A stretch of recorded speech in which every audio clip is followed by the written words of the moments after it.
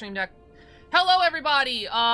Good morning. My name is Lorian Locke. I'm a bard, and we're gonna go through Pathfinder 2nd Edition. This is obviously in response to Wizards of the Coast being jackasses and throwing their RP in the garbage. Their IP in the garbage. Woo! So we are officially moving on from Dungeons and Dragons, and we're moving to Pathfinder 2. And this is just going to be me going over all the rules so you can learn Pathfinder 2 with me. And it's going to be a swell time. We're going to try to go through the whole book if it takes multiple 600 pages. So it'll take multiple streams, and we'll and we'll try to go through all of it, or at least the important bits.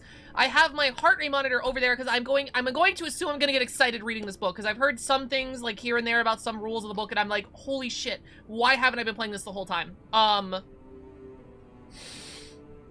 A kobold is a wingless dragonfolk, often stylized as having short stack-like proportions, perhaps comparable to Yordle proportions. Thank you, descriptive. I love my chat. Kobolds are scalies, not furries. True. Anyway, they redacted it? No, they did not redact it. They did not redact shit. D&D is dead. They did not redact shit. Unless something news came up like today or something, but we're talking about Pathfinder. Yeah. Anything else? I don't know. We're streaming it. We have music playing in the background. We have the heart rate monitor. Yeah, let's go. Woo! I'm excited. I'm excited to learn. I've heard some things. I'm very excited. I also, one important thing. This is an outdated version of the rule book. This is part 1. I have people in chat who know the new rules because new rules literally came out a week before this video was posted. So, there are new rules. But I have someone in chat who can tell me what the updates are. And I have to say, first off, thank you, Paizo, for actually updating and patching out rules and shit. Like, that's just, like, so cool to me that they actually, much like a video game, just made a new edition, a new patch, and they, like, buffed and fixed things. That's awesome. But Wizards, Dungeons & Dragons 5e didn't really do that. Sometimes they kind of did that. I think that was the most recent book where they updated every single race. Other than that, they don't really do that. They have, like, you know, erratas or a new version of the Ranger. Imagine a game that gets patches. Yeah, imagine a game that actually gets patches and balance updates. Crazy. So yeah, super excited to see how things change and stuff. I had a look at the Bard. I gazed upon Forbidden Knowledge. I saw their 19th level ability gives them a 10th level spell, and I creamed a little bit, but like in an eldritch way. I was like, I gazed upon the abyss, and I was not the same person after I gazed back. Oh my god. Okay. Pathfinder core rulebook. Let's go. Can I use the arrow keys? I can. Nice. Okay. Game designer, table of contents. Yeah, we're gonna try to look through everything. There are 30 pages of ancestries. Holy shit. And there's over 200 pages of class. Almost 200 pages of classes. 20 pages of feats. 20 pages of equipment. Jesus Christ. Over 100 pages of spells. And then there's lore. Playing the game. Why is playing the game so far in? Is that typical? Oh, learn the basics of role-playing games and overview over rules and see examples of play. Okay, never mind. Okay, yeah. So this is where we get into, like, the nitty-gritty 30 actions or something. I heard there's, like, 30 actions. There's 4,000 feats. It's wild. Game mastering, crafting, and treasure. Crafting and treasure. Okay, it looks like they've streamlined crafting and treasure because it's only, it's less than 100 pages. Okay. Looks good. I think these are iconics. I only know this lady. I think she's like the iconic paladin of Iomade. She's pretty cool. Oh no, I think this is the iconic sorcerer. I recognize some of these from when I was just a little sprout looking up Pathfinder rules. Yeah. Alright, we're gonna zoom in. With a haunting moan, shambling bodies rose up from the forgotten battlefield, given foul unlife by the necromancy of the whispering tyrant. The corpses still wore the tattered remnants of their former lives. The Crusaders have been the first to stand against the Lich when he returned, and they were the first to fall to his rebirth. Eredin is dead! Valeros spits out the dead god's name like a curse as he drew his sword and readied his battered shield. He's not coming back to save us this time! Kira and Miriastil shared his sentiment. The Whispering Tyrant was back, and it was up to them to return the Lich to his grave. As Kira strode up beside Valeros, blade in hand, she called out a prayer to her goddess. Sarenrae's light would guide her and fortify her against the coming darkness. but there would be no direct divine intervention in this war. Victory would be bought with the sweat and blood of mortals, and both the brave and the innocent would give their lives. Miristriel nodded to the others, a look of determination upon her face. Quickly scanning the horde, she found her first target and let fly a small blade. It sank into the hilt, into the rotting eye socket of one of those dead crusaders. But while the foul creature staggered back, it did not fall. Unfazed, she drew another dagger and prepared to throw again. Provoked by the attack, the undead advances as one. A wave of rotting flesh and clattering bone that descended upon the heroes. That's pretty good. That's pretty fire. What an opener, right? Okay. That's good. Chapter 1 interaction. Pathfinder is a fantasy tabletop RPG where you find a group of friends, roll initiative, right? Right? Dope as shit. You and your group of friends gather to tell the tale of brave heroes and cunning villains in a world filled with terrifying monsters and amazing treasures. More importantly, Pathfinder is a game where your character choices determine how the story unfolds. Aw. Lost Omens. The Age of Lost Omens. I've never heard of that. Perilous fantasy world rife with ancient empires, sprawling city-states, countless tombs, dungeons, and monsters layer packed with plunder. Pathfinder characters eventually might take them to forsaken underwater ruins, haunted gothic crypts, not magical universities. Not magical universities! Not again! I can't escape! Harry Potter, why? I cannot escape! Ah! Anyway, a world of endless adventure awaits. What is a role-playing game? A role-playing game is an interactive story where one player, the game master, not a dungeon master, we can't say that anymore, sets the scene, presents challenges while the other players take the role of player characters, attempt to overcome these kinds of dangers, come these forms of monsters, traps, machinations of adversarial agents. Pathfinder provides political schemes, puzzles, interpersonal dramas, much more. 4 to 7 players, GM, blah, blah, blah, blah, blah. Oh, interesting. 4 to 7, but one of them being the GM. So, like, 3 to 6 party members. Alright. Flow of the game. I mean, we know all this stuff, but I don't know. It could be fun writing here, so. A few hours to play the game. A complete Pathfinder could be sort of a single, commonly referred to as a one-shot. It could be stretched to multiple sessions. Blah, blah, blah, blah, blah, blah, blah, blah, blah, blah, blah, blah, blah, blah, blah. These. Player usually refers to participant in the game. Before the game, his players invent a history and personality for the characters, using the rules to determine the character's statistic, abilities, strengths, and weaknesses. GM might limit the options available during character creation, and the limits are discussed ahead of time so everyone can create interesting heroes. I don't think does the 5e core rulebook 7 players madness have a section like this saying, like, I don't know. Should we discuss this kind of things beforehand? Because that's really cool. Magic University is pretty cool. It's set in the Mwangi expanse. Right, it said jungle, based on Africa. Oh, wow. There's a well-received adventure path? You're telling me there was a well-received adventure path that's inspired by Africa? That's amazing. They didn't fuck it up? No one complained? That's beautiful. Amazing stream. So welcome to the stream. How you doing today? We're learning Pathfinder.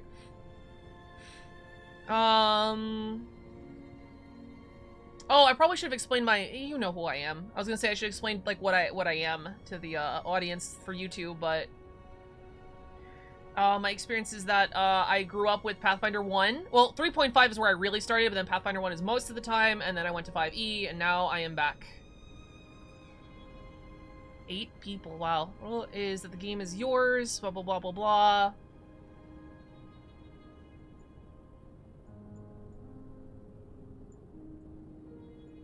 Game Master.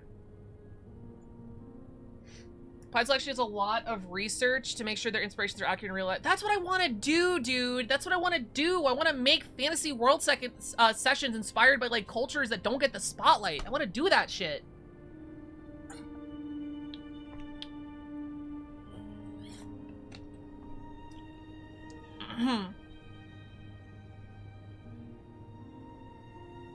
I like this.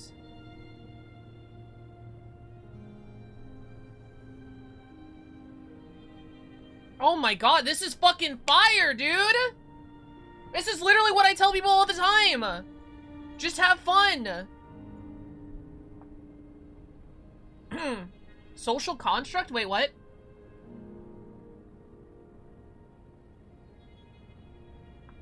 For many, role-playing is a way to escape the troubles of everyday, mindful of everyone at the table and what they want out of the game. This can run fun. When a group gathers the first time, they should talk about what to hope to experience at the table as well.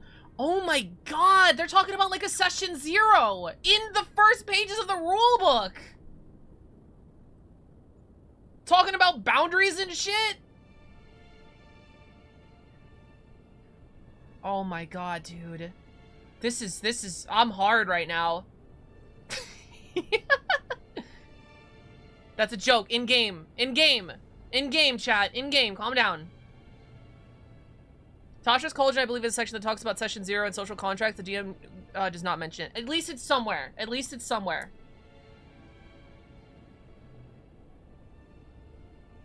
Paizo's ridiculously inclusive. They have termed disabled people, iconic pre-gen characters that are not all cis-het, and even unionize their own stats. Fucking, why did I ever leave you, Paizo? Why? That's so awesome. I saw someone tangentially complaining about Pathfinder 2 and how it's like woke finder now, like implying that just like, oh, this was the Pathfinder I grew up with, and I'm just like, bro, we have a lesbian polycule as some of the main gods of the setting. What do you mean now it's woke? It's been woke finder the whole time.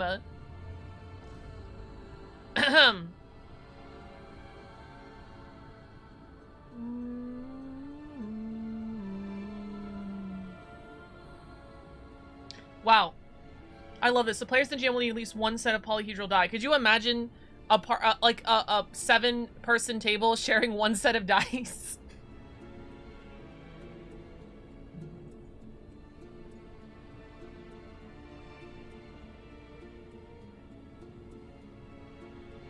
Love this. Selling their other books. They have a website for it. Beautiful.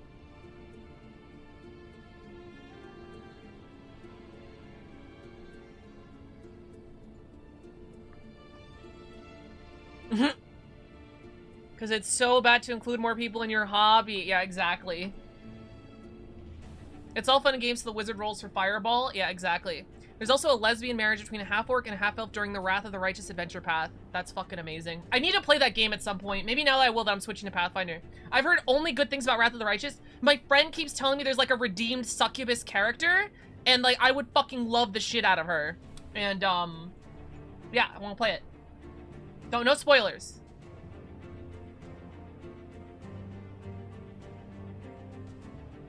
I do like decks of cards. Basics of play. I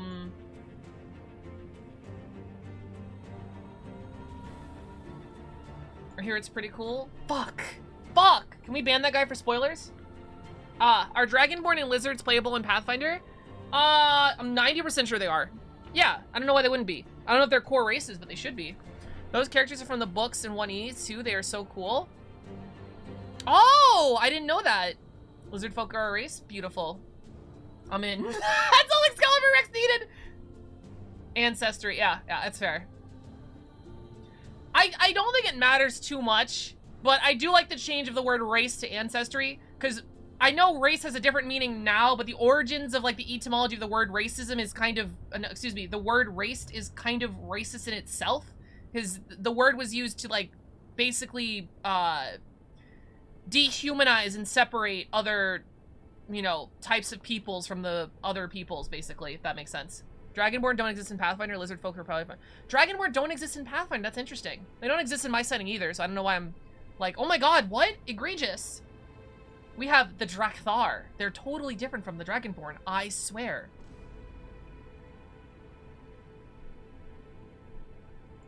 I'm just making sure this is like important shit now. Level.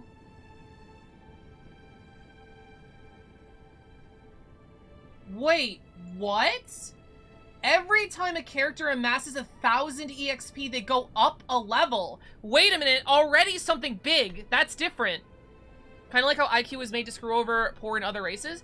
I thought IQ was made for like a French first grade test. I genuinely don't know. That could be true. That's what I heard, that the IQ test was made in France to test if children were ready for move from the first to the second grade. Ad time, baby. Woo! So this is interesting, right? Every time a character amasses 1,000 EXP, they go up a level. That's entirely different as far... I never play with EXP. I don't think anyone ever does. That's entirely different from Dungeons and Dragons, like, where you need a set amount of EXP, kind of like, you know, a JRPG, where you need, you know, 20,000 to get to level 5, for example, right? And the number keeps increasing exponentially every single time. Here, it's kind of like Fire Emblem. It's just the same bar that you fill up every single time.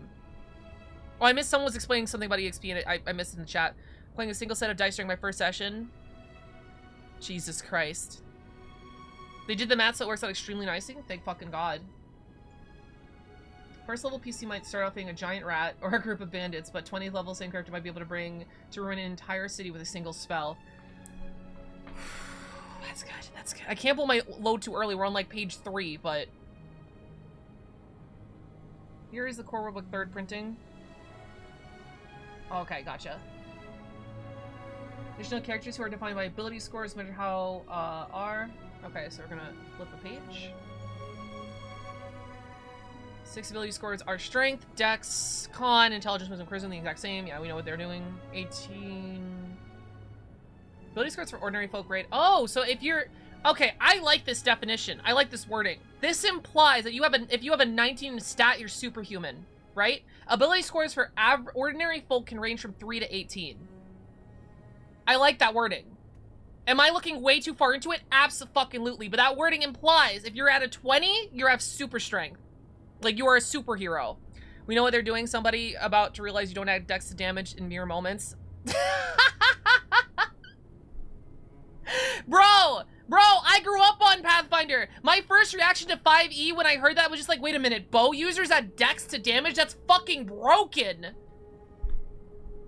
Literally my first reaction. There's no reason for strength in 5e. Why do you even have it? No one uses encumbrance. One small thing on I've said this before, but about stats. I like Dungeons and Dragons stats. However, I think Fallout has the absolute common rules too, but Pathfinder. Yeah, I saw a little bit about the point buy and how you determine stats is a lot like Starfinder, which I'm excited to get to. Development of the story came to be amazing. Gotcha. Barbarian not normally get to 20 in Pathfinder. Do barbarians not normally get to 20 in Pathfinder? Why do you say that? I forgot what I was saying. Ability score. Sorry. I think Fallout, the Fallout games, the original Fallout was based on D&D, which is very fitting. But the original Fallout games, I think, have the best stat array. You said 19 is superhuman? Yeah. So do barbarians normally not get to... No, barbarians... Why wouldn't barbarians get to, Yeah, they usually would go over max. Pathfinder prestige classes aren't as useful as they are in 5e. Wait, what? There are prestige classes in 5e? What are you saying? I don't think there are prestige classes in 5e. Anyway, Fallout Special, I think, is like the best stat array I've literally ever seen in a video game. So, and it's basically D&D stats, but with luck added instead. So if I was to ever make a tabletop RPG for Pathfinder or Crystallia, like if I was ever to make one, I definitely would try to use Special if I could get away with it as the stat array, because it's just fucking amazing. And it's the same shit. Strength is strength. Perception is wisdom. Endurance is charisma. Special. Intelligence is intelligence. C, charisma is charisma, agility is dexterity, and L is luck. It's literally the same stat array with luck, and I think that's beautiful. So if I could get away with it, I'd use Special for an RPG. I think everyone should. It's so good! An ability score, blah, blah, blah, blah. Yep. Player character is also defined by the key choices make. The first place ancestry, represent the character's parents and heritage. I love these words. Such as human, elf, or gablin. Background describes upbringing from lowly street rats to Methanonium, finally most important, the PC's class. Most importantly, PC's class to find a majority of their aptitudes and abilities, like a wizard or a druid's power to transform into a fearsome beast. No problem changing the ancestry with each character. There are some instances when they're all. Goblin PCs in the core rulebook. Yeah, somebody told me that. That's crazy. Goblin PCs in your core rulebook. That's the fantasy I'm talking about.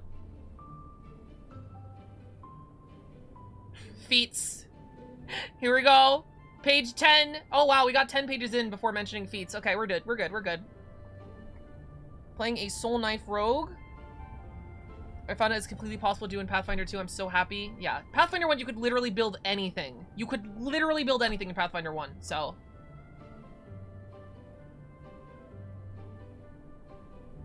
Yeah, everything's feats. So a little bit of a spoiler, as far as I understand it, there are not really class features or ancestry features anymore. That's not a thing. Like how the Bard gets Bardic Inspiration or the Barbarian gets Rage, that's not a thing anymore, as far as I understand it. What happens instead is if you pick the Bard tree, you have access, excuse me, if you pick the Bard class, you have access to the Bard tree of feats. And so, like, instead of automatically getting, like, Bardic Inspiration and Magical Secrets, like a video game, you'd get a tree of feats. You could be like, okay, I want Bardic Inspiration. Okay, I want Magical Secrets. Or, you know what? I actually don't want, Jack of all trades. Let me get a Jack off all trades or some shit like that. There are still class features. There are a few features, okay. There are class feats and ancestry. Yeah, there's feats for everything. Multi-class feats. There's no multi-classing in the game. There's literally no multi-classing in the game. You take feats to multi-class. You get a tree to further customize your character. Gotcha. Some classes get fixed features as well. Okay. There are some fixed features, I'm being told. Blah, blah, blah.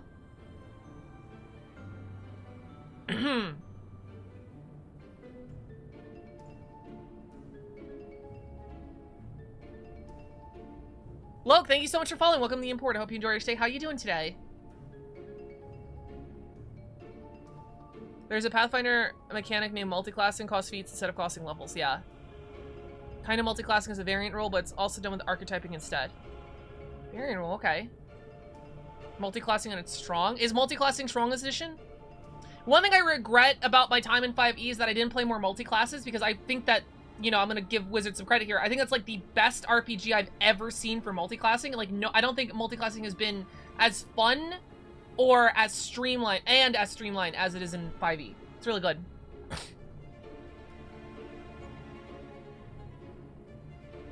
Interesting that they define these words like this. I wonder if they're gonna like come up like keywords. Everything's strong. It's actually hard to go wrong in a build in Pathfinder 2. Oh, that makes me feel so good. Oh, jeez.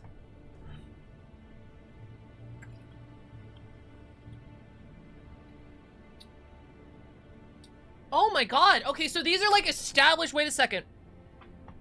Wait a second. With these words, it feels like these are established rules. Like, D&D doesn't have like an established, this is combat time, this is downtime, this is exploration time. But it seems like with this wording, it's like those are specific things. Like specific, I can't come up with a word. Like specific game modes, like specific, we are in exploration mode. I can use my exploration mode abilities. We're in downtime. I'm gonna use my downtime ability. They're defined things. I can't, I'm literally on page 10 and I'm already in love with this system, dude. That's actually exactly it. Dude! Dude! I'm a gamer, Paizo! I know your words! Oh!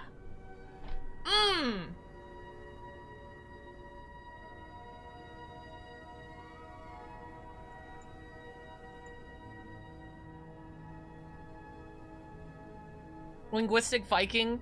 Only thing I have heard about Pathfinder 2 is that there's a lot of crunching for specific combat scenarios, like the way shield and grappling works. Me being used to D&D, that's a bit scary. It's okay, Phoenix. That's why we're going through this together. That's why I'm gonna try to read 600 pages with everyone together. We're gonna learn together. Actually, that's a good point. If anyone has any questions, we have a ton of people who know Pathfinder 2, and we have me who's learning it. So if anyone has any questions, you can, say shit. Ask your questions if you have any while we're going through. Because I know I certainly will. Check is well defined, as it should be. Just a regular check. Interesting. Not like an ability check or anything. Just check is defined.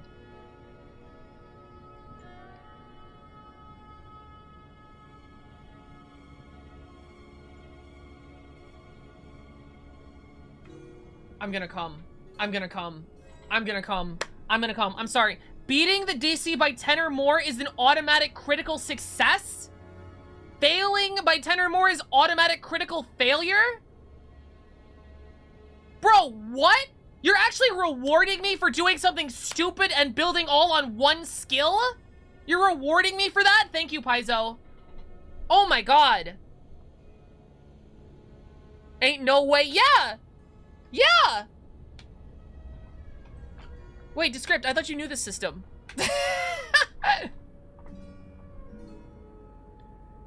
That's so good. Time to make a crafting wizard. Skill help with craft. Yeah, you're gonna critical success every single craft. That new crit roll is amazing. Yeah. Shh, I'm farming content. Thank you. I'm glad I started with Pathfinder 2e. These reactions always baffle me. I know. That's how literally everyone, when I started, like, going into 5e tables and I started, like, spouting rules from Pathfinder, or you know what's the funniest thing? When I say, make a will save to someone who's playing 5e and they're just like, what the fuck is a will save? What is wrong with you? What does that mean? What is a will? I don't see will on my character sheet. What's a will save? And I'm like, wisdom save, wisdom save, wisdom save. Good morning, Delirious. Oh, I get your name now, that's cute. Also, Delirious, thank you so much for following. Welcome to the import. Hope you enjoyed your day. How you doing today? Almost every spell has crit failures and success variations. I'm going to piss my pants. That's amazing. Okay. Rolling a 1 any die attempting is often a critical failure. Often results in a critical failure. Oh, I missed the 20. You can also often... Okay. This wording is specific. You can often... Hold on. Beating the check by 10 or more is referred to. Okay, so this is interesting wording-wise. If you beat the DC by 10, it's automatically a crit. That's the rules of the game. If you roll a natural 20, it's not necessarily always a crit, because it says it's often a crit. Interesting. Meaningless now, the only thing that happens when you roll them is they push your shot even one... Okay, so it's more based on the number than the roll. So instead of... I mean, it makes more sense. Pathfinder is always more realistic than D&D. You know what I mean? If I'm like, I'm gonna climb a mountain and I roll a 20, I technically automatically succeed in D&D. Say if the DC is 40 and you roll a 20 with a +5 bonder, that's a crit fail. Yeah, it's more realistic, you know? Which the nat 20 roll upgrades to a regular fail. Nat 20 nat 1s are not automatically for successes. This is cool. Box person, what's up? Welcome to the stream. How you doing? We're learning Pathfinder.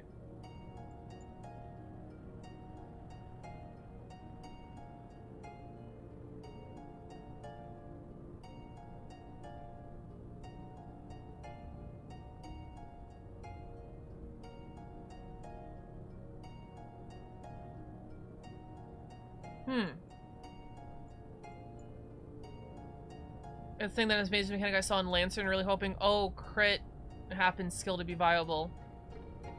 Yeah. It makes crits way more consistent in a good way, I think. I was so comfy with my curses, Strahd, little divine soul sorcerer, he's my ray of sunshine boy. So I guess learning a new system is always interesting.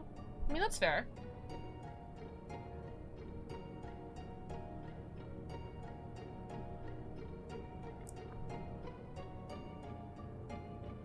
A proficiency bonus, okay. Proficiency is a simple way of assessing your character's general level. Training aptitude, it broke into 5 categories. Untrained, oh Jesus Christ, okay. Each rank grants a different proficiency bonus. We're already getting into some crunch here. If you're untrained at a statistic, your proficiency bonus is +0. Then check your ability if your proficiency rank status is trained, expert, master, legendary. Your bonus becomes plus another based on ranks. Okay. Proficiency rank are part of almost every statistic in the game. Okay. So you have a proficiency bonus completely separate from your proficiency bonus. Almost every statistic in the game, you have a proficiency level. Oh, wait, no. Okay, so is this referring to this? Your proficiency bonus is untrained, trained. So this is your proficiency bonus? What are we reading? Pathfinder 2 rules.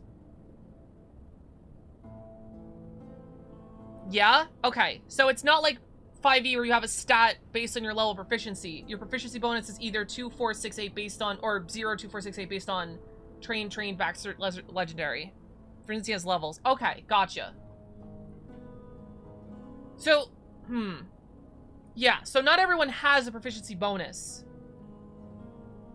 You have how trained you are at doing almost any statistic. I'm really curious what that is. Well, I guess that makes sense, because, like, in 5e, you have proficiency bonus to, like, everything. So it's like, here, it's like, oh, you're probably trained in martial weapons, or you're trained in spell casting, or you're trained in heavy arm. Huh. This is interesting. Okay. Or you're a legendary at casting or something. It's similar to Pathfinder 1 where you get proficient in skill, you got a +3. I don't think it is.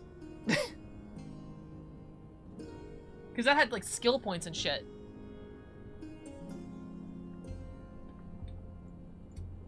Alright. This is interesting. Every part of the game. Exploration. Explore the world, interact, travel from place to place, and overcome challenges. Gameplay is relatively freeform during exploration with players' response to narrative, and they have an idea of what to do next. Leaving towns via horseback. Blah, blah, blah, blah, blah, blah, blah, blah. Throughout this mode of play, GMs ask the players what their character is doing as they explore. This is important in case conflict grows. Conflict breaks out in the past. While exploring might be given an edge or otherwise inform how combat begins. Expert in acrobatics, dex play skills. Your dex mod is 2, so then it'd be... You said expert, so it would be... So, dex mod is +2, so it'd be... You'd get a +6 to that?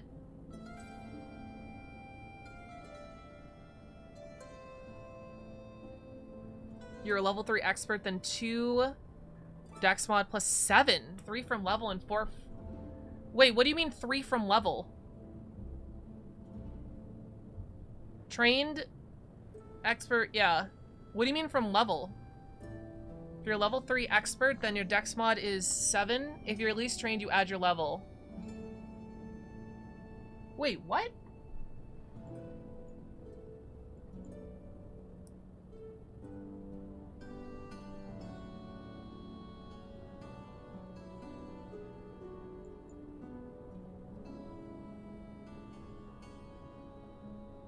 Oh shit! Wait, hold on.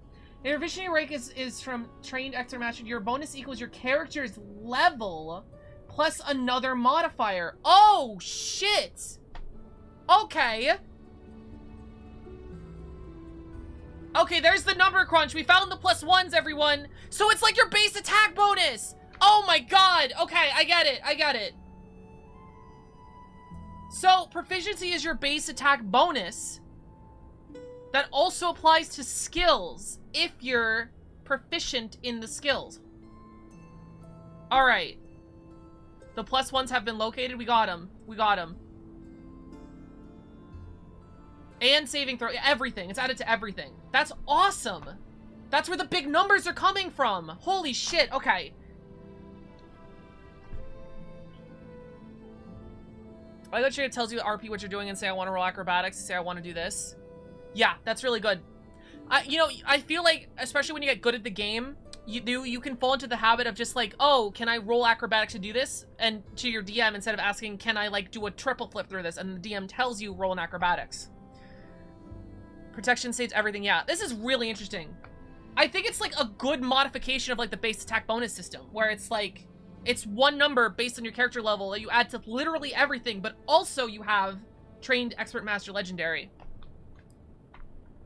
So if you're trained something but also really high level, you're better than a master that is at low level? Yes, which I think makes sense. I think that makes a lot of sense. If you're legendary, you will have a base 28 at level 20 before you add stat modifiers. Whew. Not that people ever get to level 28, but incredible. That makes me feel like a godlike character at level 20, which I should.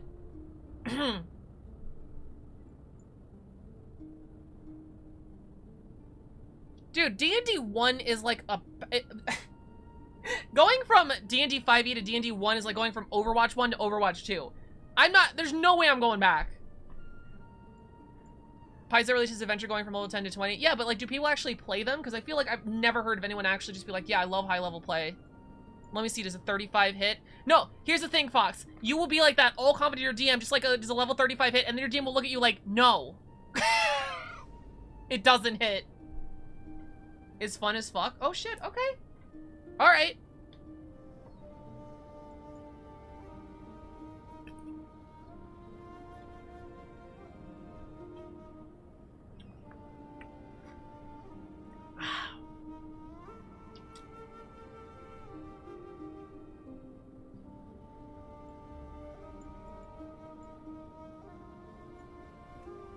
Oh.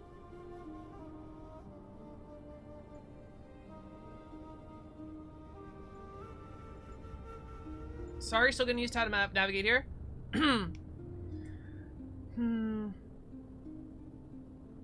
One thing, the system is airtight, so if you play it like 5e, you will struggle. What do you mean by that? Pathfinder 2e's kind of problem with is that third-party content is not as active for it as 5e. Yeah, yeah. That's an interesting interpretation of Amazon stream. I don't know how that true that is, but that's hilarious if it is. Makes a lot of sense realistically, too. Release from characters' feats. One common. Free actions such as dropping don't count towards the 3 actions?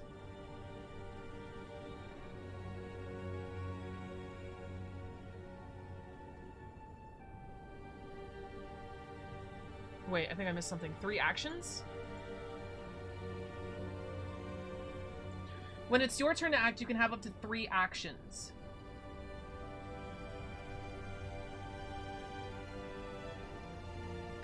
So it's not standard and move anymore, it's just 3 actions, or swift.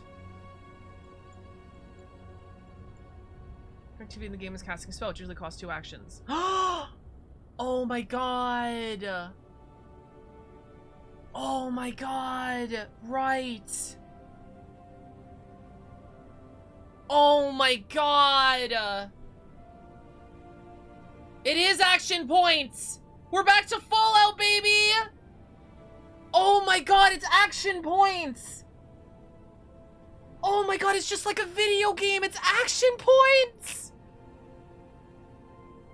I'm losing my mind, it's action points!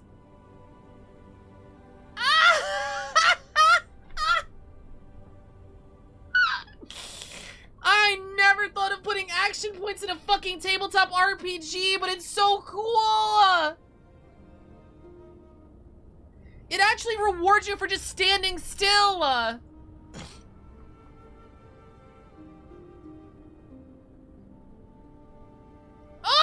it's so cool! Ah, it hurts that casting is 2 action, but that's a great way to nerf casting, because casting has been broken forever. Oh my god. I'm losing my mind. It's page 12. I'm losing my mind. That is so cool. Of course, why wouldn't action? I would actually warn against standing still. Oh, okay. Kai, thank you so much for following. Welcome to the import. Hope you enjoy your stay. How are you doing today? That's so fucking cool. Also, Phoenix, thank you for following. I missed you. I'm sorry. Welcome to the import. I love this. I'm losing my fucking mind. This is awesome. Haste Quicken gives you a 4th action. Oh my god, dude. And they play with the AP by giving you more. I'm gonna lose my mind. Kiting and flanking are really important, so battle movement's a great edge and counter. That's amazing balance, though. That's great balance that now you have 3 AP that you could stand still and attack someone a whole bunch of times. But movement and positioning is so much more important now. So it's like, you know, you really have to weigh your options. I'm so damn sold. Oh my god. Oh, that's... I'm falling in love. It's literally like a video game. I have no complaints. Shield users can often handle standing still, but what you do on each turn depends on your state of the battlefield. Yeah. When you flank, it increases your crit chance by 10. What? What? What? Flanking increases. How does that even work? Does it just give you a +2 bonus or something? Crit chance by 10%. Yeah, +2 bonus. Yeah, it's a +2 bonus. That's what you mean. It's a +2 bonus. It's +2 bonus. DC +10 is a crit? Yeah, so you're saying it's a +2 bonus. Flanking doesn't give you advantage, it gives your enemy -2 AC. Why does it give your opponent... Oh! Oh! That kind of... I mean, it makes sense either way. +2 hit, -2 armor class, essentially the same.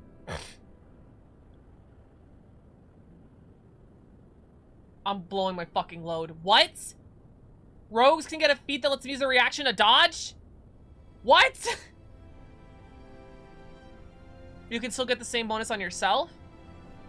Look into Pathfinder. Now I'm definitely going to try it out. Right? I sent entire RP fights in by creative avenging like that.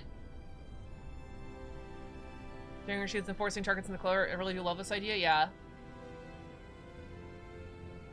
Strike action instead of attack. Interesting. I mean, it's a different word. I don't have any feelings yet towards it. Requires an attack roll. Kind of creature made against armor class the creature you're attacking. Spells or even parts of the creature's body. You add a modifier to those based on your proficiency ranks with the type of attack you're using, your ability scores, and any bonus penalties. Okay. Target's AC is calculated using their proficiency rank. And the armor that they're wearing. And wait, holy shit. Okay. So if you're proficient in armor, you add your level to armor class, right?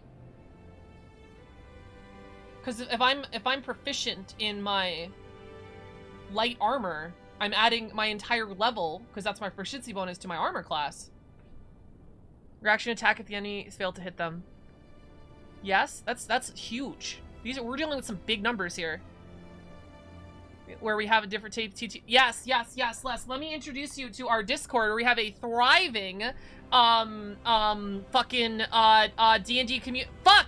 Tabletop RPG community. We have a thriving tabletop RPG community. We're moving on to Pathfinder 2. We have some games being actively set up in the Discord. 18 plus only. 18 plus only. It says in the thing, all you motherfuckers better be over 18. Anyway, caught yourself slipping. Yeah, I did. Yeah, I invite you to follow the stream and join the Discord. It's great. Everyone's getting active now. This Wizards fiasco is happening, and we decided a whole bunch of new roles for like looking for games. Like, so if you're playing, if like you have a multiplayer game, and you're just like, fuck, I have no one to play it with. You could, you know, ask for, looking for games on the server, and maybe there'll be people that I want you guys to be friends with each other. So play with each other. D and don't, yes.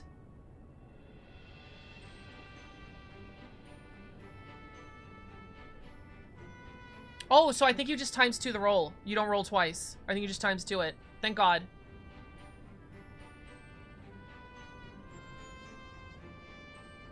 Oh my God, dealing double damage. You double. Oh, I miss Pathfinder. You double your static bonuses, not just the dice. Oh, I miss it so much. You're gonna literally double your level and damage when you crit. That's insane. If you're proficient in your weapon. I'm in love, dude. These are some big fucking numbers. Oh, I was talking about this the other day because I saw this in the Discord. So, instead of having Hazard killing, and I have a huge deja vu from 4, yeah. Okay, so guys, instead of, this is gonna get confusing. I'm sorry, but basically, my throat is killing me already. I'm screaming. In Pathfinder, you had something called a base attack bonus, right? And if you were a martial class, you had a full base attack bonus, which means that every level you got +1 in your base attack bonus. And this base attack bonus affected, it was a bonus you added directly to your attack. So if you were level 8 Paladin, you would add a +8 base attack bonus onto your attacks before you added anything else, right? So that got really big and it got really confusing. Even more confusing is when your base attack, any class, when their base attack bonus got to 6, your base attack bonus was not just +6, it was +6/+1. What did this mean? This meant that you had an additional attack. So martial classes got it at level 6, you can attack twice.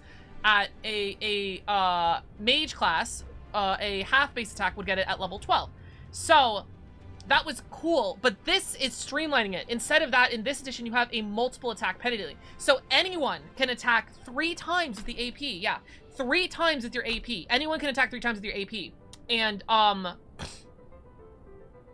but instead of the base attack bonus being basically allowing you to attack, anyone can attack, but you take a penalty instead. They converted the huge base attack into a penalty the more times you attack in a turn, which is awesome. So it's essentially the same. It's a -5. So if you had a +6/+1, your first attack would be made as +6, your second attack would be made as +1. Now if you're level 6, your first attack is made at +6, your next attack is made at +1. It's this mathematically exactly the same, but it's way easier to calculate. Clarifies that the GM chooses whether to calculate from everything or calculate the rolling double dice and double roll. It says either way, the roll average value doesn't change. Really interesting. I didn't know that it doesn't really change statistically. What's up, Frisk? Imagine not being a Fury Ranger and having a MAP. This mechanic can change. There are classes that change this mechanic. Of course, of course. Ah! Of course there is. Because then the martial class. Oh my God. So the martial classes are able to fucking get more attacks / lower this multiple attack penalty. So their attacks have more like, options to hits. I'm losing my fucking mind. Solo Man, thank you so much for following. Welcome to the import. Hope you enjoy your stay. Monks? Oh, I'm losing my mind. This is awesome. There are many ways to reduce this penalty and resets the end of their turn. Saving throw.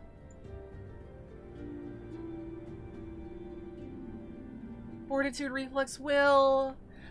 Fortitude, Reflex, Will. Here they are. So many numbers. My brain is smooth right now. Oh, Phoenix. Oh, we've only just begun. We've only begun, Phoenix. Stick with me. We'll get through it. But there's a lot of numbers. Monks can use series of blows so they attack twice for an action. Per action. Wow. And they could do it every attack. So a monk with Fury of Blows can attack 6 times in one turn. That's kind of making me wet right now. We gotta start playing Pathfinder 2. Yeah, we have to. 6 attacks a turn, not bad, right? Is it just me or is this hype? I don't want to be yes man, but like this is like hype.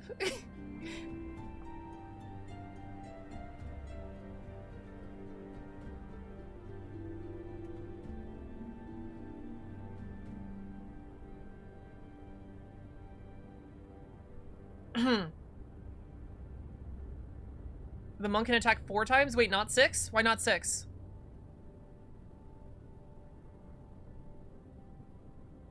As a fan of 15 years, 1.5 years of definitely hype. Still hype though. Awesome. So now, the only thing I will say about Fortitude, Reflex, Will, well, I like the idea. I did actually really like how in 5e, every stat had a save. Genuinely. I did think that was a cool game design. Now we're back to only 3 saves. So, like, if you're like a strength dump, no one's gonna hit you with a strength save. It's gonna fuck your day up. But, you know, it's the system. Oh, activating Furies of Blows is an action, you're saying. So you can only make 4 attacks. Okay. Less hype. Still pretty cool. I don't know. I guess that makes sense.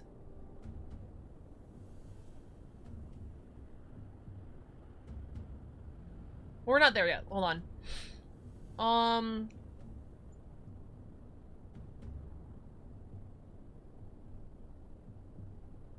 You can only use it once per turn. So 4 attacks. Flourish? Okay, we'll get to Flourish. I don't know what a Flourish is. If someone hits you with a haste or another gain AP effect. Gotcha. It's weird. Why did they just call it AP? Is AP copyrighted? I feel like maybe, obviously probably because I have a much bigger video game background, I feel like AP would have made me understand this like instantly.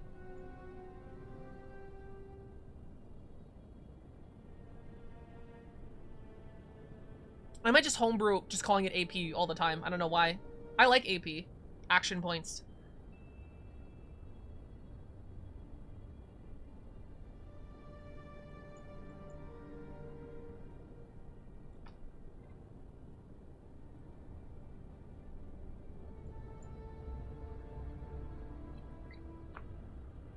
I'm so glad they're asking this as an actual mechanic. Made them scared of terminology that action in video games. I have to look into 4E and the fiasco at some point, because I just know it is this great tragedy that happens in no context. Find both attacks in one, calculate. Oh, that's really good. So it's like good to get through like damage resistance. You ignore 3 points of armor. Oh, like armor penetration. Something terrible happened here, literally. I already bought 3. Wow, so I guess is calling it AP actually that confusing? I didn't think about that. Oh, I know what Archives of Nethys is, Baron. Do not cite the Archives of Nethys to me. I was there when it was written.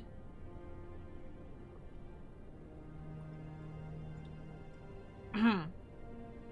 4E is Bruno.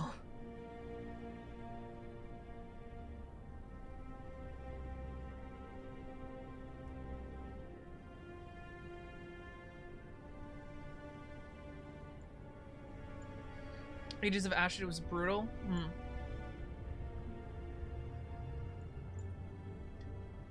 And luck. We're just gonna write in luck here. We're gonna write in luck here. I really need to get rid of Only Curse. Shadow Prince, I'm recording! So actions are just more versatile? True, true, true. I'm gonna call it AP. Do not quote the OGL to me. I was there was written, yeah. Luck is already there. It's in the dice. That's true. That's genuinely true, though. You're, Sarah, the luck in D&D is the dice. You know, Fallout is a video game, so the computer handles all of that, so luck stat makes sense there. But yeah, the luck is kind of intrinsic on you running the dice. You can always refund my points. Yeah, refund those points.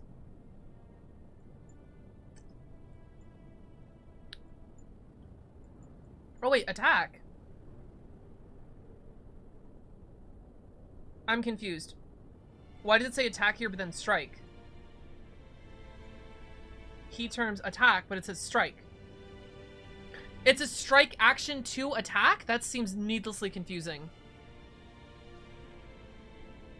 Rules lawyers do recommend thinking of them as AP? No way, really? Is rules lawyers like a content creator, or you're saying rules lawyers is in people who are rules lawyers? I can't tell at this point. If you depend on the luck of the dice on base... But luck stat in-game, it makes sense less dice department, which can... Yeah. Just for people who are nerds like me, gotcha. I'm confused in the attack and strike, but I might just be missing the mountains for the molehills. Attacks is categorized as category of actions. Grapple and shove are attacks, but strike is the most common attack. Oh! Oh, now I get why they call it strike. So you have a multitude of attack actions. One of them is striking. Okay, I can dig with it. I can dig it.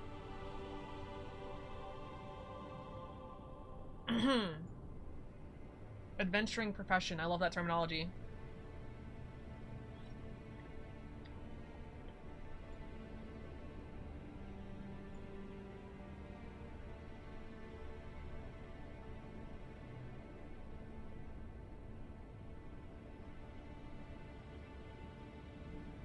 Oh!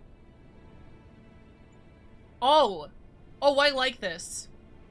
Oh, I like this. Characters begin play with 15 GP. Dead stop. No exceptions, maybe. That's awesome. That makes me think this game actually has a reasonable economy with actual things you can spend money on. An actual balanced economy in my TTRPG? No way! That's cool. I like that.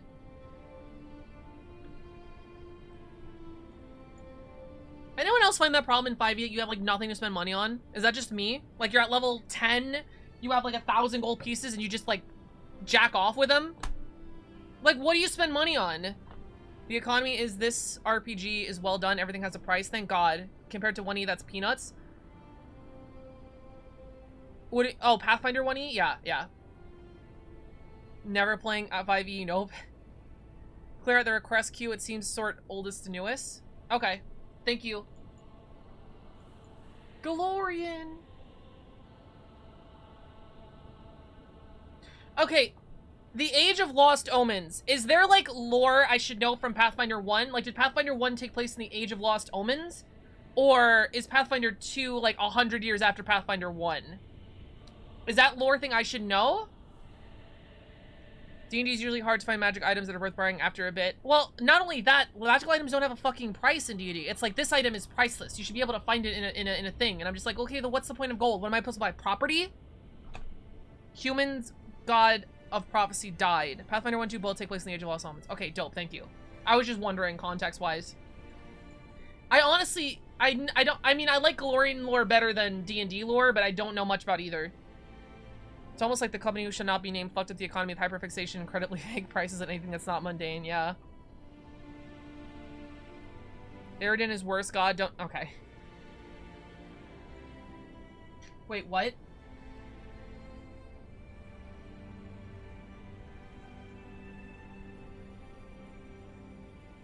Oh, okay.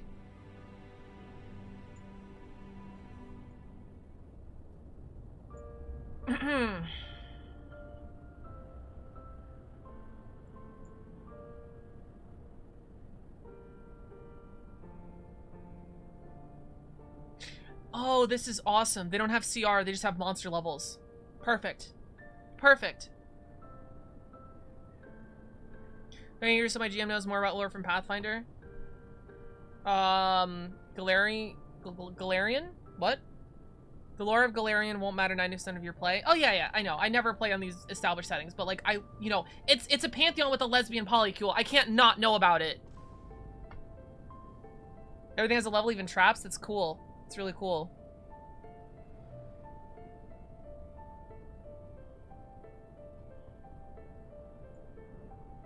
I'm so happy that they added 10th level spells. I'm so happy there's 10th level spells. Lori's goddess is either excelling in the elven goddess of lust and revenge. There's an elven goddess of lust and revenge? There's an elven goddess of lust and revenge, you say? Could have called them spell ranks.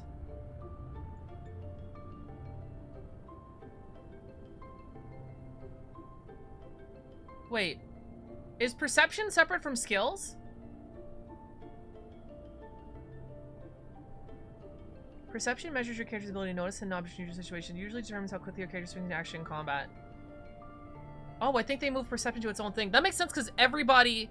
Perception was still mandatory before they made it its own thing. Wow, that's so cool!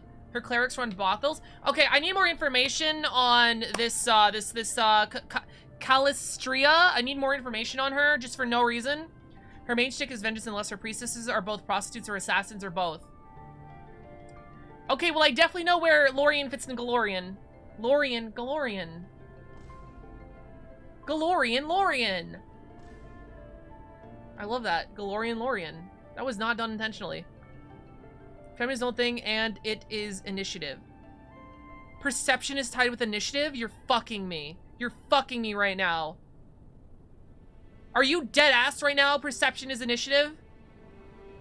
What the fuck?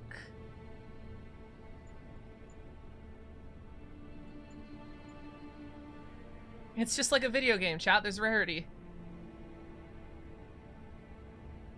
Read initiative at the top of the page right there? Okay, I probably should read, right? Doesn't say anything about perception. Yeah, well, I see that, but... More information on Calistria is in the CRB. What's that? A succubus would fit so well in there. Anything can be initiative, but it's usually perception. Miss March, the goddess of pirates, is a femboy prostitute clergy who wears sexy pirate queen Halloween costumes year-round. Dude, how does anyone prefer D&D lore to this? How does anyone prefer D&D lore to this thing you're reading? Oh, okay, gotcha. Core rulebook, CRB. Okay, got it. Rarity.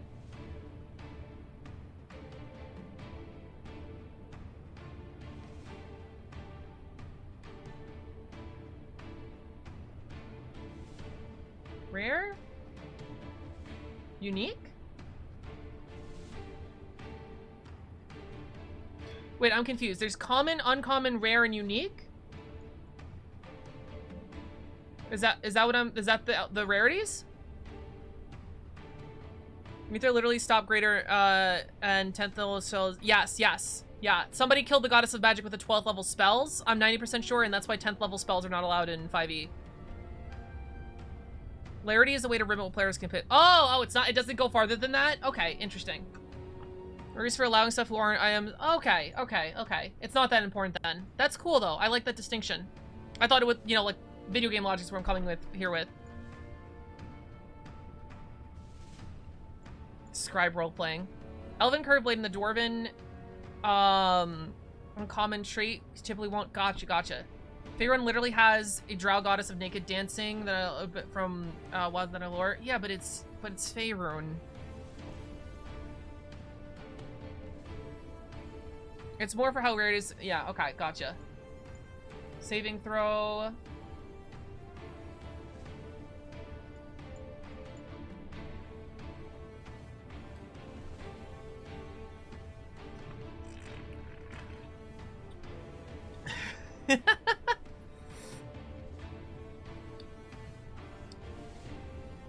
I agree, Enrique Phoenix, that perception making as much sense as dexterity for reacting to something in combat makes sense. Blow your mind, there's a 10th level spell in the game, and Bard is a full caster. Yeah, baby. I saw about the 10th level spells. I saw them the other day. I literally had to stop. That's what I said. I looked into the abyss and it stared back at me when I saw there were 10th level spells. So, as Bards being a full caster, I'm assuming they're way fucking stronger than they were in Pathfinder 1. I'm assuming they're not as strong as they were in Pathfinder 5e because they were broken in 5e for no reason. Okay, I generally like the balance of the Bard in 5e though, because they have way less defensive spells than any other caster. So yeah, they're technically OP, but if someone closes this on a Bard, you're fucked. They're basically one of the best class. Bard is one of the best classes? Pathfinder, what's up? Cal, welcome to stream. How you doing? Damn good. Bard's good in Pathfinder 8. Let's fucking go. Let's fucking go. I wonder if they genuinely, because Bard is like such a meme, they make it strong on purpose. I wonder if this is intentional or not. I don't know. Works for me. I am a basic bitch though. I will admit that. My favorite Pokemon is Charizard. So obviously Nintendo keeps pumping out shit with Charizard and I eat that shit up. So maybe it's the same with Bards. What's up, Cal? How you doing?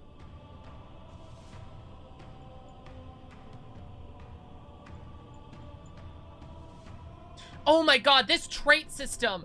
I fucking love this trait system. It's literally like a hashtag system. It's literally a keyword system that you can literally Google or search anything about the feats that you're doing. I love this trait system. It really feels modern age. Bards will like hero, give a +1 to everything to all my allies in a 60 foot radius. Oh my god. Inspire Courage. They have Inspire Courage again from Pathfinder. Hashtag system is like the most cursed way to refer to traits being referred. It's so good! It's so cool! You can look up what's a Bard feat, or what's a fighter feat, or I don't know, something like that.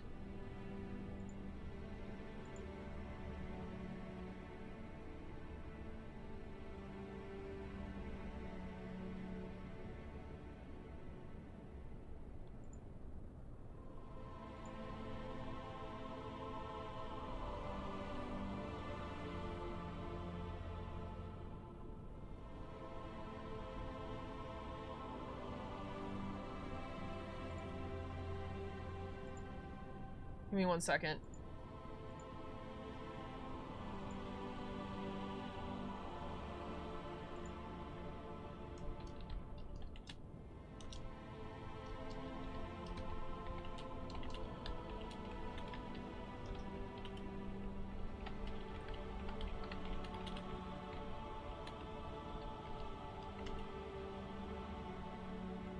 I had to volunteer for something. Hold on. Okay. It's also great that it's used to define what conditions are. That's good. It's a flourish trait. Okay, dope. Example of play. Okay. You have a better idea of how Pathfinder game is in this adventure. Eric is the GM. Liz is playing Valoros, a daring human fighter. James is playing Miristril, a deadly elven rogue. Judy is taking on the role of Kira, a fiery human cleric of Sarenrae. The group has defeated hordes of Are these iconic characters? I don't know. Horde of Undead is making their way into an ancient mausoleum.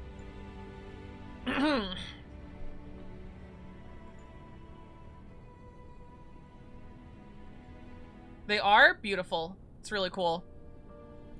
I really wonder, like, you know, about like doing like iconics for like Crystalia and talking to the group about them, and it just would be like a really interesting thing to sort of put like who's in the forefront of like our iconic classes, basically, especially in a world where the class isn't as super defined, because Crystalia is like asymmetrical to like as agnostic to like a system. That's interesting. Also, because a lot of the characters that we have are kind of like tropes and like, or not tropes, the opposite of tropes, like a flip on the idea of what the classes do.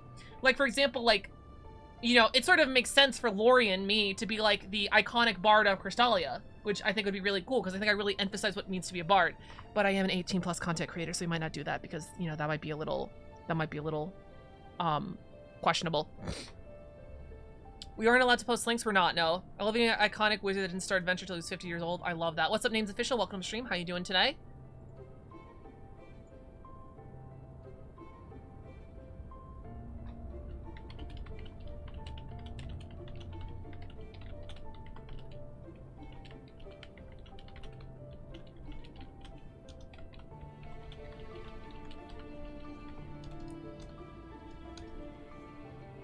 Reach fire area of 25 other feet. Gotcha, gotcha. Okay. The entrance to the crypt stands before you. A set of crumbling stairs leading down into the darkness. A terrible smell issues forth, and from the doorway, the stench of old, rotten flesh. I'm not afraid of foul stink. I draw my sword and ready my shield. The light of Sarenrae will guide us. I cast my light spell on the religious symbol. Alright. A glowing radiance spills forth, illuminating the stairs. They appear to go down about 10 feet before opening up into a chamber. Puddles of stagnant water fill the cracks between uneven stone tiles. I don't know what voice to give James. I should go make sure it's safe. I'm going to draw my rapier and carefully as I go down the stairs looking for traps as I go. Sure. Looking for traps is a secret check, so I'll have to roll for it. What's your perception modifier? I have a +5. Oh. Eric rolls a d20 behind the GM screen, hidden from the player's view, and gets 17 on the dice total of 22. More than enough to find the... Oh my god, your DM can roll for you. Oh my god, dude, I'm so glad they made that a fucking mechanic, dude. I'm so glad it's an official mechanic. Ugh.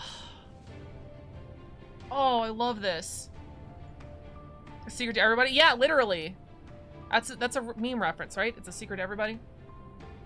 More than enough to find the tripwire there. Your caution pays off. You spot a thin wire located at ankle height just above the third stair. I pointed out to the others and head down. Forgot what voice I made for her.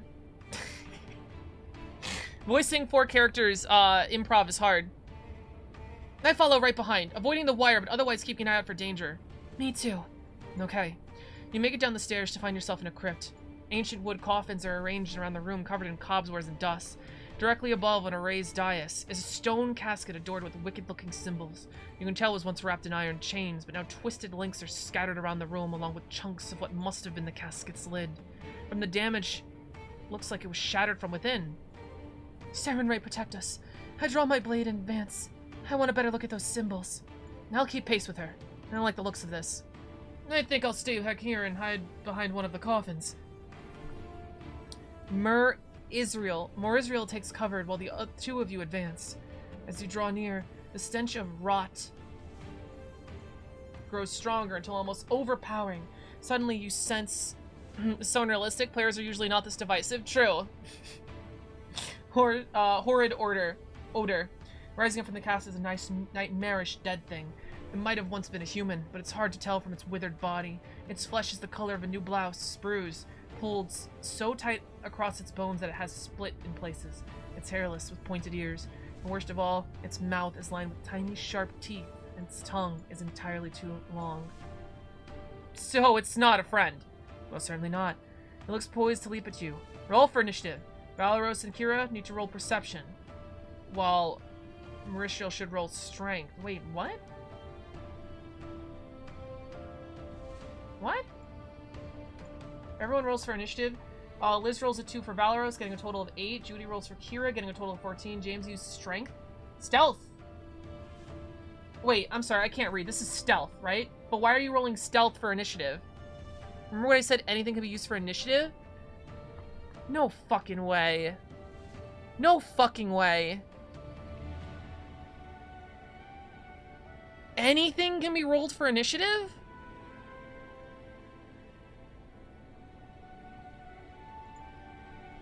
Sneaked in exploration mode. Any skill. Rogue can start the fight hitting. That's insane, dude. Hold on, give me 1 second.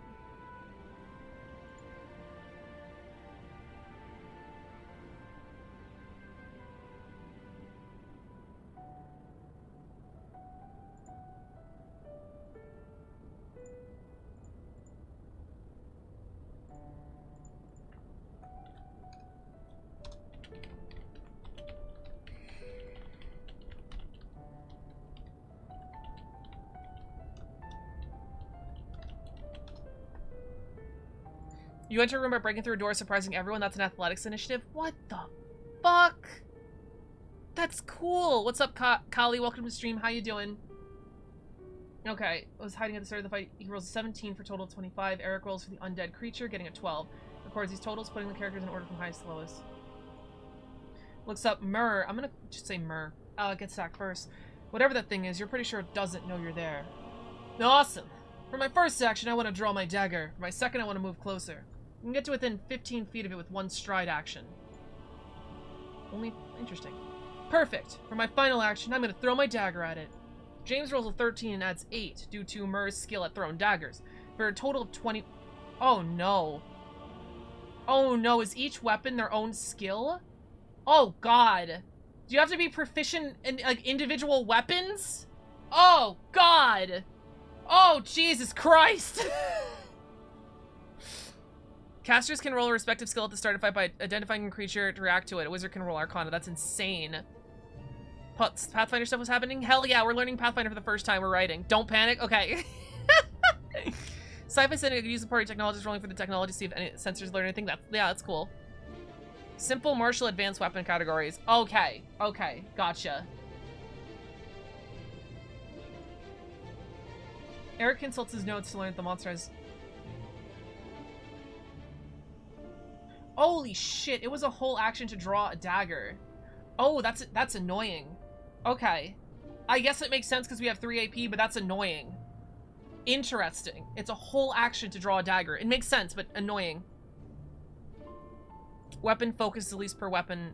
Okay. Oh, weapon focus is back. Oh, joy. I love weapon focus. Oh, joy. It's back. Oh, what happened? Carry her weapons in hand as an unscouted area. True, but you know. Hindsight.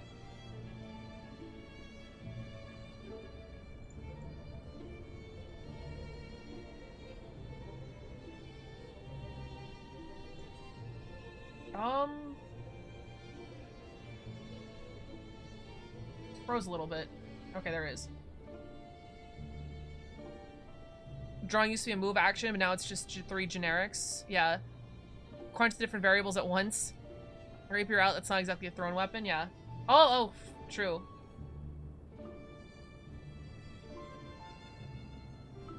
Run the ability to deal extra damage to foes that haven't acted yet in an encounter.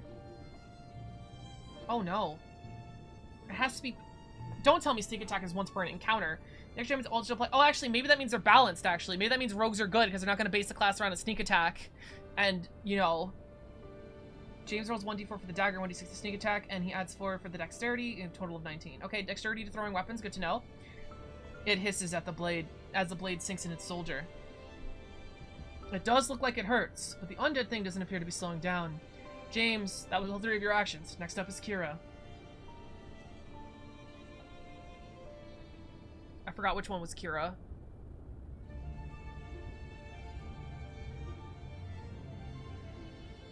Hold on. No. Oh yeah, okay. I think it's an undead. What do I know about it? You use your action to recall your training about the living dead. Give me a religion skill check. Oh my god, this is like 2 pages of things. Judy rolls a 16, added Kira's +8 with religion to get a total of 24. At first you thought this thing might be some sort of ghoul, which is the type of undead that feeds on the flesh of the living. But the terrible smell reveals the truth. This thing is a ghast.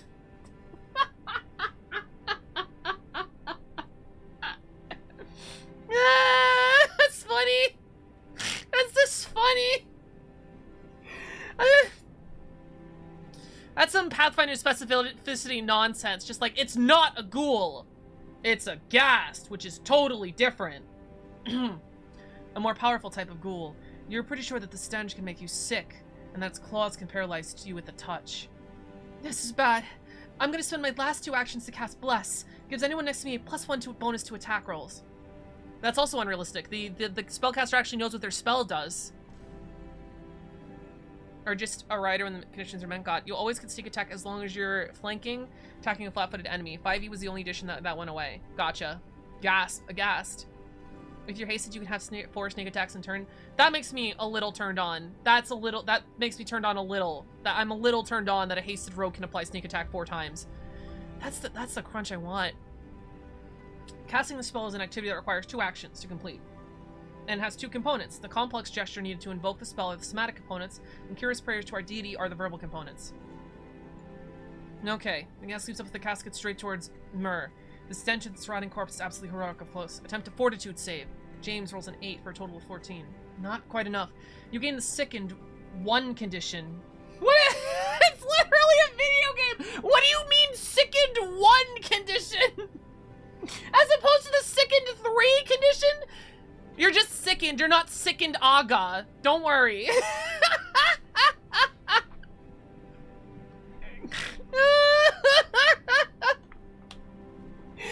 You're sickened 1. I'm gonna cast Ice 1 on this enemy.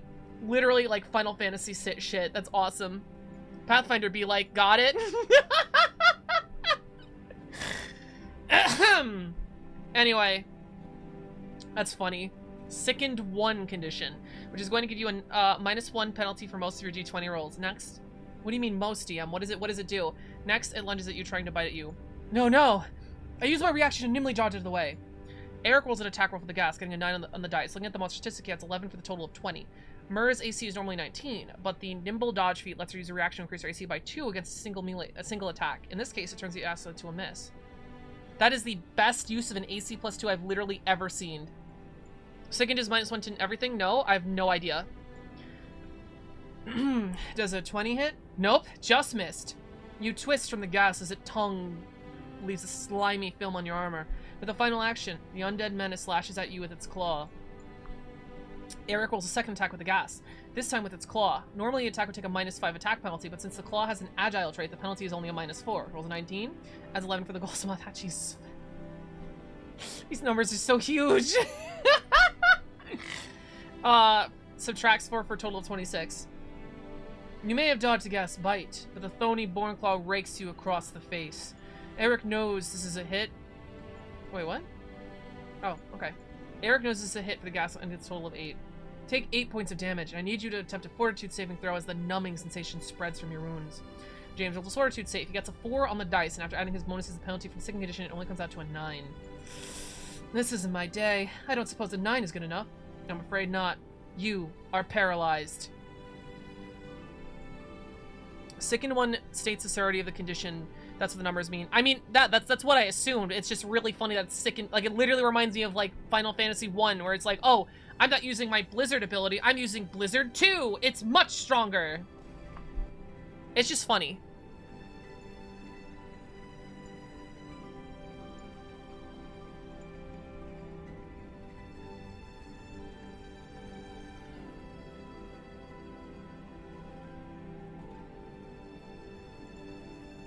Sickened.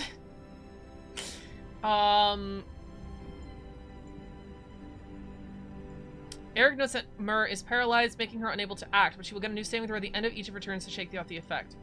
A dry, creaking laugh escapes the gas curled lips. But at the end of its turn, that's the end of its turn. Valros, you were the last one to act.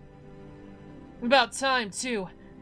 I raise my shield and use my final 2 actions to make a sudden charge. Sudden charge is a fighter feat that lets Valor move up to twice his speed. Can I really not zoom in anymore? Okay.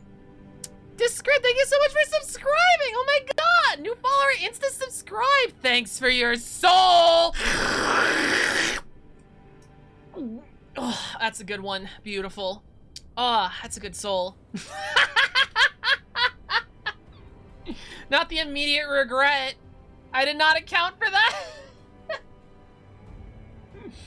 Anyway, guys, if you subscribe to the stream, I will suck your soul. So, you know, that was your time to subscribe.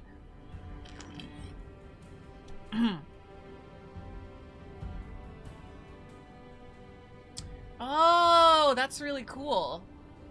Good morning, Callie. That was unexpected. I apologize. Okay, that's really cool. As you draw near, the smell is horrific. Attempt a fortitude save. After rolling, Liz gets a 19 on the fortitude save. You fight off the nausea from this thing's stench. Now make your attack roll. Rolls the dice, comes to 20. I got a 20. That must be a critical success. Your blade hits the target right in the neck, dealing double damage. Liz rolls a 5 on her d8, then adds +4 because of our strength monitor. Because the critical success, she then doubles the total.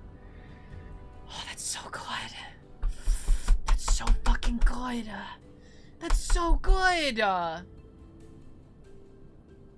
Savers suck. I don't care for sucking. I came for Pathfinder 2e. It's alright. We all come for Pathfinder. Surely that kills it. A mighty 18. No, this is the cool lady. A mighty 18 damage. That surely had to kill it.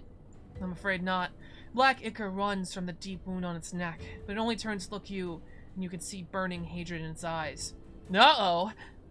That's the end of the first round of combat. The second round begins immediately after this, using the same initiative order as before. The fart, the fight, the fart, the fart, the fart. Record scratch. Yep, that's me.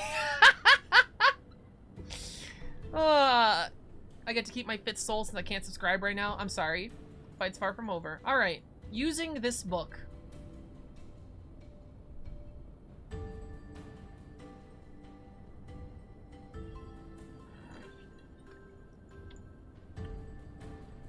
Introduction.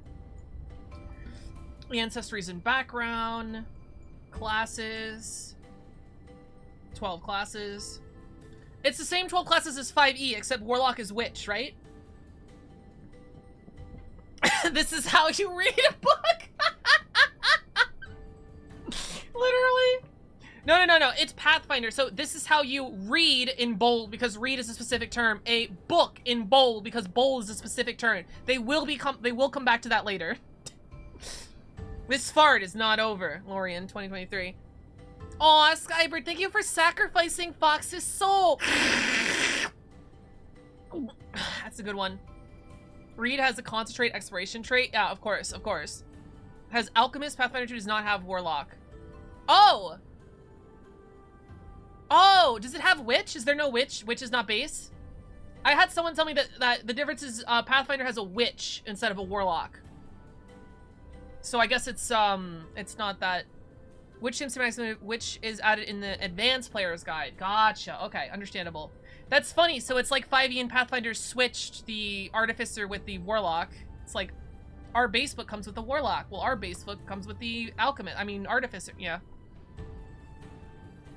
We need to restock soon. It's okay.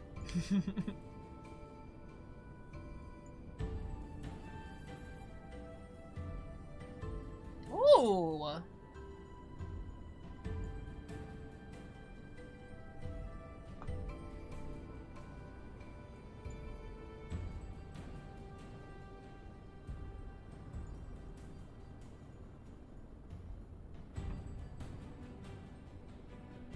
Getting rid of foes' spells. Counteracting. Okay. Rules for every spell.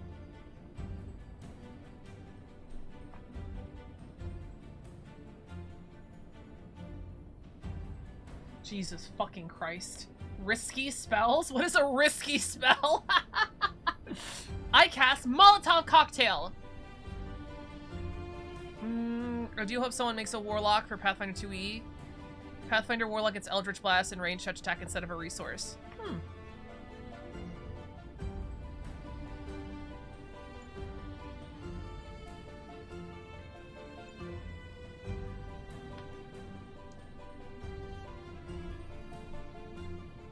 Kineticus is going to be range attacker when it releases, I think. Cool.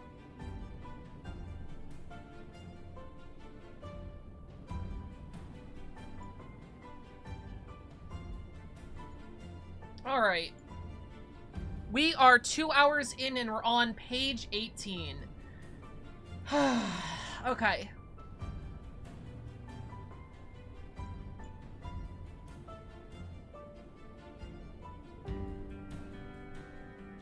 Oh, they're talking about, yeah, what there are keywords. How many pages is it? Only 642.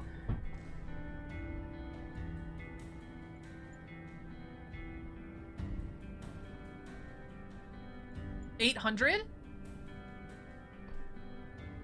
Oh, okay. I was about to say. Personally, I prefer Mystic Path of War, but it doesn't exist in Pathfinder 2e. Yet. It doesn't exist yet.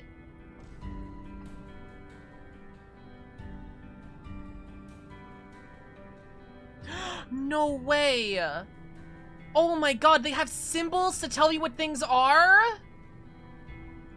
Oh, I'm losing my shit. So, like, whenever we see these, we're gonna know what they mean. Oh my god, that's so fucking cool. It's literally a video game. It's literally a motherfucking video game. That's so awesome. Oh, how is this so good? I feel like I've, like, I'm gonna hit the monkey paw and, like, you know, the world's gonna end tomorrow or something. Wow. Paizo's all the small people that left Wizards of the Coast, yeah. Wow, a book has symbols explaining things to do. What kind of games have you played? 5e. No, dude. You said you started in Pathfinder 2e, right? No, this is like beyond. I have read a lot of RPGs. Like Dungeons and Dragons and a lot of like independent RPGs that are made by a couple of people and shit. I read a lot. None of them has like this like in-depth. Like Pathfinder is great at this. Versatility video games are based on imagination. Yeah. This is to even go further. Yeah, yeah. Oh god, oh no. Yeah, yeah.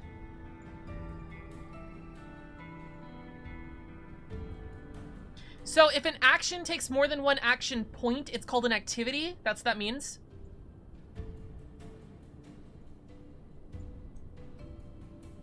It's a little weird. It's a little weird. I don't know why they need to differentiate that between like just an action that costs 3 points. But if an action costs 2 or 3 points, it is now an activity. Balance level 1 to 20. We just got more toys to play with. Let's go.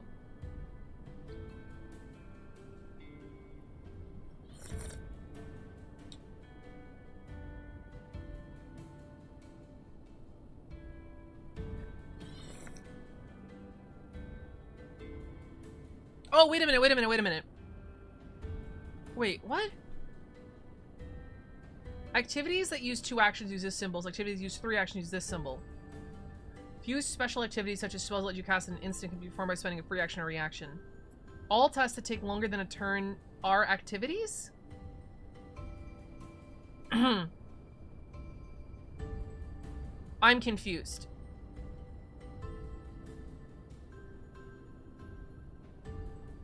Because it's defining activities here as an action that requires other action points. Something that requires 2 action points, right? But then it's saying all tasks that take longer than a turn are activities. Actions thing you spend, if you spend one of them, that's also an action. Activities is anything more than that. Anything that takes longer than 6 seconds a turn is usually supposed to an expiration and not encounters. They both exist both encounters activities that take place within a turn, exploration activities that can't be performed in combat. Like picking a lock. Okay. This feels a little weird. I don't know. I would, if I was here, I would define activities as taking more than 3 actions. That takes you more than a round. And just describe these as like actions that take 2 actions. Because this is more confusing. Because like you have actions which only take 1 action point, right? But you have activities which can take 2, 3 action points. But you also have activities that are more than 3 actions. So it's a little weird. This won't be on the test.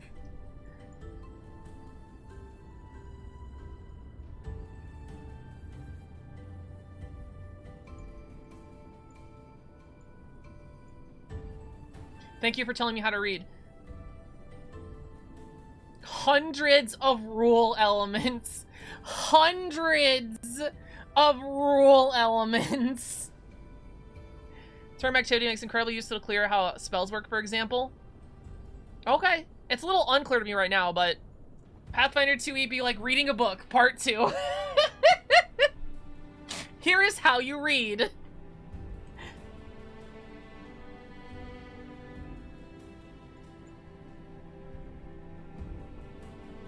Being lock can retire more than 2 rolls depending on the complexity of the lock is considered activity. Yeah, but like why call something that takes 2 or 3 actions an activity and call things that take more than that an activity? As opposed to calling these just actions and now you specify that activities take more than 3 actions. There is no grapple flowchart? You're kidding me. Which is the advanced player? Yeah. 1 action and 2 conditions. Play investigator, be gay, solve crimes. Most of these options are feat, which are game of making character choices of character level, regardless of the game mechanics that convey rules in the form of a stat block. Oh, I love that. Everything. Everything's a stat block. which is unfortunately underpowered. We don't care. We're not power gaming here. I know we're playing Pathfinder. We ain't power gaming. Also, there was a new patch a couple days ago. Maybe they buffed them.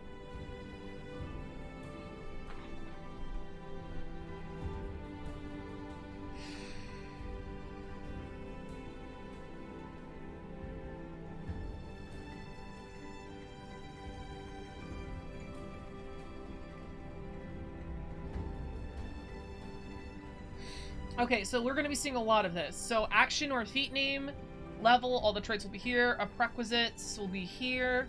Frequency is here. Trigger. Reactions, and some reactions have triggers that must be before they can... Oh, okay. Requirements. Okay. This section here describes the effective benefit of the rules elements. If the rules and action explains the effect or blah, blah, blah, blah, blah, blah, blah. Any special qualities or rules can be expended in this section, usually appearing in section. Somehow... I might be sniffing too much copium. Somehow this stat block is cleaner and conveys more information than the D&D stat block. I might be sniffing copium, but from this example, it feels like both are true.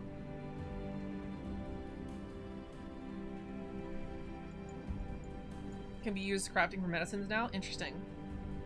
Character creation. Create your character. Thank you for the copium, Frisk. Do I even have copium? Hold on, where is copium? Here's the copium. This is the greatest role-playing system of all time. I'm gonna have so many VTuber streams with Pathfinder games, and it's gonna be great, and I'm gonna be super popular and famous, and Paizo's gonna personally invite me to add Lorian Lock to their game. Wow, that's good. Holy shit, that's good copium. Macaroni, thank you so much for following. Welcome to the import. Hope you enjoy your stay. How are you doing today? Delete the copium text and write Pathfinder 2e text on the tank.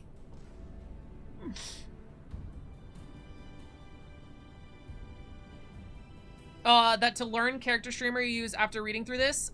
Did you send me a link? Links don't go through. What is that amazing stream? Let me know what it is first, and I'll probably, if you DM it to me, I'll probably open it up. I think if we have extra time after I finish reading the book, which I do not think we will, unless, you know, this takes like 3 streams, so we have time on, like, at the ending. I definitely will attempt to make Lorian in 2e. Don't forget marrying Pokimane. Of course, that was implied. I marry Pokimane after I'm put into Galorian. Me and Pokimane actually meet up in Galorian, which is where, because we're isekai, we find common ground in the earth that we once shared, and through that, a love blossoms. This is getting weird, I'm sorry. You convinced Pi to give you an influencer copy of Rage of the Elements that's released in August? You think so? Why do you think so? Because of my size, or? I don't even know how to get in contact, but I would love to partner with Paizo. As long as it's not a conflict of interest with my own world setting that I'm hopefully gonna release at some point. It's a website to facilitate character creation. Oh, okay. Added a furry button. It's called Beastkin. You can make anyone a Beastkin. Different flavors of furry. I love that. And same thing as Crystallian. We have that too. Power for loves. That's insane. Hey, yo. Cathartic mage archetype. That's such a dumb fucking name. I love it. Reminds me of, like, wasn't there like a cancer mage in like Pathfinder 1 or D&D 3?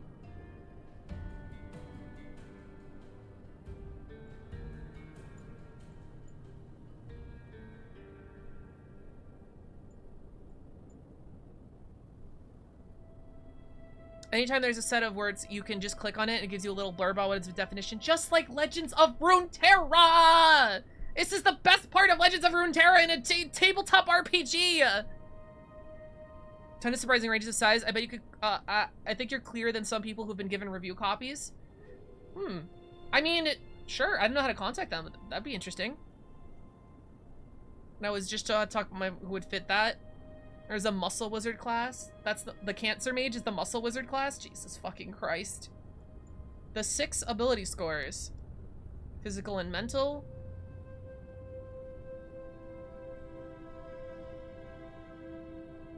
Excellence. This word took me a while to read. I can read. They get the benefits of the diseases, but none of the banes. Jesus Christ. Strength. I'm sorry, the Dan Bull song is just in my head again. The Dan Bull special song. You're special. You're special. S-P-E-I-C-A-L.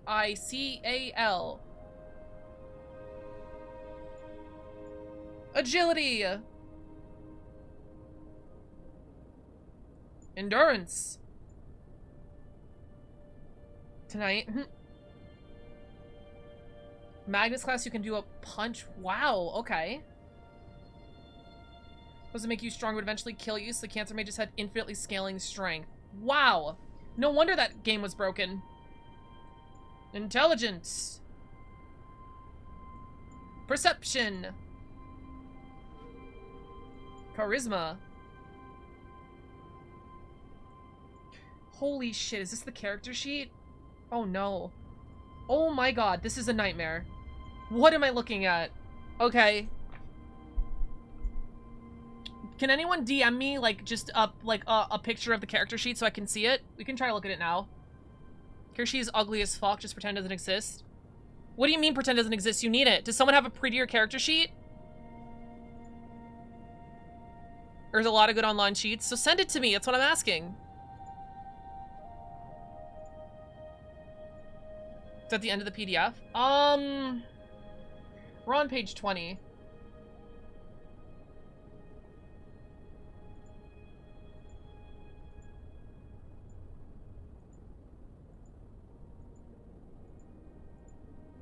Oh.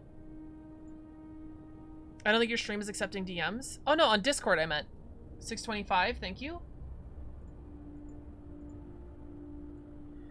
Oh boy, what do we have here? Okay.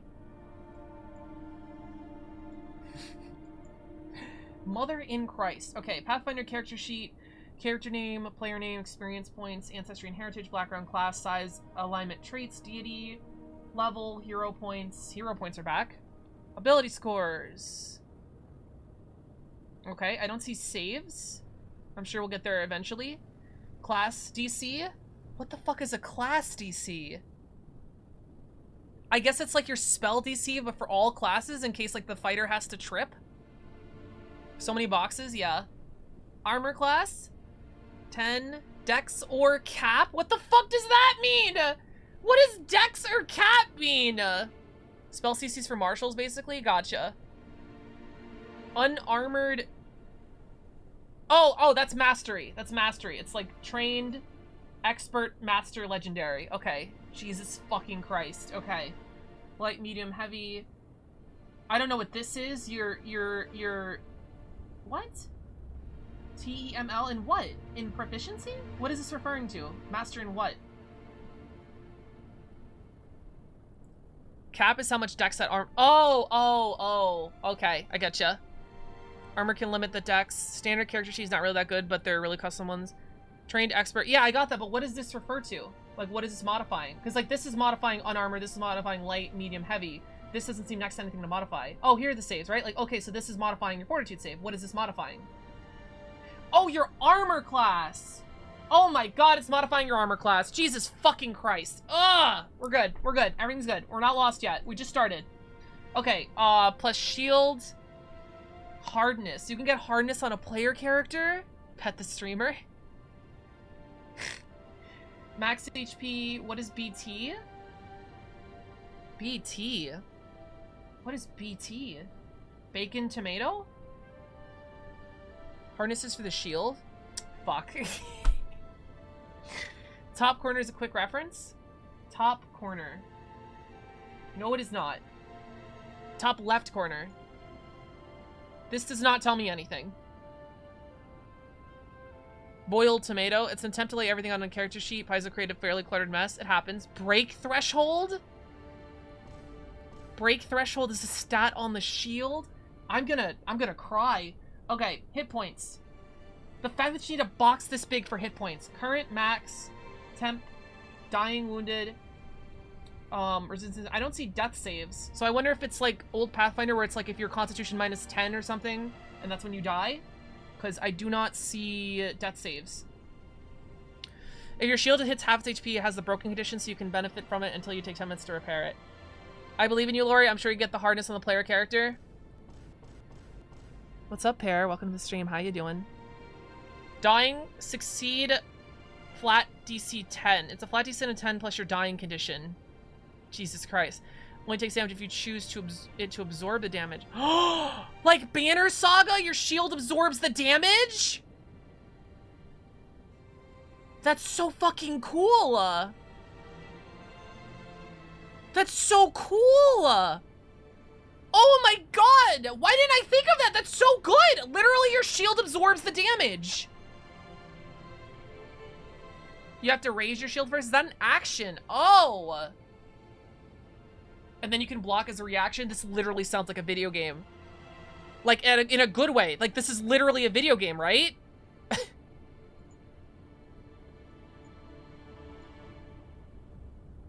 Classy landscape, character sheet instead of a portrait. Okay, let's look at this.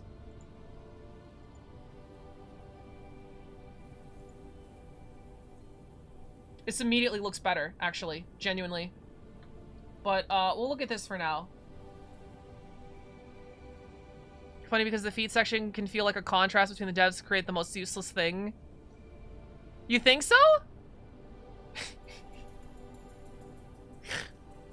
Then everyone gets a shield block, but everyone can raise their shield. Oh, okay. Some classes also let you have reaction, let you reflexively raise a shield too. It's so cool. It literally feels like a video game. There's an emergency perception. That is so hilarious. It's wisdom, proficiency. Oh, yeah, it's proficiency, item, senses. Wow. I like the icons of the symbols too. Then with the class DC, speed, melee strikes. Range strikes, that's cool. Weapon proficiencies. Simple martial, other. What character are we making? Nothing yet. We're on page 20 of the rulebook. We decided to look at the character sheet. It took us 2 hours to get to page 20. There's some funky feats, but most of them are useful. Your mission is to pick a class you like the sound of, and that'll guide you through the sheet when you build it. Yeah. Okay, skills. This is gonna be big. Acrobatic, Arcana, Athletics, Crafting, Deception. Arcana, Athletics, Crafting. Crafting's back. Let's go. Crafting's back! Crafting's back! I'm trying to hit the... There we go. How many pages in there? 640. The reasoning for shield stuff is because you actually have your shield... Yeah. You increase your HP. Intimidation, lore. I like the change of knowledge to lore. In Pathfinder, you had like 10 knowledge skills, each based on intelligence. Here you have, it looks like there's probably going to be also 10 knowledge skills, but generally a character's only going to have 2 by the expiration of this character sheet. All vibing by itself, yeah. Perception isn't a skill, it's its own thing. I like the idea because, again, like people said, it's so important for game balance. It makes sense to separate it. Lore is a skill check determined by how loud somebody that I used to type plays in the background. Oh, I get it. You can use other skills to recall knowledge. That's cool. Yeah, okay. It's cool. I like it. Medicine, nature, occultism. Okay, wait, what's the difference between Arcana and occultism? Because I saw that bards are occult casters. Is occult Arcana now? I thought they replaced okay, excuse me. In my limited understanding, I thought, because I saw that bards were occultist casters, that they replaced the word Arcana with occult. So you're not an arcane caster, you're an occult caster. Is that true? Not at all true. What's going on with occult versus Arcana? Arcana is like magic, academic magic. Usually you don't have to use the shield block feat at all. You can shield for HC. Occult is like esoteric bullshit. Esoteric. Like nature magic? What do you mean by that? Esoteric?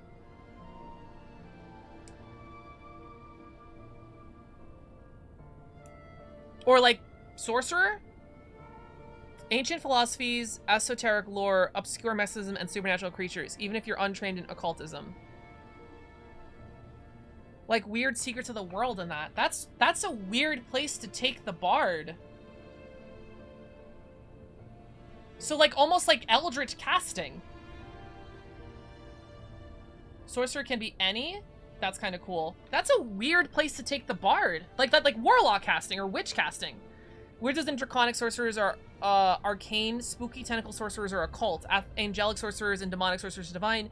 Druids and elemental sorcerers are primal. I like the use of the word primal there. Genuinely, I think primal magic sounds really cool. But yeah, it's just a weird place to take the bard. Like I don't think of occult when I think of bard. They're more vibes? True, true. I guess if you have learned arcanic magic... No, I would still call them arcanas, even if they're not learned. I don't know. That's weird to me. I'm not totally against it right now, but it's still weird to me that they're occultish.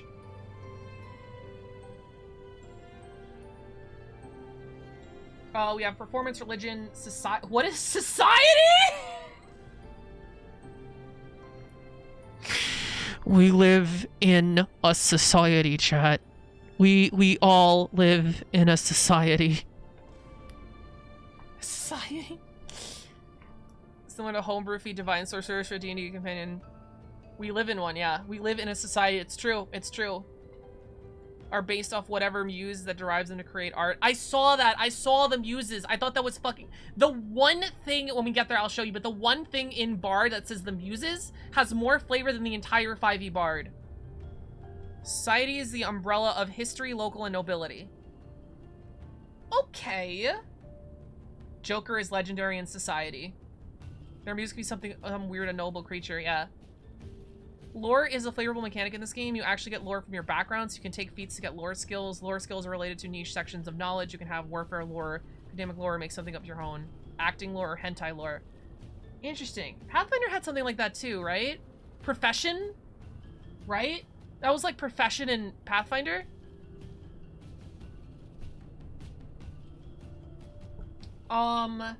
Society. Stealth, survival, thievery. Oh! Thievery. So no sleight of hand? Is that what that replaces? And... Oh no, we have stealth. We have stealth and thievery. I feel like sleight of hand is less specific than thievery. That's weird. Lore is how Pathfinder 2 characters perform professions. Nice. Joker is a bard conformed. What's up, Lori? Average VTuber watcher, thank you so much for the bacon, egg, and cheese. And, yeah. Have to go to sleep. It's late and need to get over it tomorrow. So tonight... Thank you, thank you.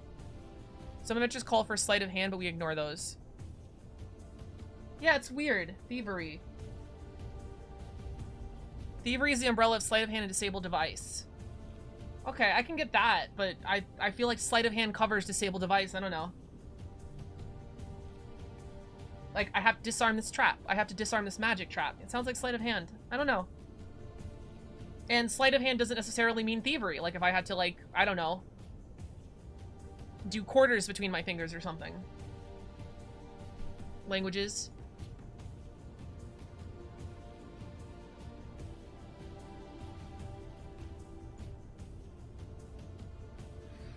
Thievery because it also covers the lore and knowledge aspect of those skills.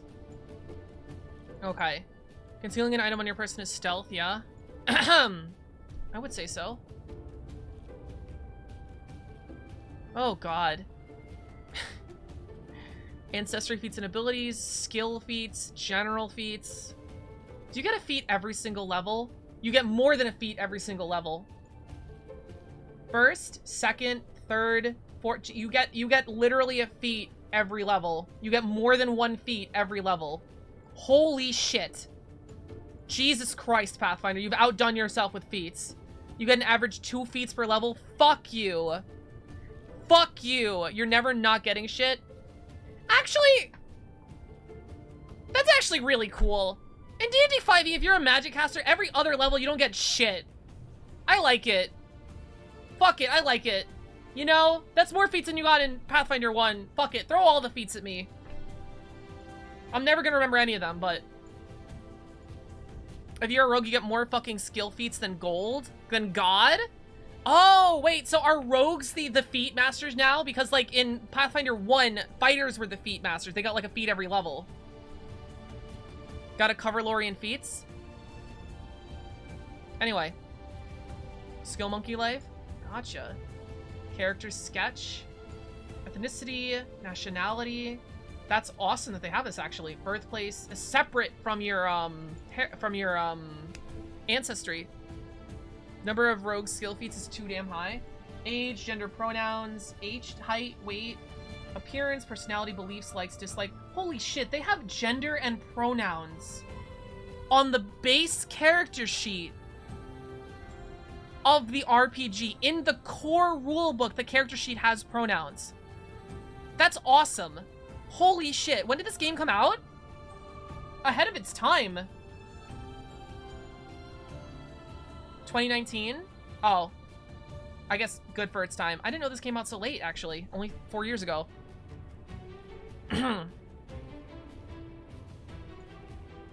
Campaign notes, action and activities. Oh god.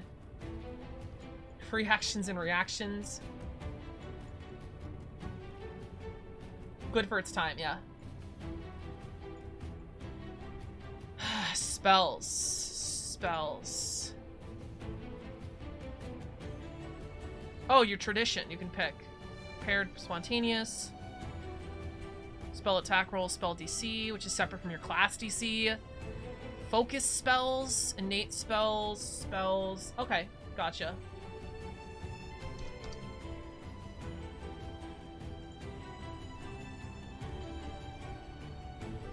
Character sheet, ability scores, ancestry. That was a lot of book on how to read a book, yes.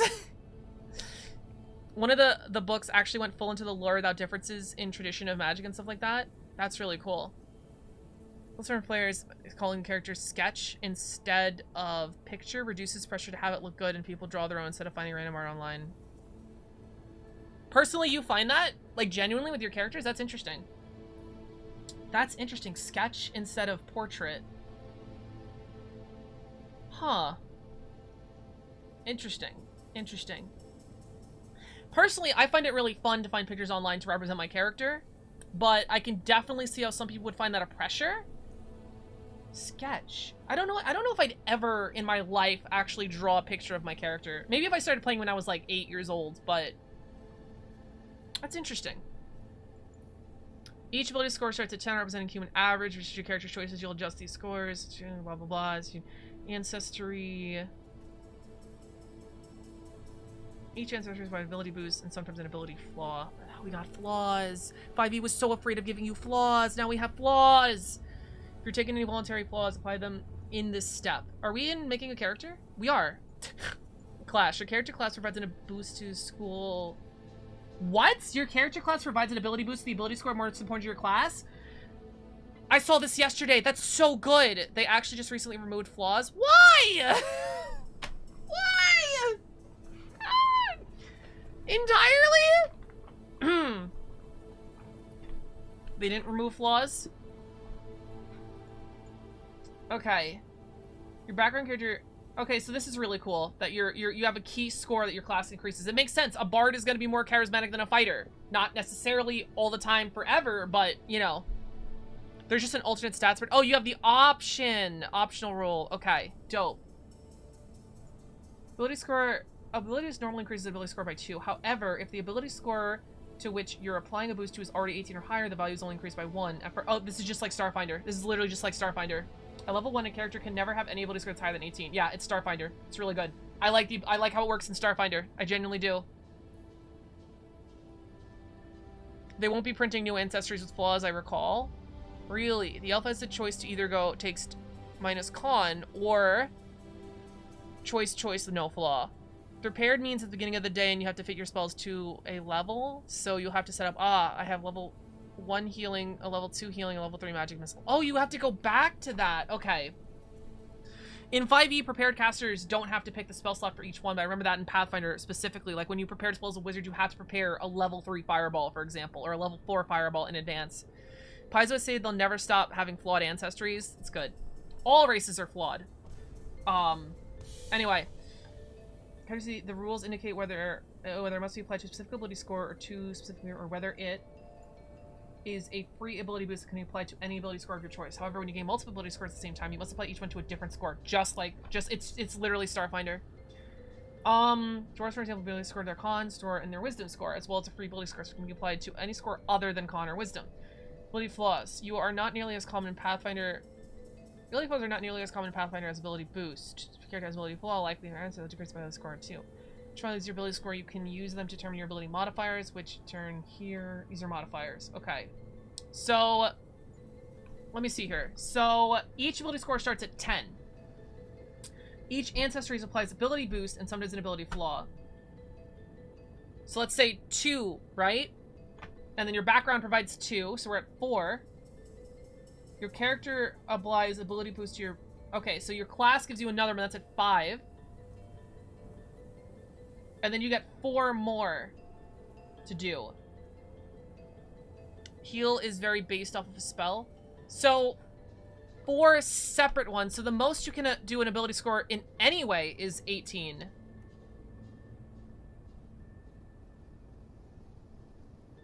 Right? Ancestry's background, class, determined scores. Those are the 4 things that give you at level 1. So the max you would ever be able to make an ability score is 18. Because you start at 10. Ancestry boosts charisma. Background boosts charisma. Class boosts charisma. Determined score boosts charisma. You'd only ever get to an 18. Okay. So, how many ability scores is that in total? I literally just had it on my fingers and okay, so 2 for Ancestry. 2 for background. 1 for class. And then 4. So 9. So 9 is 18 points to distribute. That should be. Interesting. 18 points to distribute. So 10 in every stat and 18 points to distribute. So, you can't start with 2 18s. You can only start with 1 18. Many people choose the array. Oh, thank you for doing the math for me. 18, 16, 14, 12, 10, 8. That's amazing. Now, the only problem I have, I don't even know it's a problem. It's an observation that I have with the Starfinder ability score boost, which is the exact same thing here, is that everyone's scores kind of become samey. Because everyone's going to accelerate their most important score most, and then that's going to slow down acceleration as it gets higher, and then you're just going to boost all of your other scores to like the same middling sort of way, the same middling sort of numbers. So at the end of the game, everyone's stats kind of looks the same, which is an observation. I don't know if it's a flaw I necessarily don't like, but because of how the system works, everybody's scores are going to look very similar at the end of the game. The numbers, at least.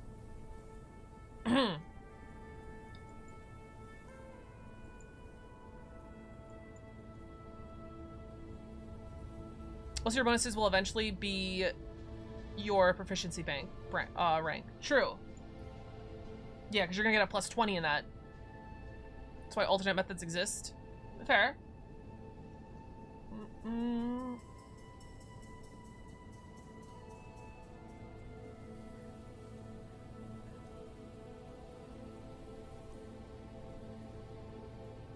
Oh, they have rolling. Okay.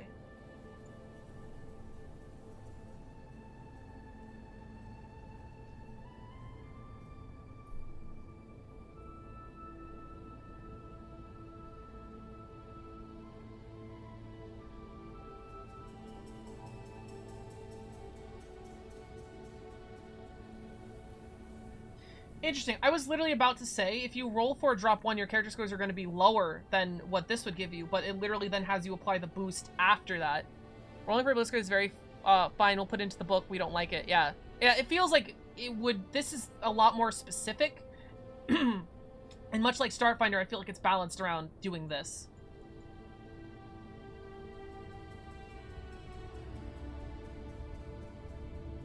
Okay. We could, so hold on, this is how to create a character. We could go through right now and create Lorian, actually. Do we want to do that? Does anyone have a fillable Pathfinder 2 PDF that looks, looks fun to look at? Do you guys want to do that? Like, not even as we finish the book, just like right now? Not that's going to be like a final Lorian or whatever, because I don't know all the Bard feats, but... I took all my Starfinder game all the way to level 20. I could promise you the player stat blocks are not as samey as you fear. Okay, that's good. You could do it on Path Builder so it looks interactive. Can you DM me a Path Builder? We have 2 recommendations for Path Builder. Should I look it up, or does someone want to DM me a link? Actually, I have to pee. It's the perfect time. Someone DM me a link, and I'll come back and do it.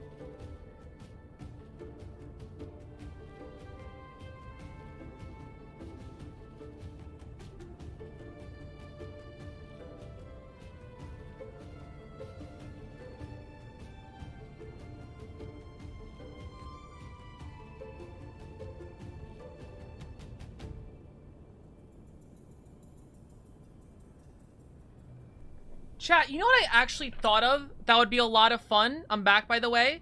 If I, in order to learn the game and to squeeze out as much content out of Pathfinder 2 as possible, what if I, like, create, do streams where I create a character from every class in Pathfinder 2 so I can, like, learn the classes and shit?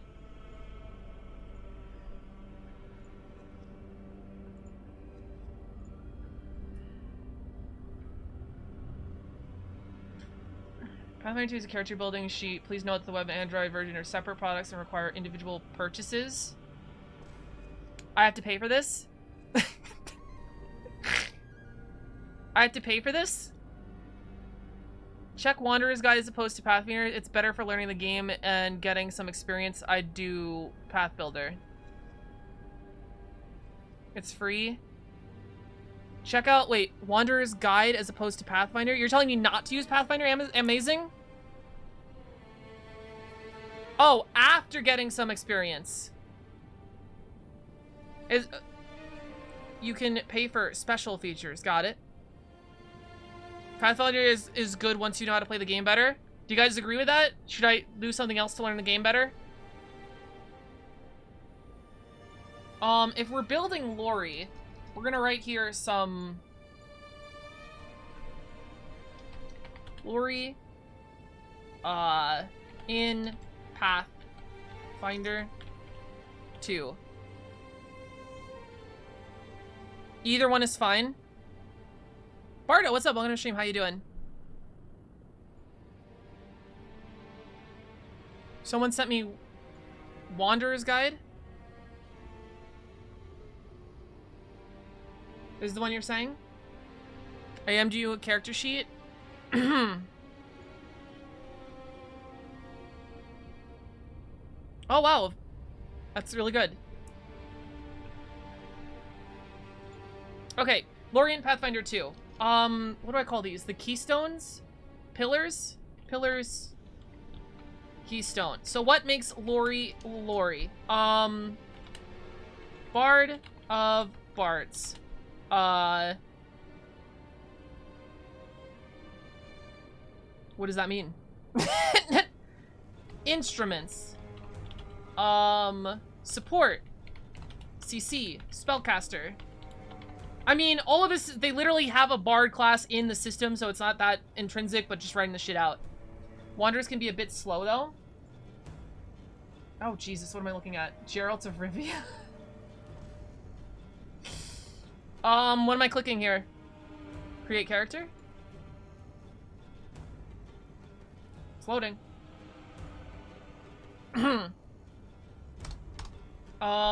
2. The Bardest of all bards. Instrument, support, CC, spellcaster. Why am I drawing a blank on the character I literally play every day? Who am I? Who am I? Jean Valjean.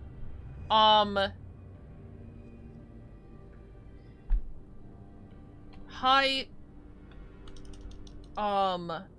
Star of the show. Performance. Charming. Charismatic. Flirty. What are you? I'm gonna jump to actually do my own Pathfinder. Have fun, everyone. All right, amazing streams. Have fun. See you later. Celebrity archetype sounds like. Oh, I didn't know there was a celebrity archetype. Flirty. Ready to die to the death.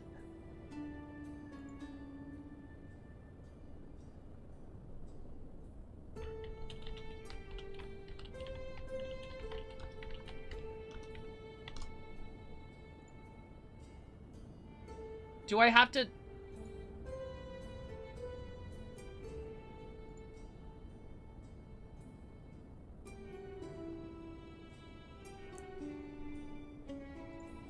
Create a character.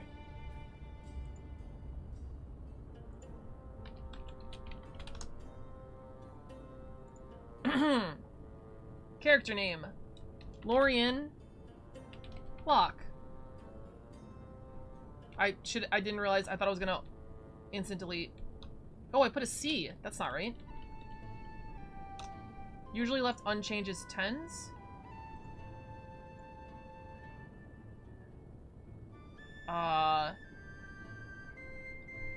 She once fought Santa. This is true. Ancient and very fight ready. I'm not ancient. Who said I was ancient? Who said I was ancient? I'm not ancient.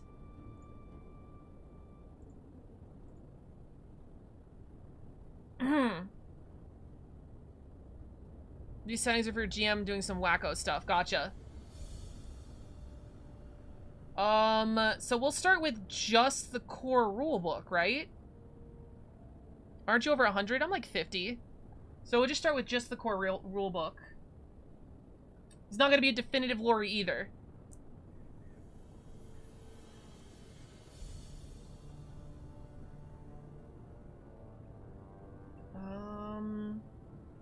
Designers soft recommend Advanced Player's Guide. So you at least have... Okay, sure. I don't have the Advanced Player's Guide, so from this book that I'm making, I don't know if I'm going to have the feats, but I guess if they're on here, that's fine. So do I hit browse now? Oh, no, wait. Homebrew browse. By ABC by level? Ninja, Swordmaster, and Gunslinger. You remember you're over at least 100 years old? I've never said I'm over 100 years old. I've said 50. A above, Ancestry's on the top. Oh, like we're moving over. I think I hit this.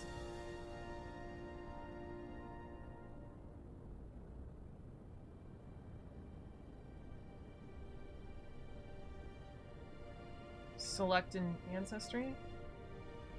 Okay, dope. And here they are. Is half-elf not in the game? Is half-elf not in the game? Is half-elf not an ancestry? Half-elf is human heritage. So I hit human?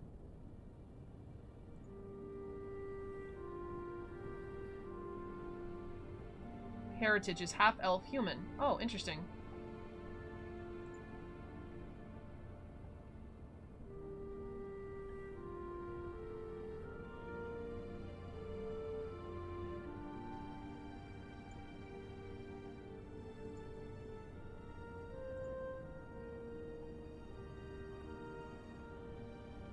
Okay. That's what we're gonna put for right now. We're gonna save that there since that's just gonna be okay, start of the show, performance, charisma, flirty. Actually, in part of Bard of Bards, I should put, like, not physically capable, because that's important in the build. It actually says in the book that other ancestries can take if the GM is cool with it. That's cool. I like that.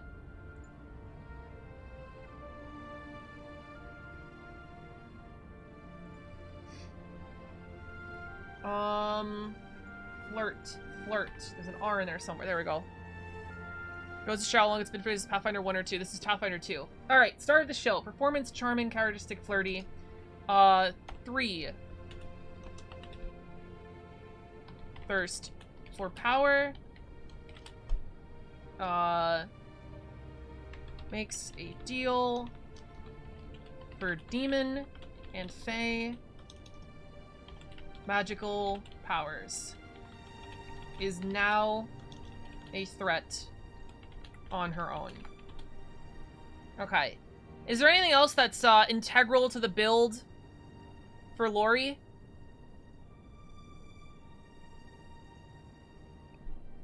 Threat. Treat. Makes a deal with a demon and fae. Makes a deal for magical powers. Is now a threat on her own. Can absorb souls.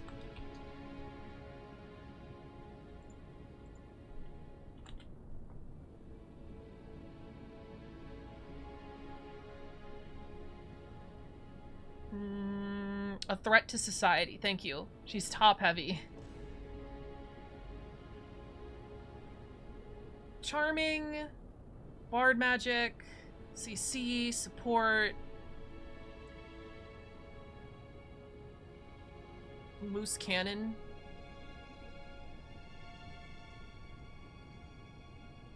I think that's all we need. Okay, so back to the rulebook. So it says create, oh, and then it lists the ancestries. Okay, never mind. Yeah, it's running through everything. Okay, I'm sorry. Hold on. Little loss. Sometimes I get a little lost. It's okay. So we get an ancestry first, then a background, then a class, then we determine scores we like. Okay, so let's do ancestry. Create a concept. What sort of hero do you want to play? Lorian Locke. The answer might be as simple as brain nerd or complicated as the child of elven wanderers. That's complicated. Oh, but raised in a city dominated by humans devoted to the Saren Ray, the goddess of the sun. Your character's personality, sketch out a few details about their past. Think about why they're adventure, their purpose. Okay. We can literally just do that. So what do they say? What kind of hero do you want to play? Hero. I don't remember what my original concept was. Just a simple wandering half-elf with hopes and dreams of heroism and fame. That's the concept. Easy peasy. Personality, sketch out a few details about their past. Personality. Cheerful. Energetic. Horny. I can't think of anything else. Hypnotize any creature. I got a mega mind idea. Lori is half elf, half succubus. Yeah, that theory was put before. The debut that revealed the lore. Her son.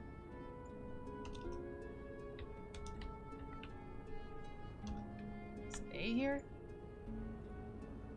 Thank you. Okay, cheerful, energetic, horny. And then what was the backstory? Raised in a small town, but two retired adventurers, but left from Wanderlust. I don't know if that's how you word that. Wanderlust, and check your DMs. Okay, Shadow, I'm streaming right now. I'm sorry, I can't check all the DMs. Oh, you have the advanced player's guide. Okay, thank you. Could it be an elf with a tiefling heritage? No, it's half elf. It's half elf. Human father, high elf mother, wizard and arcane trickster. Her adventures, but left from Wanderlust and dreams of heroism. Yeah, I know it's. She's a simple character, okay? She was simpler before I reworked her for streaming. Sketch out a few details of her past and how and why they adventure. Wanderlust. You can pursue Pathfinder's available ancestries, background, peruse. Summaries might help you concept with some basic rule elements. For a game against also a good idea. Players discuss their character, might know each other, and blah blah blah. If you have many ways to approach your character concept. Once you have a good idea for your character, you'd like to move to step 2, start building your character. Oh, step 1. Okay. One of Pathfinder's character entries, background issues, easy to build a character concept around these. The summaries. Hey, Sarah, thank you so much for following. Welcome to the import. I hope that hope you enjoy yourself. Then horny. Choose some representing your character. The family, livelihood, earliest possessions, backgrounds are detailed in chapter 2, beginning on page 60. Oh god. Creating a character around a specific ancestry belonging to lore is fun way to interact with the world's lore. Or if you want to build a typical member of your character, describe the relevant, or prefer to play a character who defies common held about their people. This book is so well written. This is literally how I come up with character designs. Why did I sense of wonder and that's for a change, or performing rogue, but with little interest in sneaking about? Challenge about Pathfinder's world with a real nice style and norms. Your character might challenge gender notions, explore cultural identity, have a disability, or a combination of these suggestions. Your character can limit. That's the woke finder I came here for. Who here too, who's a devout follower of specific DC Pathfinder. It's a rich world with myriads, blah blah blah blah blah. Wide range from Caden Callian. That actually sounds familiar. Drunken hero. Oh, I know this guy. Of adventuring to Desna, the songless spheres, the goddess and dreaming of the stars, to Iomade, the inheritor, goddess of honor, justice, and rulership. Pathfinder's major Jesus appears on page blah blah. Your character might also be only 3 pages of deities, particular faith that you found, blah blah blah blah blah. My fucking world over here with 99 deities. They're just like, yeah, we can fit them all in 3 pages.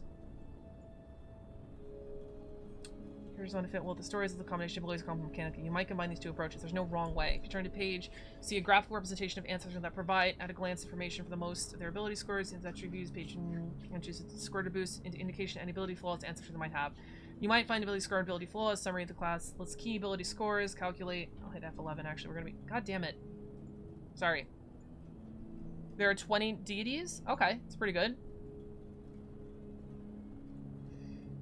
Your allies. You might want to coordinate with players who have informed your concept, could have something in common already. Perhaps they are relatives or travelers in the same village. You might act on different Korean characters compatible to combat each other. In a later case, be helpful for a party to include characters that deal damage, characters who can absorb damage, characters who can provide healing. However, Pathfinder class has a lot of choices and many options.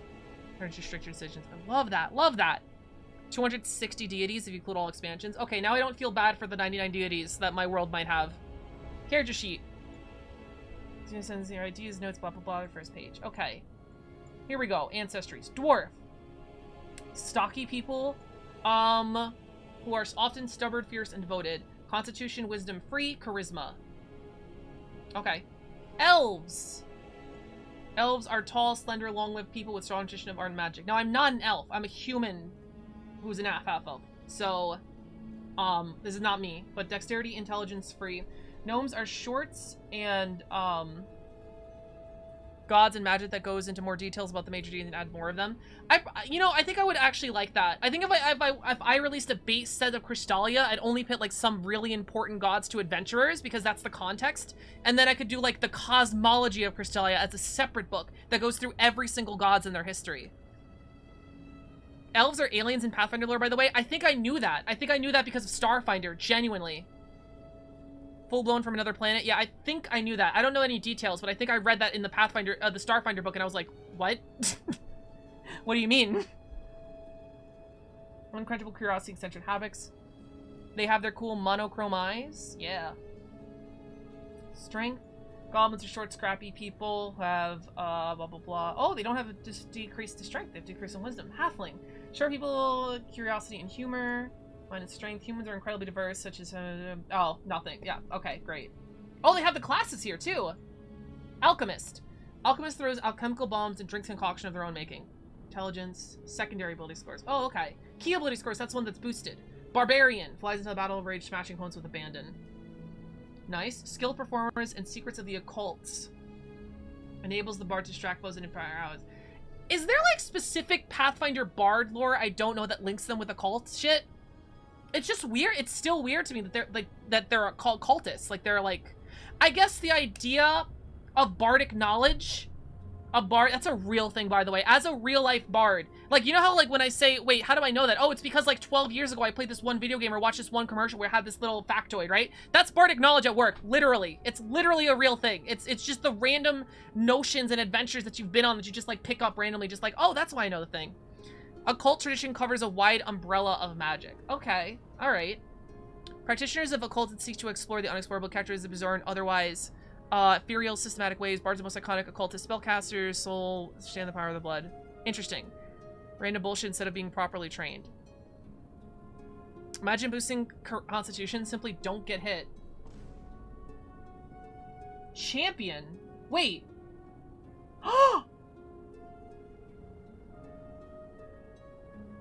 There's no paladins? There's no paladins? They're called champions? What? Paladin is a champion subclass? What? What the fuck? Okay. Paladins are lawful good champions? What? But they're all god warriors. All god warriors are champions, but paladins are a specific lawful good champion? What the fuck? That's crazy. No, I love it. It's different. Also, they're not half casters or anything. They just whack.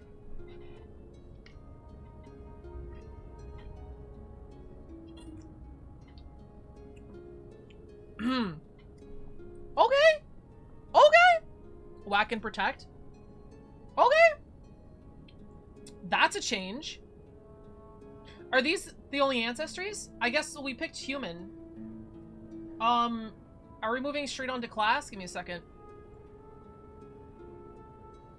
Oh, God. Start building ability scores. Are we picking a class now? Where's the little PogChamp as a paladin subclass? Is there a little PogChamp as a paladin subclass? Can anyone confirm? Oh,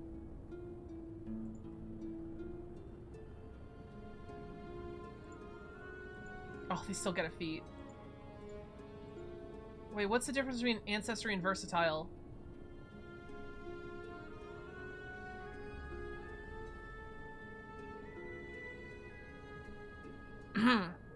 Okay, I forgot. Click ancestry? Okay. Champions get a focus spell. They don't use spell slots. It's more like a short rest spells. Oh, that's cool. An ancestry... I can pick a heritage. Okay. Half elf. I have to pick one now? Shit. Does it, like, if I hover over it, does it... No?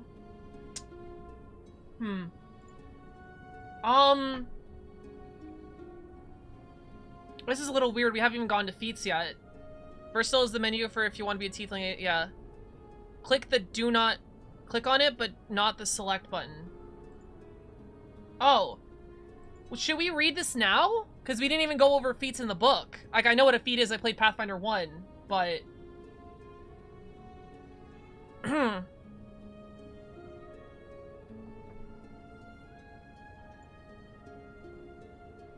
Also, Lorian is barely an elf, so I don't think we're going to pick anything elf-related. You're doing great, thank you. You can pick it now if you want. Reading human feats instead of just picking general training like every human ever. What a good user interface. Yeah, genuinely. I'm gonna guess, does general training let you pick a regular feat like humans always do in all of these editions? Is that what that does? The next pages will be ancestries and heritage. Okay, let's keep reading then. It does. God, fuck. You can't escape the free feat from humans. You literally cannot. Give you one class. You can't escape it. Okay. The cleric calls on their power of deities to cast spells that can heal or harm foes. Okay, so cleric, different from a champion. Full caster, I'm assuming. Wisdom, charisma, con. Charisma. Oh, does their channeling still take charisma? That's interesting. You know, but because of how the stats work in this game, that you don't want to just boost one or two, you literally don't have that option. Like, you're boosting a whole bunch of stats. Something like the Pathfinder 1 Paladin or Cleric or Monk even, that has like a lot, like is mad, multi-ability score dependent, is even not that bad in that system, right? It's your character, you can choose whatever you wish. General feat like medium armor training, plus high speed, or expert protection, got you. Added your base ancestry. Cleric's charisma modifier increase the number of free heal spells you get. Yep, that's so good. That's so good that they made the system to, like, help mad classes. Ugh. Probably why they stuck with the system from Starfinder. Druid uses the magic of nature in the world to boost your allies and strike down enemies. Oh, so druids are buffers, it looks like. Fighter? Fighter uses blah, blah, blah. Attack combinations, good. Monk. Monk wields the secrets of martial arts and dazzling displays of battlefield prowess. Okay. Ranger. Ranger uses a mastering of their surroundings, traps and animal to harry enemies. To harry? To harry enemies? What does that mean? To harry enemies?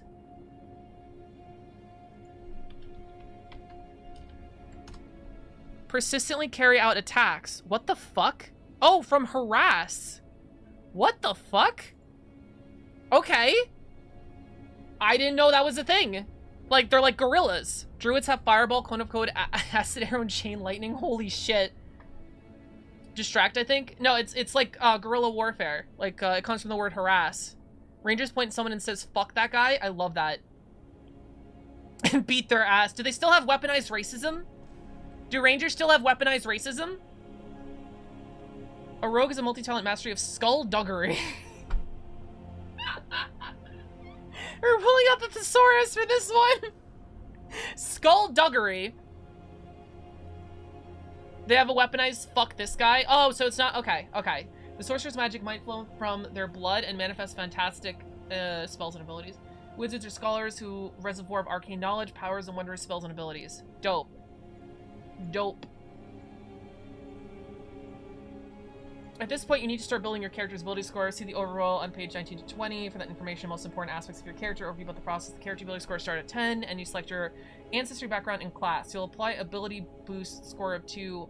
I feel like this is a little in the wrong order. I feel like they should show me the classes, skills, feats, and then, because like even at level 1, when I pick an ancestry, I have to pick an ancestry feat. So I feel like they should tell me classes, skills, feats, and then be like building your character. You know what I mean? We just have 2 subclasses, your school and your thesis. Oh, that's cool. Because now if I'm trying to build the character at the same time, it's like, oh, what feat do I take? I don't know what feats do. Select an ancestry, select entry of the character, summarize, surprise, full of detail. If you choose to take the favorite enemy ranger feat, it says when you gain this feat, you choose animals, beast, fungus, raw. It just has to be one of 4 options, not humanoid racism. Interesting. Interesting. Answer determines your character's size, speed, languages, and contributes to their health points. Contributes to their health points like Starfinder! Like Starfinder! Each also grants ability boosts and ability flaws to represent the ancestry's basic abilities. You'll make 4 decisions when you select your character. Ancestry itself. Any free ability boosts and decide if you are taking a voluntary flaw. Select a heritage from those available within the ancestry. Choose an ancestry feat representing the ability the hero learned in an early age. Character sheet. Write on your character sheet and heritage in the appropriate space at the top of your character sheet's page. It's just Bard half-elf right now, so it's fine. Adding 2 to an ability score, you gain ancestry, and subtracting 2 ability score, you gain ability flaw. Note the number of hit points your character gains in their ancestry. We haven't discussed hit points yet.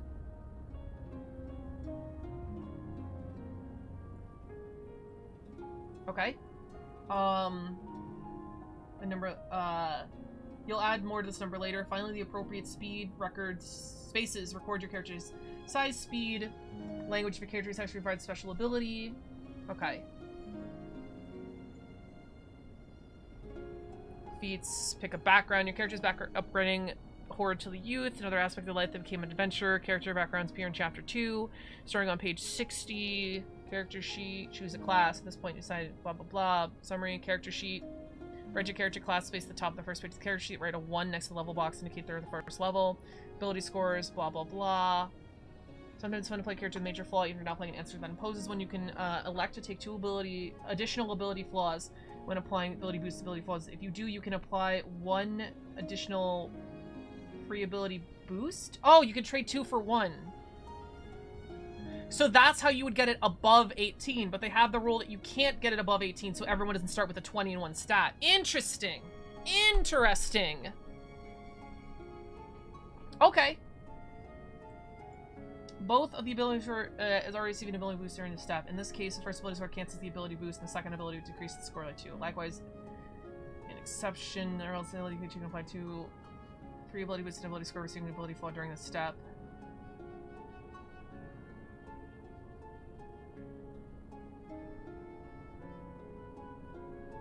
Lost me a little bit there.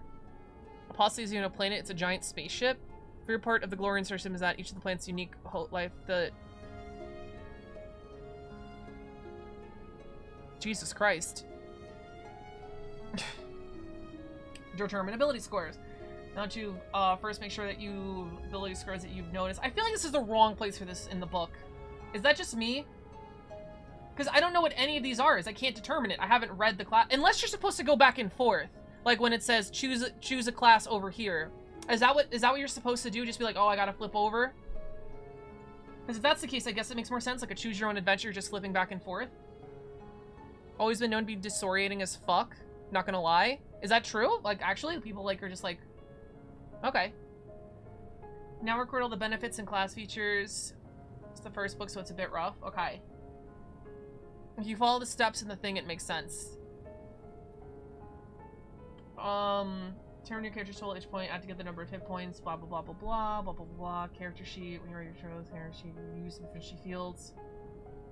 Character sheet, record your initial perception, saving throws, blah blah blah blah blah. Okay, yeah. Think the book is fine? Okay. Buy equipment, your character has 15 gold pieces, 150 business, weapon, blah blah blah. Determine how much character sheet, calculate modifiers. We can alert this modifiers, exception was gotcha. Saving throws, melee and range strike next to, yeah, okay, so these are just the numbers. This is just, here in Pathfinder 2, we're teaching you how to do math.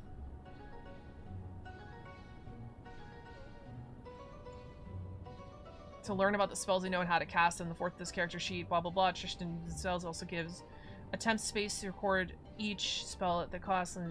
Okay. Choices will give you stats anyway. System wants you to pick your class and your background first, then assign stats. Okay, skills. The second box you should name your character sheet is an abbreviation that reminds you of the skill. Assign the skill for each of the skill and character train. Typically +3 for a first level character. You lost me. What?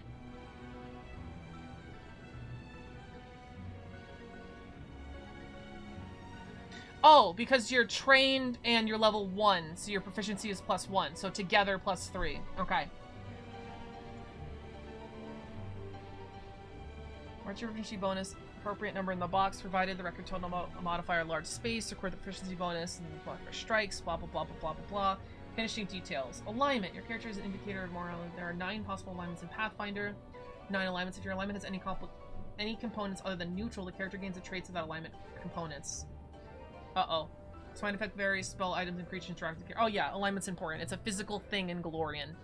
I like this way of doing it because if you're making a person first and you give the person stats, the other system encourages you to roll stats first and then pick a character that fits those stats. Okay, I'll agree with you, but that doesn't... I'm suggesting that you show somebody the ancestry's backgrounds, classes, skills, feats first so they know what all of this means.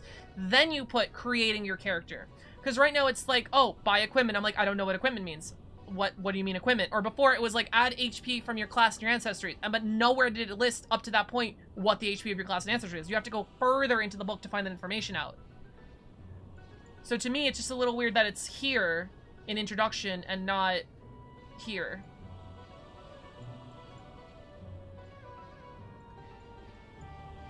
Good and evil. Selflessly to assist them, they also value protecting others. Your character has an evil line with the willing to victimize other, your own selfish gain. Even more so if they enjoy inflict your heart. Character falls somewhere in the middle, they're likely to neutral access. This book would be really cool to read if you could see, if you can click any hyperlinks IRL. True. It's designed to be a checklist you flip back to. Yeah, that makes more sense, honestly. Whereas lawful, I mean, if they value consistency, blah blah blah, flexibility, dated planning, particularly carefully allowing a set of, or strictly adhere to a code of honor. On the other hand, if a character values flexibility, creativity, and responsibility, you might have a chaotic alignment. Though this doesn't mean it makes a decision choosing randomly. Chaotic characters in law believe that lawful characters are too inflexible to judge each situation on its own merit to take advantage of, while lawful characters believe characters are too irresponsible and flighty. Remember, characters in the middle obeying the rules of blah blah blah blah. Changing alignment. If you want to create a character, you're meant to follow these steps. When you read them, you read the ancestry step, you flip towards the ancestry. Okay. That makes more sense. We're not going to do that because we're just reading the book through, but, you know, I guess when we get there, we'll create Lorian. Changing alignments, deity, age based on ancestry.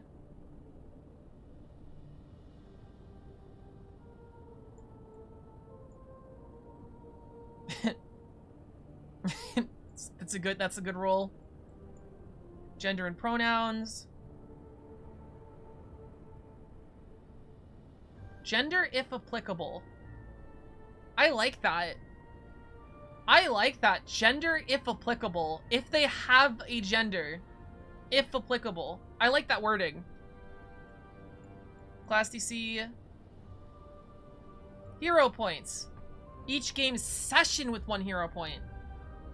Okay.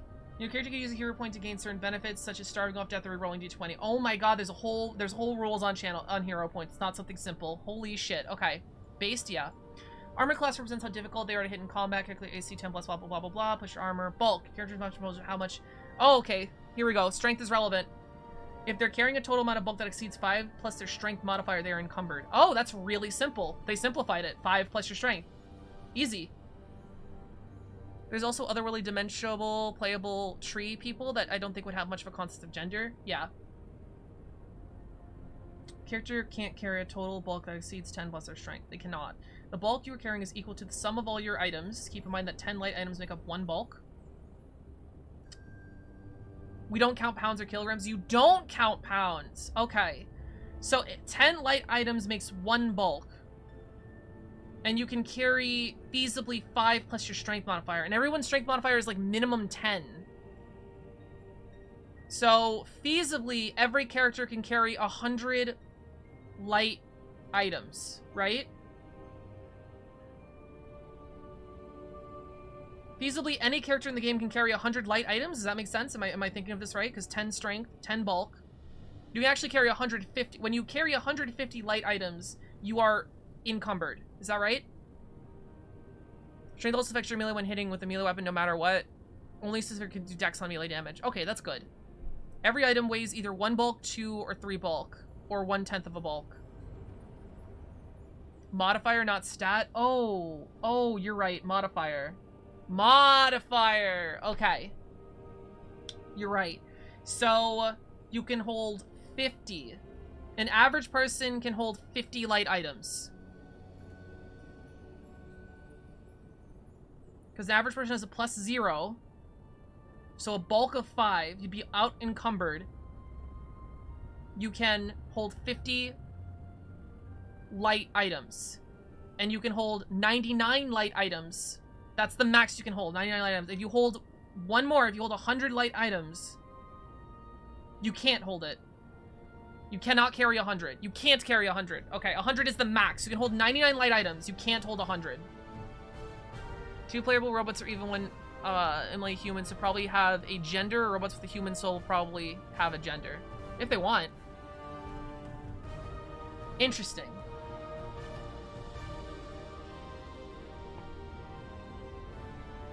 Adam is making a Pathfinder character. I don't think we need to read this.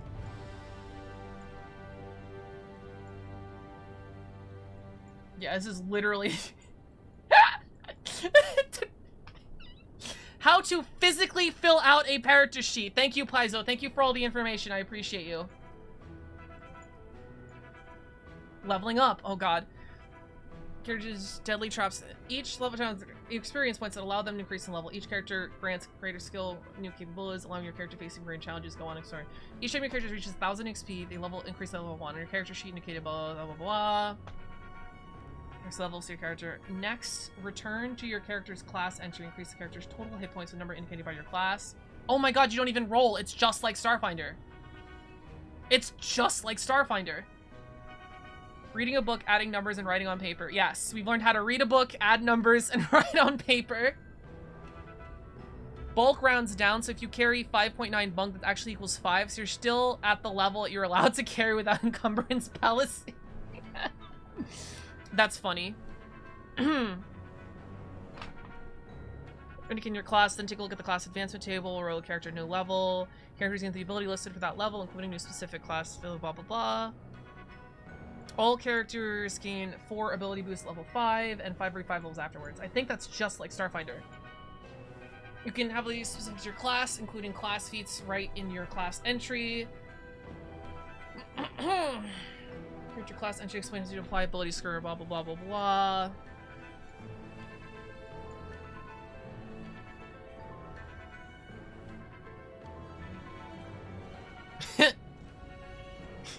There's Pathfinder, baby. That's Pathfinder, baby. Make sure to go back and change all your +1s.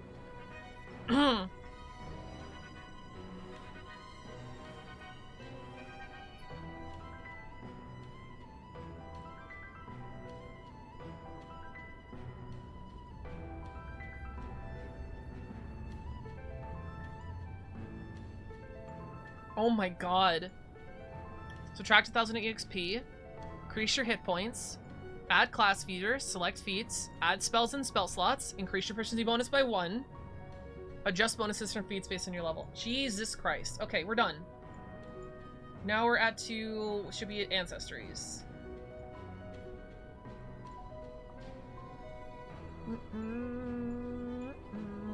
How many hit points your character gets in their statue level again? Your character feat, size, speed, ability boost, ability flaw, languages. If your intelligence modifier is +1 or higher, you can select more languages. Let's go! I want to appreciate how pretty the book is while still having so much detail and info. Yes. Very pretty. Pathfinder art kicks the shit out of 5e art. I'm gonna be real with you. Kicks the shit out of 5e art. I don't know who they hire, what they do, but how it's different, but... I think they try to do D&D art in a certain style that I just don't... It doesn't resonate with me.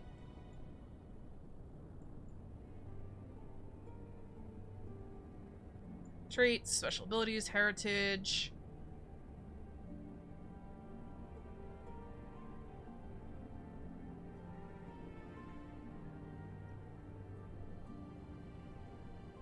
Okay. Ancestry flaws. Oh, feats. I really love that your feat levels up with you. That's fucking amazing. I didn't go on that yet because I learned it yesterday. But your ancestry literally grows with you. It grows. Like usually in D&D or Pathfinder, you just put the bonuses down at level 1 and then you forget about it, right? It literally gets you more shit later on. Just for the art? Yeah. Dwarves have well-earned reputation, stoic and stern people. Oh, we're in the classes. Wait, no, ancestries, right. Jack, thank you so much for following. Welcome to the import. I hope you enjoy your stay. How are you doing today? Some of them are dour and humorless crafters of stone and metal. Dwarves who have spent time among them understand their unbridled zeal for their work. Okay, so what we could do is instead of... Okay, chat, would you rather we go through each one to learn about each race and class, or do you want to just go to build the Lorian character now, and I just like only go to the human, the half elf, and the bard? I'm down for either. Not necessarily today. I'm down for either, because I did say I would read through the whole book.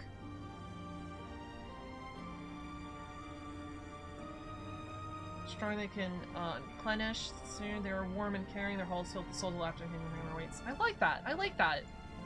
I like that. There's a dwarf. Look at her go. Might not be necessary with how much it is. True. Just Lorian, TBH. I think building the character first would be good. Okay, okay. Physical description. Well, let me finish the dwarf first. Wow.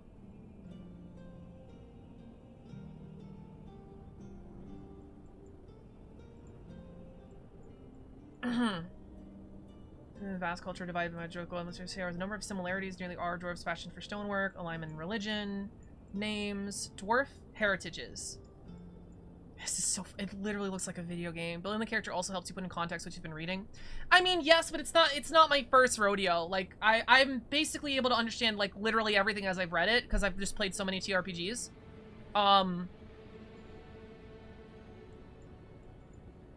Ancient Blooded Dwarf. Dwarven heroes count... Wait. Oh, shit! It's here. Hit points 10, size medium 20, ability score, ability boost, ability flaw, languages, traits, dark vision. Interesting. Read a Martial if you want to compare and contrast Martial with casters, and probably skip over the other 10 classes until you read chapter 9. Okay, I can do that. This is Tomb for Generations by the power cultivated of the word necromancy path. What? Okay. Oh, Tomb Guardians. Oh, okay. If you roll on a successful saving throw against a necromancer, you are critical success instead. That's really cool.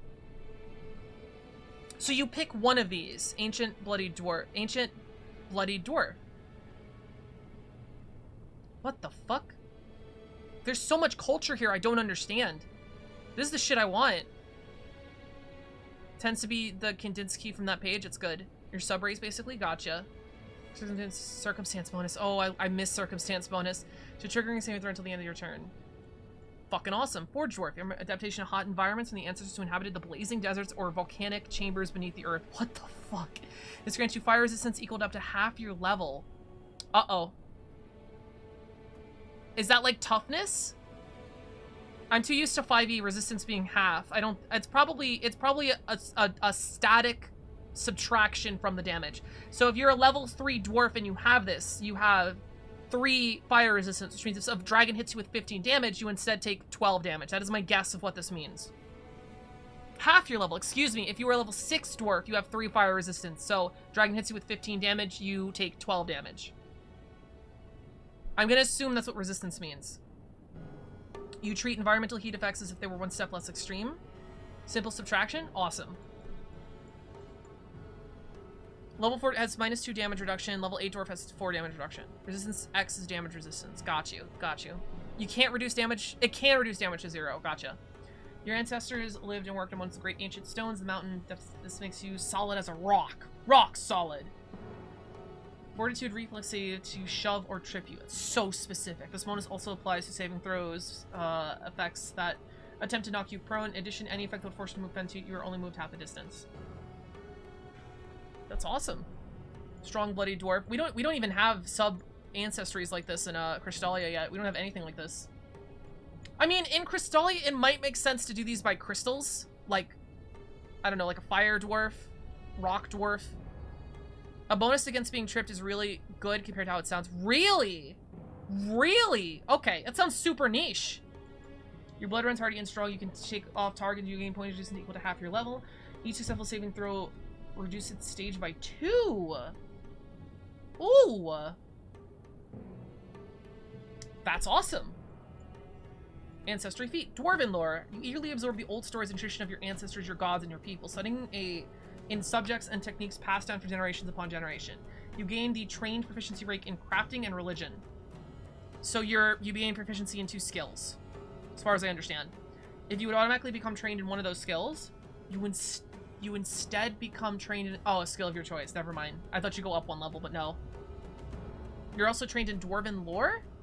Oh, lore skills are, like you guys said, the roleplay skills. You can write down whatever you want. Tripping is very viable and strong in Pathfinder 2. Get the fuck out of here.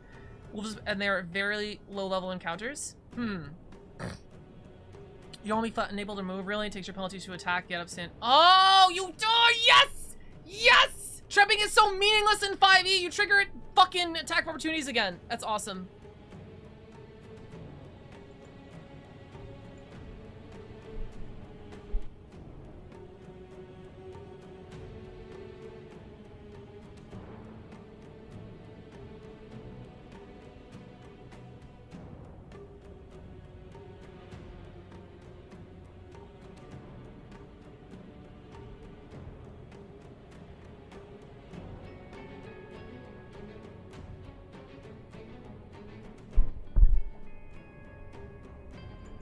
All instances have resistant heritage that make you cold, hot weather, and respective damage. Okay, sorry, don't read something. You can have installed new affinity of hard-hitting weapons for these more elegant arms. You are trained with battle axe, pickaxe, and warhammer. Gain the all uncommon dwarf weapons for the purpose of determining your proficiency. Martial dwarf weapons are simple weapons. Okay, and advanced dwarf weapons are martial weapons. So they go like a step down. I'm understanding this correctly. Okay, I don't need to dissect that. That's pretty good. Your innate connection to stone makes you adept at moving across uneven surfaces. You ignore difficulty rank caused by rubble and even uneven ground made of stone and earth. Okay.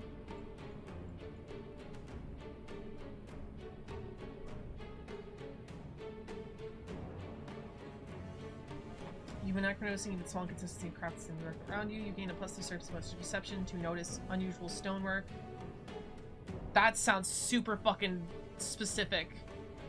This bonus applies to checks to discover mechanical trap. Never mind. Mechanical. Never mind. Take it back. If you aren't using the sneak action or searching, the GM automatically rolls a secret check for you to notice unusual stonework. So, oh wow, it's like a passive trap sense. Okay, never mind. It is no longer useless. It's a passive trap sense in stone. And, you know, dungeon crawling, shit like that. You learn the techniques first devised by your ancestors using the ancient wars, allowing you to comfortably wear massive suits of armor, ignoring the reduction to any armor you wear. That's amazing. In addition, these, like, ancestry feats feel really good. Isn't too bad in a game where you delve into dungeons? Yeah, yeah. Deduct 5 from a penalty, for example, if you're a common generally 10-foot penalty speed, you only have 5-foot penalty speed. For taking multiple penalties, pick only 1 penalty reduce. Important thing, vengeful hatred. Oh my god. Racism? Dwarves get racism? Vengeance on those who have wronged your people. Choose one of the following dwarven ancestral foes for vengeance hated. Drow, Drugger, Giant, or Orc. Racism! Let's fucking go! Is that a skill you can spec into?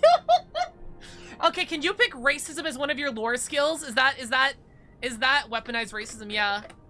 These are the level 1. Yeah, level 1's weaponized racism. Can you do racism lore? Is that something you can do?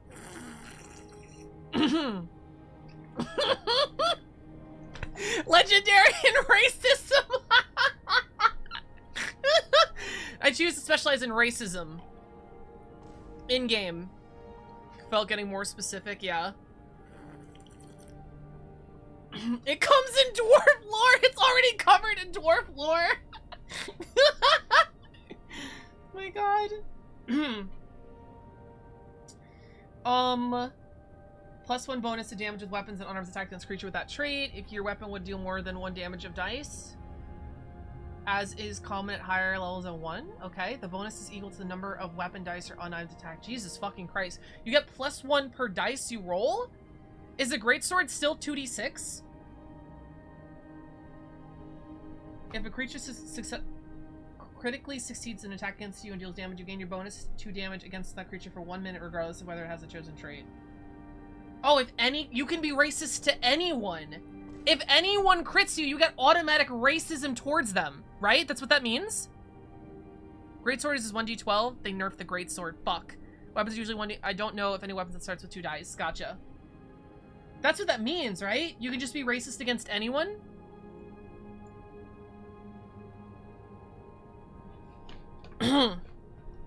Your GM can add appropriate creature traits to the ancestral foe list if your character is from community that commonly fought other types of enemies. Boulder roll. Rock runner. Oh, 5th level feats. We diplomatically call that self-defense. Right. Excuse me. I'm sorry. Self-defense. Right. Your dwarven is built to push around foes. Your dwarven build allows you to push around foes. GM approved racism. Yes. Mighty boulder that tumbles through a sub-crate. Take a... What? Okay. Take a step into the square of a foe that's your size, and the foe must be moved into empty space directly behind it. The foe's moves, even if it's a hard way, the foe can attempt to... I'm gonna skip... I don't know what this means. I'm gonna skip it.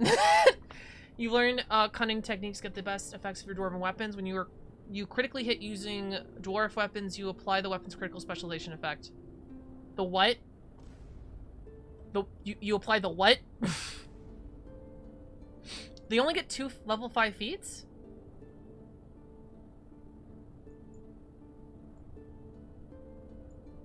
Fifth level, they get boulder roll.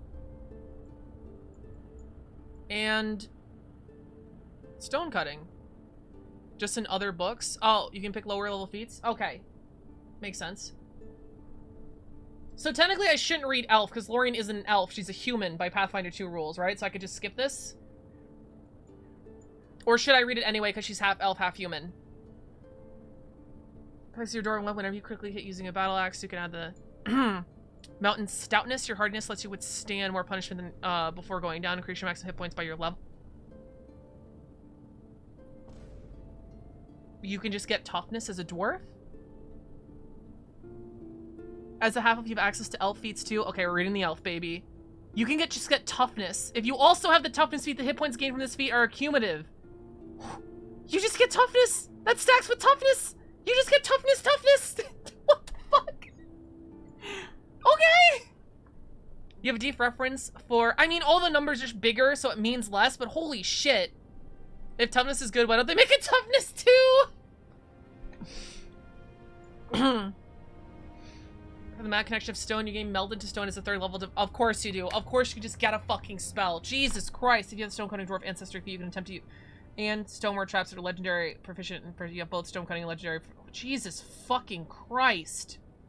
Oh my god. Toughness 2e.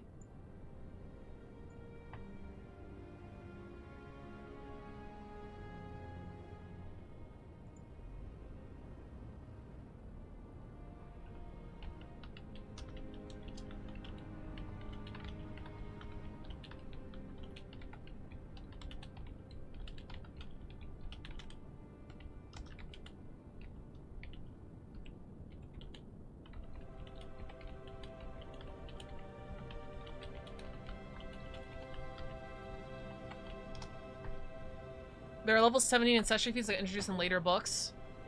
Oh, right. Okay, so at level 17, then you just pick a lower one, then. Yeah. Yeah, okay. Up next to your door lends your training. Stream so far. How do you read a book? Adding numbers together, writing on paper, the wonders of racism. Sarah, keep that list going. And certain weapons you also gain, which you are trained.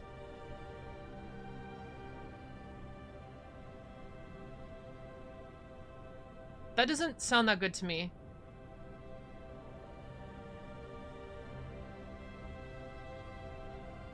Your dwarven infinitely blends into training or any skill. Whenever you gain a class... Oh, class feature! That grants you a greater or expert or greater proficiency in certain weapons. You also get that proficiency. Okay. So...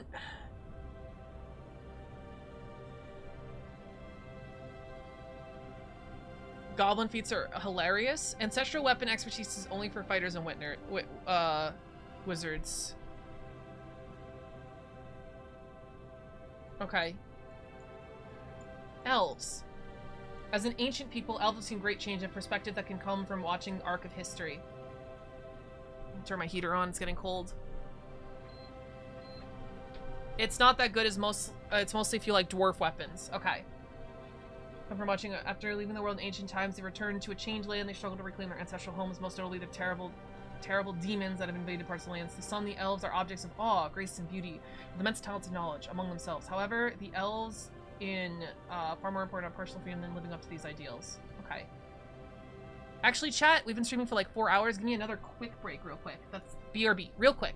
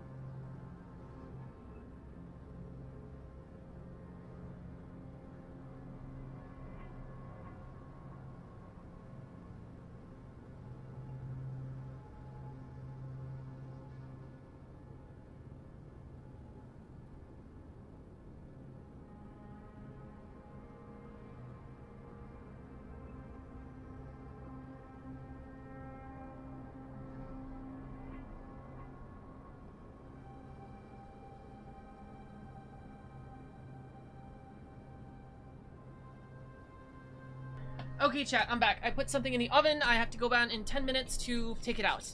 Whew! It's fucking cold. Alright. Elves. Elvy boys. Look at them go. They're elves. Look at them, look at them, look at them, look at them, look at them. Fucking go. Elves combine grace, sharp intellect, serious charm. Way that's practically magnetic. I don't think my pulsoid's not working. I just realized. It should be way higher.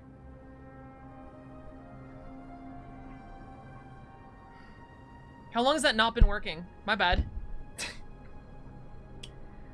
Often are victorious intellect through their selves into the level of deep, short-lived peoples. Find exercise or excessive. Jesus Christ. Private people steep from the groves of their kinship groups. They're slow to build friendships outside of kinsfolk for a specific reason. They subtly and deeply attune to their environment and their companions. What?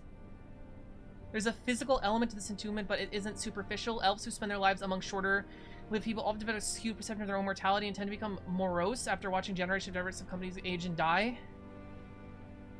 So elves become evil if they make too many friends with people who are who age less than them? How long is the heart rate monitor? Carefully curate relationship with people with shorter lifespans. Either they don't turn evil. Oh, okay. They become depressed. Okay. Have features such as eye color, skin tone, hair, manners that reflect the environment in which you live. Focus on your appearance, either admiring your grace or treating you as if you're physically fragile. Assume you practice archery, cast spells, fight demons, are proficient one or more arts. So elves are intrinsic with fighting demons in Pathfinder lore. That's kind of badass. Elves are just doomslayers. Worry you privately look down upon, feel like you're condescending and aloof. Taller than humans, elves fits a fragile grace, accentuated by long features, sharply pointed ears, and their wide, almost almond-shaped features. Oh, their eyes are wide, almost almond-shaped, featuring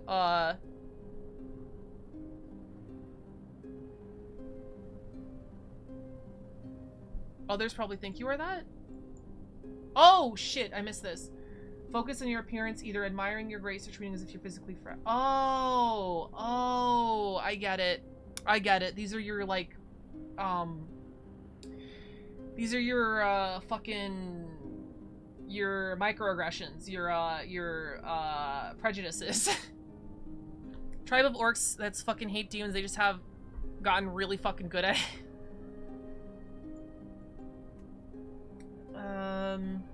Elves generally adapt to their environment. Their companions often take physical traits reflecting their surroundings. Elves who dwell in the prime forest might exhibit verdant hair or gnarled fin. That's awesome! While one who lives in the desert might golden elven fashion, like the elves themselves tend to.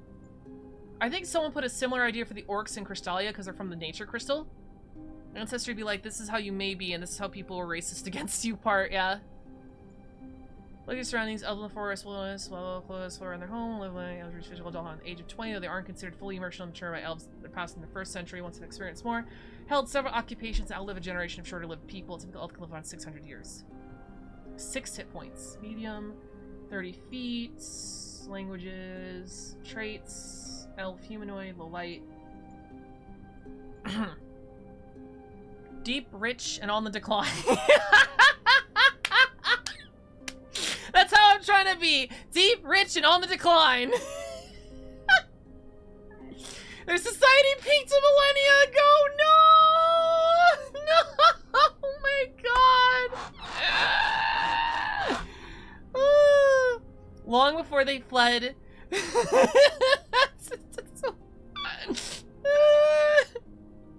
L plus ratio plus your society peaked a millennia ago plus your deep, rich, and on the decline plus... My god. Long before they fled the world to escape a great calamity, they've since returned to rebuilding at no easy cost. Inborn patience and intellectual curiosity make the elves excellent sages, philosophers, and wizards. Their society are built upon the inherent sense of wonder and knowledge. The L in elf stands for the L's they're taking. My god.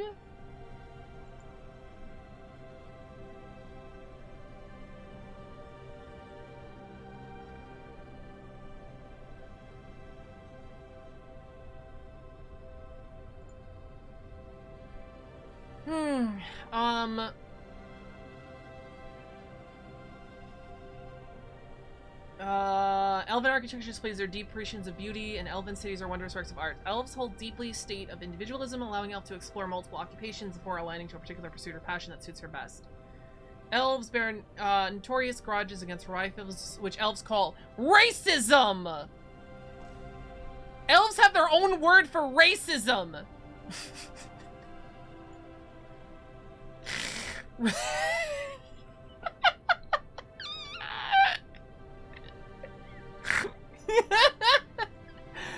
Oh, I love lore. Antagonistic relationships can sometimes blossom into friendships over time. I guess it's an important enough part of their society, yeah. Elves are often emotional and capricious, yet they hold high ideals close to their hearts. As such, many are chaotic good. They prefer deities who share their love of all things mystic and arcana. Desna and Shaylin are particular famous. The former a sense of war and a large appreciation of artistry. Callistra is notorious of the elven deities, which represent many elven ideals taken to the extreme. People call it Wokefinder. It's really just teaching us how to multi-class into all kinds of racism. So, these elves are kind of night and day with D&D elves, right? These are like entirely different elves. And Sarah and Ray are the lesbian trouble together? Yeah, lesbian polycule. These are like entirely different characters, elves, than in 5e. Like, entirely different. They like freedom, they like running around, art and shit. Elves keep their personal names secret among their family. While giving... Interesting. I wonder if that has to do with, like, Fey roots or something. While giving a nickname when meeting other people, this nickname can change over time due to events in life or in a whim. Single elf would be known by many names by unassociated. They're both kind of racist, just an elf thing. True. That's something they have in common. Elven names consist of multiple syllables and are meant to flow lyrically, at least in elven tongue. Livana. It works. Yavanna. They're so commonly end in L or Ara.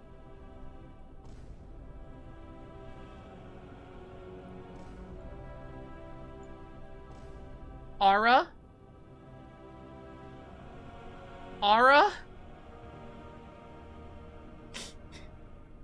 They end in Ara?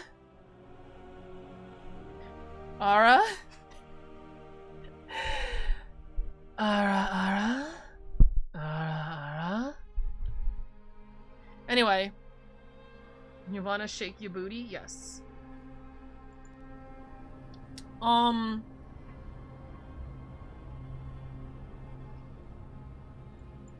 Ariel, Amun Lara, Cladril, Dar Lara, Faunra, Heldelel,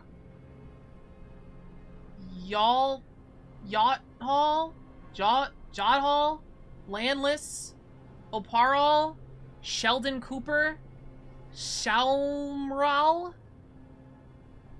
Talathel, Teresia, Variel, Zordon, Yalandalara, Zordalon. Elves live long lives, adapt to their environment after joining them for a long time. Choose following Arctic Elf. You delve in the frozen north and have gained incredible resistance against cold environments, granting you cold resistance half your level. Oh, these are like our elves. We have ice elves. You attempted all 16 names. Thank you. Granting you cold resistance half your level. You treat environmental cold effects as if they were one step less than Scream. Incredible cold becomes extreme cold becomes severe, and so on. Cavern Elf. You were born and spent many lives underground tunnels. Your life is scarce. You gain dark vision. Dope. I never doubted. Thank you. Seer Elf. You have the to detect and understand magical phenomena. You can cast detect magic cantrip as an innate spell at will. A cantrip is heightened. To a spell level equal to half your level rounded up. What? Oh, cantrip scale with you. Half your level. Okay, like 5e. Additionally, gain a +1 circumstance bonus to check if to identify magic type or magical nature. These skill actions typically use arcana, nature, occultism, or religion skill. Oh my god. This refers to all the schools of magic. I just realized that. That's why occultism is a skill, right? These are the 4 magics. Arcana for arcane, nature for primal, occultism for occultist, and religion for divine. That's cool. Whisper Elf. Your ears are finely tuned, able to detect the slightest odor. As long as you can hear normally, you can use a seek action to sense undetected creatures in a 60-foot cone instead of a 30-foot cone.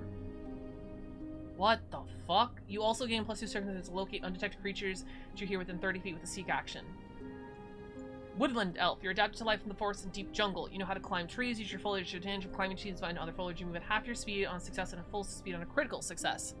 And thank you so much for following. Welcome to the import. I hope you enjoy your stay. How you doing today? Do you also play Pathfinder 2? We're learning for the first time. You move full speed, quick climb. This doesn't affect you when you're in your climbing speed. You can always take the cover action when you are within the training and cover ancestry feats. Okay, dope. So if Lori had to take one of these until I played mine, good lord, 60-foot cone of Seek is gigantic.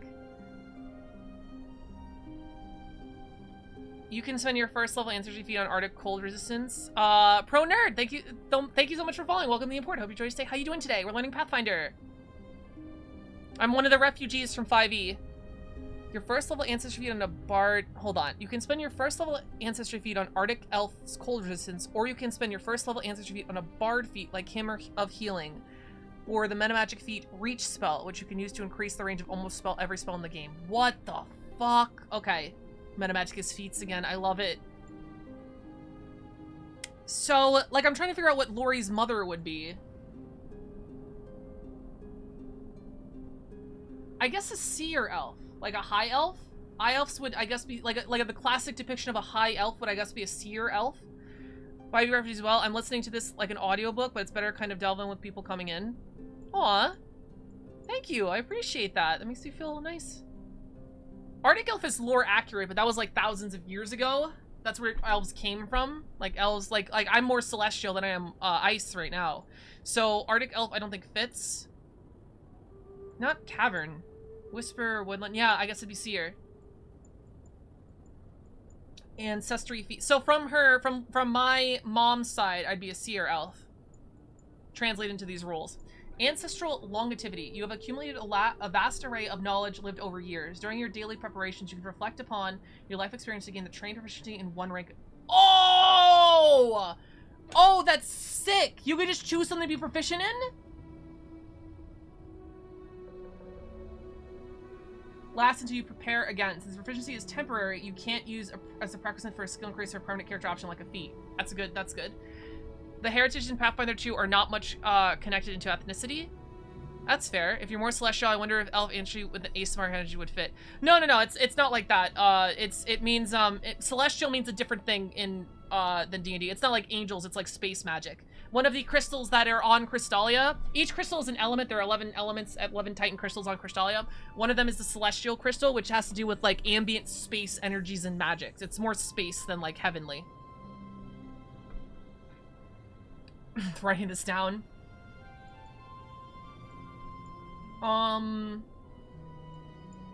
You've studied in traditional elven arts. Learning this actually works really well. At least 100 years old. Never mind. I literally can't take this. Lori literally can't take this. That's hilarious.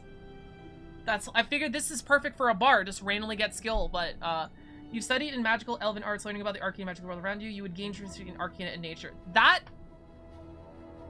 might be not might be bad, because part of Lori's story is that her mom tried to teach her wizard magic and she was a dumb bimbo and never got it. So that's not a bad option.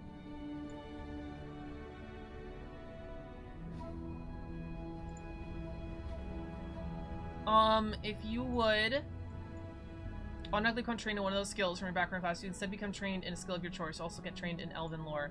I don't think she'd know elven lore though. Elven weapon familiar, definitely not Lori.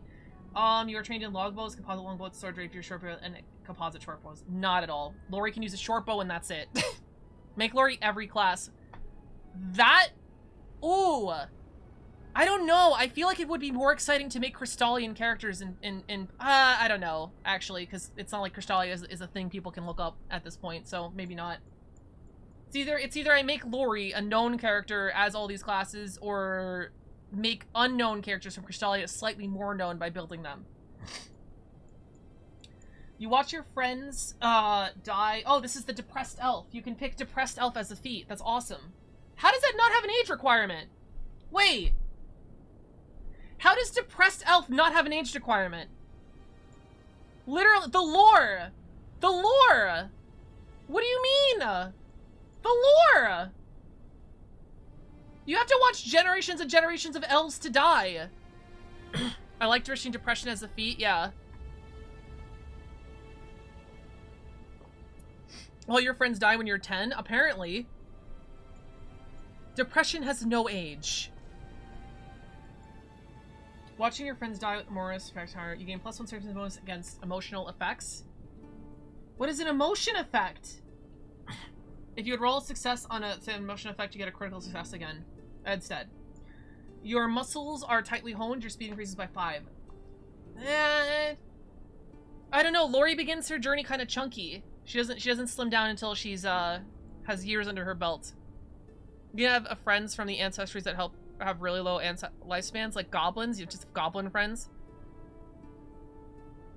Oh, it's just the understanding. Okay. Otherworldly magic. Your outline manifests as arcane spell, even if you aren't formally trained in magic. Choose one cantrip from the arcane. You can. Oh, wait a minute. That sounds really good. That sounds really good. Like, she literally learned one spell from her mom, and that was it. Like, one cantrip is all she was able to learn of wizard magic. All fear traits have the emotional trait. Oh, of course, it's a keyword you can look up because the system was well made by people who care about games. Oh, that's so good. Okay, so let's write that down.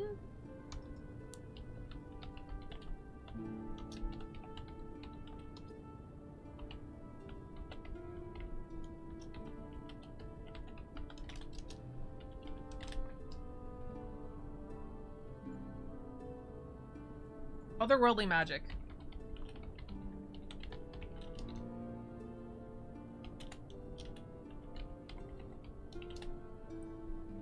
Kitsune's an ancestry for transforming fox people. That's badass. That's badass. Oh no. There are a lot of rules that are explained just by looking at the traits. It's beautiful. Otherworldly magic is good. Unwavering main. Your mystical control and mediation allows you to resist when you're conscious. Whenever you are affected by a mental effect that lasts at least 2 rounds, you can reduce the duration by 1 round. You still require natural sleep, but you treat your saving throw against the quality defeat as 1 degree of success better. This protects only against sleep effects and not other forms of falling unconscious. Okay. Ageless patience, you work more and long to enhance your thoroughness. You can voluntarily spend twice as much time on a perception check to gain +2 certain that bonus. You don't get natural 1 checks. So patience is not Lori. Go for you get benefits seeking 2. You can set weapon. Jesus Christ, sorry. Benefit delay and counter protection and negation with the passive creature. Yeah. 2 with the weapons your elven head. Whenever you critical hit using elf weapon, one listed an elven weapon familiar, you apply a weapon for a special evasion effect. What is this patient? Elves are immune to being paralyzed by ghouls. Why? You step. Oh. Oh, so step is an action. I'm assuming step is an action that does not provoke attack of opportunity because that was the thing in Pathfinder, a 5-foot step, right? So step, I'm guessing, is an action you can do for 1 action point that is you step 5 feet without provoking attack of opportunity. So this, if you get this, allows you to do 1 step and move 5 feet twice. Yes? Nice. Expert longevity. You can refine knowledge you gain through your life. When you choose a skill to become trained with ancestral longevity. For when people have reach weapons. Ooh, okay. Already trained to become this lasts your ancestral longevity, so expires. Again, you choose one of your skill increases. Instantly compared to training your skill, make okay. Universal longevity, Jesus fucking Christ. Oh,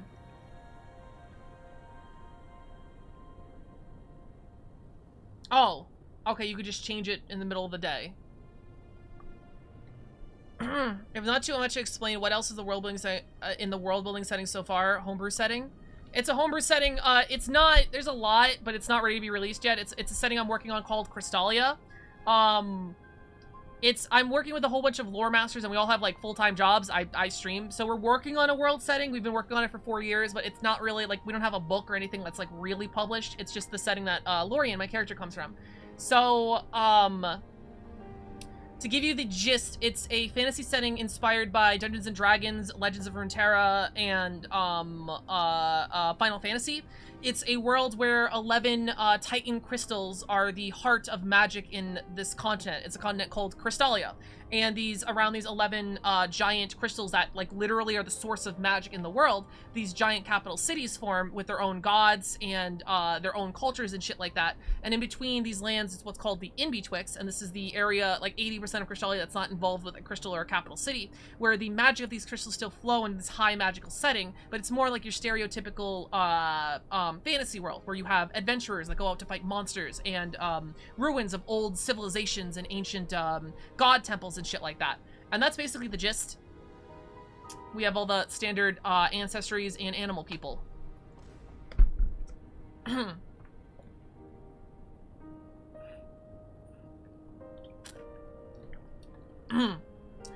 Okay, you've perfected your ability to keep up with... Oh yeah, we learned that one. Weapon expertise. Nope. Okay, so none of the elf things actually look great except for that. Sounds cool. Awesome.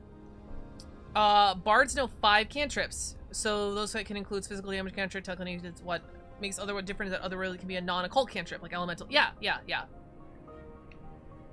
Okay, so we are going to skip the classes, the feats. Excuse me, class ancestries. Jesus Christ, we're gonna... Oh, backgrounds are here too. Fuck, we got rid of the backgrounds. We're gonna skip this and go to the backgrounds to see if we can find one that fits Lori, because we're gonna work on building Lori right now. Wait, no, we have to read humans. Humans first. Snow Goblin. Wait, what? Oh, that's awesome. Blue fur? That's sick.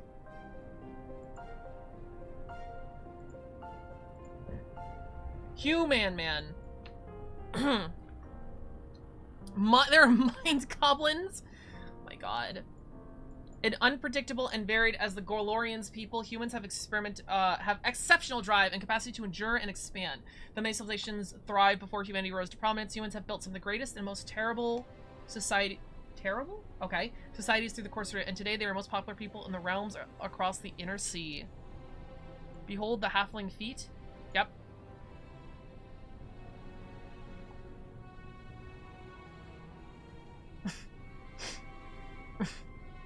Anyway. Human ambition, versatility, and exceptional persona has led them to statue the world prominence ancestry. Their empires and nations are vast, sprawling things, and their civilizations card name for themselves the prominent world power of their spell. Humanity is diverse and tremendous, running the gamut of nomadic to imperial, sinister to saintly. Many of their adventures forth maps express the multiverse, search for long lost forever, or to lead monkey goblins. Jesus fucking Christ. If you can play just about anything, you should play a human. Strive to achieve greatness, you want to seek to understand, and your racism is respect your flexibility, your adaptability, and in most cases your open-mindedness, distrust your intentions, fearing you seek only power or wealth. Aren't sure what to expect from you, hesitant to assume your intentions. Descriptions.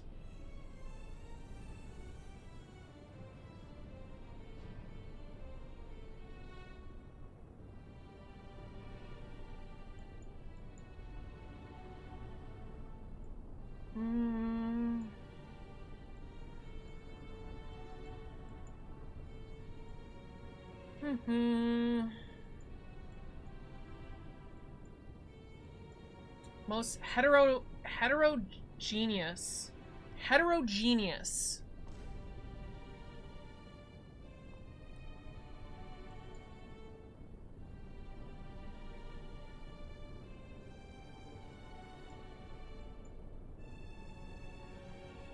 Jesus Christ.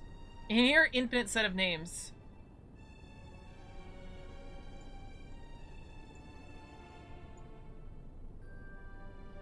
They don't even have names listed. Hit points 8, size medium, speed 25. Oh, I also saw this yesterday. The speed, medium race's speed, instead of being 30 feet as regular, it's 25. Minecraft be looking different? Wait, why Minecraft? Does it say I'm streaming Minecraft? I hope not. This, I don't think is bad at all. It means your maps have to be smaller. Like, your maps can be smaller. That big fucking chess board means more now that speed has been reduced across the board. It says Pathfinder. Okay. 2 free ability, common. Another language equal to your intelligence modifier. If it's positive. Choose from any of the common languages which you... Got you. Traits human, humanoid. You can have 3 actions. You can stride 3 times. I didn't think about that. Huh. So you're actually faster. Kind of. I don't know. I don't know how this affects balance, genuinely. Never mind. What happened with the names? There are no human names. There are no human names. Lancelot, Bob, Kevin, Michelangelo. Ethnicities.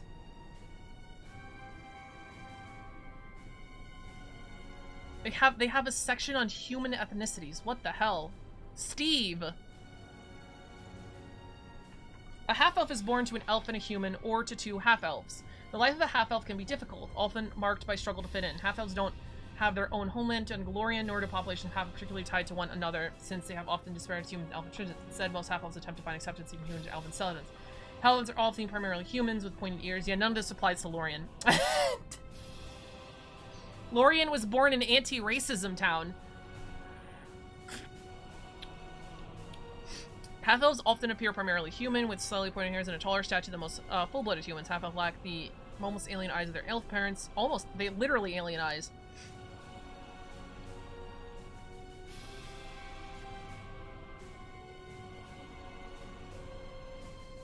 Anti-racism towns where racism are actively discriminated against, yeah. Did the music just get louder? That was weird.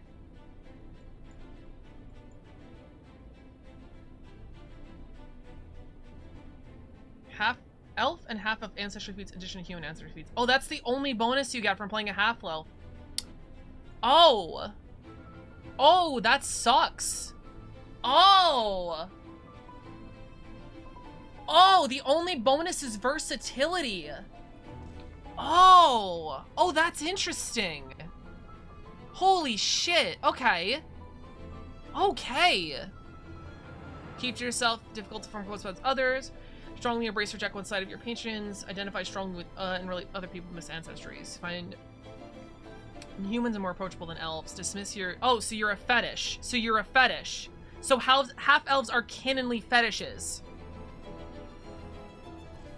That's what that means, right? Dismiss your human ethnicity and culture in light of your elven heritage. Downplay the challenges of being caught between 2 cultures. Half-elves canonically fetishized? Half-elf is the offspring of human and orc, or of 2 half-orcs, because some intolerant people see orcs as akin to monsters and people. They sometimes hate and fear half-orcs simply due to their lineage. Racism! Can only push after 2 being the margin of society, where they find record men are mercenaries. Crime or cruelty. Many who can't stand the indignities heap on human societies. So I know that then humans often assume half-orcs are no child and civilized. Do you game low-life isn't as a half-elf too? Oh! Do you? Was that buffed in? I don't see that.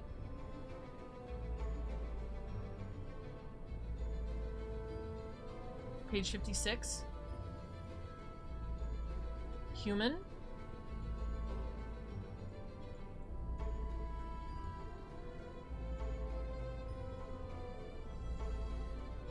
Bottom right hand of the page.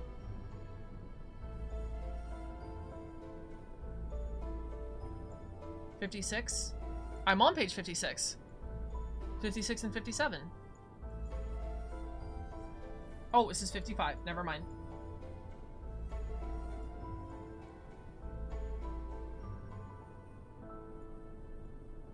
Oh, we're not even at the heritage yet. Wait, so what is this? This is... Oh, never mind. This isn't... Oh, okay. Let's revisit the numbers chapter. No, we have to go back. Here's how you count numbers. That's 55, not 56, you dumb ass. They included the title as a page throwing out the PDF. I hate when they do that. Yeah.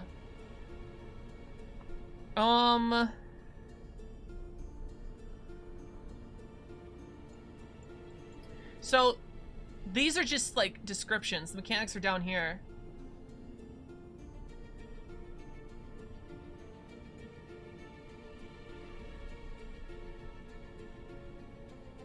Wow. Wow. That is a statement. Pity you for the tragic circumstance they assume involved in your birth. That is a very smart way to word that. Wow, that's interesting.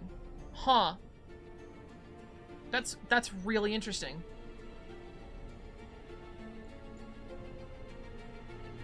Wow. Get out of your way and back down rather than face your anger.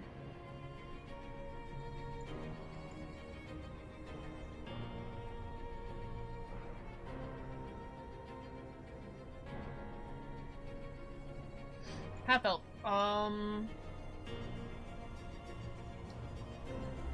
You gain the elf trait. Oh my god, your characters have traits too. I forgot about that. Okay, so you're an elf and a human and a humanoid. Okay. Low light vision. And then you can select elf, half, and then the versatility. Okay. Well, you do have access to specifically half elf stuff, so that might be good enough as it is.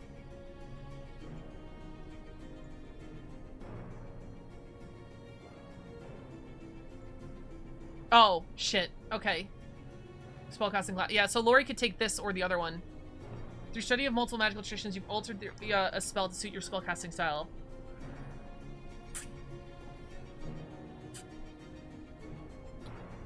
Wait, replace? Why replace?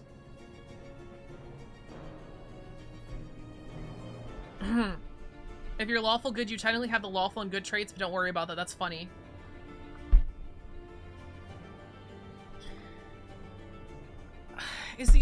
Is the other one just better? Is the elf one just better?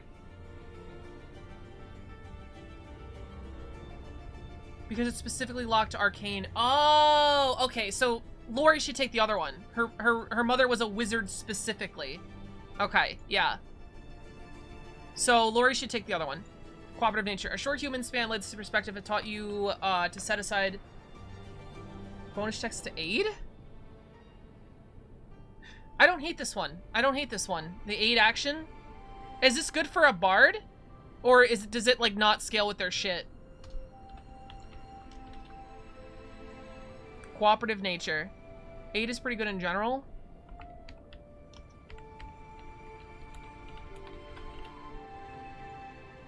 It gets nutty. You're throwing out +4s at high levels. This fit from someone who is a half-elf from the anti-racism town of Mellowville and who becomes a supportive bard. This fits her. General trading. Lamau. There it is, baby. Here it is. Human. Woo.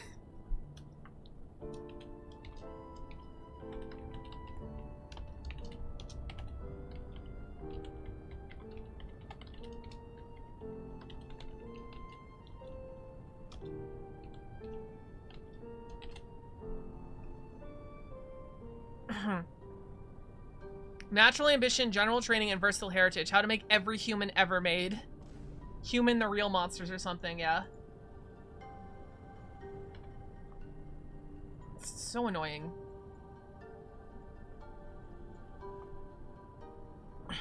Hello, Austin. You probably think it's harder for others to order you around. If you roll a stealth saving throw against a mental effect that attempts to direct control your actions, you critically success in Wait, what? Oh, if you roll a success, you critically obsess. Natural ambition. You were ambitious and always reach for the stars, leading you to perfectly rest your chosen field. You gain a +1 class feature for your class. Are you kidding me? Are you kidding me?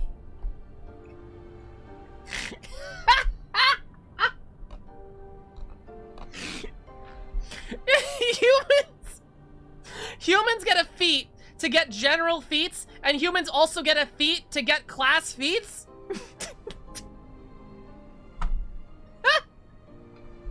I hate humans for a reason.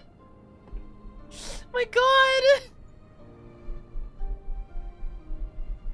Every top build basically assumes a human. No way. Goddamn humans taking our gerbs.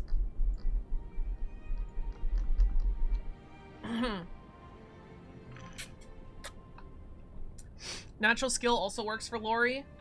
It's a bit unspecific, but you're a bard, you're skilled.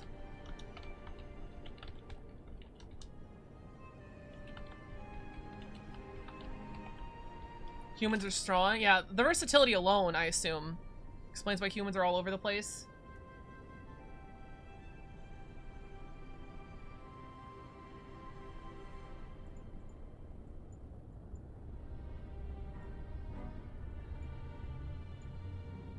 Oh, I guess natural ambition, too.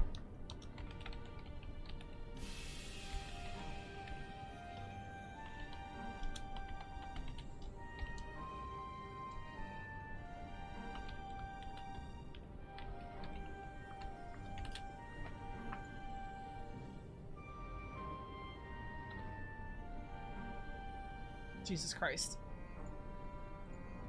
Pathfinder is a prequel to Modern Earth. That Modern Earths are all that's left in killing the others. It's not a prequel to Modern Earth. It's funny, Lorian doesn't have a modern age. They go from fantasy to sci-fi, and no one knows what happens in between. I'm pretty sure that's the lore. Unconventional weaponry. This is not fit for Lori, but humans get to pick any weapon. Jesus Christ, dude. Adaptive adepts. Adaptive adept. Okay.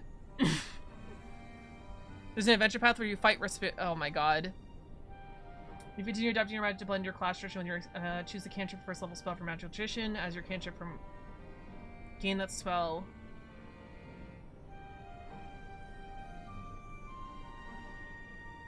Okay. Clever improv. You've learned how to handle situations. You're in depth. You gain untrained improvisation general feat.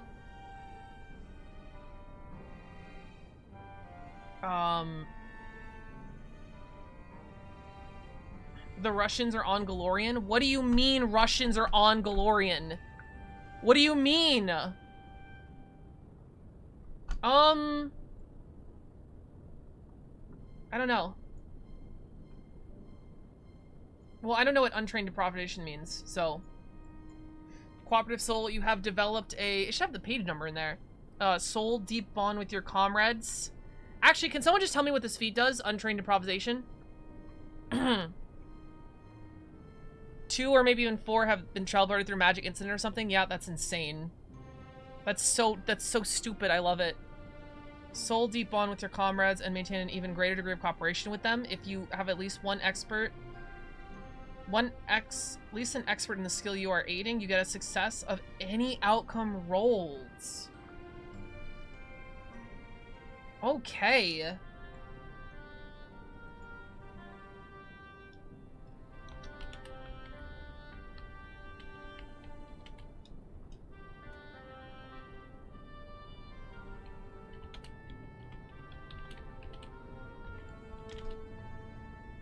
Untrained is basically anything you're untrained in adds your level if one, I recall. Oh, so that's like bardic knowledge. I saw a meme about USNR there. I hadn't looked into it. Didn't think it was literal. Impeccable improv. You need clever.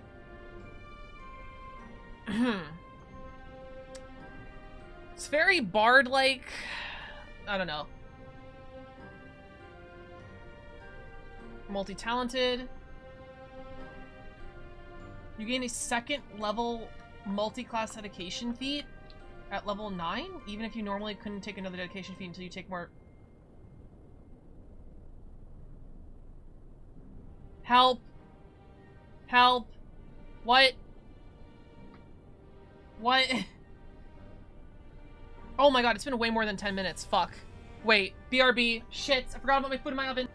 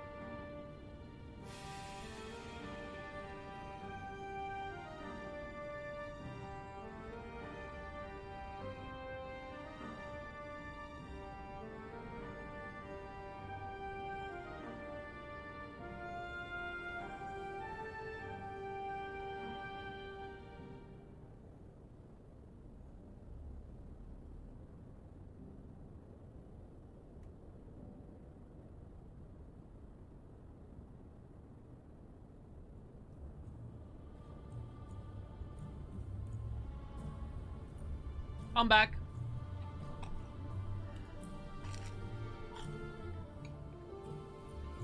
Not asked you? Okay, my bad. Did we get an answer on what the fuck that does?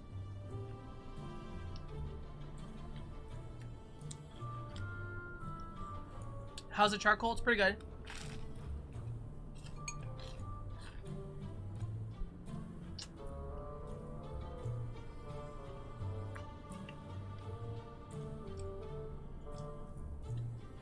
Elf atavism? What the fuck?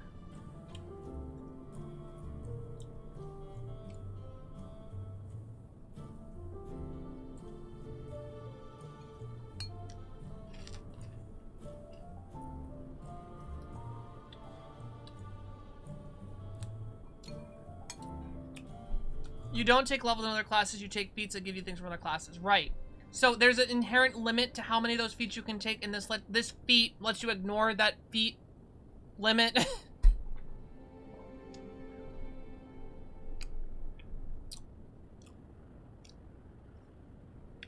Dedication feat to the entry feat of that class archetype. Okay.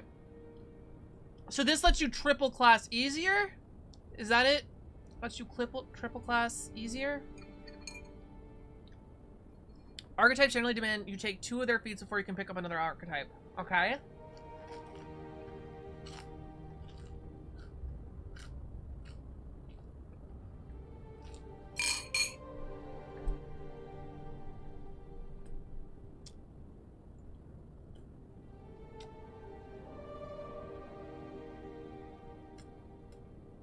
If you take an archetype at 2nd level, you most often can't take one until approximately 8th level.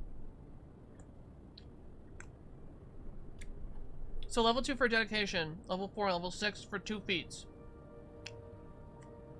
And you can only pick up a new archetype dedication at level 8. But this is level 9.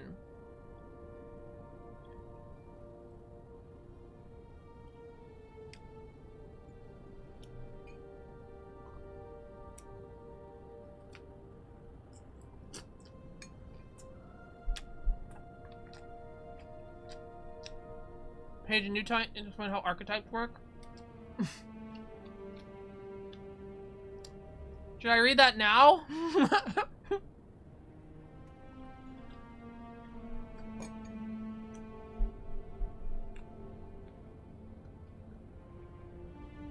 Nope. Being gives you a multi-class feat without going through a normal process, basically. Okay. Alright. You can cheat out in multi-class feat.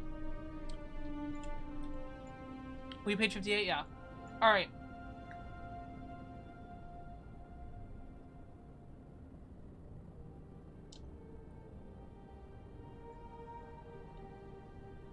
Interesting. You gain access to... I mean, I guess it makes sense to leave here, but I can't see myself ever taking this. Good luck with the rest. I'm dipping. Alright, Sarah! Oh no, I've been doing this for too long. Everybody's going to sleep. Inspire imitation. Run action inspire out to great achievement. Whenever you critically suss a skill check, you automatically qualify to use the aid react. Wait, what? Without attempting to help an ally using the same skill, even without spending an action to prepare to do so? What the fuck?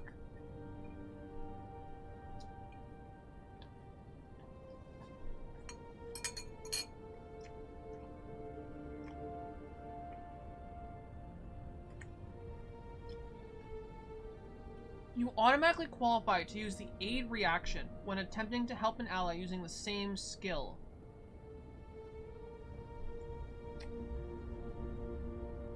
Okay, so if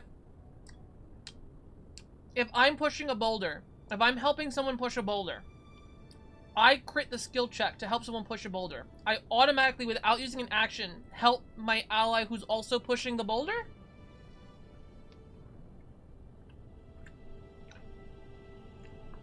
You know how you have 3 action points and 1 reaction? Aid normally costs 1 action point plus 1 reaction. Okay.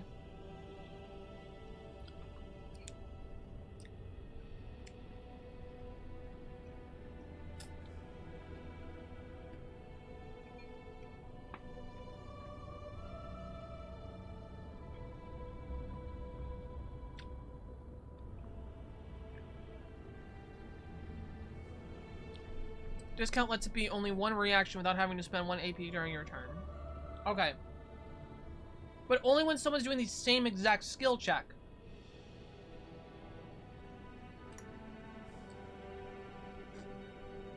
The elven magic in your blood forces you can use. More appealing earlier. You can cast level 1 charm as an arcane innate spell for one per day.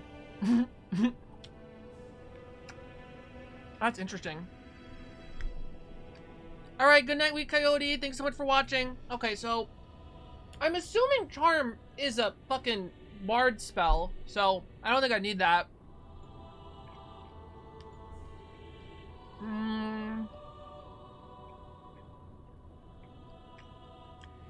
Oh. Okay. Oh. Oh my god. Oh wow. That's awesome. That's like a fucking undead skill. One thing about Inspire Imitation that it doesn't need to be the same skill used. Okay. Orc site.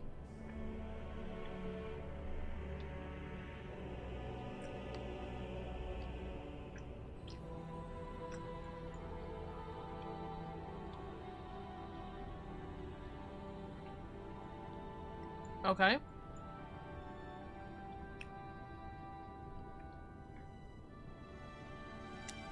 You attempt a saving throw against a spell magical effect before rolling? Oh, okay. Not bad, not bad.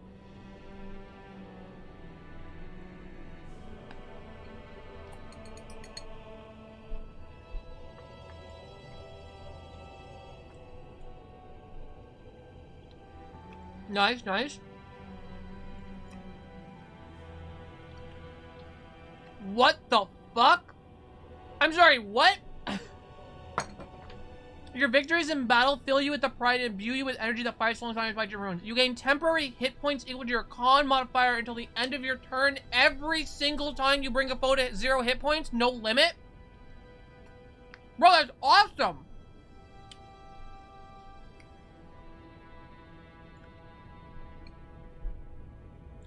Gamer time. You see yourself in situation, practice ancient orc mental exercises for shrugging off the effects of magic. That's just really good. I feel like the half orc feats are way better than the half elf feats.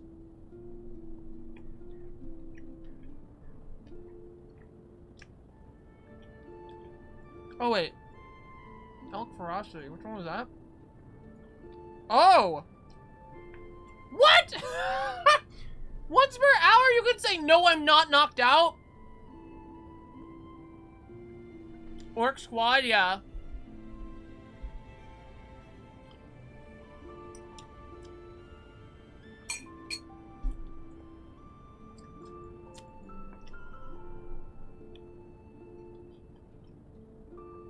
You're not feeling it today? What do you mean?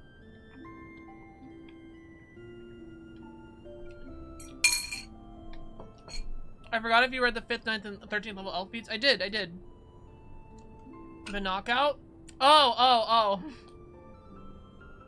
Yeah, I don't feel like dying today. I'm gonna stay up.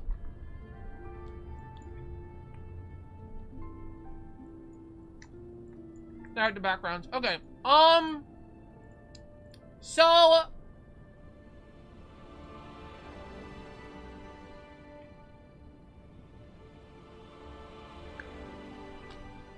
the problem is, unfortunately, with being a human, because the human gives us access to any feat in the game, any general or class feat in the game, I won't be able to make a decision until I read every feat in the game.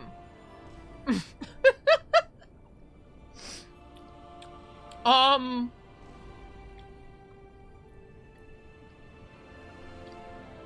I right, though?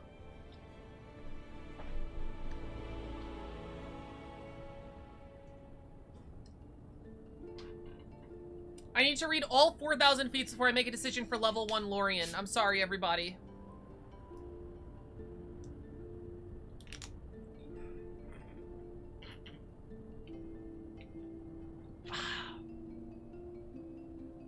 we got time.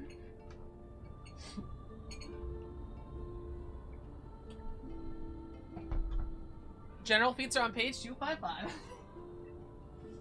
I don't think I should read the fight. I mean, oh yeah, well look, background's actually gonna be way easier. What about goblin feats? Goblin these nuts? Thank you. Yeah, background should be way easier to figure out something to do, to throw on Lorian. What was she? Oh, she was an entertaining background. Oh no, wait, charlatan. Well, when I first wrote her, she was entertainer, and then I realized the entertainer background was really bad, especially if you're a bard, so now she's a charlatan. Hope to catch you next time. Of course, of course, of course. You got me? True.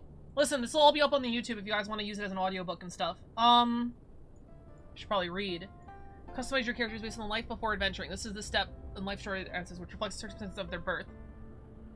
Your character's background can help you learn and portray more about your personality, while also suggesting certain things you're likely to know. Consider what events set your character on their path of life and adventure, and how these circumstances relate to their background. First of all, when your character, this decision is permanent, cannot be changed. Each background listed grants 2 ability boosts, a skill feat, and a trained proficiency rank in 2 skills. I'm sorry, a skill feat? Every background gives you a feat?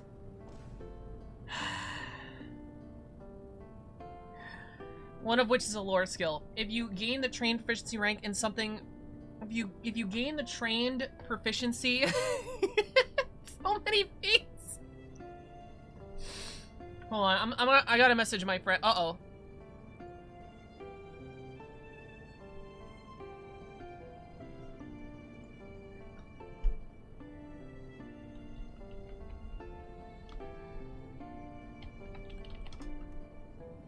Hold on.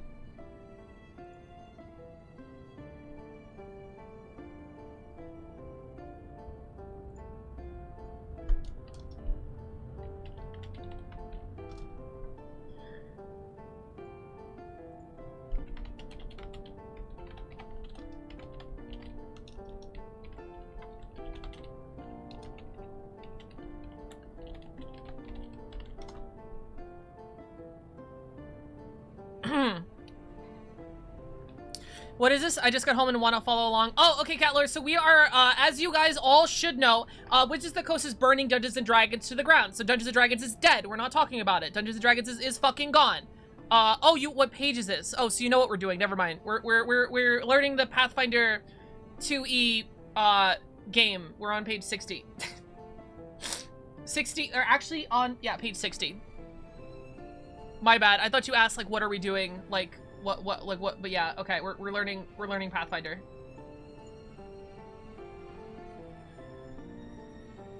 Stop fucking crying about it, it's gone. Yeah, it's fucking gone! Get over it! Can't change to lore skill, you gain training for skill, your background, skill can land, you instead became trained in another skill of your choice. Okay, let me rewrite that, that's actually important. If you would gain the trained proficiency rank in a skill from your background, and would then gain proficiency rank in the same skill from your class at level 1, you instead become trained in another skill of your choice. Epic. Epic. There's no doubling down. Lore skills represent deep knowledge of a specific subject. Describe if a lore skill involves a choice. Explain your preference to the DM, who has final say on whether to accept it or not. If you have some suggestions, the common lore subcategory page is on a number of lore pages there. Okay, dope. Pathfinder 2 Lore 101. You spend your early days in a religious monastery, cloister, may train background and spread the message religion teaches. Cast one, choose one ability boost, intelligence or wisdom. Train the religion skill and scribing lore skill. You gain the student of the canon feat. I'm not gonna ask what the feat is until there's something that like might actually affect Lori. Acrobat. Strength or dex, other is free. Acrobatics skill, circus lore, oh wow, I literally, there's a character in Crystalia that would fit this a lot. Animal whisperer. Okay, dope. Artisan. Strength or intelligence. Intelligence as an artisan, I love that. Crafting skill, you get the specialty crafting skill. Artist. Your art is your greatest passion, whatever form it takes. Adventuring might help you find inspiration, simply be a way of surviving until you become a world-famous artist. I'm digging it, I'm digging it.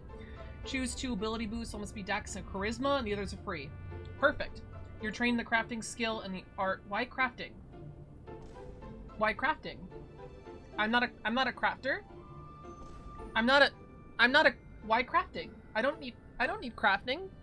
I'm a dumb bitch. I can't craft for shit. Since backgrounds affect ability scores, if you want a frame of reference, most human half-elves choose either or rarely. If you want, you'll need GM allowance for your official role where you buy one extra ability skill. Yeah, take the two. It isn't raw legal. Yeah, it is. It said optional rule. House rule is that popular organized campaigns play it. 3/16s. Actually, is that more meta? That is more meta, isn't it?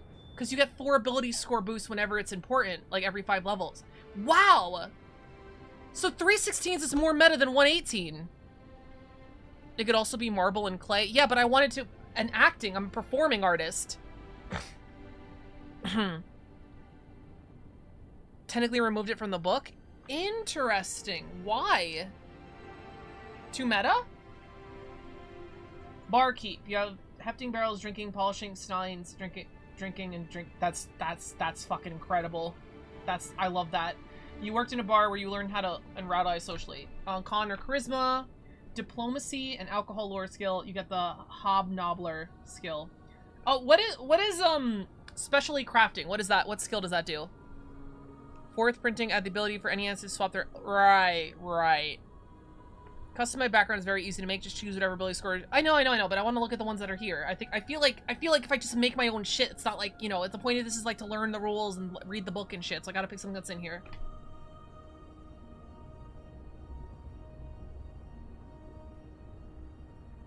I suppose I could just look it up on Archives of Nethys, right?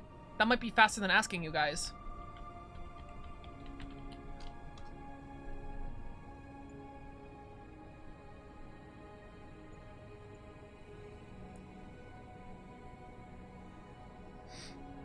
Gives you +2 on craft checks on one subcategory, like metal. Boo! Boring!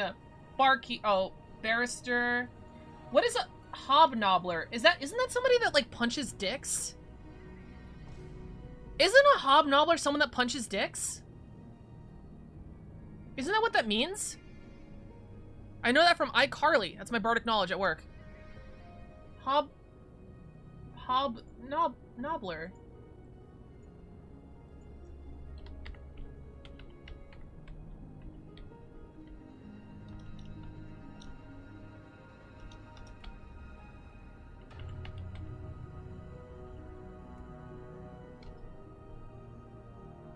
Hobnobbler. I don't know what a hobnobbler is. Who makes connections? Good at networking? Oh! Okay, wait, so so let's look up what that skill does, actually. Because that sounds like Lori.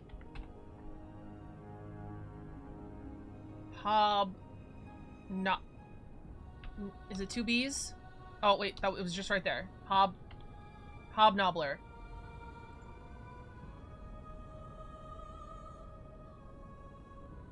Trained in diplomacy. I realize how old I am to remember iCarly. If you were skilled at learning information through conversation, the gather information exploration activity takes you half as long as normal. That sounds applicable. If you're a master in diplomacy and gather information at normal speed, while you attempt to do so and roll critical failure, you get a failure instead.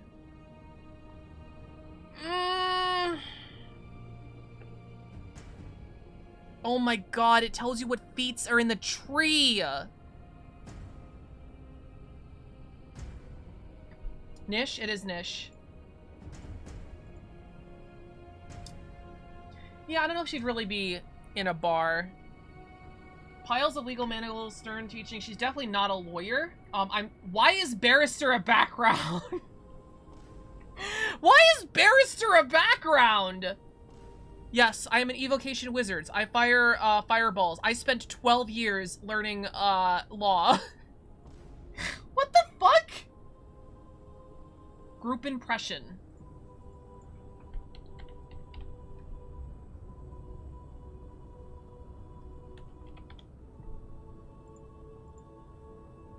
When you make an impression, Jesus fucking Christ, you can compare your diplomacy check to the will DCs of 2 targets instead of 1. It's possible to different degrees of success for each target. The targets increase to 4 when you're expert, 10 if you're master, and 25 if you're legendary.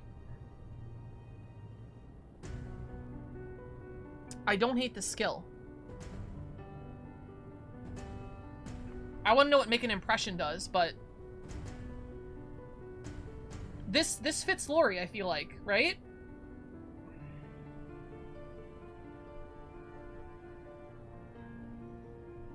I mean, I'm literally making an impression to like 25 people right now. It's an AoE social skill, Lamau. It is! I don't know. That sounds like Lori. I'm doing an AoE social skill right now.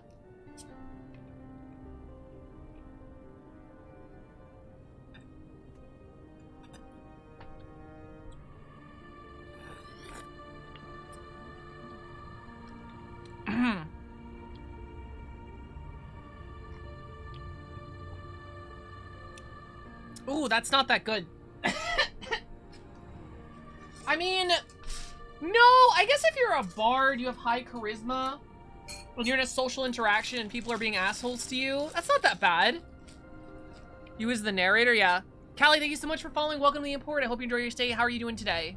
We're just learning some fucking, Pathfinder 2. Bounty Hunter.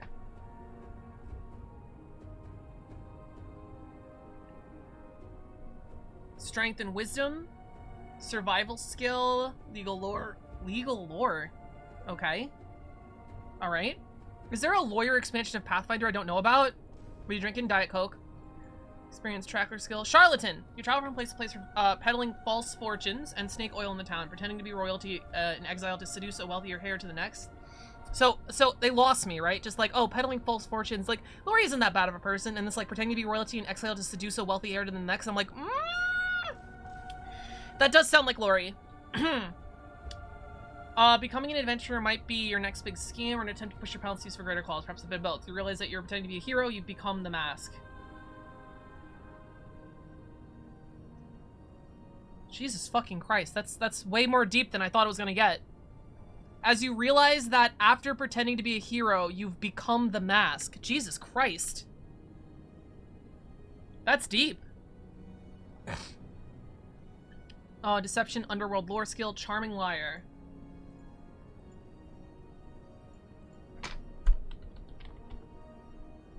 Charming scoundrel? That's a creature.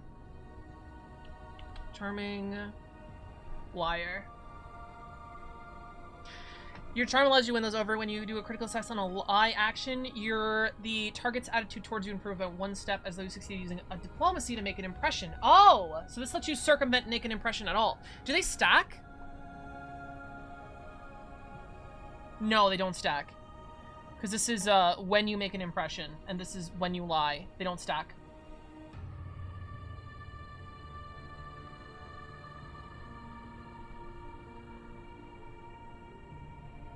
Interesting. It's, I don't know. Criminal. Choose 2 ability scores, Dex Intelligence, Stealth, Experienced Smuggler. Detective. Society skill. Emissary. Far wide, community, new people forming lots of new attack. Choose intelligence, charisma. You train society skill, lore. Related to one city you visited, you gain the multilingual skill. Nah. Entertainer through education in the arts. Your sheer dogged practice. Okay. You've learned to entertain crowds. You have been an actor, dancer, musician, street musician, or any other sort of... I mean, they literally wrote it in the book. I mean, can we really pick anything else? Dex or charisma, otherwise free. You're trained in the performance skill, and the theater lore skill. Hey, yo! You get the fascinating performance skill. Please be good. Please be good. Please be good.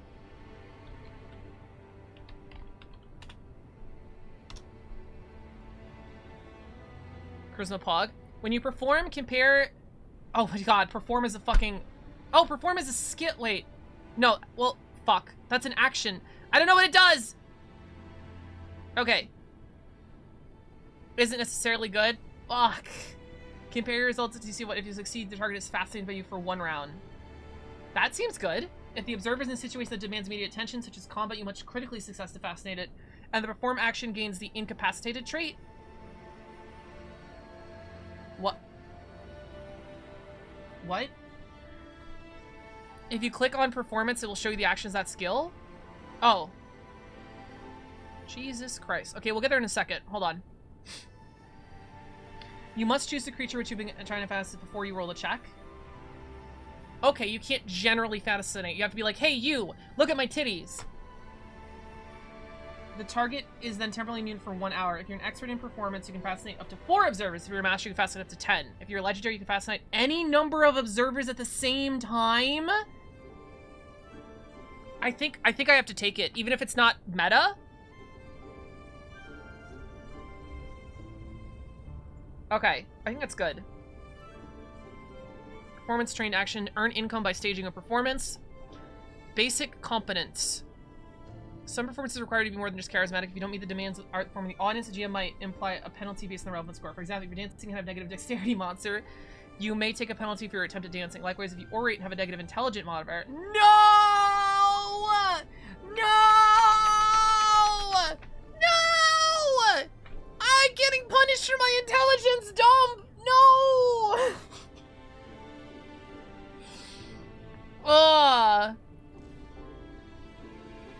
I can't believe it's punishing me for I'm the fucking consequences of my actions.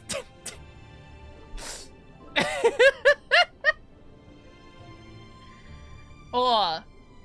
When you use an action that utilizes a performance skill, it gains 1 or more trait relevant to that. What? You can't give good speeches? I can give good speeches. I'm the throat goat. You don't need intelligence to sing a song? I give way better speeches than I sing songs. When you use an action that utilizes the performance skill, it gains 1 or more traits relevant to the type of performance. The GM... Oh, okay. Jesus fucking Christ.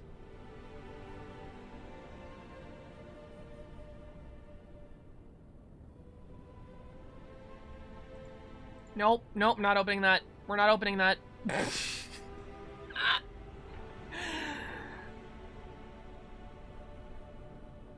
Perform.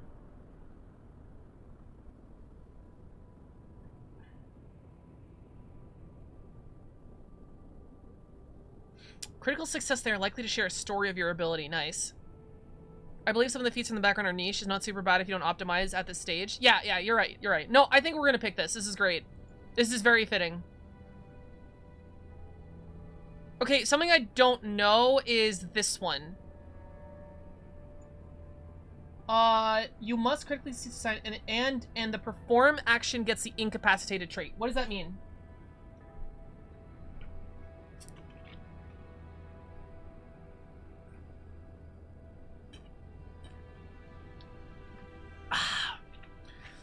Dancing and playing an instrument provoke AoE. Oh, so just like Pathfinder 1, singing is most meta.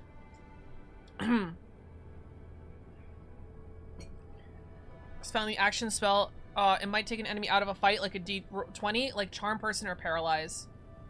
Oh! But why does the perform action gain the incapacitation trait?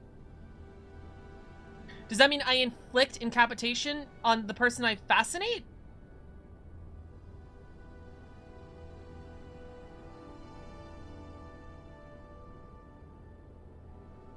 No?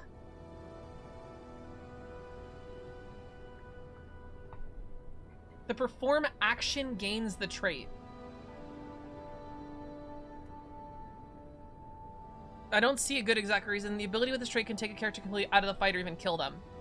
It's hard to use on a more powerful character. If a spell has incapacitating trait, any creature more than twice the spell's level treat the result of the check to prevent incapacitation by the spell's 1 degree success better. Or the result of the spell check incapacitated make 1 degree.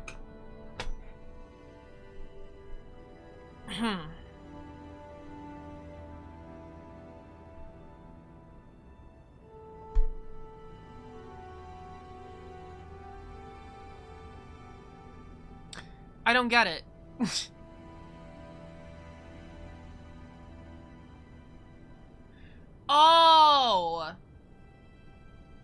So, okay, this is dumb. If I use this feat and crit on someone in combat, if I use it again, it's less good on higher level creatures? Is this so you don't... Oh, I get it. It's so you don't stun lock a boss. That's what this is. That's what that's for. Jesus fucking Christ. We got to it.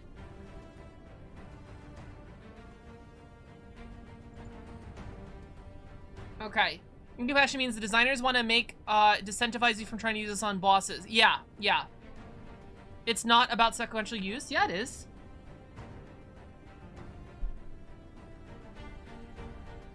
No, it's not. It's in combat. It's always incapacitated in combat. Oh, shit. Okay. It's always incapacitated in combat. Okay.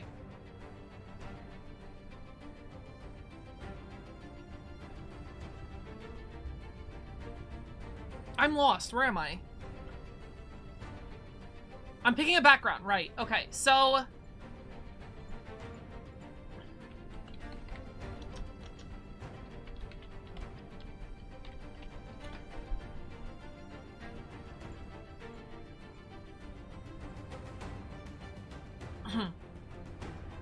Entertainer. Nope.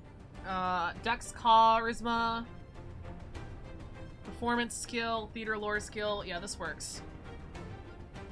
Any casting of charm. Yeah, okay. With a strong back and understanding of seasonal cycles, you've tilled the farm. You're a farmer. Con wisdom, athletics, farming lore, assurance. Field medic. In the category, you learn to adapt rapidly to casualties, patch up soldiers, guards, other things. Choose one, con or wisdom.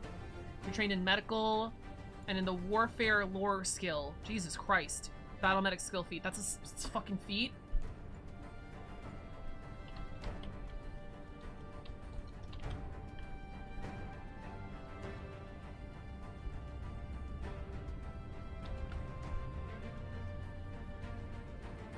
Did I read it wrong?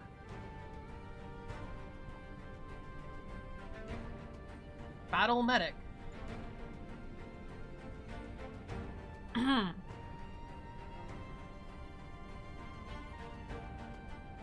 Battle medicine?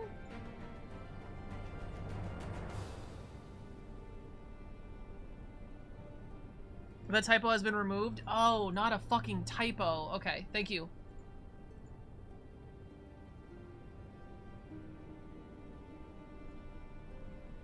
Is this right? Is this the skill? Heal 2d8 HP in one action. It's the Far Cry healing animation. It was a second result? Okay, hold on.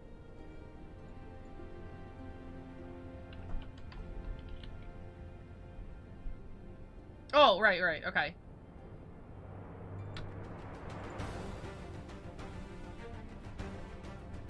Fortune teller.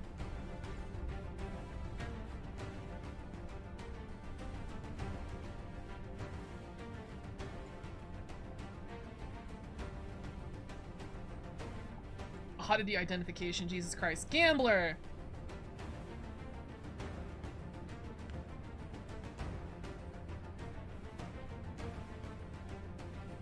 Lie to me, skill feat. What the fuck?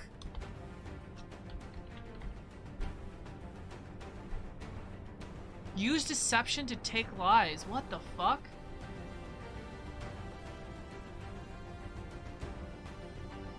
What the fuck? Okay.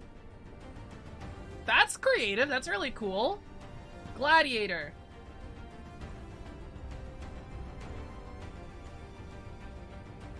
Strength or charisma. I love that. Impressive performance. Oh no, I gotta look up that one.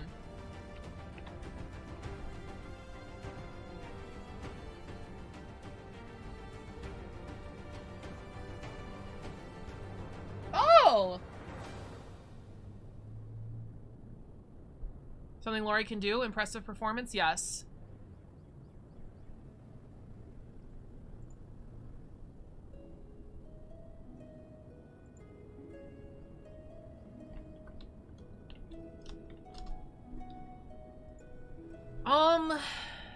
Yeah, that's good. I like it.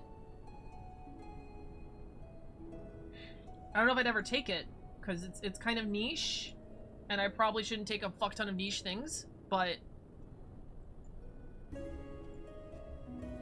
Yeah, and she's gonna have high diplomacy anyway.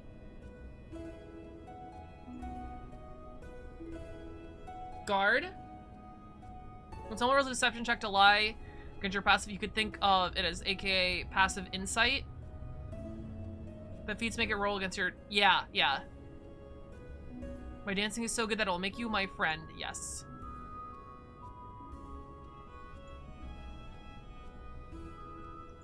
Normally trained apothecary, real practitioner of folk medicine, you learn the healing properties of various herbs. You're attempting to collect the natural sort of things, constitution or wisdom, nature skill, natural medicine, hermit.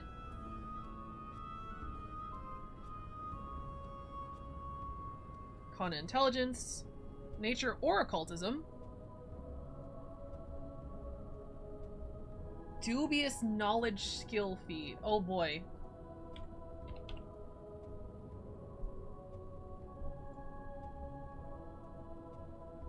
When you fail a recall knowledge check using any skill, you learn a bit of true knowledge and a bit of erroneous knowledge. But you don't have any way to differentiate which one is true.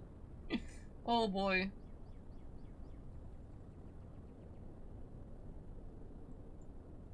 Hunter.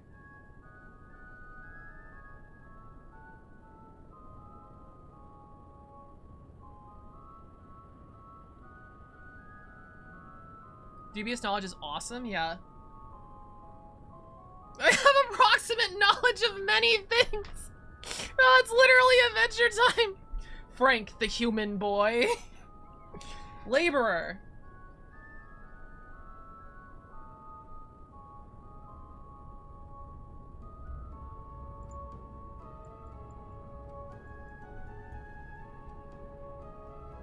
Hefty hauler.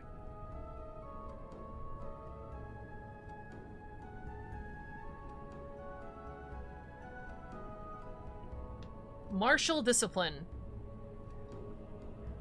School you attended might have been a traditional modern and elite military academy, local branch prestige, and that's cool. Strength or dex. You trained in your choice of acrobatic or athletic skill. You can choose a skill feat. Oh, okay. Merchant. Dusty shop market stall merchant card. You pick skill you practice still. I thought you said you had a degree in theoretical physics. No, I had a theoretical degree in physics.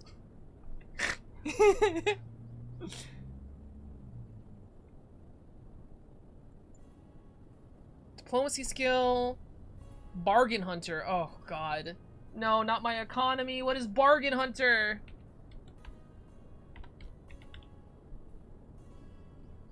Earn income by searching for deals? What? What? What? What? Oh, you actually can start with more gold. That's so dumb. I'm not gonna take it, but Jesus Christ.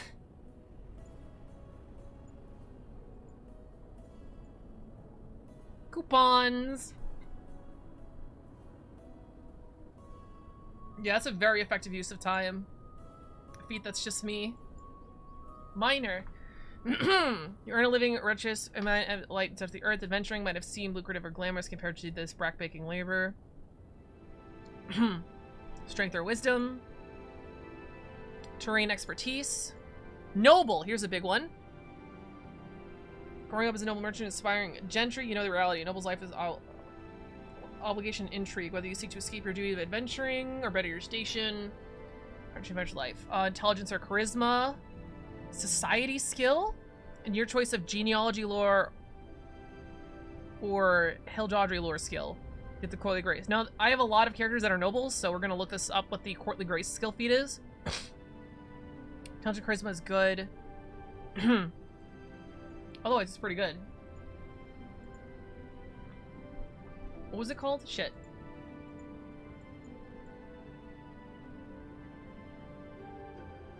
Courtly grace.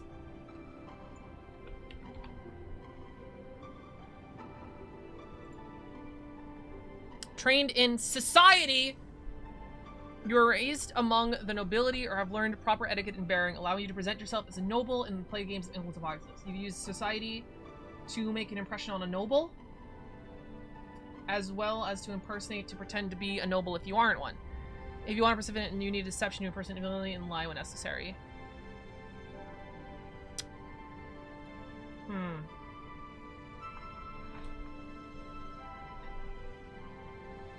That's not good. Noble literally gives you charisma.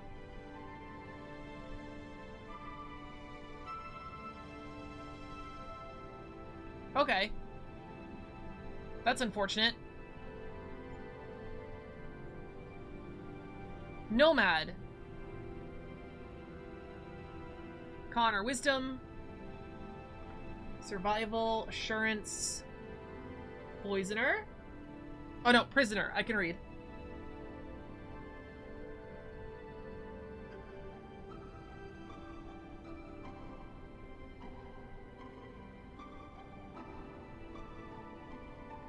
You can open up doors that may be sealed to others. Yeah, true.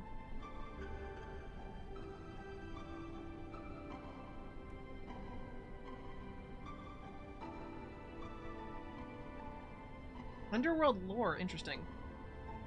Experienced smuggler. Scholar. Sailor. Jesus Christ. Oh no, scholar's right under it, yeah.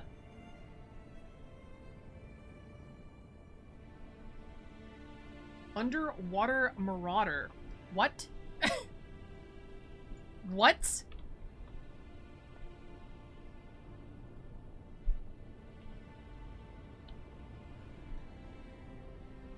Are you serious? You just can fight underwater? What the fuck? Okay. Scholar.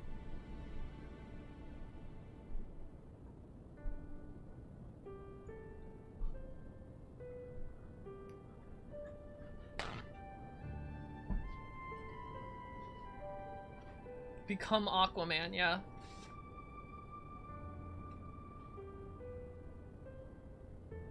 Scout?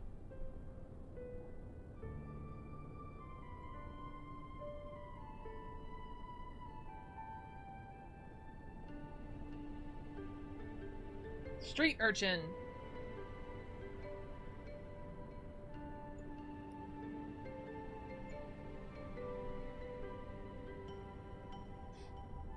Pickpocket, let's see that one.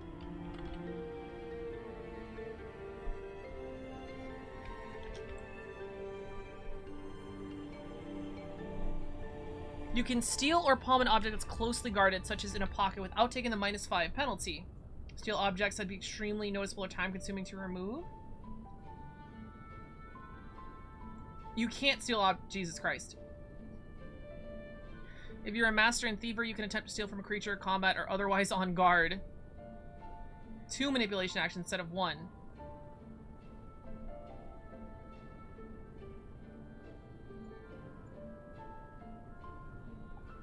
Tinker.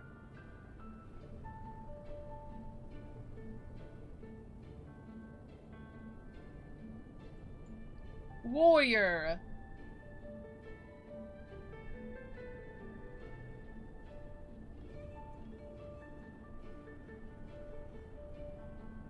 Intimidating glare. What the fuck?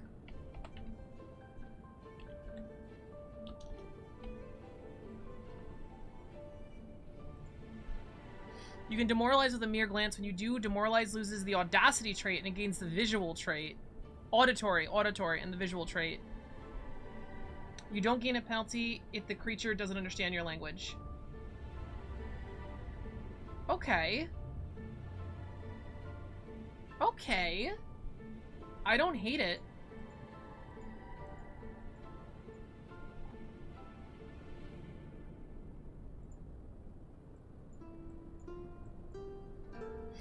People the Inner speak. Oh, we're done. Oh, okay.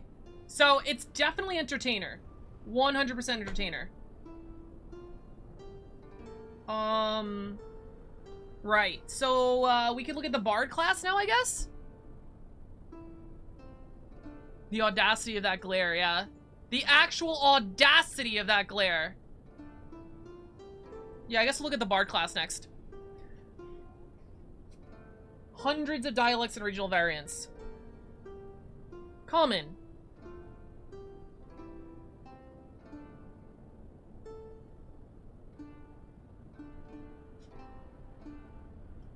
I like this. I like this reason for languages. Bard class? Ooh, baby. Alright. Your ancestral language you might not typically one. So this means you can both speak and read these languages. Having a positive intelligence modifier grants you additional languages equal to your intelligence modifier. You can also choose... You get a lot of languages. Present a list of your character's ancestry energy. From your region or ethnicity. If there's a language you want to select that isn't on the list. Intelligence changes later on.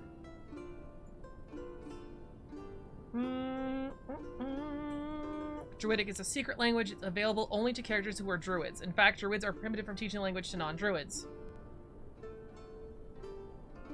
There's a feat that lets you speak languages. So we have Common, Draconic, Dwarven, Elven, Gnomish, Goblin, Halfling, Jotun. Love that. Orcish, Sylvan, Undercommon. Abyssal, Alclo for Daros, Evil Fae. What the fuck? Okay. Most and Inner Sea, Europe and the country near the Mediterranean Sea. Common language is Taldane. Oh. Oh! Taldane, also known as Common. Mwangi. Tien. That's awesome. That's so much cultural context, dude. Damn, I wish I could hire a lot of writers.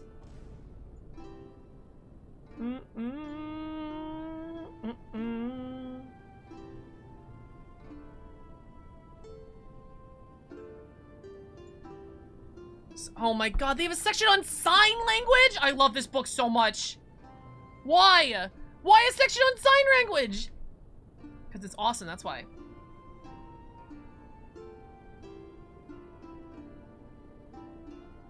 There's feats. There's fucking feats. Oh my god.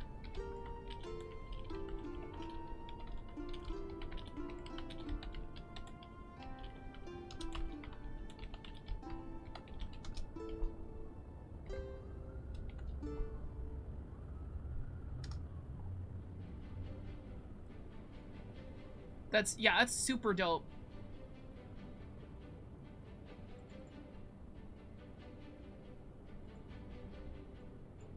Alright. Just as your character answers to the key role expressing their identity and worldview, their class indicates the training they have and will improve upon as an adventurer. Choosing your character's class is perhaps the most important decision you will make for them. Groups of players often create characters whose skill and abilities complement each other mechanically. For example, ensuring your party includes a healer, a combat-oriented character, a stealthy character, and someone with command over magic, so you may wish to discuss options with your group before deciding. Perhaps you want to create a brilliant but scatterbrained alchemist who could rattle off complex formulas alchemist, but he has trouble remembering his best friend's birthday. Or perhaps you want your character to be a muscle-bound swordswoman who becomes immovable as a mountain when she hoists a shield. Maybe they're a hot-tempered sorceress whose gestating fingers pulse with light from an angelic ancestor. The choices you make for your character within the class, such as cleric's choice of deity, fighter's choice of weapons, or a sorcerer's bloodlines, bring these visions to life within the concept and the rules of the world. The entries in the pages that follow describe the 12 core classes in Pathfinder. Each entry containing the information that you need to play the character of that class, as well as advancing them from humble beginnings at level 1 to the dizzying heights of power at level 20. In addition to these class entries, you might need to reference the following sections, detailed character options, how to advance your character in level. So, leveling up, animal companions, archetypes. Book always costs about characters' disabilities. Yeah, I think we passed that. I don't know if there's more.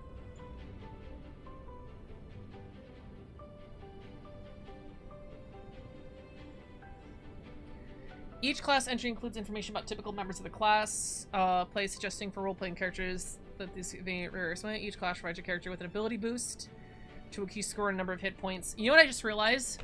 This system literally does not have to worry about dip classes. You can't dip. There's literally there's no multi-classing. You don't have to worry about a 1-level fighter dip or a 1-level warlock dip. It doesn't exist. Wow.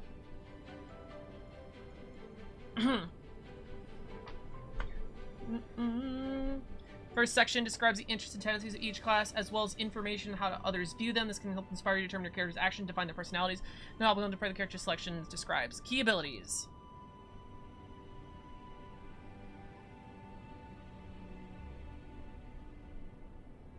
Okay, for spellcaster, is your class DC the same as your spell DC, or is it specifically different? Well, you choose from 2 options. For instance, if you're a fighter, you can choose either strength as your key ability, a fighter with strength in combat, while considered for range or finesse weapons.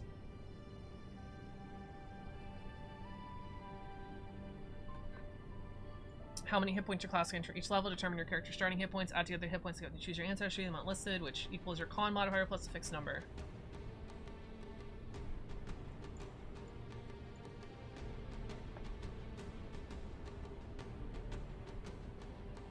Initial proficiencies. Set of initial proficiencies. Proficiencies measures your character's ability to perform tasks, use abilities, and are trained to legendary. For instance, a character who is trained with a longbow can use it effectively, while a person with a legendary with a longbow may be able to split an arrow for 100 paces away. Wow. Likely, it is unlikely the ability will ever ask you for a class DC, but if you do, your GM should probably use your spell DC. Dope. Generally for martials. Okay. I want to know in case like you get an item that increases your class DC, but not your spell DC, for example.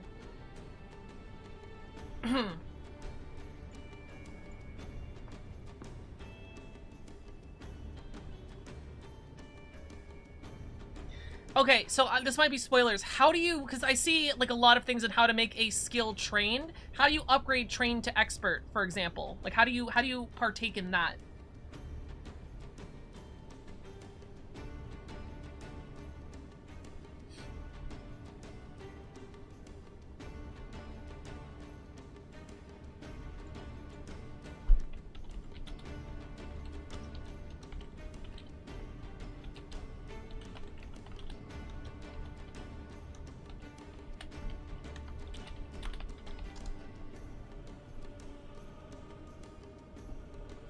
Health is raising. Good, good, good. You gain skill increase as you level up. Okay, okay. At every odd level, you get a skill increase. Oh! You can get an expert skill at 3rd level and a second expert at 5th. It's one of your experts to master. Okay. Typically, how many masters will a character get? Like, fighter 1, a bard 2, or something like that? Yeah, Bardo Nardo is a cool name.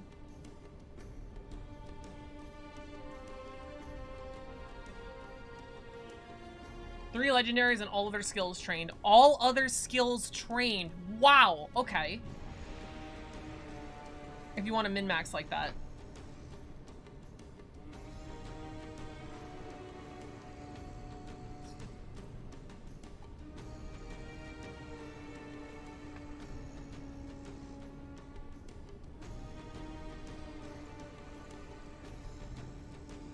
This specific section is the level at which your character gains class feats, special feats that only members of that class can access.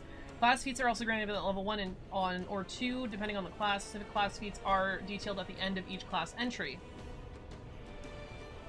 Seems a little broken. Wait, what do you mean? Every skill in the game trained? Oh, okay.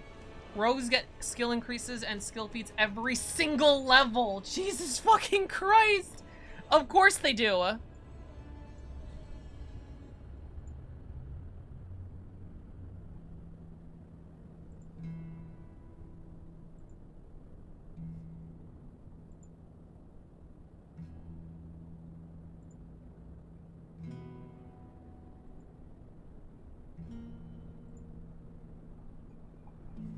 Rogues are cool as usual. Of course, of course. All the skills that you took training first level don't increase past trained if you only focus on skills only focus skill increase into your 3 favorite skills. Okay, dope.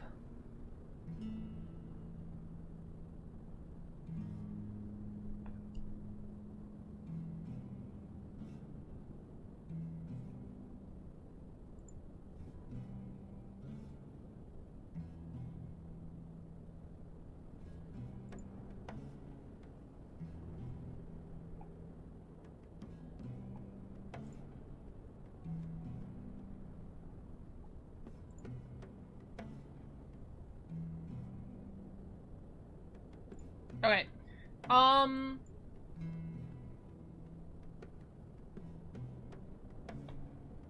Every level take the maximum roll of your hit dice plus con.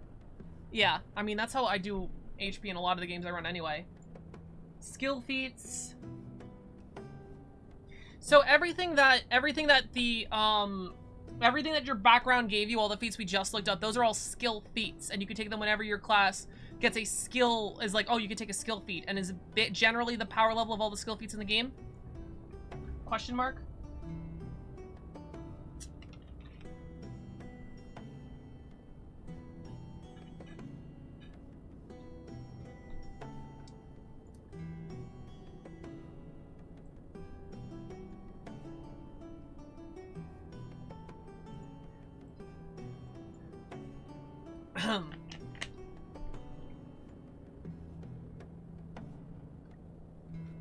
You're looking at first level skill feats? Oh, right, okay. So, later level ones will get better. Skill sections specifies the level at which your character can increase or proficiency rank in a skill. At third level, every 2 levels afterward, most classes get a skill increase. Your character can increase skill to either become trained in one skill they're untrained, or become an expert in one skill they're already trained. Okay. If your character is at least 7 level, they can use the skill increase to become a master of a skill in which they are already an expert. And if they're 15th level, you can become legendary. Okay, that's good. So there is a level minimum to get certain plus... Yeah, that makes total sense. Dope. Picked a class yet? Oh yeah, I'm fucking... Picked a class yet? Picked a class? I'll give you one fucking guess. I'll give you one guess. Picked a class. We picked a class before we were born. What do you mean picked a class? Horny, yes. Ability boast. Every 5 levels, 5 levels, your character gets 4 different ability scores. Your character can use the ability score to increase ability score above 18. Boosting an ability score by 1 if it's under 18 and 2 if it's below. More about... So, what is the max we're looking at? 22? Is 22 like the general cap before items and shit? Because you start at 18. And then if you start at 16...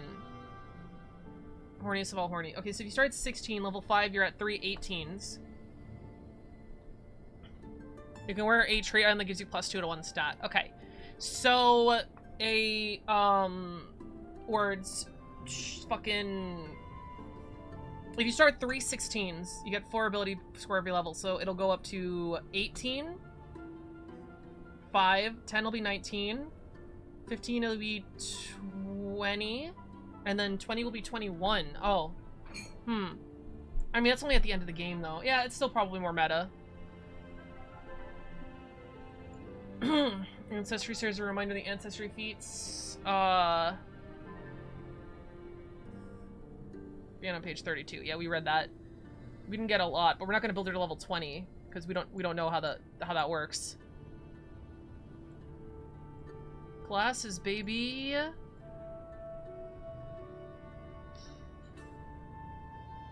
Oh, this is a different description than before.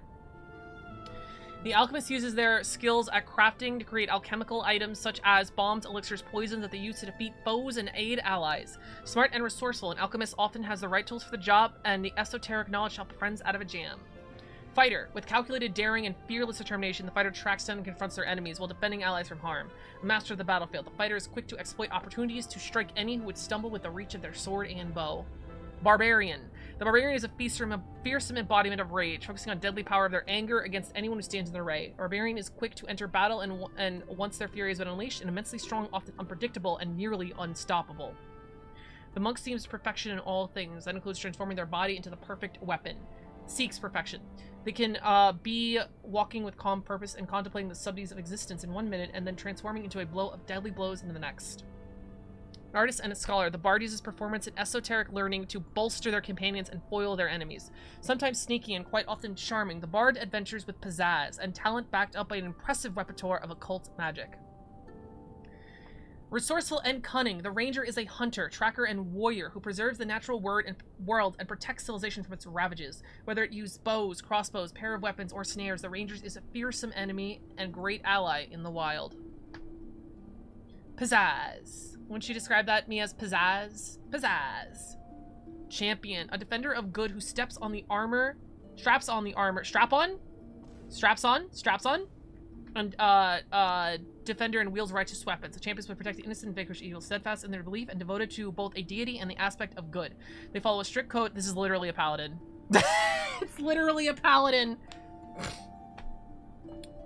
Rogue, cunning and quick. The rogue brings skill and expertise few of their comrades can match. In battle, they excel to sneak and attack in ambushes. Their rackets give them the tools they need. Their racket gives the tool they need to get the job done. There are a wide array of skill choices, let them specialize as they see fit. Cleric, dedicated to the worship of a single deity that draws divine magic from his devotion. Clerics can be a vast different depending on who they worship, whether they're close or pursuit of war, priests serve armed their god. 10th level, you might be 20, 19, 16, 16, 10, 10. 15th, maybe. Okay.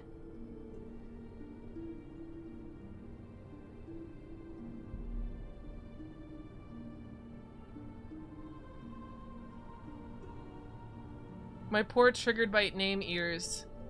Paladin's dead. Paladin's gone. It's gone. You're now a champion. You're champion of Teach. Sorcerer. Right? Yeah. The intense magic of a sorcerer commands comes from neither the study nor worship of it. It comes from their blood. The magical abilities depend on whether they have blood of dragons, angels, fays, aberrant creatures, or some other being flowing through their veins and powering their spells. The druid walks the wild, mortal places of the world without fear, harnessing the primal magic of nature and controlling it with calm purpose. And controlling it... a devotee of the wilderness. The druid finds nourishment in its power, allying among its creatures and strength in its fury. The wizard is an arcane master of spellcasting, plucking incredible power from reality through complicated spell formulas. They stride with confidence without the need of weapons or armor, enacting their will upon the world and bringing woe upon their enemies. Bard is on page 94.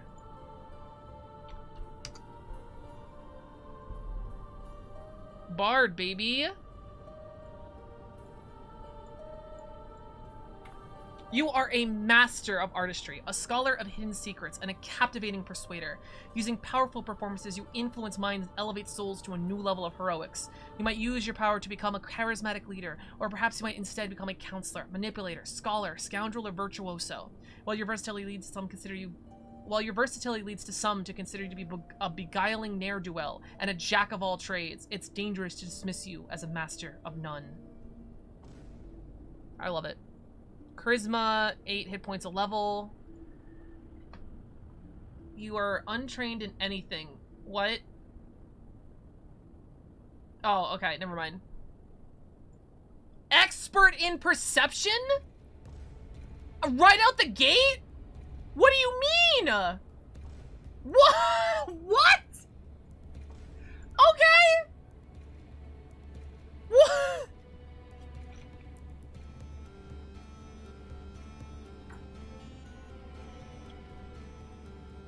Perception includes insight? That's insane.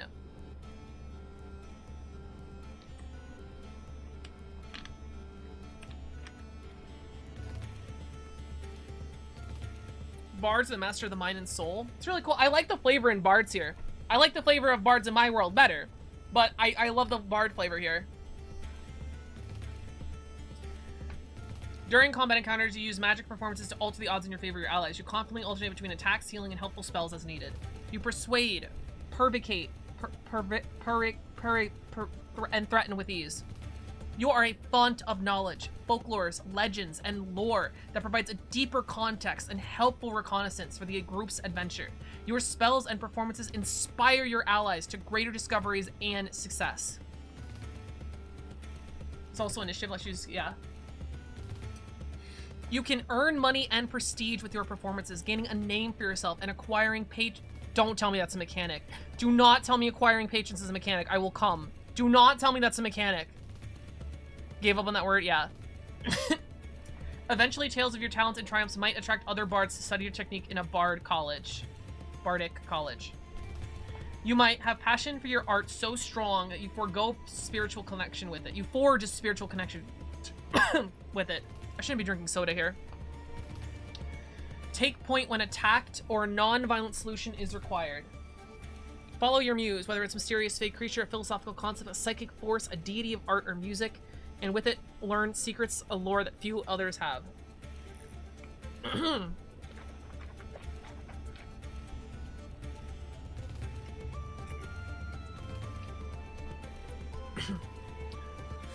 The flavor text is just giving you roleplay ideas. Dope. Dope.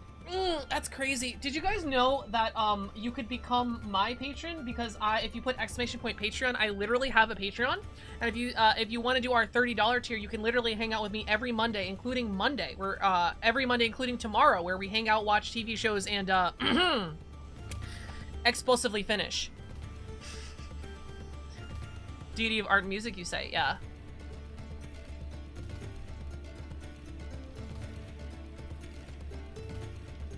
Others probably relish the opportunity to invite you to their social events, either as a performer or a guest, but consider to be something of a curiosity in their social circles. Underestimate you compared to other spellcasters, believing that you are little more than a foppish minstrel overliving in the subtle power of your magic. No! That's why Lorian became a warlock. No! It's literally right there! That's the reason!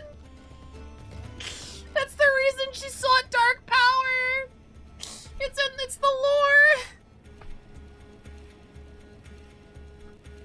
Respond favorably to your social charm and abilities, but remain suspicious of your beguiling magic.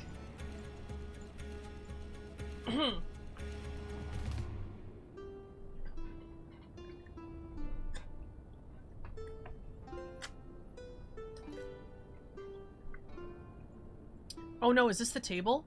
Oh, this sucks. I guess it gives you less information because everything's in feats, but this is a lot worse than the 5e and the Pathfinder table. It's just gross to look at. I wonder.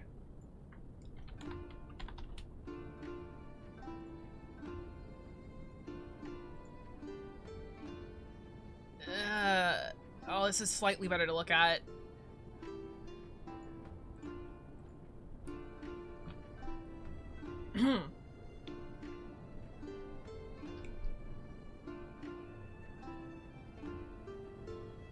Oh, down here. You gain these abilities as a bard, gaining abilities of higher named features named ancestor. In addition to the abilities for your class of first level, you gain the benefits of selected ancestor and background as described in Pack 2.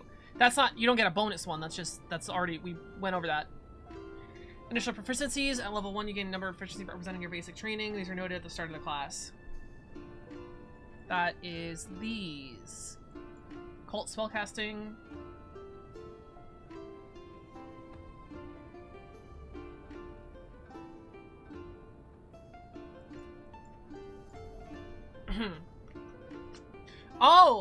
Oh, singing is not OP. You need to use a hand. Oh, okay.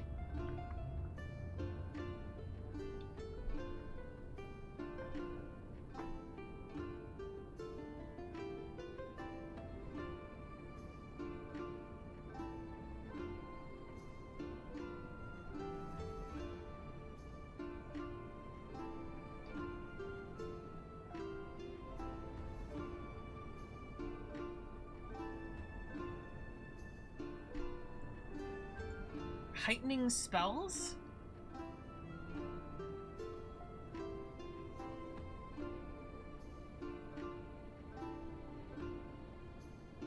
That's just like upcasting, right? If you want to use the instrument as a material component pouch, you must use one hand to play an instrument, or you can just sing and use your material component pouch. Gotcha.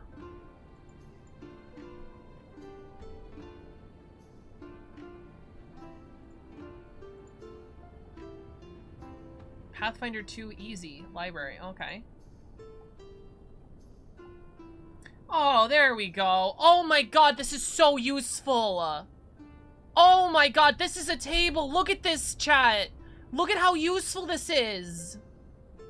Oh. Sharing this with friends.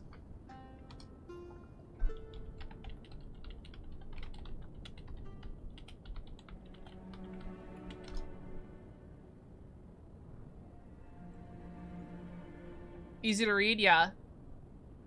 Alt Shift, no. Windows Shift S.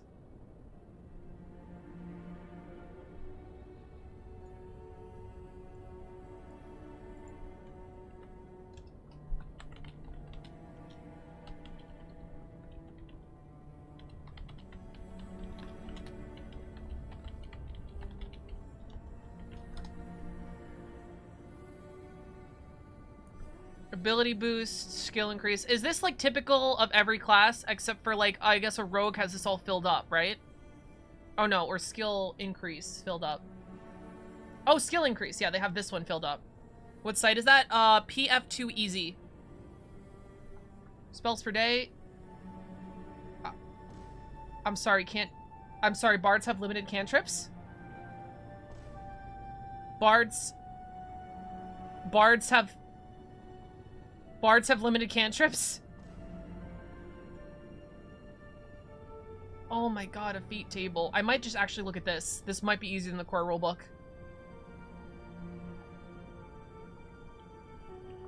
You can cast cantrips as much as you want. Oh, these are how many you have. So you get 5 at level 1 and you don't get any more?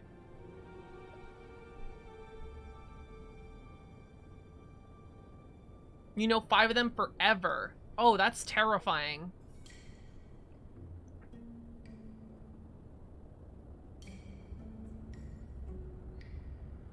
You have to spend a 2nd level bard feat if you want to learn 2 more cantrips, but you can get more with feats. Oh, that's not bad, actually. That's perfect. You get so many feats. How many? So this, you said this was typical?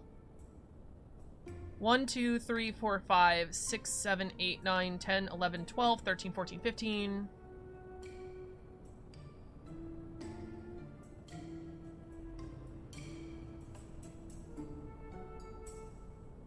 $25 feats. Wow. If I counted correctly, which I might not have. Wow. Wait, no, it's more than 25.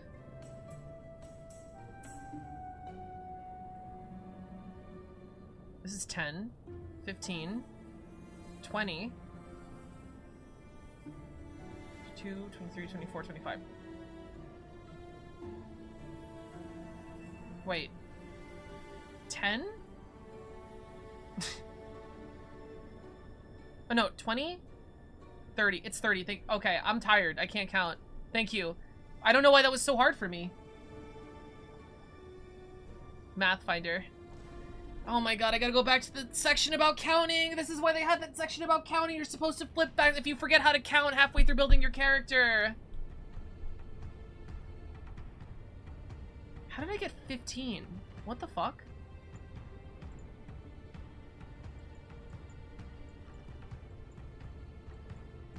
Spell repertoire. Let's read this.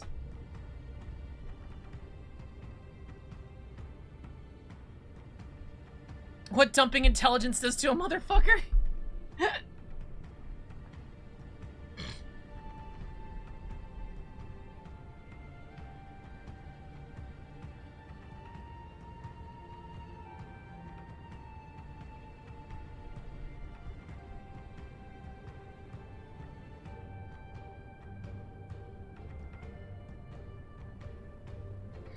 Every time you get a spell slot, you add a spell to the same name.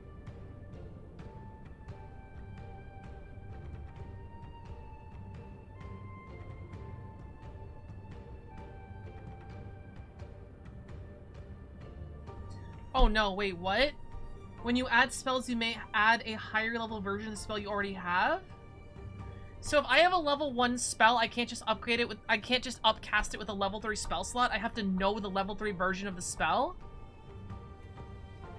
Is that what that means?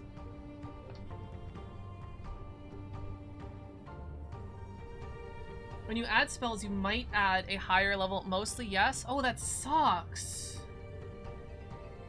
Oh, that sucks. Wow. For the bard, yes. You don't want free upcasting. That would terrifying choice paralysis. 5e has the same thing. 5e you can just upcast at will. You can turn spells into signature spells and upcast them like D&D. Oh, okay. Because the bard is a spontaneous caster? So what, is that to nerf spontaneous casting? Is this a nerf decision?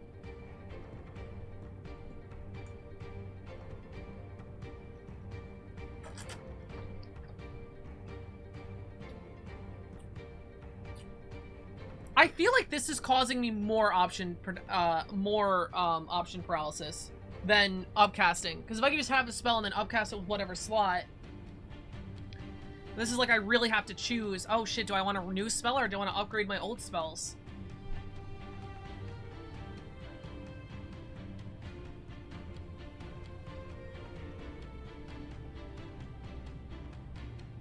Good to note.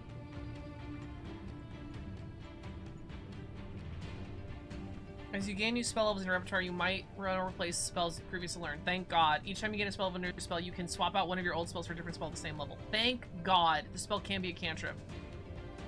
Also swap out some retraining during downtime. Wow, okay. That makes me feel a lot better. That genuinely makes me feel a lot better.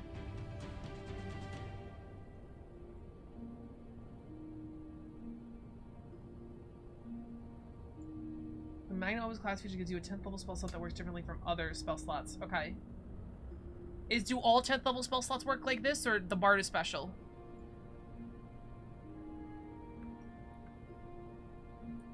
You know less spells but don't need to prepare them? It's always been that way? No, that's not. I'm talking about the upcasting and knowing. I don't think there's been a D&D edition before where, like, you had to learn a higher version of a spell to cast it. Like, prepared spells casters had to prepare, oh, I want to cast Fireball at 6th level today, so I'm preparing a 6th level Fireball. But the other casters just could do it. 10th works the same, good. Most casters that don't prepared work like that heighten freely. They're still constrained, but they have to choose every single individual spell. Gotcha. Listen, the Bard's OP in 5e, this probably is fine, but it sucks.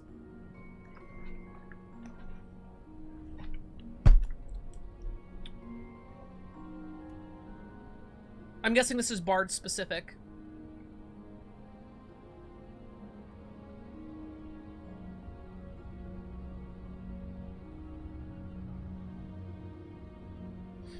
Heightening was never a thing us 5e has added. Right, that's what I'm saying. All Hades characters work the same way as each other, gotcha.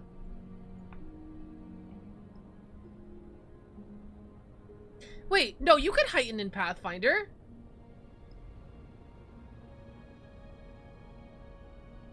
Yeah, you could.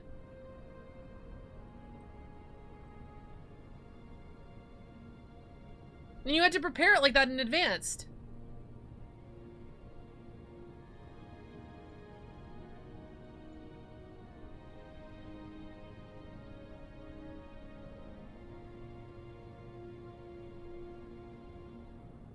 The one that gives you a higher DC? Am I Mandela? Am I affecting myself right now?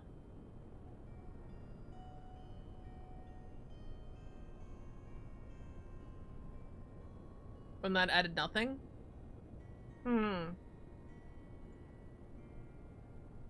Well, I guess. I don't know. But the Bard in here is still different than it's been in past editions. That's what I was trying to say. I really thought you had to... Because, like, what a wizard would have to prepare spells at the right levels when you did them. Thinking of 3.5? You could always put spells in higher slots, but to increase the DC you heightened spell. Maybe that's what I'm thinking of. Yeah, maybe it wasn't the upcasting, but just using a higher slot to cast a lower level spell in case you needed more fireballs in a day or something. I don't know. I know you had to be specific about what level of spell had to be, like, whatever.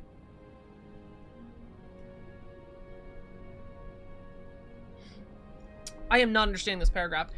Compositions are a special type of spell that often require you to use a performance skill when casting them. Composition spells are a type of focus spell. It costs one focus spell to cast one focus point to cast a focus spell. You start with a focus pool of one focus point. You refill your focus pool during your daily preparations.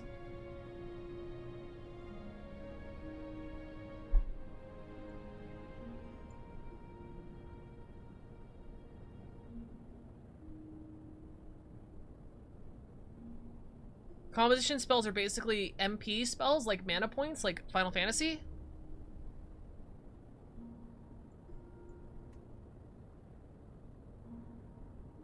It's a different resource pool other than your slots. Okay. not a place that... Okay.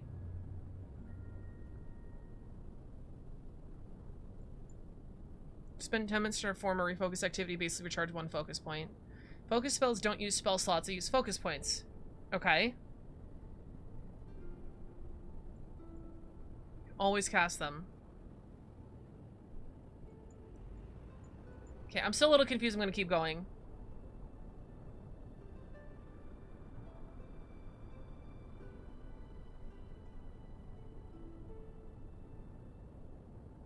Never more than 3.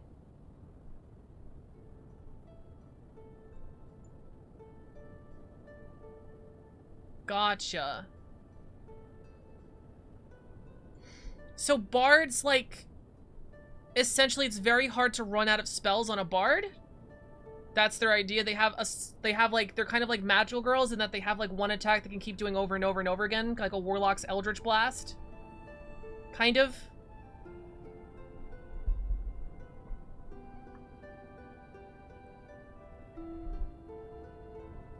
Almost every spell class has... Oh! Oh, never mind. Never mind. That's not a bard thing. That's... Okay. Huh. It's not a bard thing. Okay. I thought it was a bard thing because it has, like, with your performances.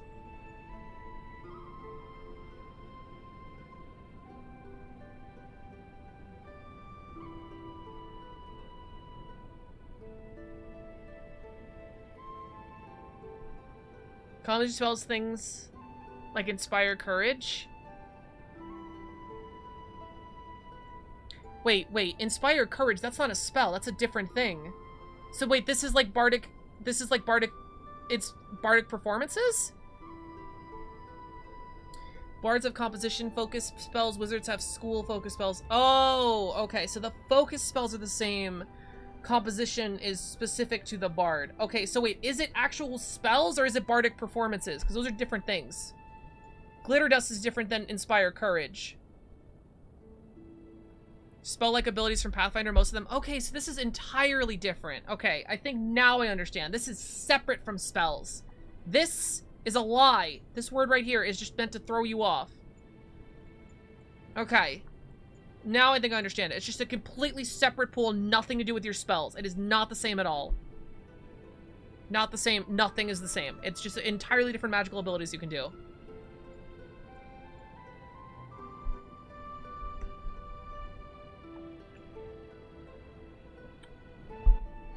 Focus spells include lay on infraction. Got it.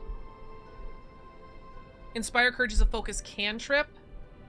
You don't inspire. I don't know if I like this change. I'm gonna be real. On a first read, it's confusing. Maybe once you understand everything, it's like really easy to do whatever. But I'm not in love with this change, calling them composition spells now at this point. So if you have AP to do if you have MP to do spells, like to convert it into a video game, this would be like your stamina to do class abilities.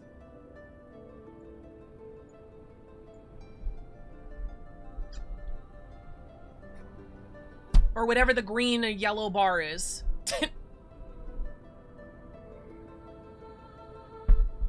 Basically, okay, yeah.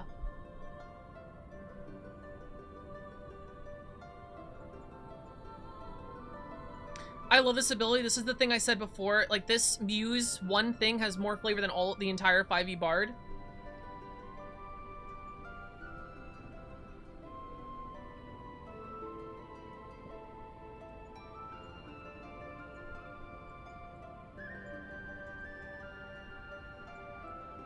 Wait, where are the other ones? Oh, up here. Shaylin!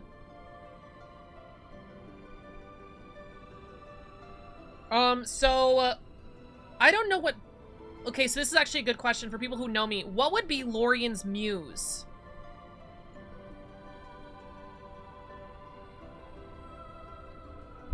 The muse leads you to great things. Might be a physical creature, a deity, a philosophy, or captivating mystery. So what would be Lorian's bardic muse? I don't think it's a question. I don't think she's led by a question. I don't think she's led by...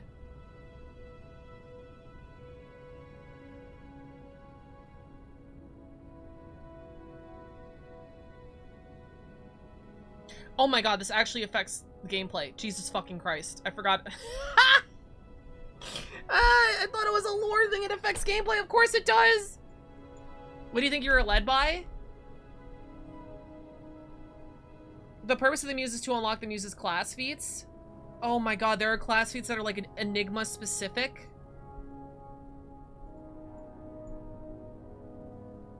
Your muse is a virtuoso, inspiring you to greater heights. Creature, it might be a performance-living creature, so as an angel or a something. As a deity, it might be Shaylin. As a bard, you are inspired by your allies and confident in your musical and oratorial abilities. Yeah, I think it's this one. I don't know what it'd be specifically. Like, the call to adventure, entertaining people. It's a philosophy, right? So something like that. I think on entertainment.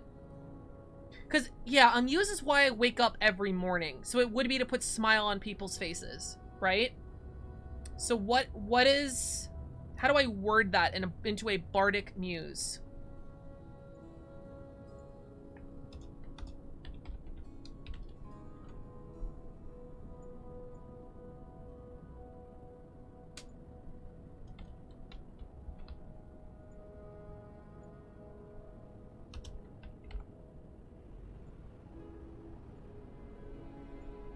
I think I misspelled that again. Or there's an E in there.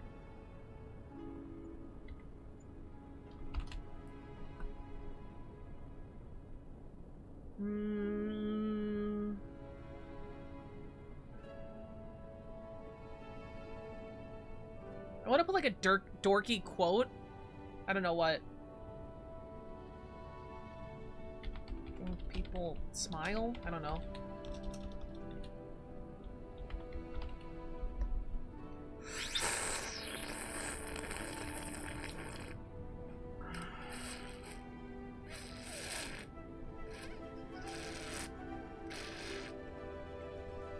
It's super cool that Lay on Hands and Inspire Courage are spells now, because now, if you learn the rules for how to cast a spell of action, you know the fundamentals you'll ever need to across different classes. And Bliss's interaction with spells, you don't have to leaf through the rule book to figure out exactly what it interacts with.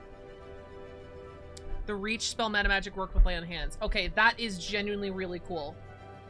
That is genuinely really cool. That meta magic works on skill-like abilities. Okay. That's a good reason for the change. That's cool. Making people smile, making people happy.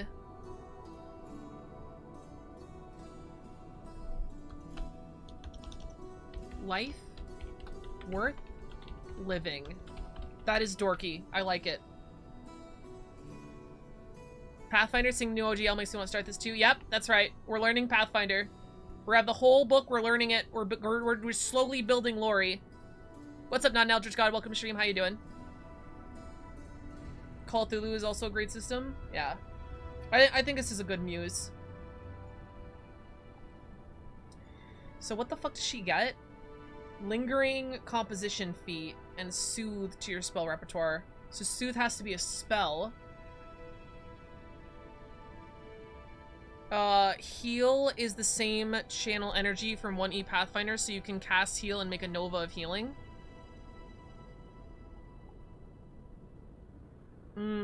That's going over my head, actually. Soothe. One willing creature, range 30. You grace the target's mind, boosting its mental defense and healing its wounds. Target regains hit. That seems like a lot of hit points. It's not. This is a spell, right?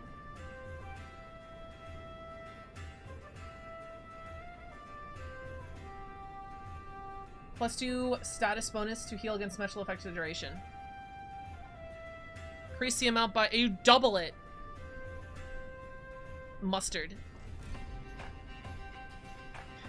I've been playing D&D for years. I never really learned how preparing spells works. Lamau. Okay, so... Does this character sheet come with that? I have to pick a fucking feat. I still can't move past the feet because I don't know what the feats are. Okay. We'll get there. Soothe, spell. Okay, this doesn't count in my repertoire, right? Is that 74 on the side of my heart rate? Yes. So, this soothe is bonus, right? To the spells known. Soothe is free, thank God.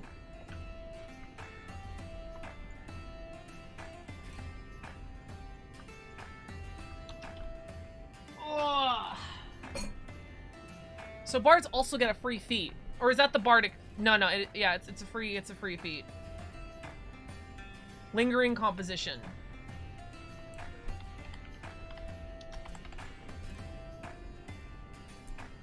By adding a flourish, you make your compositions last longer. Oh. This is so stupid. Instead of giving me the spell, it gives me a feat that gives me the spell. Why? Why? Skipped ahead a bit. This entire game says some bonkers D-Bob cat shit going on. What does that mean? If you cast to the 10th level, you will basically heal 10d10 plus 40 health. Jesus fucking Christ. Is it good? Does it scale well?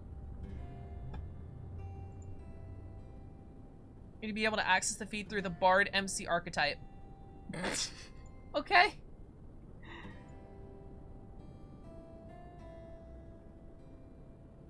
Meta magic.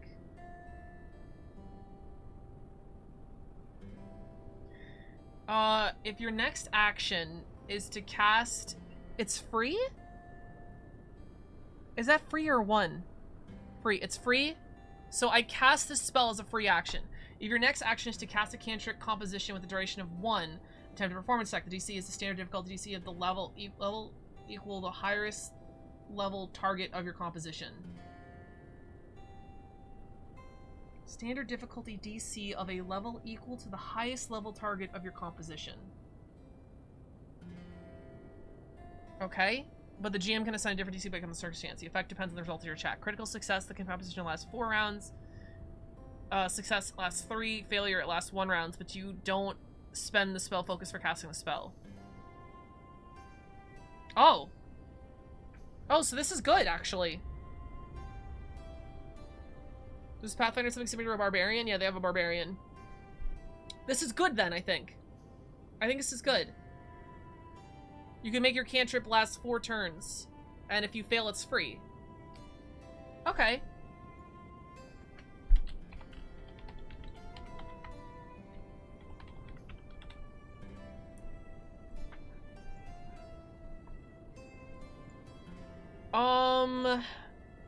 Versatile performance.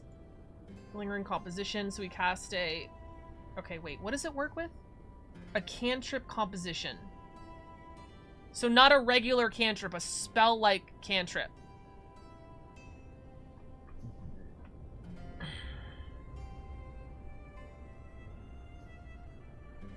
Pathfinder is anything for everyone. If you want to play Carrie from Stephen King's Carrie, read the books for Pathfinder. Yeah, it's really good. I think it's in my Discord, the link to the book.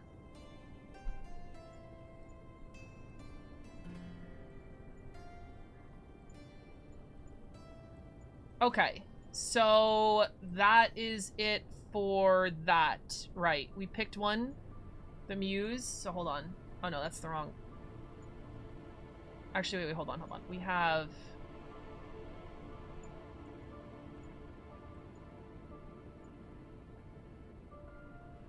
Composition spells, muses, occult spellcasting, spell repertoire. They have level 2 spell repertoire. Right, every turn they get a new... Every level they get a spell. Okay. Cool. You can read all the rules printed in Archives of Myths. It's official and free. Yes. I mean, I prefer just reading the book because it's in, like, an order and shit. Okay, so... At 2nd level and every 2 levels afterward, you gain a Bard feat. Page 99. Okay. It's gonna be in a second. Skill feats. Every 2 level, you gain a skill feat. General feats. At 3rd level and every 4 levels afterward, you gain a general feat. General feats are listed in Chapter 5. Your reflexes you gain for Sheen Reflex increases to Expert. Okay.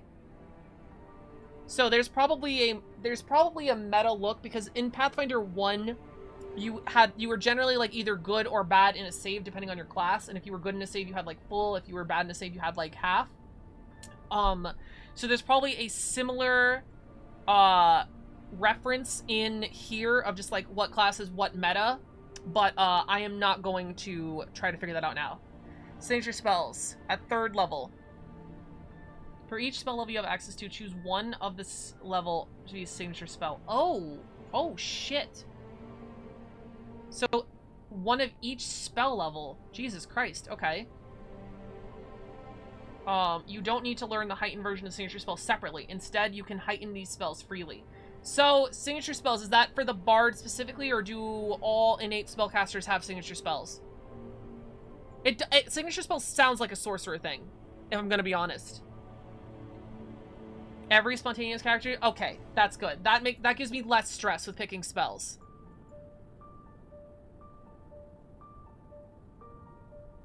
If you've learned a signature spell at a higher level than its minimum, you can also cast its lower level versions without learning this separately. If you stop at one signature spell, you can choose replacement signature spell at the same name level. Previous spell. Perfect. You can also retrain specifically to change signature spell to a different spell of that level without swapping any spells. That's awesome. Skill increases. Right. Ability boost, ancestry feats. Expert spellcaster. Nice. I'm assuming it's the same for all casters. They get the expert spellcaster at the same level of just like, oh, your DC and hit decreases. Bard, sorcerer, psychic, and oracle. Gotcha. Great fortitude, resolve. Bard weapon expertise. Oh, okay. At 11th level. Oh, okay. I'm going to assume a martial class would already be master at this level. And because Bard is not a physical class, it's at like half progression. Because it's at 11th level, you gain 2 expertise. So this is the essentially equivalent of being half base attack bonus. Okay. All right. I think I'm understanding this. I don't know if I am, but I think I am. Correct? Not necessarily? Fuck. You develop keen awareness, attention to detail, perception increases to master. When did it... Huh, it starts high, but doesn't go to master till 11th level. Interesting. Interesting. Okay. Light armor expertise. Learn how to dodge wearing light or no armor. Your proficiency rank and light armor increases. Okay, at 13th level, your proficiency in armor increases. Obviously, if you're a tankier class, this is going to happen way sooner and way more often. Weapon specialization. Oh, no. Oh, no. Oh, no. Oh, no. Oh, +2s out of nowhere. Why? Why? Oh, God, why? +2s out of nowhere. Only fighters and gunslingers progress up to legendary, and they do fast. Most others, martials, are stuck on master. Okay, but when do they get to master? Before a level 11, I'm assuming. Damn you, Pathfinder! This used to be a feat weapon specialization, right? And used to do the exact same thing. That's interesting. I'm guessing all the classes get this at some fucking point. Also, why is the Bard proficient in unarmed attacks? Why the fuck is the Bard proficient in unarmed attacks? Why? Who is boxing as a Bard?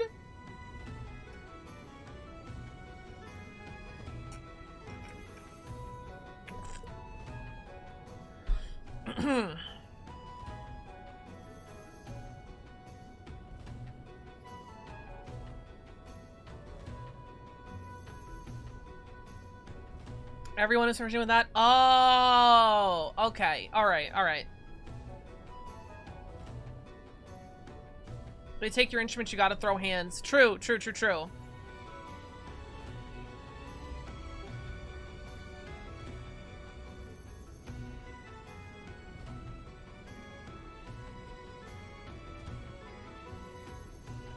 Unlike other spell slots... Oh, and you can't use 10th level slots with abilities that give you more spell slots or let you cast spells without expending slots. So a 10th level spell slot is just only for 10th level. That's what it's saying. It's special because it doesn't do anything else. When a bard he gets punched in the face, he has to learn the Fistica. You can use to escape grapples, but some characters won't train either of those two skills, so unarmed is a universal backup. Oh, okay.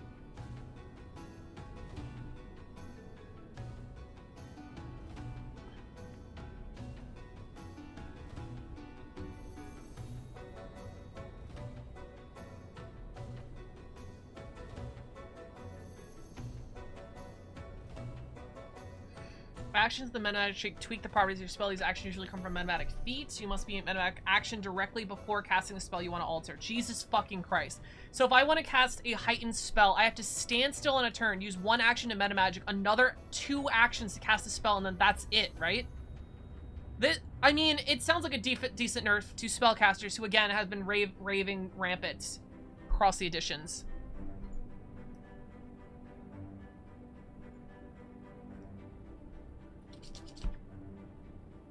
Subjective reality, which turns something into an illusion. Holy shit. Holy shit. We live in a society. The lingering composition metamagic costs 0 AP. Oh, okay. Lingering composition metamagic. Wait. Lingering composition is a metamagic? Oh my god, it is a metamagic. Okay. Jesus fucking Christ. It's okay. Everything's fine. Everything's fine. Everything's fine. Bottom text, yeah. Now we start on the bard feats. Oh god, here we go. Bardic lore. I can't take it. Your studies make you are trained in bardic lore. A special lore skill that can be only used to recall knowledge, but on any topic. Oh, so this is bardic knowledge. Bardic jack of all trades.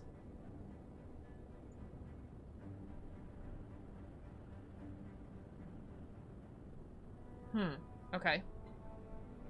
Lingering composition? Wait, what?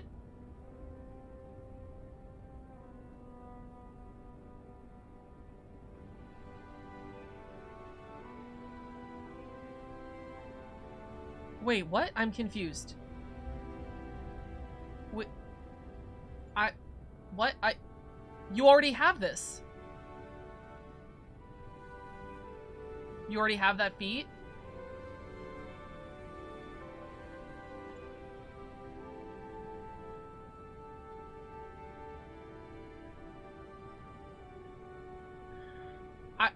So why does it exist?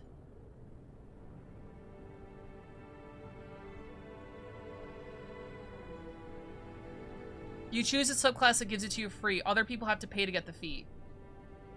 But it says you need the Maestro Muse to get it. So how do other people get the feat? That is the feat you get from your muse. Right, but how do...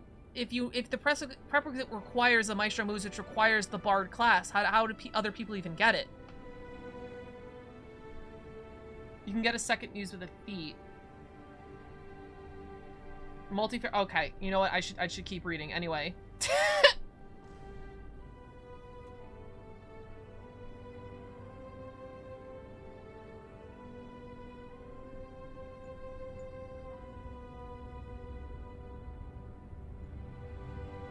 That's not bad. That's a bard specific feat. And that's meta magic, right? Yeah. And that is a first level feat. So let me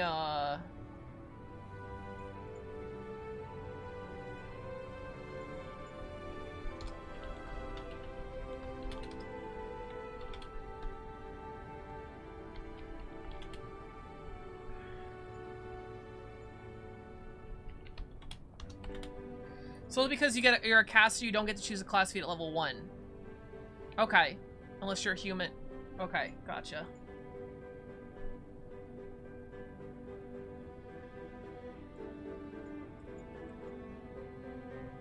Versatile performance. Polymath.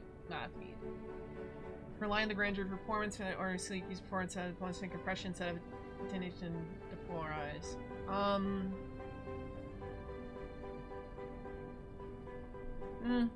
Versatile performance. That was thing in Pathfinder 1. Bard feats? Oh, Jesus Christ. Okay. Breach is printed in 7 different classes, of course. Never mind. Cantrip expansion. Wait. Why is it only Bard here then? I'm so confused.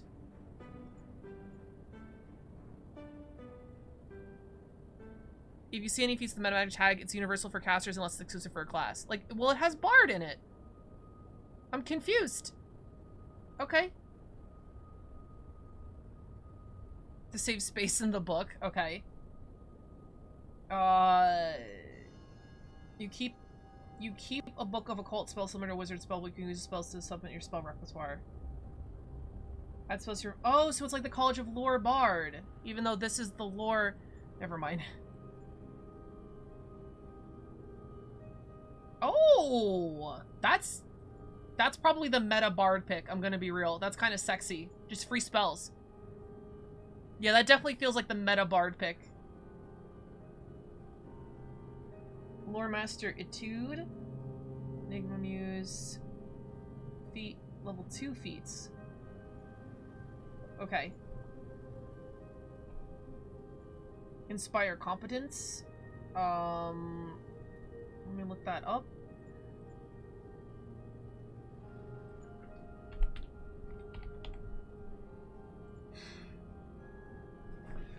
Is the feat, right? No, this is the cantrip. Jesus Christ.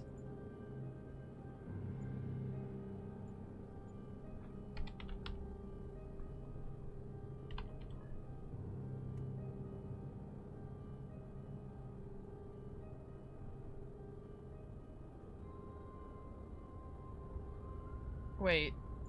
Hold on. Inspire Competence feat. You learn Inspire Competence.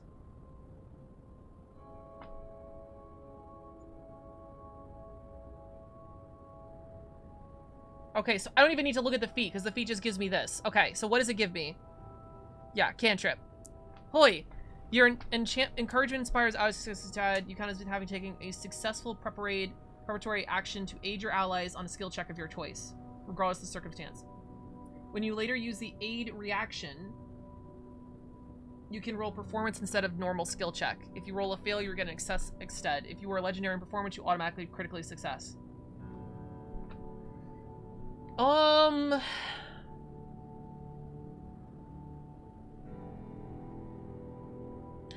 This is really good, I feel.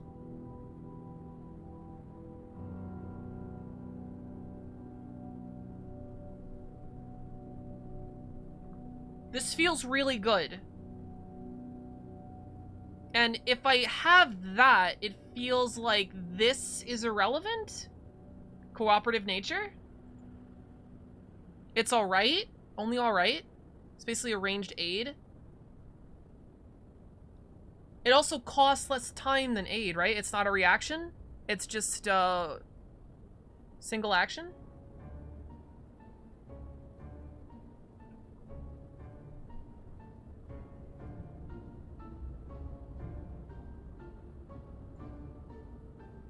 It starts alright, it steadily becomes great as you get to higher level.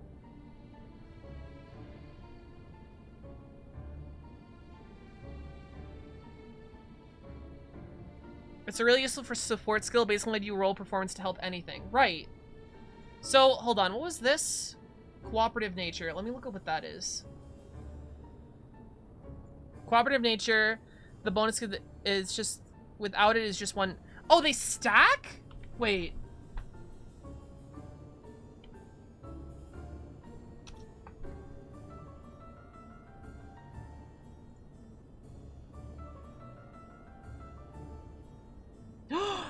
They do stack.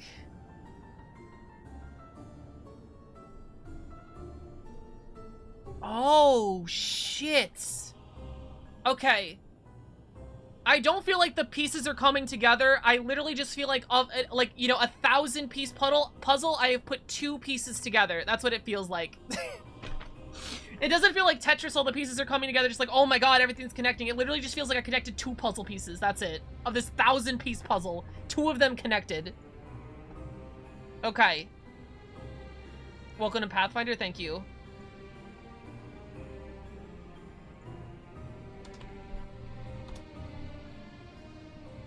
Makes you stupidly good at making people stupidly good at stuff, which I feel like is really good for Lorian, right?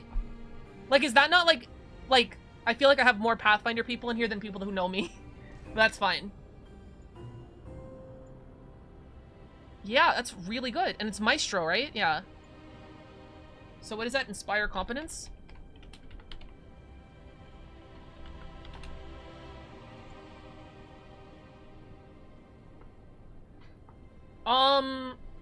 It's probably not a false assumption. +4 is really huge in Pathfinder. It's an advantage. It's literally advantage. Not literally advantage, but it's mathematically advantage. Now, how often is this being used, giving skill checks to, not really in combat a lot. No, I mean, it depends how good your DM is, right? Because if your DM has a something that's not just people to hit, like if, oh, your fighter has to hold a boulder while the rest of the party fights, you know, then this would be really fucking good if there's any skills. Yeah, no, I really like this. This is really good. I'm gonna do that on every single bard I build. Not only helps us succeed, but also crit. That's right. Grapple, shove, trip, demoralize, feint.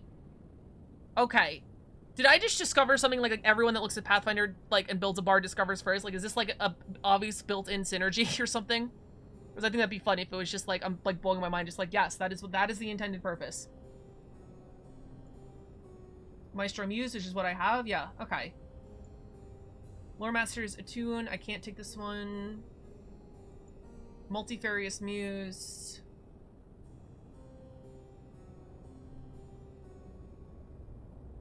I don't know if that's worth it. I mean,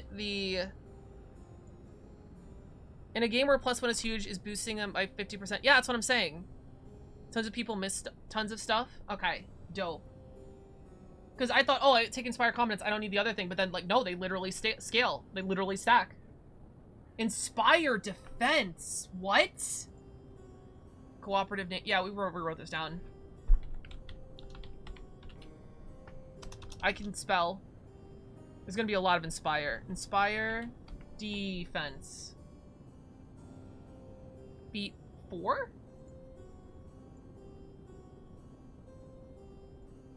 Jesus fucking Christ. Feet 4, yeah.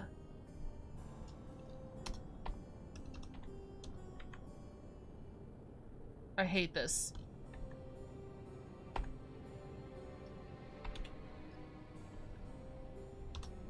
+1 is a 5% chance to succeed and 5% on crit too. Yeah, so it's additional 20% chance to crit. Yeah, that sounds really good. I should read what it does first. What am I doing? Your allies get a +1 status bonus on AC and saving throws. What? As well as resistance equal to half of the spell's level to physical damage.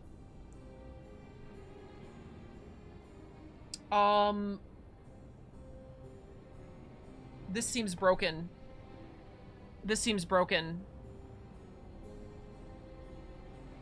What the fuck? What the fuck? Slashing, bludgeoning, piercing, and bleed damage? This seems broken. Much later on, like level 10 or ticket, you give 2 composition cantrips in the same turn, and it stacks with defense rune for armor. Wow. I feel like I'm missing something because this is like, this seems too good at level 4. And this stacks with lingering performance, right? So I can play this, stack it with lingering performance for a focus point, and then play another thing. I keep this buff going while I'm playing other songs. Right? This literally feels like an MMO. This literally feels like an MMO. Also stacks with that? Jesus Christ. Okay.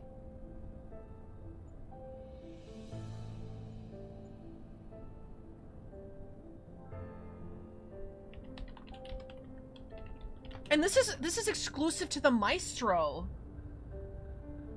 What the fuck? Maybe the other classes get something crazy later.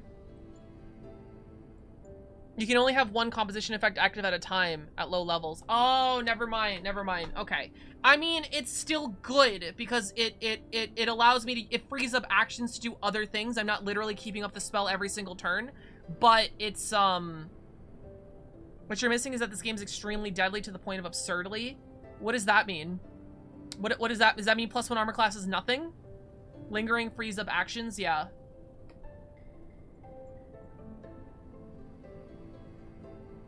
Hey, yo.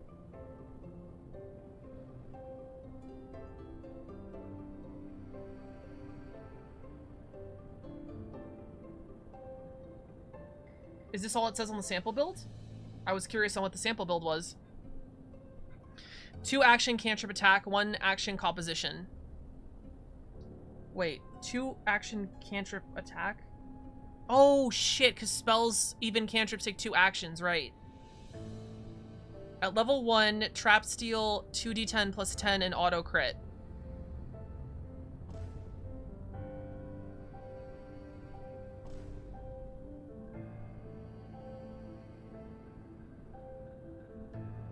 Look? What am I looking at? Melodious spell. No prerequisites, okay. Alcor exaggerates slightly. You suddenly weave your spellcasting into a performance. If your next action you take is to cast a spell, okay, so this is meta magic 1 action.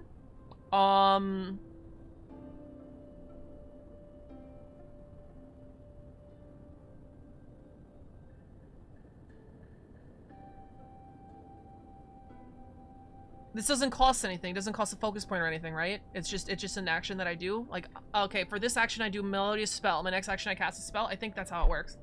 If your performance check is successful against the observer's perception... Wait. Attempt to performance check against the perception. Performance against perception. 1 action, 0 FP. Okay. That's... I'm gonna have to write out index cards. It's like 1 AP / 0 FP / 0 spell slot or whatever. That observer doesn't notice that you have casting a spell. Oh! See at the top, the action cost? Yeah.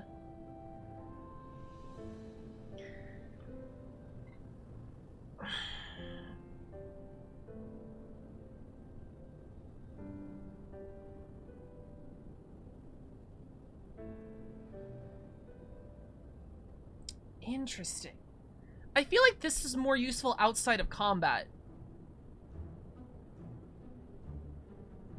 Is that just me?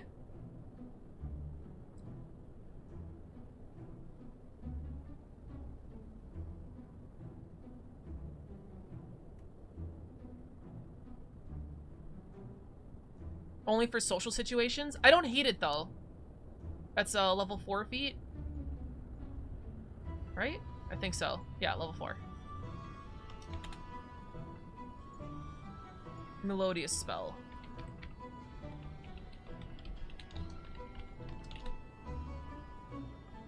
Subtle spell is great to start combat too.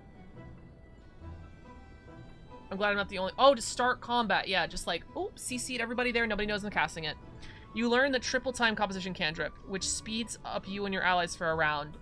Stop. Stop. What do you mean? What do you mean?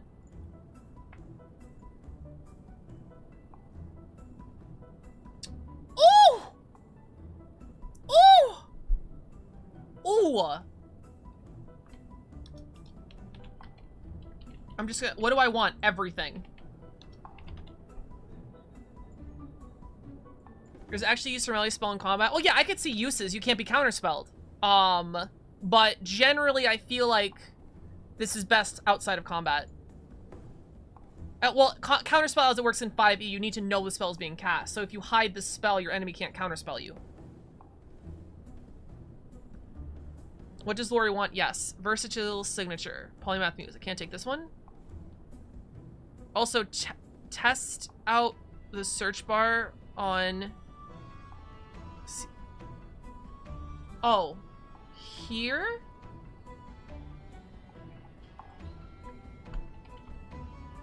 There's no fuck action?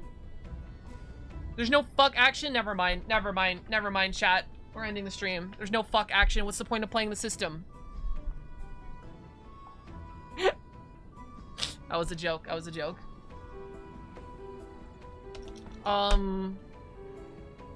Triple.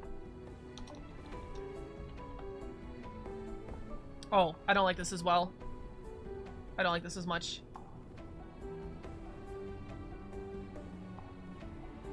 I can't go back. I was about to dip out. Triple time is good. Virtual signature, I can't take this one. Well, most bards know signature performances. Spells, you're always twerking your available repertoire. You make your daily preparations, you can change when your signature goes to different spell. Oh, that's really good. Dirge of Doom. You learn Dirge of Doom composition cantrip, which frightens your enemies. Oh, I miss Dirge of Doom. Actually, I don't think I've ever used Dirge of Doom because I never got that high in Pathfinder, but... Dirge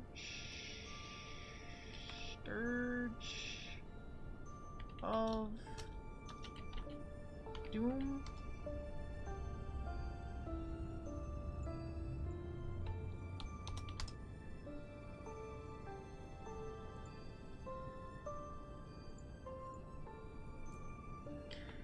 Foes within the area have frightened 1. Can't reduce their frightened below values 1 while they remain in the area. Oh shit, okay.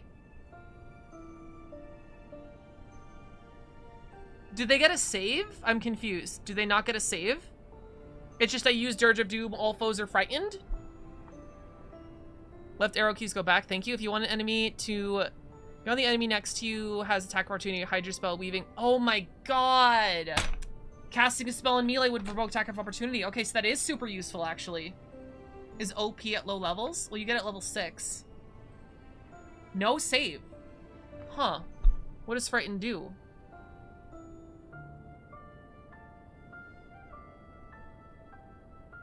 On all of your checks and DCs.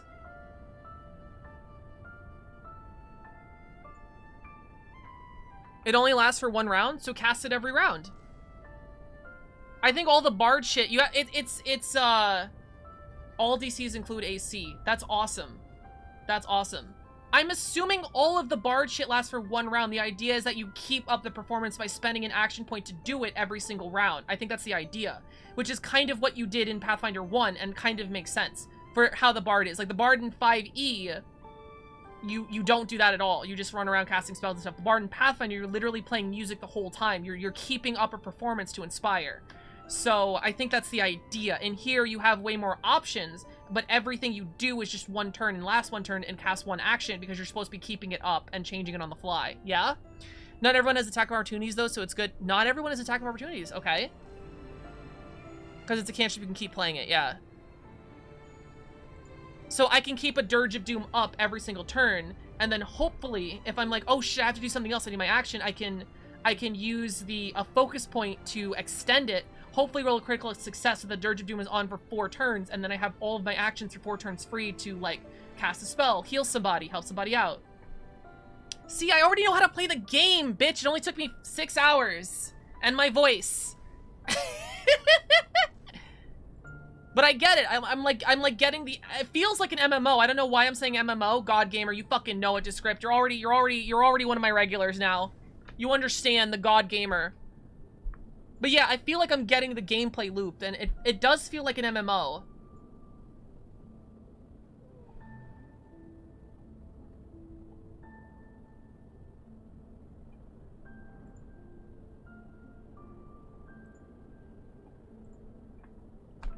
Hold on.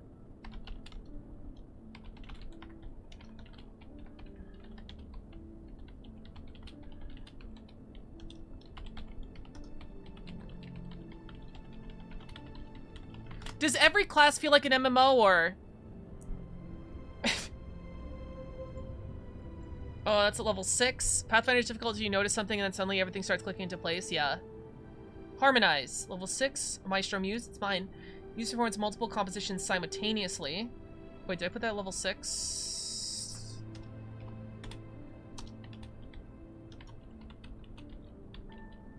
Nothing like 5e. 1 turn, walk, stab, end turn. Okay. That's good. That's good. I need a break from 5e. It's too simple. I love this. It's like Fallout with the AP, but it's also like an MMO with the fucking keeping the things up and, you know.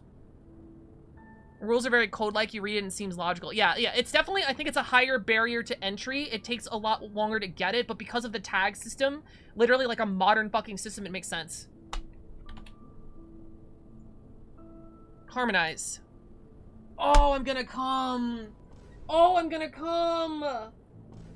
Oh my god, dude. Oh.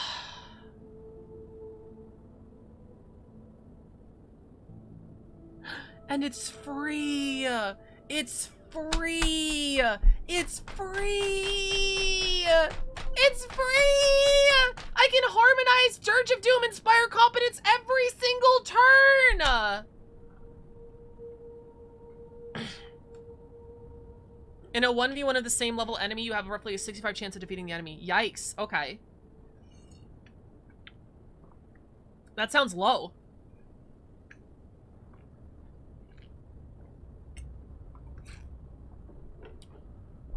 Obviously, the system isn't meant for 1v1ing, but that's 6-2. I have to pick. Probably Harmonize. I mean, Dirge of Doom first, Harmonize later. That's why every +1 matters. Wait, so there's no Inspire Courage? Did I miss it? Lingering Comp, Bardic Lore, Reach Spell, Cantric, Inspire Competence. Yeah, there's no Inspire Courage, like +1 on attack and damage rolls.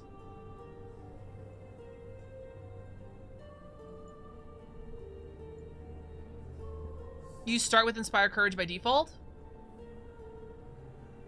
Wait, what? In your composition cantrip comp flash feature?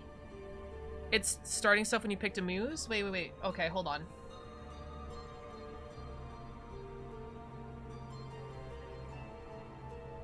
Oh my god. I missed this I fucking missed this! What's up, Macaroni? Want to watch anime? Streamer is smart. Listen. I was testing you, stream. It makes sense every bard has Inspire Competence. Nope, wrong one.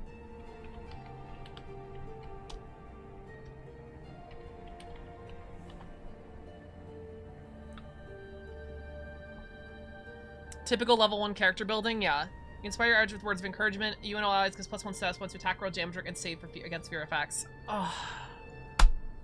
I mean, you can't beat that. You can't beat that. Inspire Courage is dirty. It is. I like the wording of Bardic Inspiration better than Inspire Courage, but I like what Inspire Courage does way more than Bardic Inspiration. Inspiring someone to get a D8 on a roll as opposed to literally playing a song that actively and like inspires the courage. 60-foot AoE around you. So good. Spell attack rolls. Wow. It doesn't affect grapple, shove, and trip. Oh! Interesting. So I should always try to have Inspire Courage up, but if like the fighter is going for a grapple, I switch to Inspire Competence for that turn. Which encourages more teamwork. I am so excited to play this game. I am so excited to play Lorian in this game. It's also one action. Yeah. AK, you can spam the shit out of it, literally. I can move, attack, Inspire Courage. Move, attack, Inspire Courage. Move, attack, Inspire Courage. Move, Inspire Courage. There's a fucko on my face. 5-foot step, move, Inspire Courage. It's fucking, I love it. You can't go wrong. Why wouldn't Inspire Courage affect things like graphics? Because it's a skill check, I think. Have the attack trait. Uh-oh. Even if they have the attack trait? I thought they were attack actions. Wait a minute.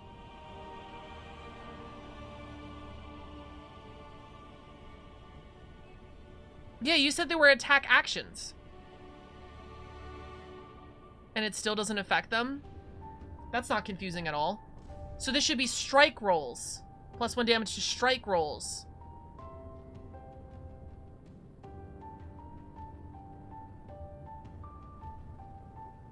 The attack trait is just for multiple attack penalty. That trait is only for multiple attack and nothing else. Strike rolls would exclude spell. Jesus fucking Christ. We have all this specificity and we still can't get specific enough. The devs kind of wrote themselves into a corner. Yeah. Yeah, I definitely, I see the corner. I see the corner that they wrote themselves in, genuinely. We didn't have the technology. It's a bit awkward, but it works. We must go deeper.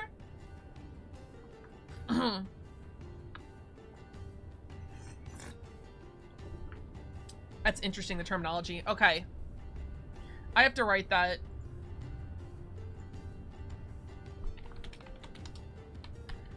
So grapples, trips, and what is it? Grapples, trips, and what? Shoves are attack actions, but use skill rolls. Strike is in attack action that uses attack rolls. They have the attack trait. Grapples have the attack trait, which means they have the multiple attack penalty.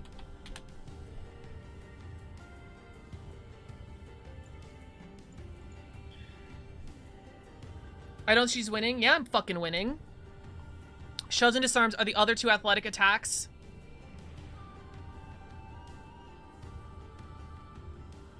Honestly, grapple has been a pain in the ass, but this game has the easiest grapple rolls ever. Beautiful.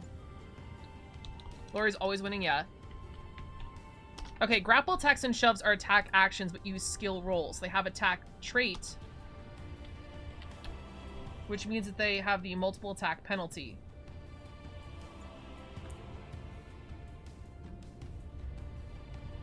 Strike is an attack action that uses attack rolls. Inspire, thank you for the chest. Inspire Courage is +1 to attack rolls. So it buffs strikes, but not grapples, since the latter doesn't use attack rolls. Inspire Competence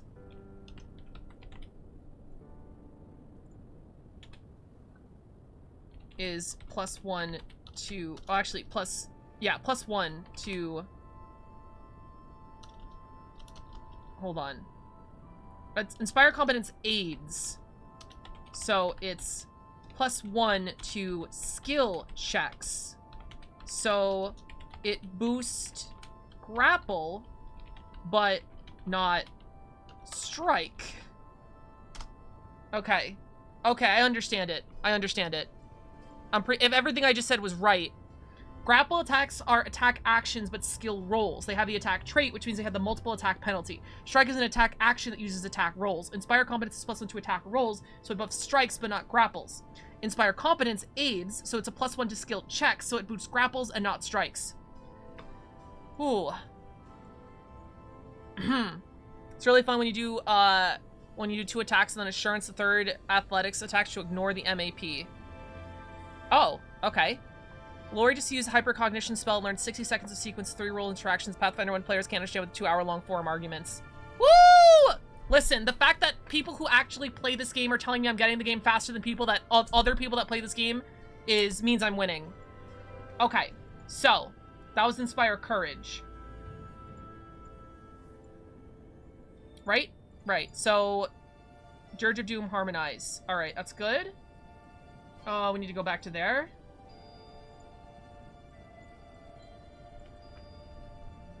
Harmonize, steady spellcasting. You don't lose spells easily if a reaction would disrupt your spellcasting action. If you succeed, your actions aren't interrupted.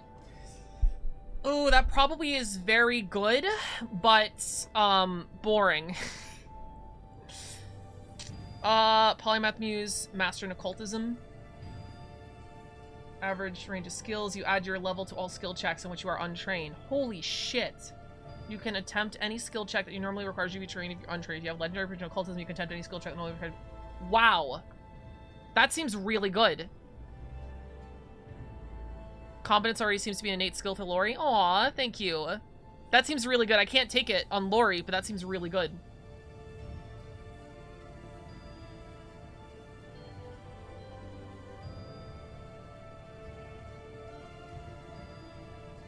Lamau. Your performance is inspire even greater as your allies. You learn the inspire meta magic focus spell. Inspire heroics is meta magic? What? And increase the number of focus points in your focus pool by 1. So at that point you have like what, 5 focus? If you take this and you also have the other thing from your level 1 bard, you'd have 5 focus. Jesus Christ. And focus there's no long rest anymore, right? But focus is when you prepare for the day and you take 10 minutes, you can get 1 back. Is there a limit to how many times you could take 10 minutes to get 1 back? You can have a max of 3 focus points? Wait. Oh no, how many do you start with? Do you start with 1? Do you only start with 1? That's a lot less than I thought it was. You start with 1? Fuck. Okay, so by level 8 you have 3. You have 3. Shit. Okay. That sucks. Spark can increase the size of your pool by 2? No, because hold on.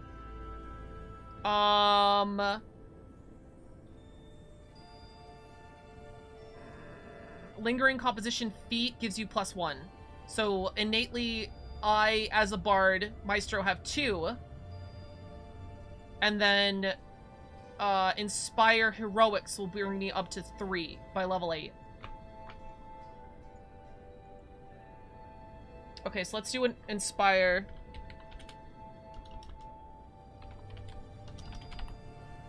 Heroics. Call upon the muse to greatly increase the benefits provided by your Inspire Courage and Inspire Defense compositions. I'm gonna fucking cry. If your next action is Inspire or Inspire Defense, attempt a performance check. The DC is usually a very hard DC of a level equal to the highest level of your target. Okay. GM can decide the effects of your Inspire Courage composition depends on the entire object. Critical success. The bonus stats for you. Oh my god! And it's free? This is free? This is free? Basically, during the day, you can take a 10-minute break. Oh, so is that like an equivalent to a short rest? Oh, it takes a focus point? How do I know that? So in 30 minutes, you can get your focus point back after a battle. Oh, no, you can take multiple 10-minute breaks. Thank you, Austin. The feats? Oh, the feat says it.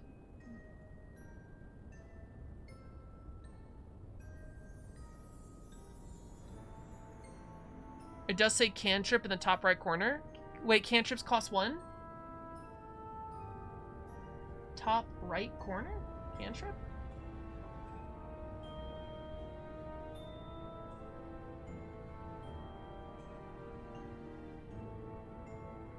Things that say cantrip in the top right corner do be free. Says spell 4? What the fuck are we talking about? Inspire Heroics, Feat 8, Prerequisites, Focus Pool. Oh, it says spell. It says spell here. Wait, so where does it say spell here? Uncommon Bard Enchantment Meta Magic.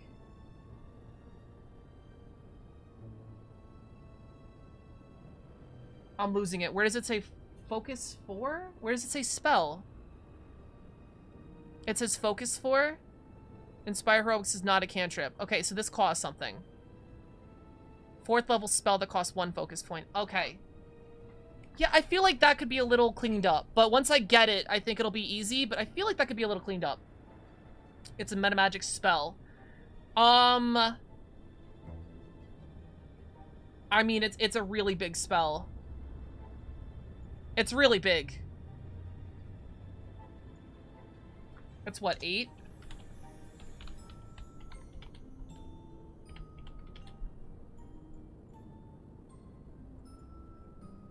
What's the other one? Oh, know it all. Additional information or context and critically exceed knowledge check, blah blah blah. House of Imaginary Walls. You erect an imaginary barrier you others believe to be real. Okay, let's try this.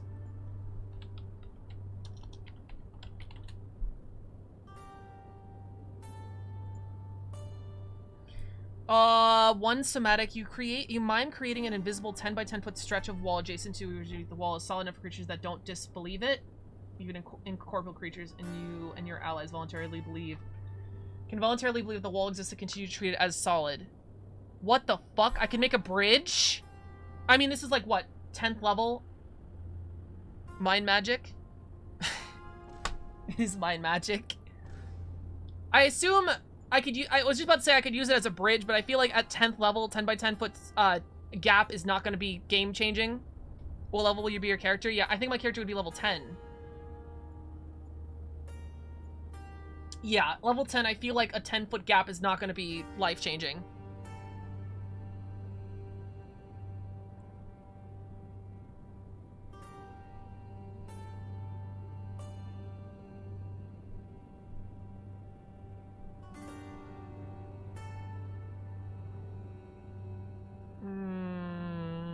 You don't make a solid object, people. Well, no, you can climb onto it.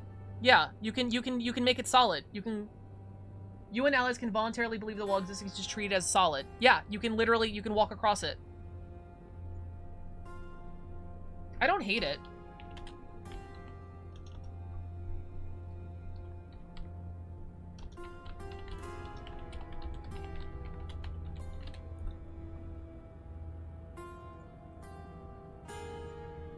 Quicken casting. Ooh. Once per day. If your next action casts a bard cantrip or a bard spell, it's two levels lower than the highest level bard spell you can cast. Reduce the number of casting by 1. That's confusing. Okay.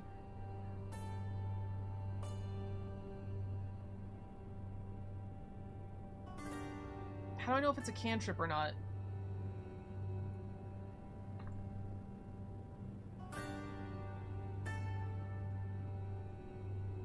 Well, it's quasi-real stuff, yeah. You can, like, a 2-action spell be 1 action, yeah. Most spells cost 2, so make it cost 1. Right, right. I get that, but... is it a spell? Does it cost a focus point?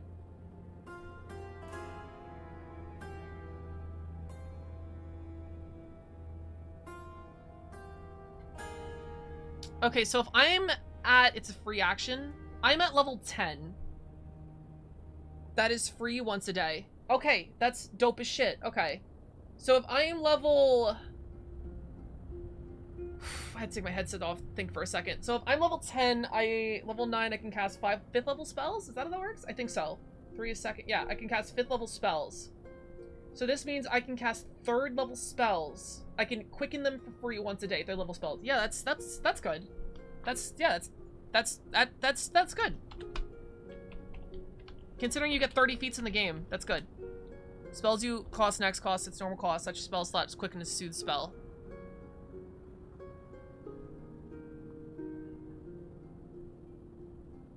It's for 0 shit money if you need cast multiple 2 action moves in a turn.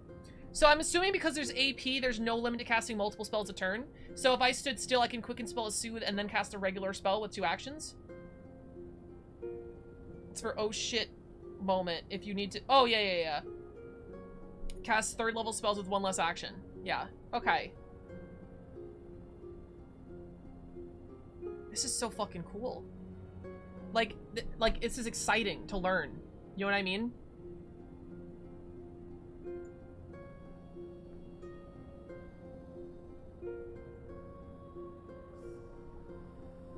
Like 2 fireballs. Yeah. I'm guessing all spellcasters get that? How do we like the music? Do we want to change it? Unusual composition. I can't get it. Translate the emotion power to composition to other mediums. If your next action is to cast a compulsion spell, you can use a different kind of performance than usual for the composition. I can't read. Composition spell. Okay, so hold on. Meta magic. 1 action. If your next action casts a composition spell, you can use a different kind of performance than usual composition change the somatic to a verbal component or vice versa. That's not bad. That's not bad. If you're silenced, you can use this to cast a spell that would prevent you to do it. Tibby, how you doing? Tibby, we're learning Pathfinder 2. Holy shit, this system is so fucking cool. I'm in love, Tibby. Can we get a shout out for Tibby? Tibby, I love you. How are you? It's been a while. We're learning Pathfinder 2 because 5e is kill, and 5e is dead, and we hate 5e, and we hate Wizards of the Coast because they're assholes, and fuck 5e. So we're learning Pathfinder 2. It's really fucking fun, dude. I'm trying to build Lori as a bard. We're up to level 1. I've been streaming for 6 hours. I've been seeing what they were trying to do. Hurts my soul, yeah. If you want, Tibby, if you want, I could help teach you learn Pathfinder 2. We can jump ship together, Tibby. If you want, I can teach you in Ramaya. Jesus Christ, Ram. She hasn't allocated her starting ability scores. Okay, the reason why is because this character generator, I need to figure out a feat, but because I'm a human, I can pick any feat in the game, so I can't pick unless I know every feat in the game. If I wasn't hella busy, maybe? That's fair. That's fair.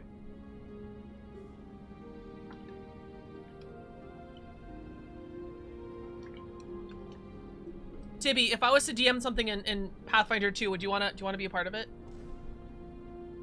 Our DM is worst case scenario, you got all our stuff downloaded on PDFs, yeah. I feel like it's fine to still play 5e if you're not giving Wizards of the Coast money, genuinely, honestly. But if I stream, I don't want to stream 5e because I feel like that's going to be, one, with Wizards' new law, they could copyright strike it, but two, like, I don't want to promote 5e. Cooperative nature is a solid choice. That's right, cooperative nature is a solid human choice. Oh shit, that would... That is so fair, yeah. Oh shit, you're right. That would have to be... Okay, I think we can start with cooperative nature. Because to choose an ancestry feat, the humanness of the feat means that that's the one. So if we forego general training and we forego anything else, we just take cooperative nature. And that's human specific, right? Typically, first level human feat is natural ambition for spellcasters since they don't get first level feats like marshals do. Right, so I need to know every feat in the game. Tibby, it's so fun though. I genuinely, it's so fun. It's like, what would Lori do? Wristband? Yeah. Cause like, it's more like a video game, and it takes harder. It's harder to get into than 5e. Like, there's a more barrier of reading, but like because of the tag system, like every single thing has like these useful tags. Like every feat, every spell, even your character has tags at some point, and because like they have this tag system, it's so easy after once you get the hang of it. Would let you take a first level bard feat. We're starting out wouldn't. Got you. So what are the first level bard feats? I only want reach spell for the first level feat though. Wait, what are the first level bard feats?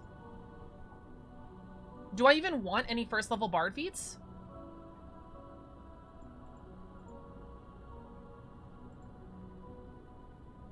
I'll look into some point, yeah.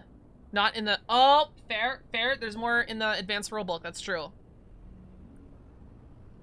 If you don't want, then yeah. Don't take natural ambition. Yeah. Hymn of Healing.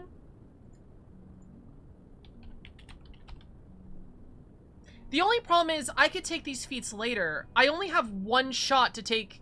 what is it? Cooperative nature. I only have one shot to take this, right?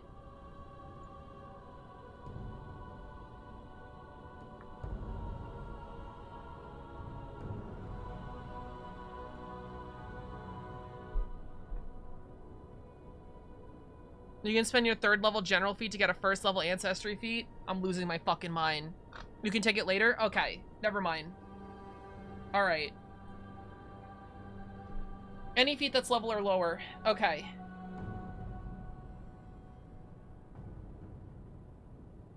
In which case, I could wait to get cooperative nature. Well, no. Inspire competence is what stacks with... Fuck, wait. What stacks with cooperative nature? Was it inspire competence?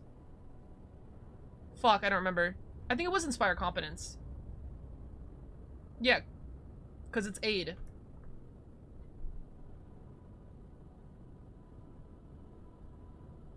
Okay. Hymn of Healing.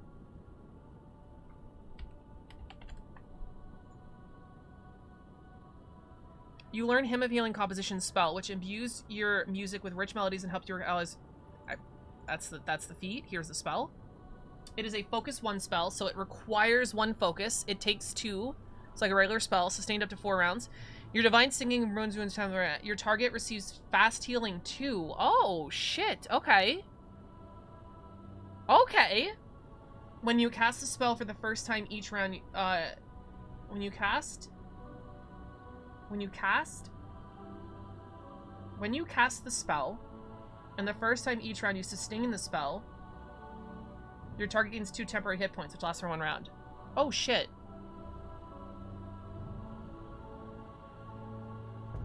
Fifth level entry feat on cooperative nature instead of the 5th level ancestry feat. Yeah, okay. Whew. So, this is... I don't know if this is good. Saying a spell costs 1 action. This is 1 focus to give someone 2 HP per round and 2 temp HP per round, right? This isn't great. Yeah, I don't think this is good. I think this was just giving me an example. I don't think he was like, take this.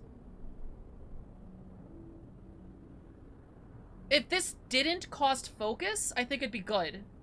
If you pick this, you wouldn't have a healer if you didn't have healing in your party. Is healing that important? Someone to heal in downtime. Oh, this is good in down. I don't know how you recover HP outside of combat. In 5e, you long rest and you get everything. In Pathfinder, you have to like wait a while to recover your HP. It can be heightened, so you can give them 20 HP per round, but not for free, right? How do you heighten a focus spell?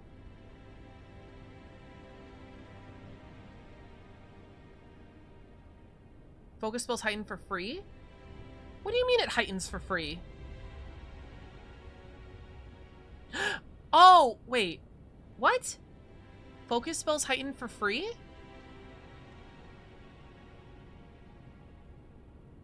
Auto heighten half your level. Okay. Okay. So focus spells, cantrips, and focus cantrips, composition cantrips, heighten for free.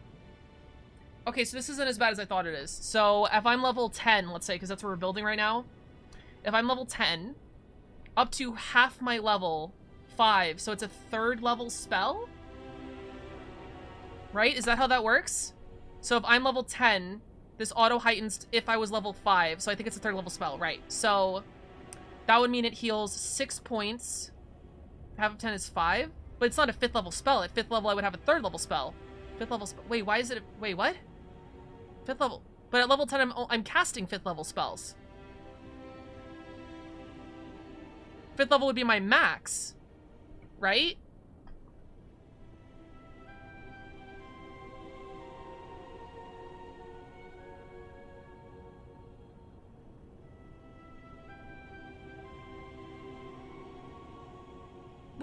Wait, it auto heightens to your max spell level? It auto heightens to your highest. What the fuck? Okay, alright, okay, never mind. So if I'm level 10, this is a 5th level spell, which means it heals 10 HP per turn and gives 10 temp hit points per turn. Oh shit, okay. Okay, auto heightens a lot better than I thought it was. I thought it auto heightens as if you, okay. Jesus Christ. I need to write, I need a notes page.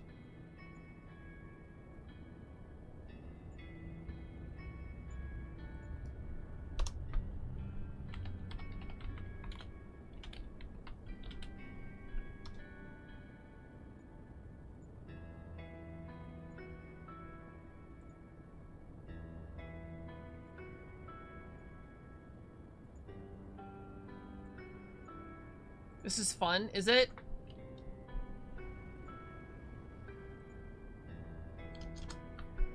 Okay. Auto heighten. Cantrips. Comp cantrips. And focus spells. Auto heighten. For free. Which means it gets cast at your highest spell level. I.e., if you are level 10, cantrips, they auto heighten to a 5th level spell. What do you mean rounded down? Oh, at level 1, produce lane cantrip would do 1d4 plus spell mod. At level 20, it would do 10d4 spell mod. Rounded up? There's no rounding. There's no rounding. Where's the rounding? If you're level 10, you cast 5 5th level spells. Where's the rounding? If you're level 9, you cast 5th level spells. I jumped ship from another game and I'm here for some ideas. Did you jump ship from Dungeons and Dragons? We can say it. We're all Dungeons and Dragons refugees here. What's up? What's up, Nines? Welcome to the stream. How you doing? We're learning 5e. I'm just writing some notes because technically rule isn't your spell level, it's half your character level. Why would they word that? Is it for martial characters too? Is that why they word that? Because a 10th level fighter, gotcha. Gotcha. Okay. Okay.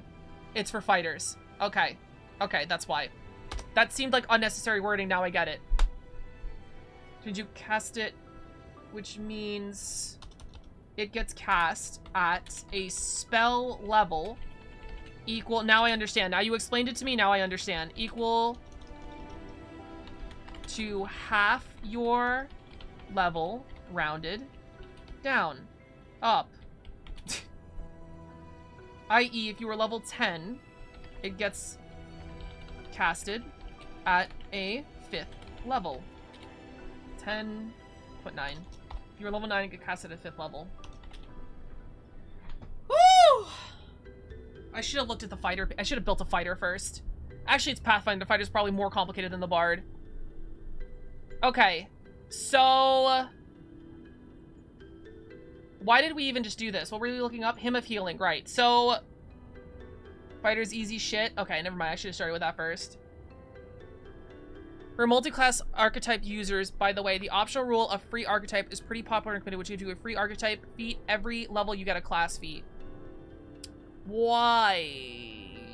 That makes you like super stronger. Doesn't that make you stronger than a regular person? You have like a fuck ton of free feats. Many feats to pick from. Fighter def is I grab my stick and hit you with it.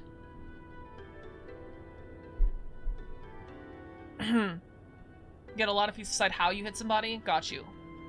Okay, so with that knowledge, this is a lot. I hate the way you phrase that. What? What did I phrase? Bard is limited reading because you don't have to read the feats that are exclusive to the subclass you don't have. Gotcha. Fuck ton of extra feats makes you strong sometimes. It does, it does, it does. Action combat takes more versatile though. Wait, so you're... Wait, that can't be real. You're telling me if I give 20 extra feats to a character, it's not going to be any stronger and just more versatile than a character with a regular amount of feats? That can't be real. Exclusively for archetype feats? We're not even at bard spells yet? Nope. Feat, not feat. Oh, what's up, honey? Welcome to stream. How you doing? We're learning Pathfinder 2. You are somewhat stronger? That's what I'm saying. But necessarily mechanically stronger? There's no way. There's no way.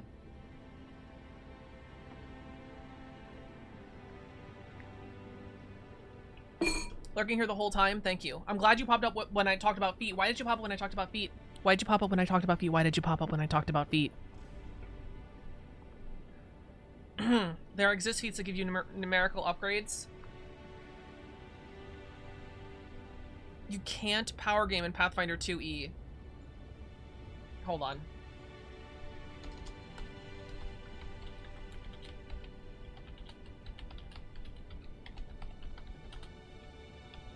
Who said that? Who said that? Who said that? Nines, thank you so much for following. Welcome to the import. I hope you enjoy your stay. How you doing today? Who said that? Who said that?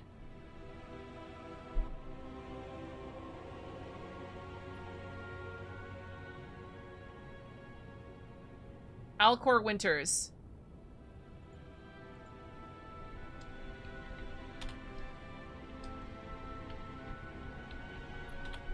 Okay.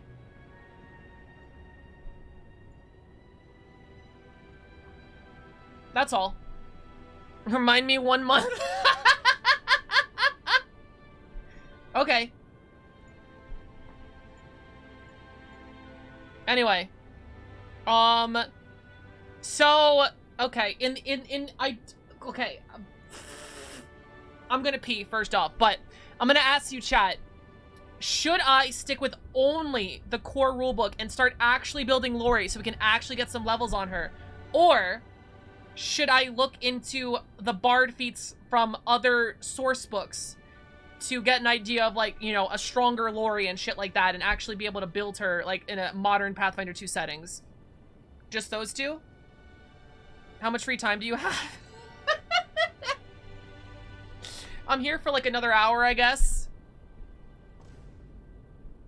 Alright, BRB.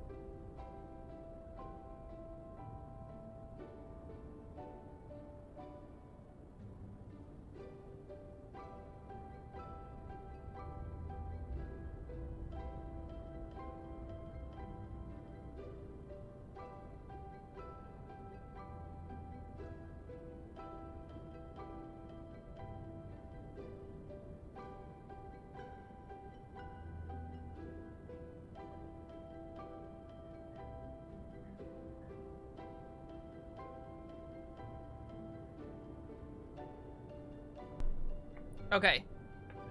I built a bard that knows nothing but slow spells and feats that empower them, basically like a fuck a boss to his power rating of a slug. Lovely. Who doesn't love a BBG with only one action? True. Age of Ashes. Are the how are the modules, the pre-written modules? Because I've been through a lot of 5e modules and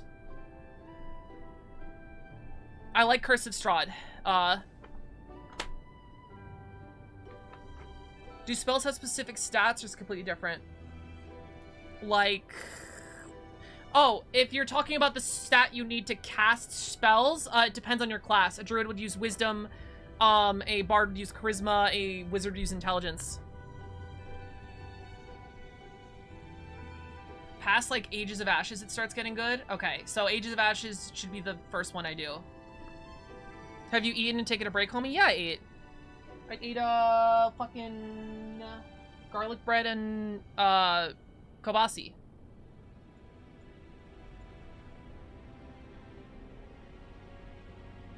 Oh, it's the first one. Cheeky encounters make you suffer. Oh, you gotta love Paizo. Alright, but it was made while developing the system? Gotcha. Poll up? What's the poll? Oh, about the feats. Okay, everyone vote in the poll. Everyone vote in the poll. Everyone vote in the feat poll.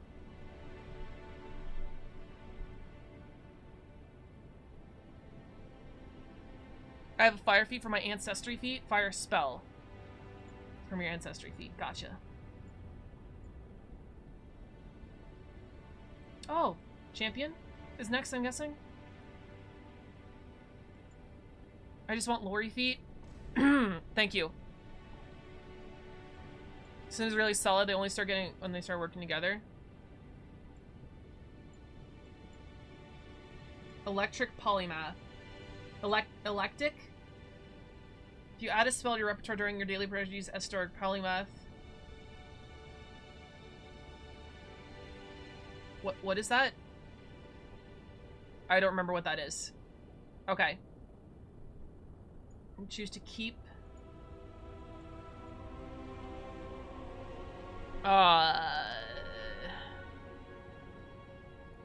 Okay, inspirational focus. Your connection to your muse is granted you on the, if you have spent at least 2 focus points since the last time you refocused, you can recover when you refocus instead of 1.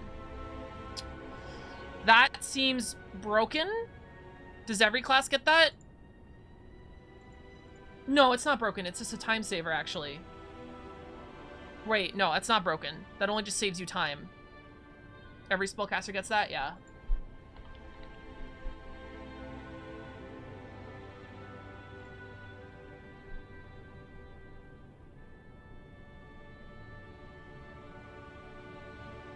It's not a time saver? It's not?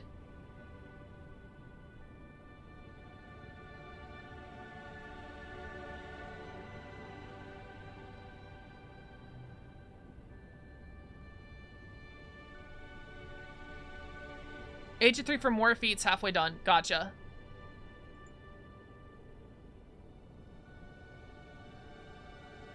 You have to spend 1 FP since you last regained any FP. Right, so it's a time saver.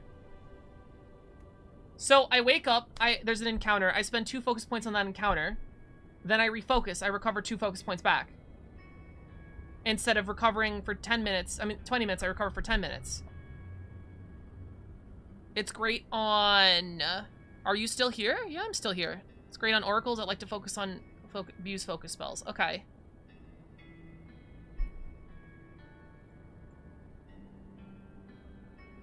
Hypothetically, say you don't have this feat.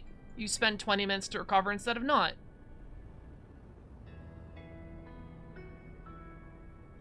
You have to spend a focus point to regain a focus. AKA, if you have 3 focus points and use all of them, you can only gain 1 back in downtime.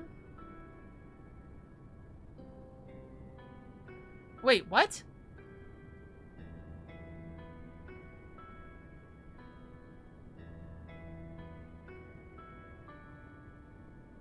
Wait, what?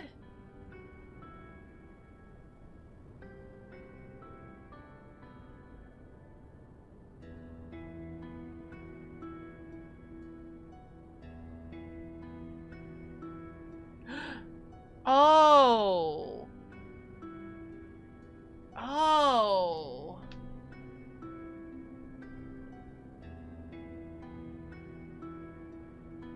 Oh.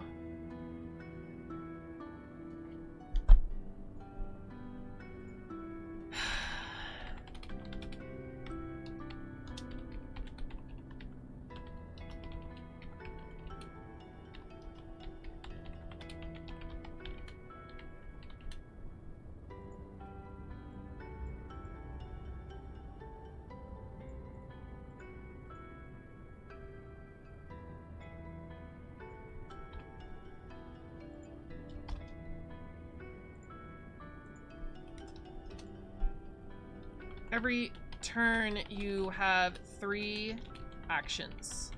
Think of it like AP from Fallouts, and most things take 1 AP. Spells take 2. Some things take none. You 3 actions and a reaction.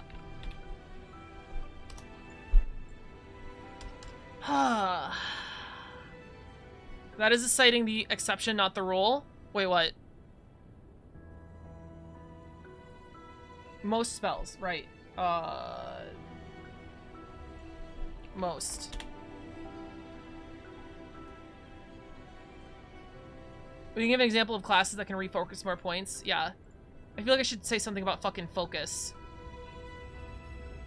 Can refocus more, I believe. Okay. Fucking... What is focus?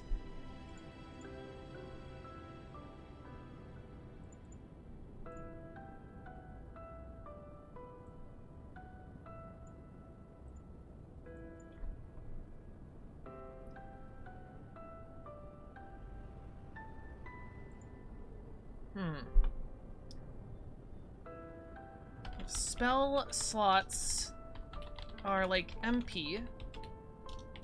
Focus points are like stamina. Or whatever the fuck that green bar is. basically a separate resource to use for class abilities and spell-like abilities. Confusingly, these are also called spells.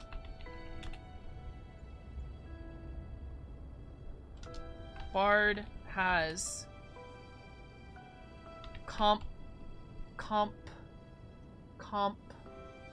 composition spells.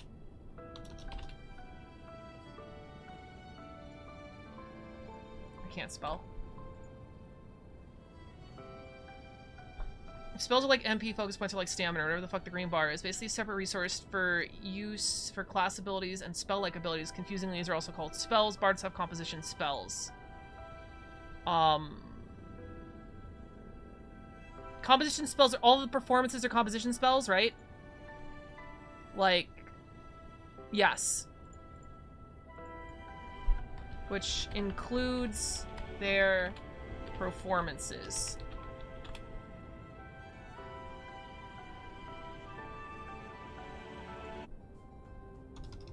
Bards seem to have a gameplay loop about keeping up performances, much like an MMO.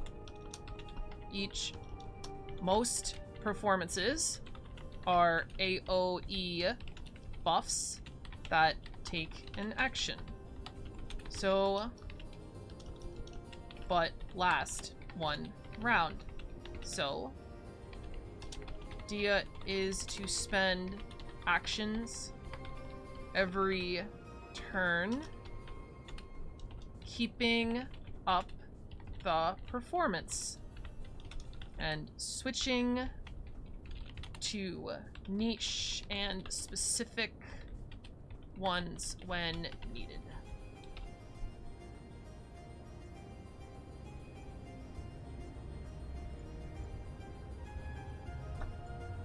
All right, I think I have the understanding now. Should be 1.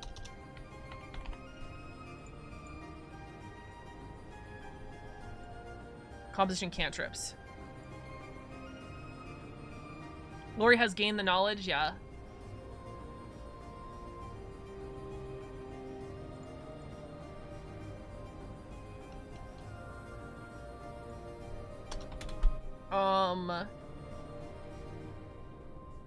There are also cantrips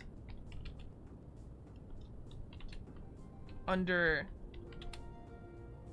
focus points that are free. Lori still has amount of destructive spells that bards have. I wonder if they're going to change the paragraph to see what Shadow Blast does. Bards are blasters. Blast. Okay. So, I'm confused. I'm looking at the sample bard, right? Dancer. Ability scores. Mag charisma followed by dex. Add con for more health. Intelligence for skills. Skills. Muse. Maestro. Higher level feats. Like, this is not a build. This is barely a build. I guess if you slap your ancestry and other things on it, it's basically a build. But, like, what feats do I take between 4th and 14? It's a build outline? It's mostly to give ideas? Okay. And I think we're done with looking at the bard here, because this is the champion. Yeah, I would like to read the champion, but we're spending a long fucking time here. So, let me read the... Okay, so I'm on Nethys, right? I could look up bard feats, probably, right? Is there a place I can look up bard feats? Bard, like, feats? Go to bard class.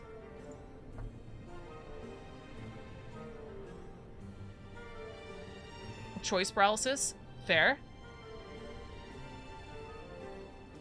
Top of page.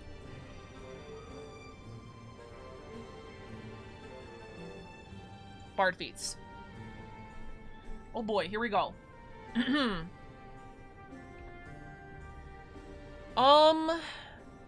Bardic lore. Oh, right. Hymn of Healing, Advanced Players Guys, Martial Performance, Warrior Muse. Oh, Warrior Muse is not in Advanced Player. Let me see what Warrior Muse is, actually, because that looked really cool. Yeah, I saw it mentioned Gorham on Nethys, and I was like, what the fuck? If you know what you're looking for, Nethys is your best friend? Yes. Martial Performance, add fear to your spell repertoire. Okay, let's do Martial Performance. Let's look them up. I don't think Lori is this at all, but... Empowering your efforts to... You become trained with all martial weapons if you get... Oh! Oh!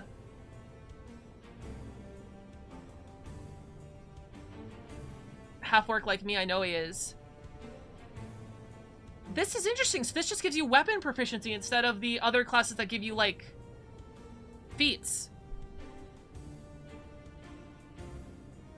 Interesting. Okay.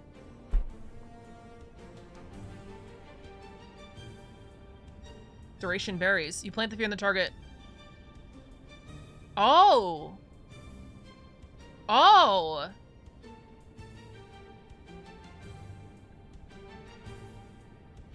Oh my god. 3rd level. It's fucking 5 creatures. How do I know what level? Right there. Spell 1. Huh. Frightened is a Slay the Spire condition? Sure. Oh, I should look what the Frightened condition does. That means fear effect.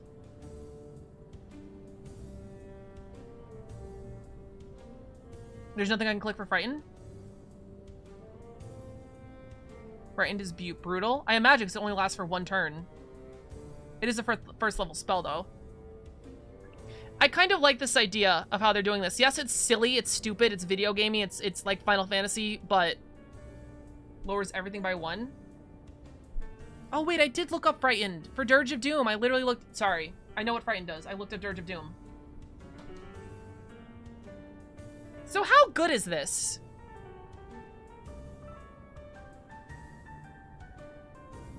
How good is the Martial Prowess Bard? So what am I giving up? Hold on. What does Maestro give me? Actually, I don't think it's good at all. Because Inspire Defense, I think... No, not Melody's spell, but like Triple Time, Dirge of Doom, those are all Maestro abilities.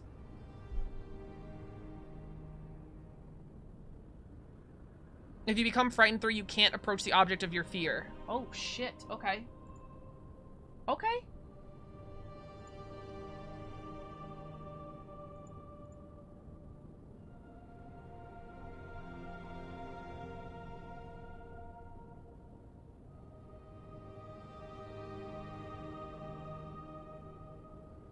Wait, Warrior Muse gives you martial performance? Yes. Okay. Sorry. Is this by level? Oh, it is by level. Thank you. Shit. Oh, no. That was a mistake. Never mind. Take it back. Well-versed. Common. Feats have rarities? Are there feats that only, like, the DM can give you? Like Fallout? Like story feats? Wasn't referring to an effect of the frightened condition. It was describing the save critical failure effect of the freer spell. Oh, okay, so not save 3. Story feats? Is that real? Is it real? Like Fallout? Like you save a people and you get radiation and you now are immune? Feats that are techniques taught by the Hell Knight faction? Jesus fucking Christ. This game is so cool. You're resilient to performance influences that aren't your own. There are feats that can be owned if you get screwed over by certain creatures. Why is this game so cool? Why? Only +1? Why is this game so fucking cool? Cantrip expansion. Hey, yo. Dark Archive. It's a level 2 spell?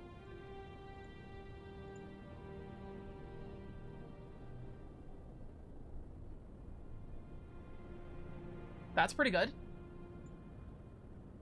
There's a feat if you've been petrified before. Jesus Christ. Spire competence. Lore masters elude.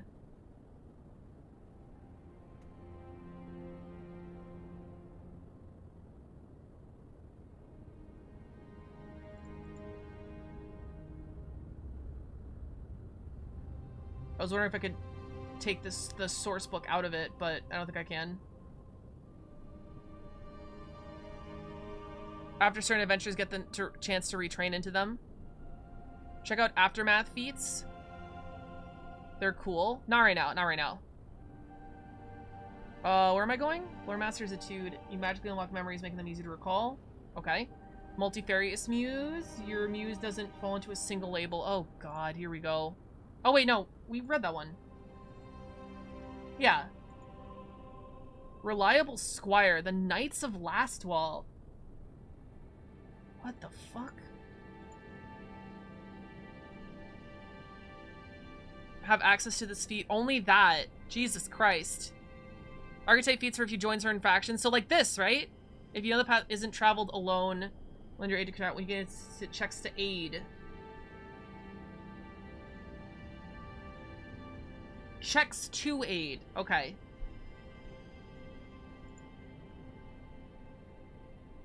Zombie apocalypse country. Oh my god. Zombie apocalypse country. That's awesome. They're having a bad time. I kind of want to put a zombie apocalypse country into my world, but I don't think it's going to fit. Song of Strength. Warrior Muse. Okay, okay, let's see what the warrior gets. Let's see what this warrior gets. So performance. You bolster your allies' physical strength to gain +1 to athletics checks, and their DC against athletics such as...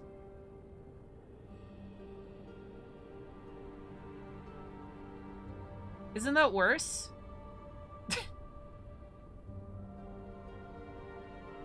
Isn't that worse?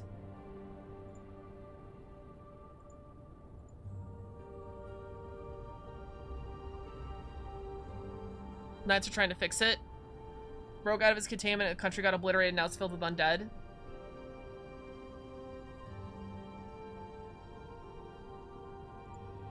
Okay, it's different because you don't need to roll.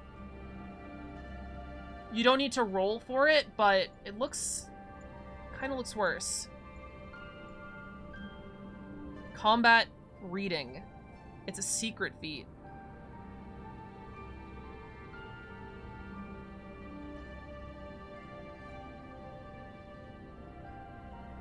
It works. It's worse than Inspire Competence with Cooperative Natural. Definitely, but that's a 2 feat combo. I don't think that's really comparable.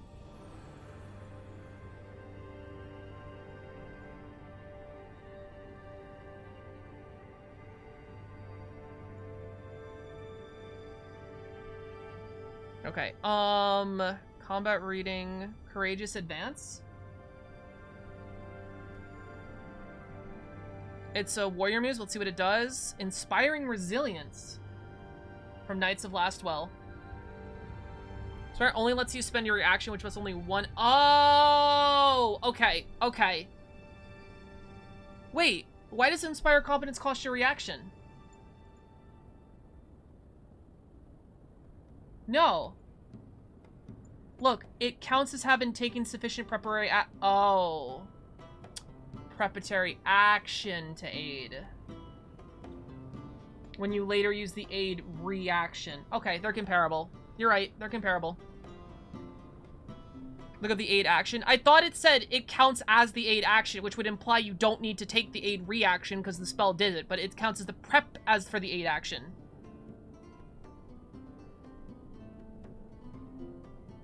Inspire Courage, Composition, Cantrip. Oh, okay. Stride is movement, right? And then it upgrades to Courageous Onslaught. Oh, shit. What level? 16. Okay, that makes sense.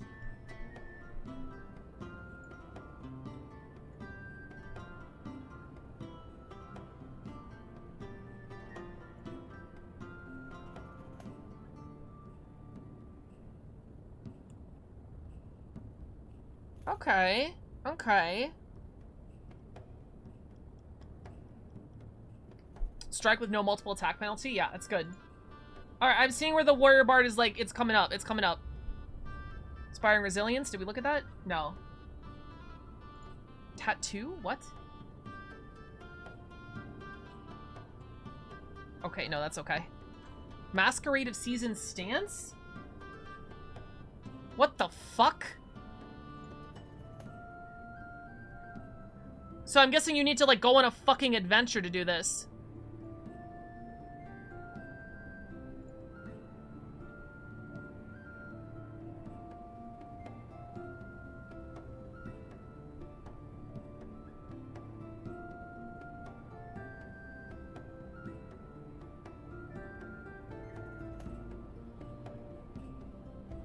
What the fuck? I think you just grab that if your DM lets you. Of course, of course. If your DM lets you, you could do anything. Hey, DM, can I just take fighter levels? Sure.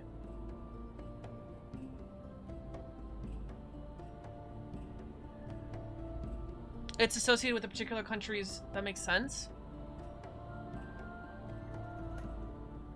Ooh.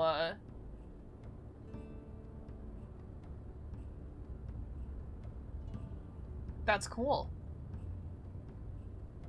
It's a rarity, so as long as your DM is fine with it, you're good.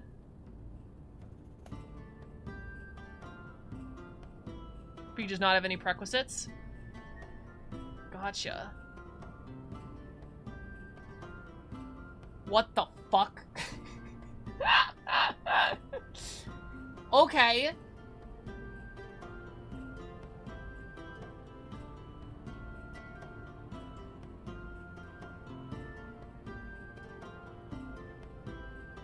Virtual researcher. Triple time. Assured knowledge. Defensive coordination. Maybe a warrior muse. Spot is a fancy pants fighter that does flips while stabbing people with a rapier. Oh, I knew swashbucklers. And have you heard about rituals yet? Nope.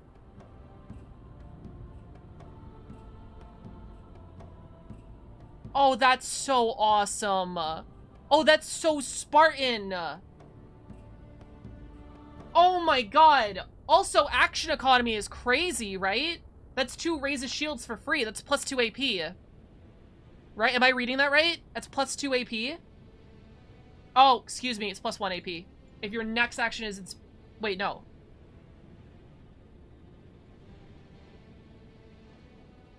Feet 6...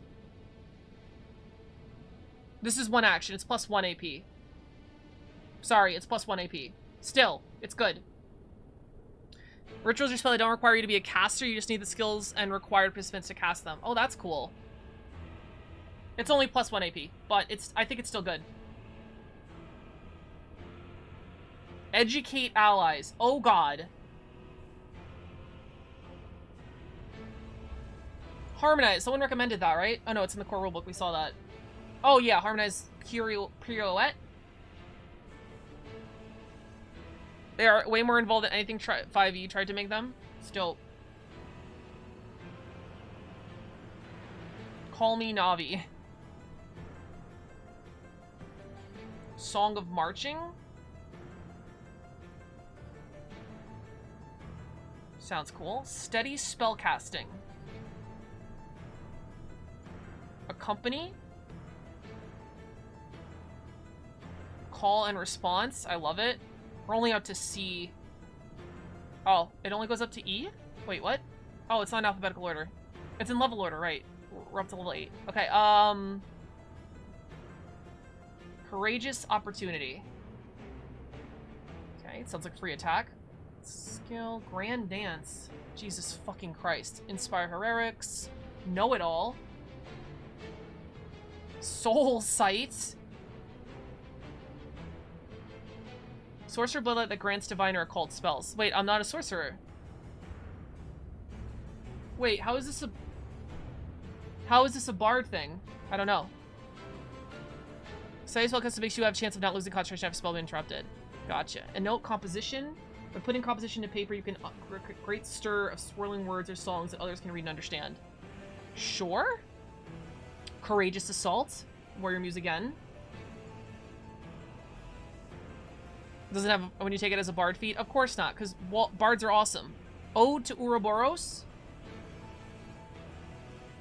Spare your allies from death. Jesus Christ. Quicken casting.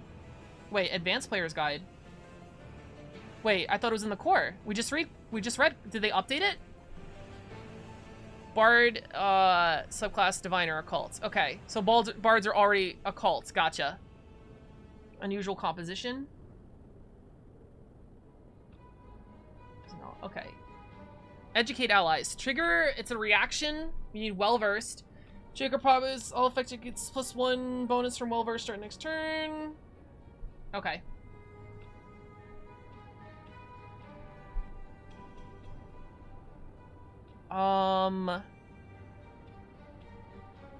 What's the trigger? Oh, an enemy attacks you. Enemy targets you. Excuse me. From the new classes? Okay, gotcha. Didn't we read this already?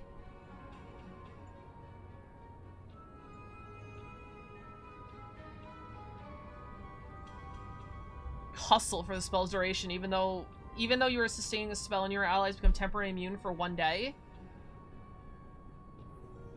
That's sick. Oh, immune to the same... What are you immune to? Immune to the Song of Marching again? You can only use it once a day? Is that what it means? And this is automatically heightened, right? Immune to Song of Marching. Got it. Sorceries aren't exclusively arcane. Yeah. Combinate your cheek, you don't easily lose concentration, cast a spell. Okay. I mean, DC 15 seems easy to do if it's static, so it's not bad.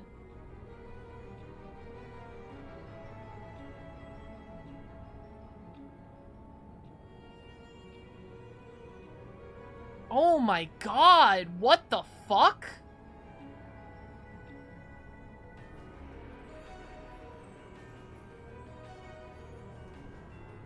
That seems really good. Only a bard can... Oh, it's performance. Dude, what the fuck? You literally become a battery? That's the one feat I've read that I'm like, put that in. What was it called? Accompaniment? Unless, am I misunderstanding something? That seems really good. You're literally just like, no, not your spell slot, my spell slot.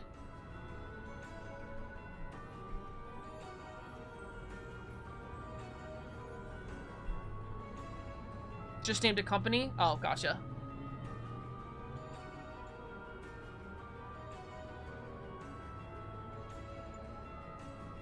Ethically sourced bard batteries. Courageous opportunity. A creature with reach that uses auditory effect, manipulate action, move action, range attack, or leaves a square during its move action. What the fuck? That's a lot. You were affected by Inspire Courage. You give the wizard a free disintegrate. Well, it's not free, it's your disintegrate, but still.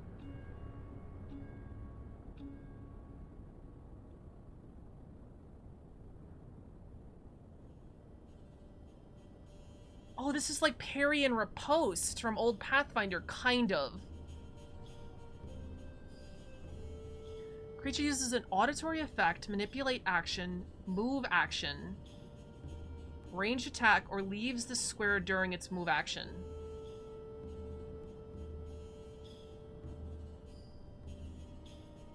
It's kind of like old parry and riposte, but it's not just an attack. It's like weird other actions you can interrupt. Interesting.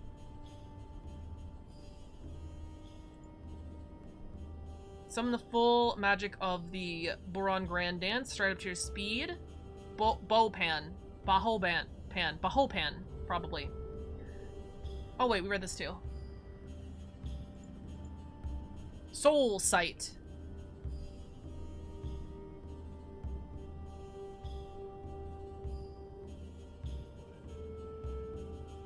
Okay.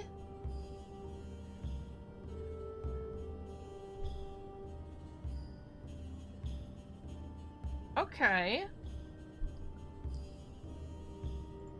There are feats on marshals that get AC and then stab if they miss. That's like parry and riposte, right? Old school parry and riposte. What's up, Lux? Welcome to the stream. How you doing? Looking up some Pathfinder 2.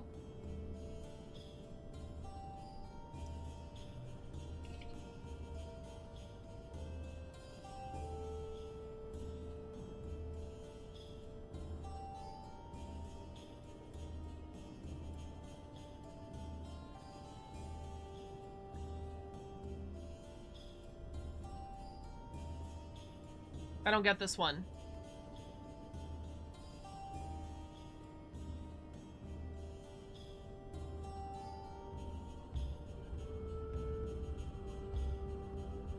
Wait, what does this do? Oh, you put a spell on a scroll that someone else can cast later? I've never messed with all this Pathfinder stuff. This is new to me. Do you play D&D?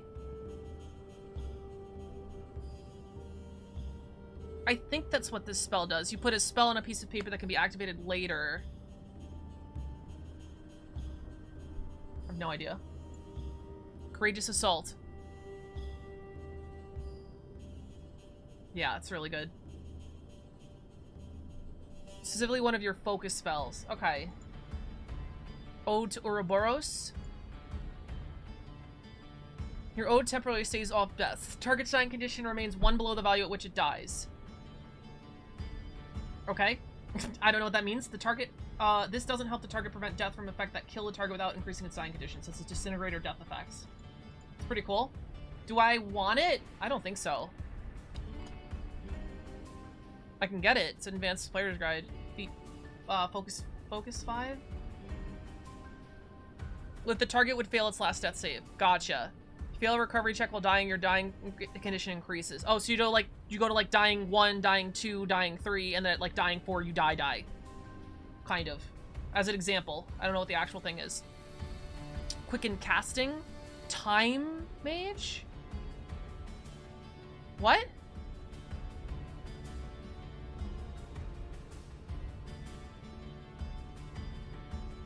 I'm confused. Why does it say time mage? The core rulebook said a bard could take it.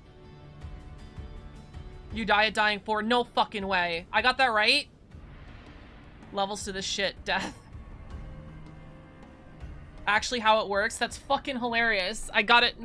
See, I know the game like the back of my hand. God gamer. Exactly. Exactly.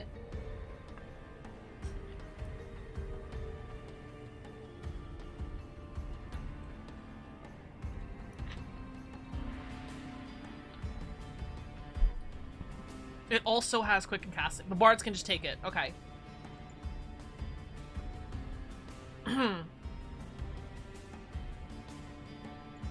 Okay, so that's all the bard feats. Oh, no, it's not. No, it's not. Oh.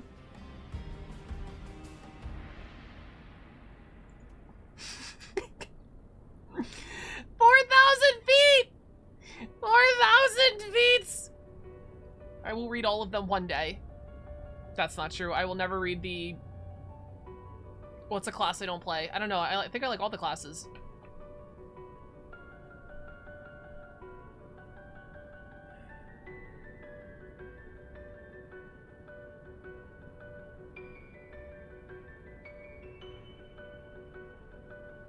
Oh, Age of Ashes. You really thought that was all of them? Unfortunately. Allegro. Is this core rulebook? Earworm, I like that.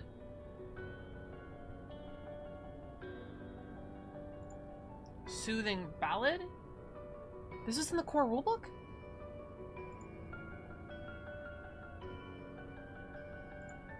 True Hypercognition? What the fuck?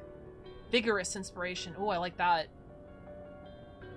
Was there no new stuff for the Maestro Mute? Oh, okay. One thing. I was like, there's nothing new for the Maestro Muse. Is it that broken? No bully. Honey, you really thought that was all of them? Listen. Listen. It was half of them. I wasn't that off.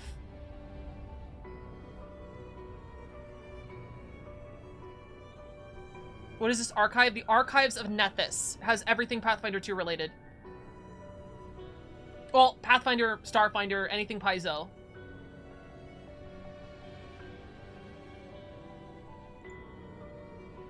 Just because I want to see the world burn, Ages of Ashes, literally JRPG plot where you go to fix the normal issues, end up with you killing God. Are you trying to sell it to me? Because it's exactly what you're doing. Sure, it allows you to cast a focus spell that lets you make 6 recall knowledge checks at once. What? Why would you need 6 knowledge checks at once?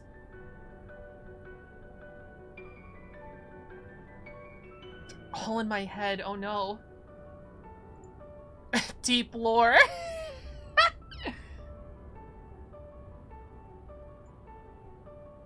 Discordant voice.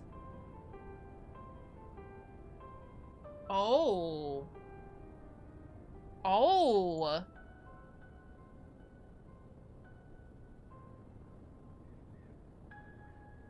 Unofficial fan site. Impossible polymath. Oh no, we had that one. Fatal Aria. I don't remember that. Head of the Night Parade. First of the Ruby Phoenix. What the fuck? Perfect Encore. Magnum Opus. I'm guessing this is another 10th level spell. Pied Piping. Ayo.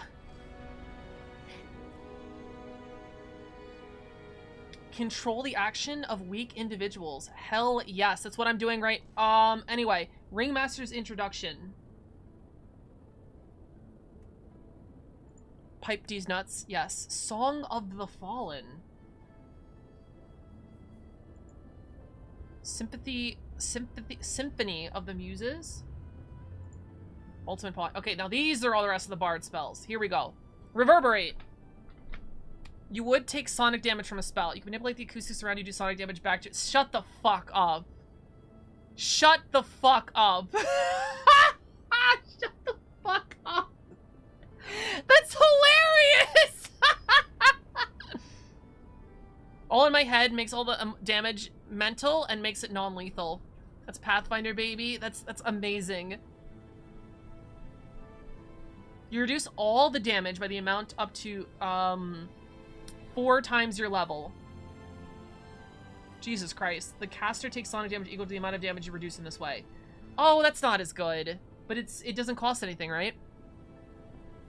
It's free, right? Taking twice the triggering damage. Damn. Damn. New one aligned perfectly in that time frame. Oh, so it's like a Mortal Kombat?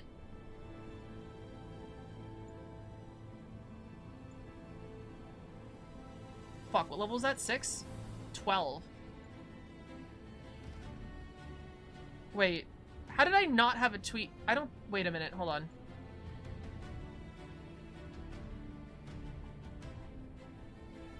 I don't think I finished reading. I didn't finish reading. I didn't finish reading.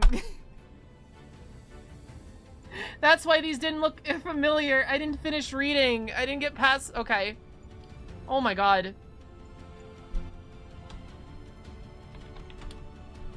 I don't know why I thought this would take me one day.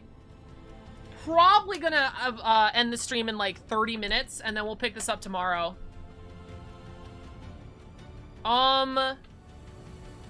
You good? Yeah. We're gonna finish with all the Bard feats, so I know what a fucking Bard does. That's where we're gonna end it. That's what I'm gonna call the video. Learn Pathfinder with me. Part 1, Basics and Bards. Oh my god, that's a sick title. Wait, I gotta write that down.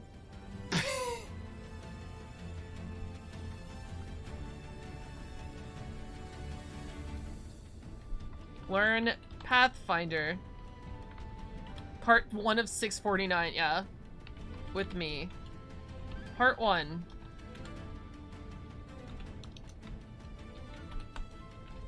Basics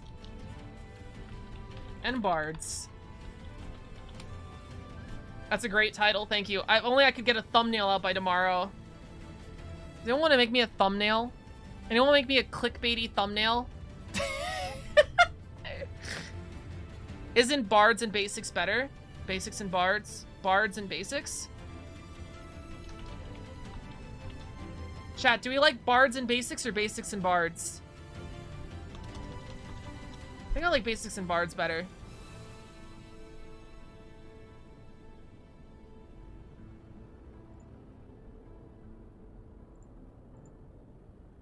Okay. Right, I stopped reading right here. It rhymes either way. Gaslighting failed. Oh. Yeah, basics and Bards are better. Is Bagman up? Bagman, are you here? Gonna yell at you. Make me a thumbnail.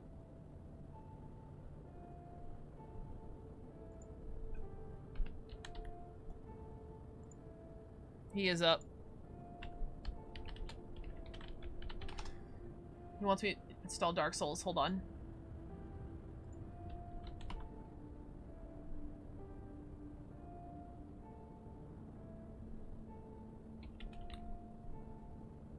What? I don't have Dark Souls on my library.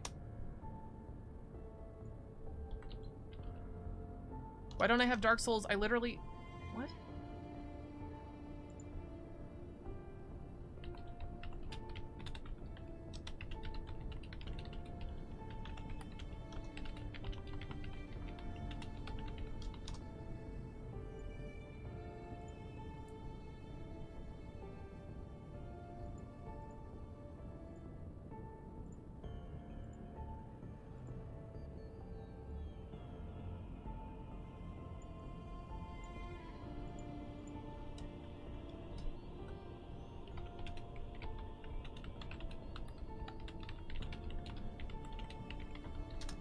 Okay. Allegro, you can quicken your allies fast as punch it. You learn the electro composition cantrip. Okay, we'll look that shit up. Did we? It's level 12, right?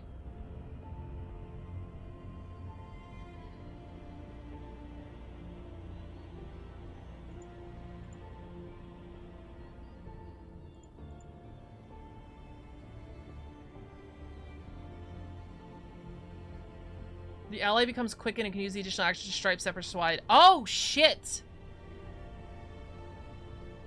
Why is that a cantrip?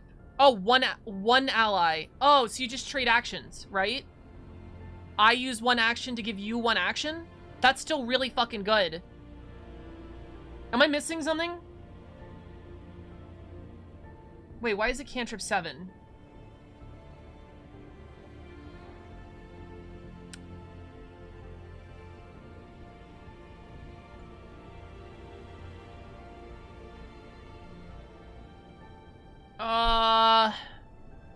Why is it level 14 here, but cantrip 7 on archives? It's a cantrip, but it's not available till really late. 7 is half.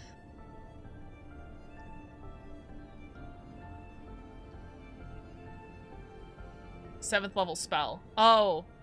Okay. Oh, right, this is the spell.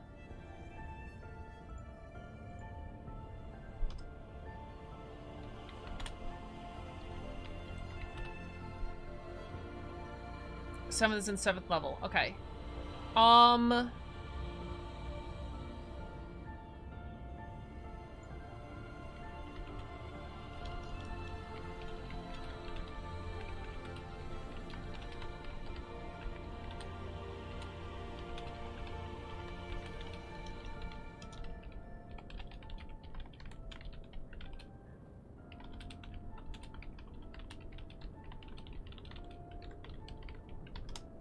Pathfinder baby, yeah.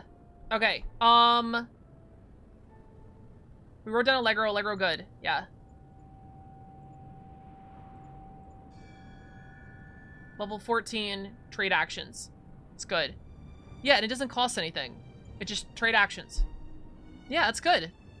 It's like, oh, I have an action left. I could attack with my fucking short bow, or I give the barbarian another swing. Yeah.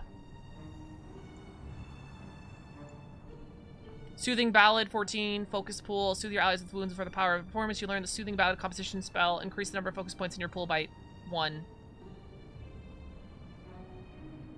But it's max 3. I already have 3. How much does that matter?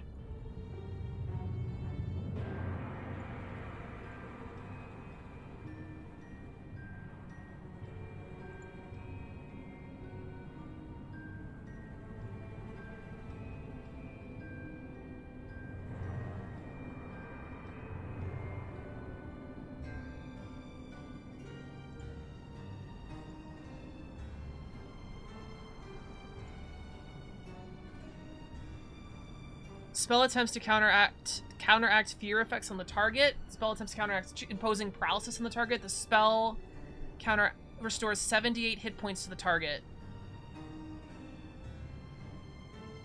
It always says that last phrase in case you didn't have a max focus pool. Okay. Oh shit. Holy fuck. Okay, I didn't see that it targets 10 people. Never mind. That's a lot better than I thought it was. Holy shit. 10 people.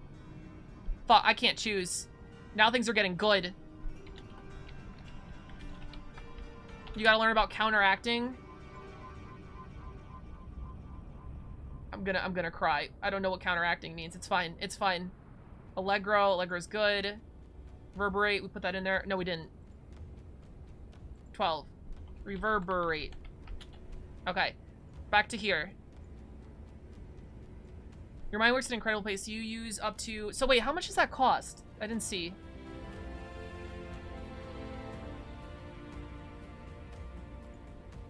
It's a spell. So it costs at least 1 focus point. Is counterspell? The rules are kind of iffy. Gotcha. Circle this link and cry. I've been here since launch? What do you mean? Yeah, it costs 1 focus point to do this.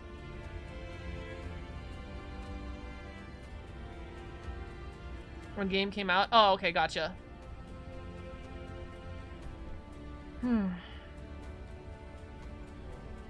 Hypercognition. Why?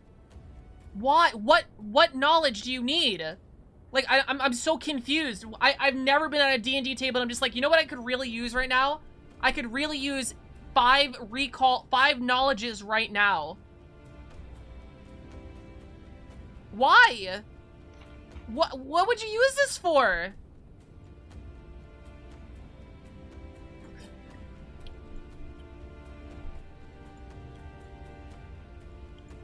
To learn what you're fighting? So you can hit harder. Okay, fair. Effortless concentration, you haven't acted on your turn.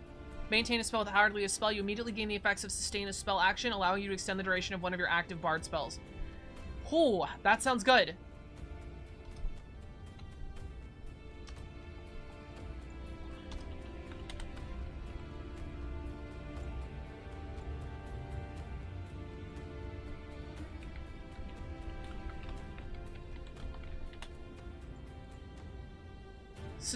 Studious capacity? Basically, you're fighting 6 different enemies. You could use recall knowledge about all of them. Recall knowledge works like Libra in Final Fantasy. Oh, now that you've explained it like that... Alright, now I understand why that would be helpful. Sometimes really... Yeah, she's like, I need... DM, I need armor class, damage resistance, spell resistance, regular resistance, how big is this cock? I need, HP. Yeah, I can get it. I get it. Massive? Fuck, I didn't even need to roll for that. Effortless only works on spells that say sustained as its duration. Oh, okay, that's fine.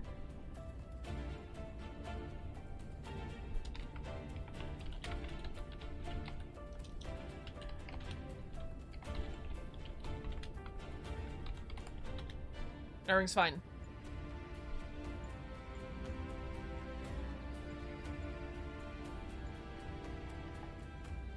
You can sustain multiple spells. Get the fuck out of here. Get the fuck out of here.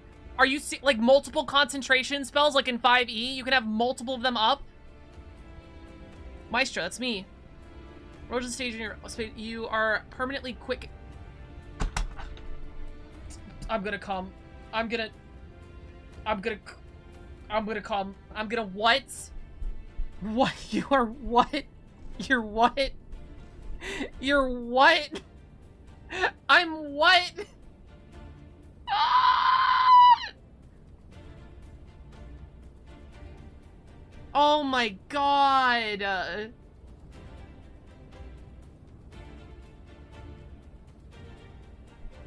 Alright, I know I'm literally never going to use this because I'm never going to play this game at level 18. Every class gets that feat in a different aspect. That's so good. I should have said it before because now it looks like I'm going to copy it. But I was going to mention before an AP, like, I would love the idea if they played with this idea of AP and having multiple actions. Just like all the classes when they get too high, just like, oh, suddenly you have 4 AP. Now you are monstrously better, or at least 33% better than any one of your lower level peers. That's so good.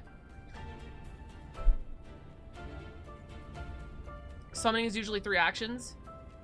All adventures go from levels 1 to 20. That's terrifying. How big are the books? That's terrifying. What do you mean? A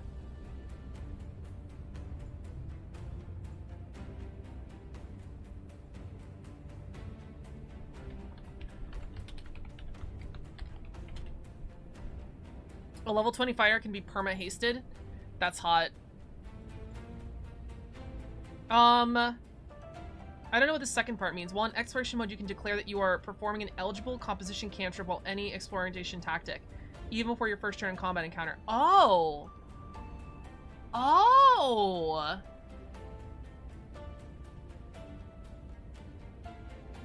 Oh my god, that's awesome.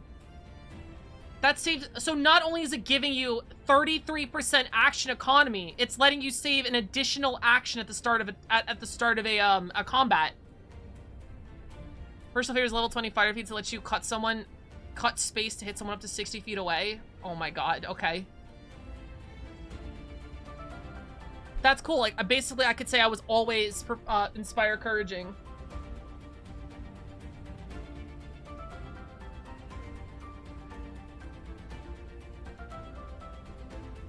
What? What?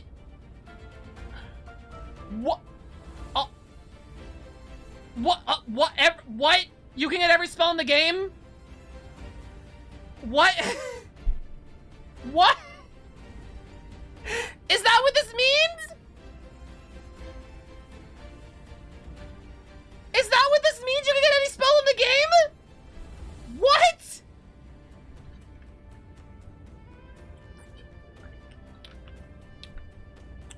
Okay. Thank you. Fatal Aria.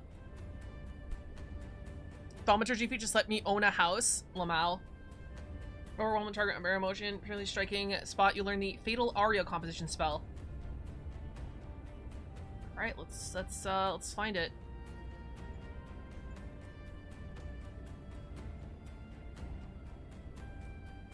Fatal Aria.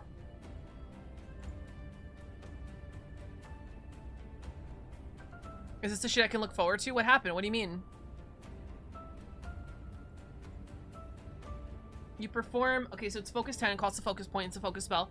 You perform music so perfect that the target may die of joy or sorrow. Oh! They had a spell like this in, This was like a high-level bard thing in Pathfinder. I don't remember what it was called. It wasn't called Fatal Aria, I don't think. Once targeted, the creature becomes temporarily immune for 1 minute. The effect of the spell depends on the target's level and current hit points. Level 16 or lower, the target dies instantly.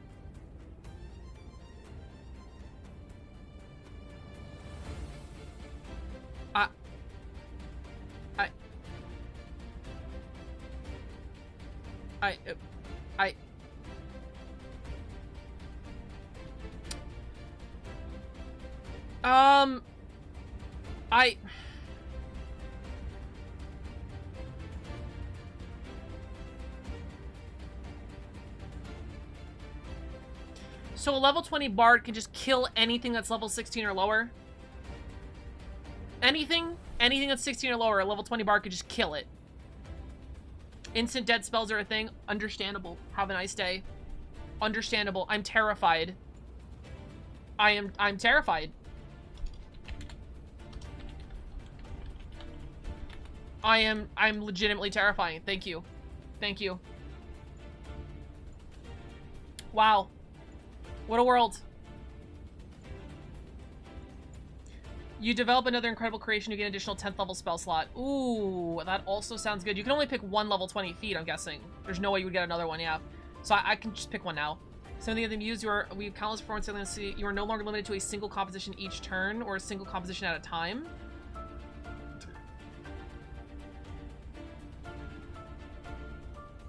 That doesn't seem that good. If you aren't cool enough, you just die. Because you still need actions to bring them up, and most of them still only last one turn, right?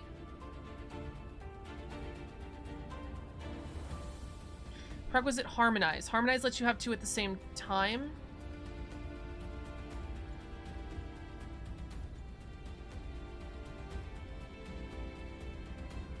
Maintain multiple turns. I know there's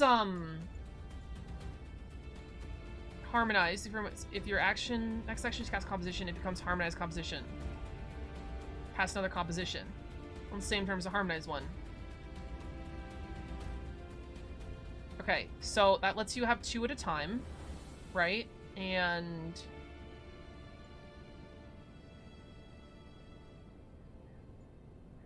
lingering. But this cost, yeah, this cost. Page she's on now, 100. But this cost. I don't get how you use this.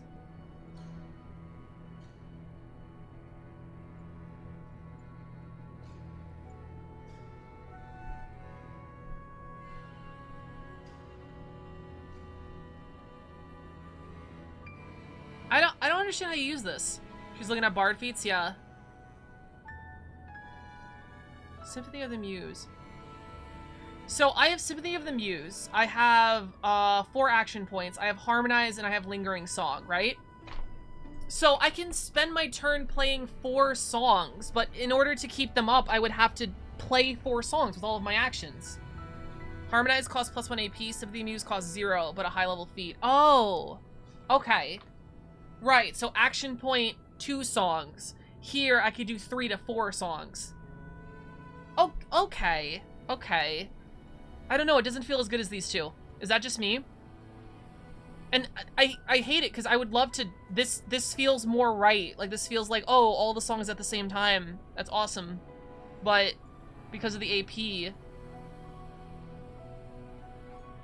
it doesn't have hype factor. Maybe that's what it is. You can remix them with 0 cost. Yeah, but still, like, what's the best play there? Like, best play is Dirge of Doom, right? That's Frighten. Inspire Courage and Inspire Competence.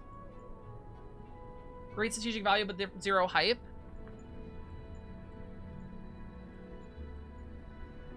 Triple, I don't know.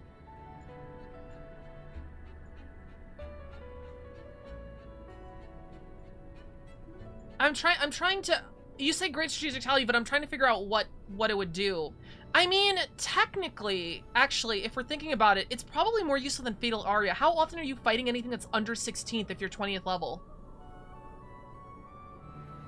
Like, how much use are you actually getting out of an insta-kill? Sympathy of the Muse. You can have Dirge of Doom on, all times. Does Harmonize cost anything? You would be surprised. You literally do not fight APL -5. Keep the lessers in the place, you know? Harmonize cost anything? Don't remember.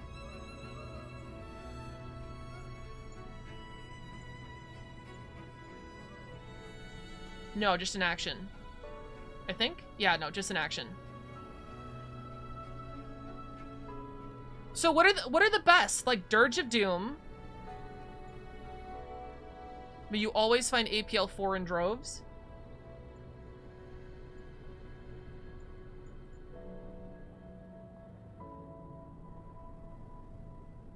No.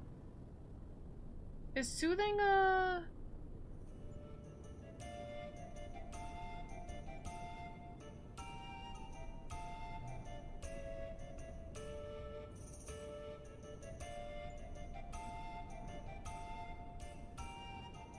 No. Soothing's not a thing. Never mind. Trying to find the compositions.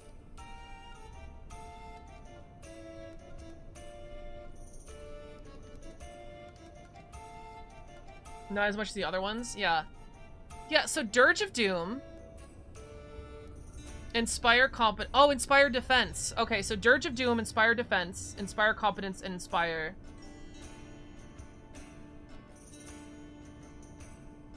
Why does it feel like there should be more? Is that it?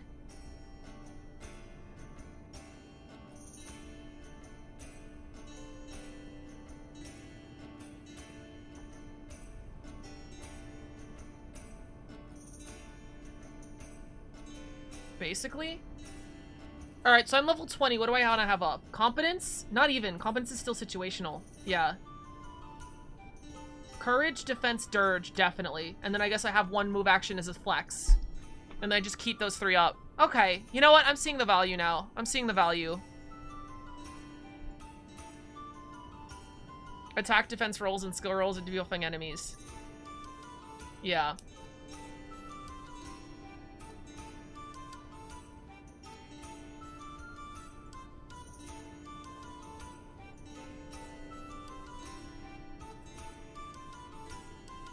Perfect Encore is probably the best, but I'll take Sympathy for this theoretical level 20 that I'm not going to build to.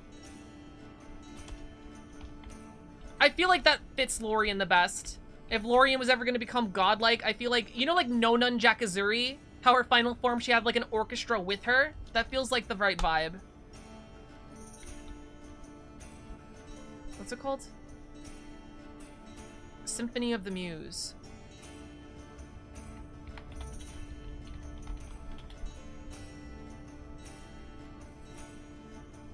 Oh boy. Okay. Oh, we gotta look through these now. Fatal Aria. Silver's Refrain. Aid you in fighting devils.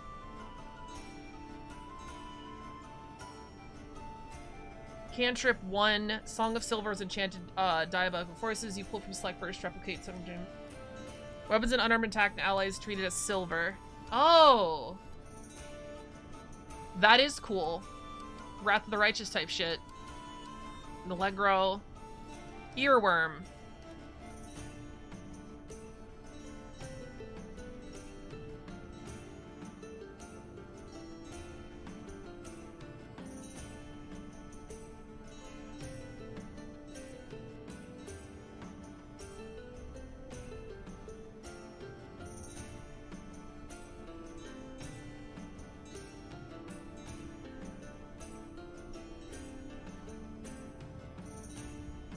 What is the point of this? It's action economy, right? I spend 10 minutes out of combat to inspire courage. When I'm in combat, I snap my finger, everyone's inspired courage while I Dirge of Doom. Right? But it's 1 round. It feels overly complicated for what it does. Like, I don't want to deal with the logistics of this spell. You'll get level 20 as long as one of the 6 books eventually have their collection of booklets from 3 to 6 booklets. Oh, I asked you how long they were, and I don't think I saw the answer. My bad. Yeah, I don't like this. I get it. I understand its usefulness. This just feels like a pain. For what? A performance for 1 round?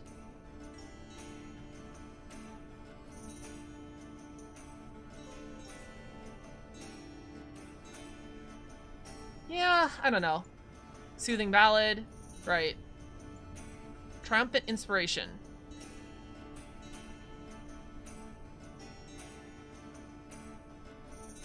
Oh, wait. Oh my god. Oh, shit. Least pick as far as I know. This is sick. This is awesome. Oh my god. That's so cool. I kind of want to build a warrior bard now. That's sick as shit.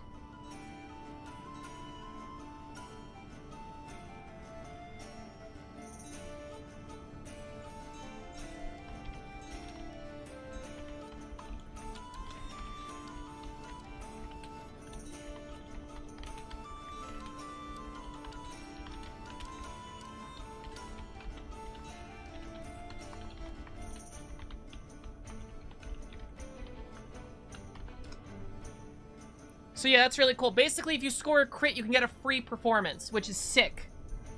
That's awesome. Imagine, Warrior Bard with Symphony of the Muse. Is that good? I don't know. Oh, you can have all your cool... Is Symphony of the Muse... Yeah, you can have it.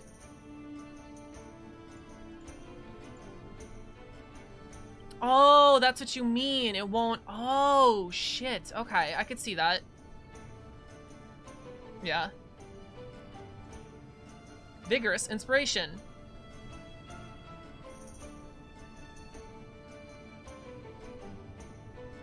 Oh, shit. That's really cool. I don't hate that.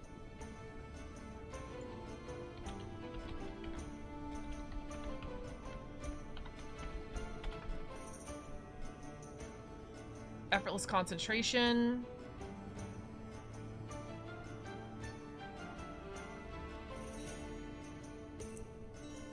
I think I'll put that in.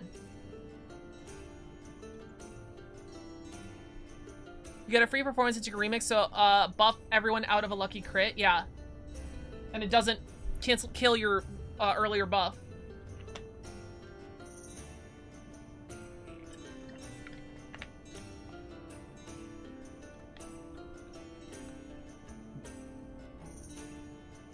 Why? Oh! Oh! I get it. The trigger is sonic damage. That makes more sense. It's a reaction.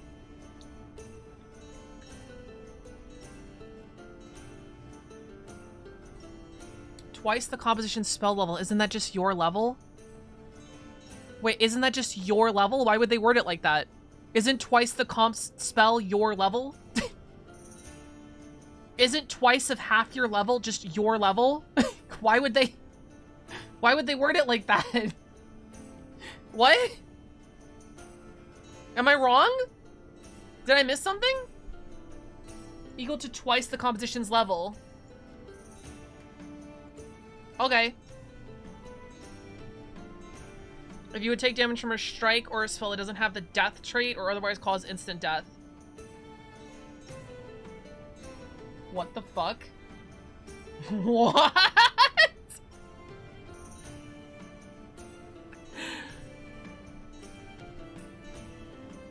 You could just do this infinitely?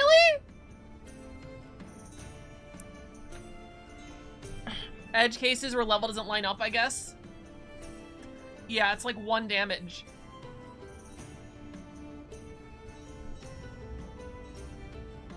It's Paizo wording in a convoluted way, yeah. You can just do this forever? I mean, the non-lethal damage will add up eventually, but...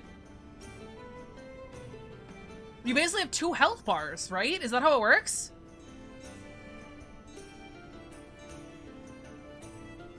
Oh, it's at level 18? Maybe that's why? That seems very powerful. No, you don't have 2 health bars? Non-lethal knocks you out, but you don't roll dying saves. Level 17 you cast... Yeah, yeah. Non-lethal knocks you out, but you don't roll dying saves. Non-lethal is reduced out of your HP anyways. Oh. Oh, then this is bad. What's the point of this? Oh. Okay, oh, that's not worth a feat.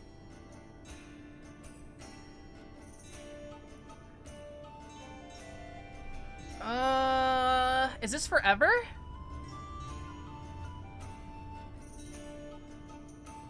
This is forever? Making sure you get, if you get blown in the backline, you can just take a nap without your team rushing and causing you're dying. Yeah, I guess. 1d6 damage at level 18? I'm not sure. If you bring up Inspire Courage every turn, which you probably should be, maybe the d6s will add up, I guess. This is not a gripping me, I'm gonna be real.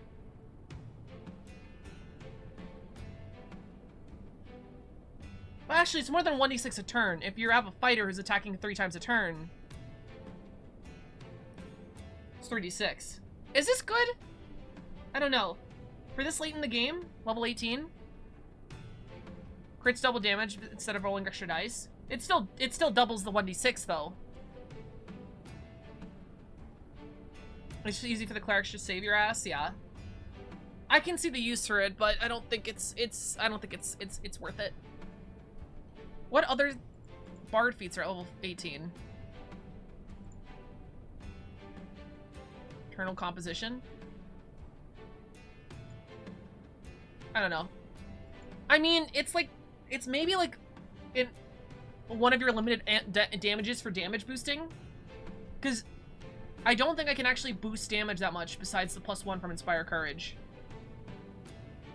So yeah, maybe it's that. It's like, yeah, I think it's the only option, I guess, to just do passive damage to increase everybody's damage. Okay, I could see its use. Feudal Aria, we said no. Head of the Night Parade.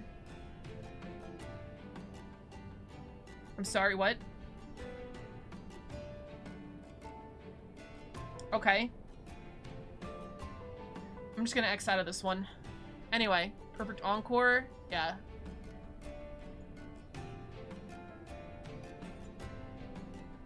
It's a spell, 5-foot emanation. That's not very far at all. That's really not far. Burns and raptures all those who hear it, give them to fire in mission. Each creature within the emaciation spells exist. There's a lot of bard spells that applies buff to weapon damage, most of them Sonic. Okay, fair, fair. I haven't looked at the spells yet. Temporarily immune for 1 day.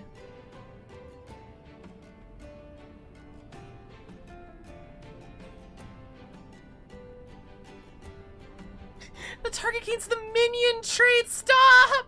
What do you mean? What do you mean the minion trait? Oh my god!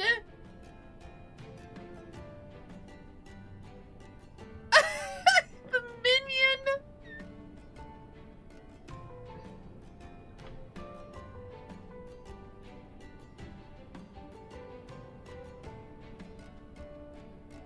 I don't see the point in this. You know the Pied Piper story? Yeah, why is it only 5 feet?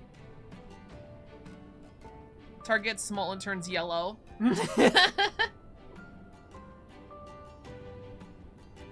You make the rats and kids follow you? Yeah, but I don't... Oh, wait, I'm sorry. Once per turn, you can spend a single action which has a concentration to increase the animation by 5 feet. Compounding? Compounding? Compounding?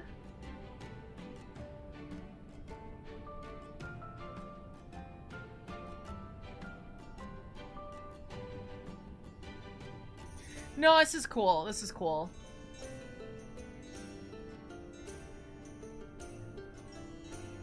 I don't know. I don't know how often I want to be like, I'm just gonna run around town making people follow me and I'm gonna lead them to the well, I guess.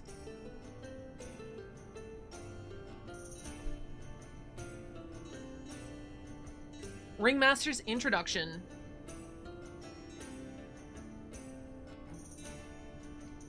You have 10 rounds at 1 minute. It will end in 25 feet emulation. No, it should be more than that. Once per turn, and then increases the emanation by 5 feet. So it's 50 feet in 10 turns. So it should be 55 feet by the end.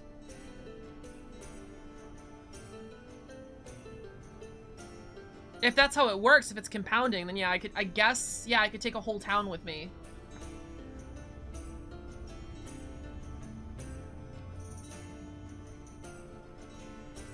A lot more useful, but I don't know.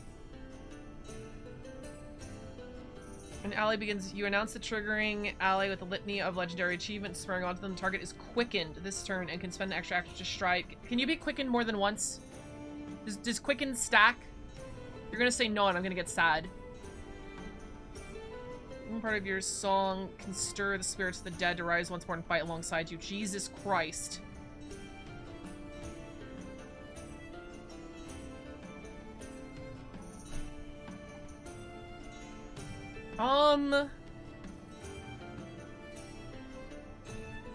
We can lure guards away from their posts and let a rogue sneak by. Also, quicken doesn't stack. Search the quicken condition? No. No, I'm just gonna get sadder.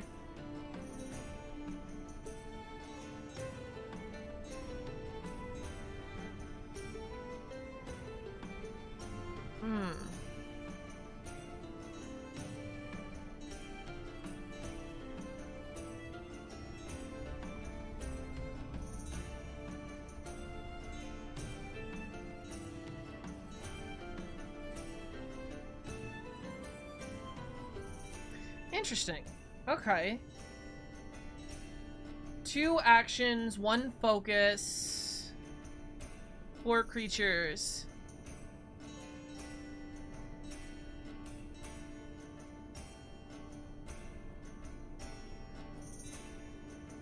That instantly destroys creatures.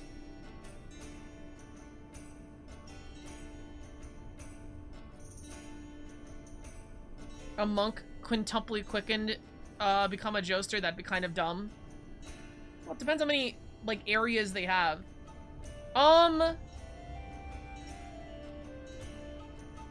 What level is Song of the... I mean, if you're fighting undead specifically, that's really good, but...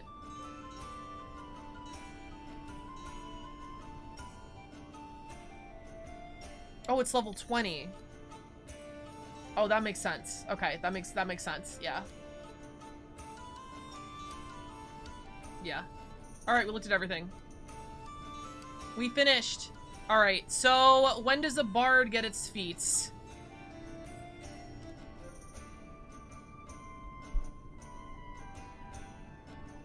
How many bardic feats am I allowed to get? Class feats. 1 every other level. So 10 bardic feats. 2, 4, 6, 8, 10. Every even level. Okay, so. That's right, 10. Okay. Undead are one of the most easy to find enemies for some reason, by the way. Okay. So I get to pick 10 of these. Why do I get this at level 1?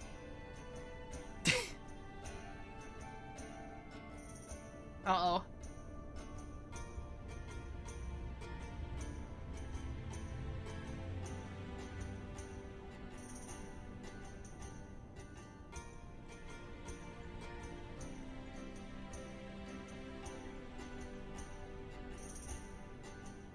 $600 are undead? That's so weird. Human ancestry feat? But I didn't pick my feat for that yet. Hold on.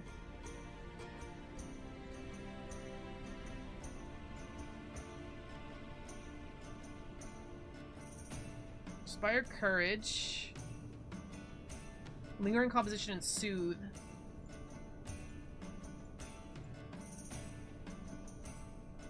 Where does Reach spell even come from?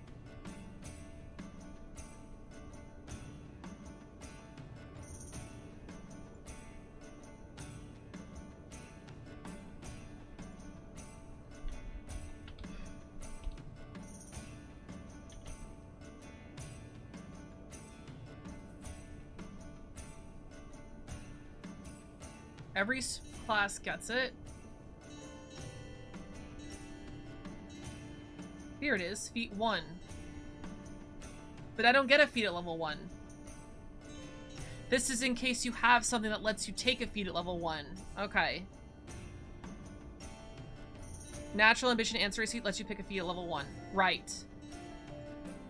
And it's the trick of, is that better than the human feat? But I could always get the human feat later. So it would be up to my choice. So Ancestry feats. Otherworldly magic for a cantrip. It's fitting thematically. Cooperative is also fitting thematically. General training, which would lead me to... That's a general feat, not what you're talking about. You're talking about natural ambition. Natural skill is 2 skills trained, which as a bard, I don't think I'm going to need. Coop Soul. Cooperative Soul auto succeeds on aid. I think out of all of these, Cooperative Nature is the best, but again, we can get that in another level. Where is it? You have tons of options for the 5th, 13th, and Ancestry feat. You can also get Natural Ambition later. Did I not write down any Ancestry feat? Is this all the ones that I want? That can't be real. Did I not write down any of the later ones? That I wanted?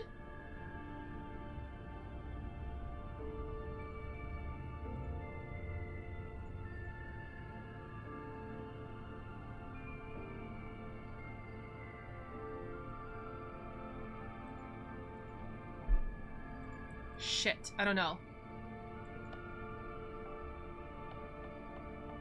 You wrote down Cooperative Soul and mid-level Ancestry feat. You only get 5 Ancestry. You didn't check the other Ancestry feats.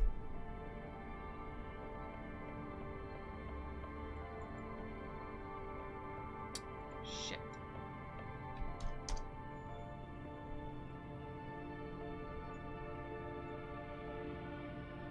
Unwavering Main. No, I did check the feats. I didn't like any of them. I wrote down the ones I liked.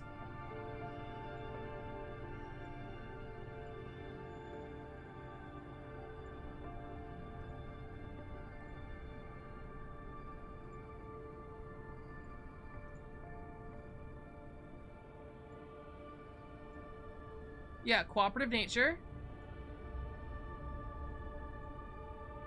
Cooperative soul, yeah, I wrote the ones that I liked.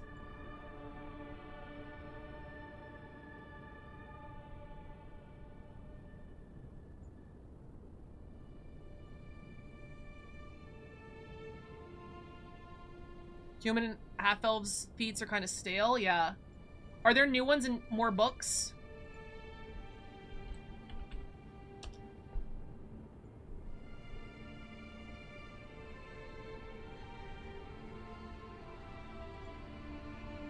More books. I wish I could take the core rulebook out.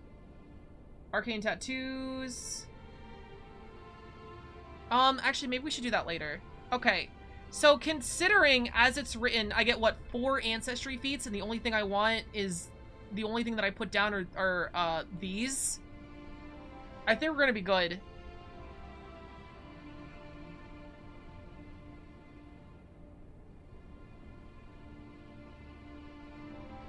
Yeah, I think we're good.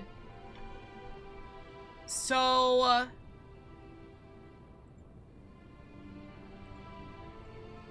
I have to figure this out, unfortunately.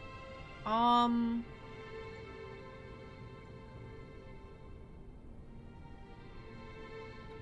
5, 9, 13, 17. Okay, so Lori would only have 2. We would only have 2 Ancestry feats. So, narratively, I think cooperative nature and otherworldly magic work. I'd like to have cooperative nature earlier, but it's not gonna happen. Is there a general feat I could take to get a class feat? Or a general feat to take an Ancestry feat?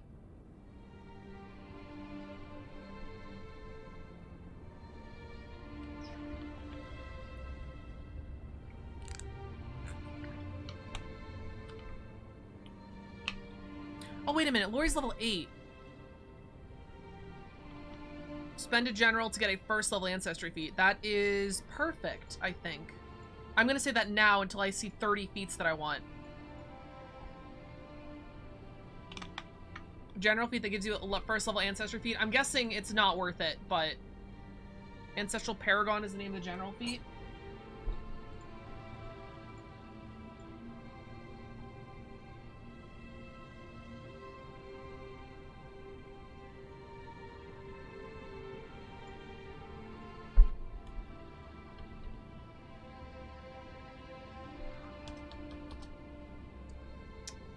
I'm thinking.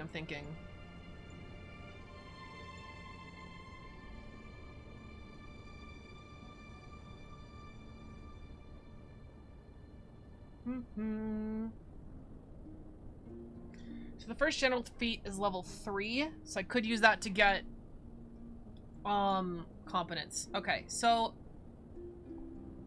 they give you things that range from bad to meh. Oh, really? Okay. So maybe I will do that then.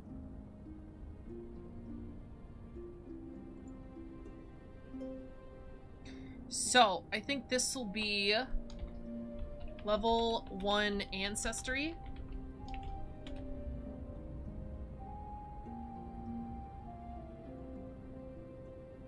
Not bad to me. Okay. This might be level 3 general. Toughness and Die Hard are really useful. They don't fit the character though. Background entertainer. Maestro. So Bard feats. We're not gonna get one level 1. Inspire Competence is free. No, it's not. No, it's not. It's not free. Inspire Courage is free. Okay. Inspire Spell. Melodious Spell triple time. Inspire Defense. I don't know. I feel like Inspire Defense is better, but I think Melodious Spell might be more in character. Dirge of Doom or Harmonize. Shit. Don't make me choose between them. No!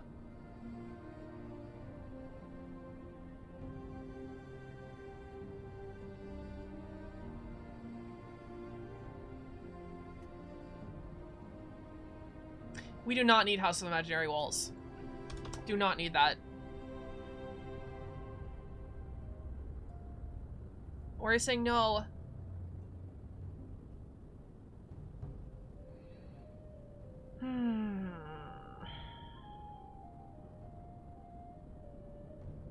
Harmonize plus 1 AP is expensive.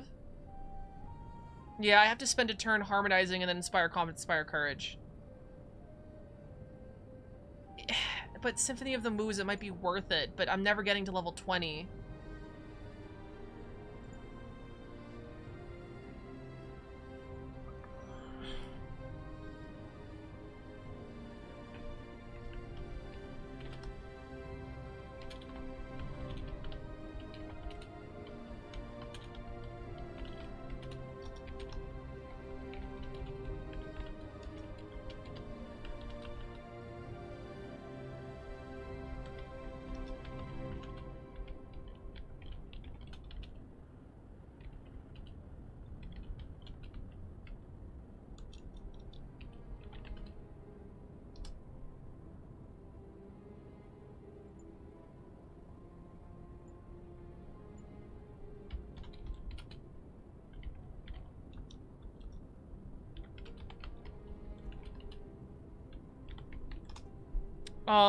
Okay. So, Reach spell is generally very fucking useful. Inspire Competence also very useful, especially it stacks with if I'm taking cooperative nature, I need to take Inspire Competence. I didn't find any more other combos. That's the only combo I found. And reading all of the Bard feats, all of the human feats, all of the half-elf, all of the elf feats, that is the only combo I found. Well, not true. Harmonize. I guess there's innate combos here with Harmonize and Eternal Symphony of the Muse.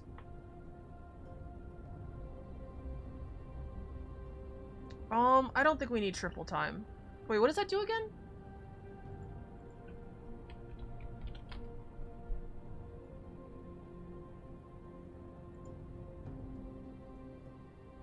No, we don't need triple time.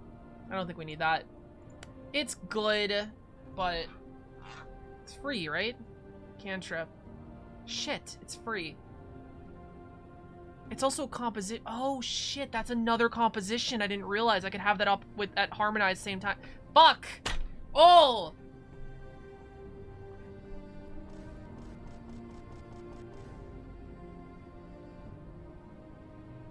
I can't believe this game has over 4,000 feats. I can't believe each character gets 30 feats. That's crazy. Also me. I gotta pick 10. I gotta only pick 10.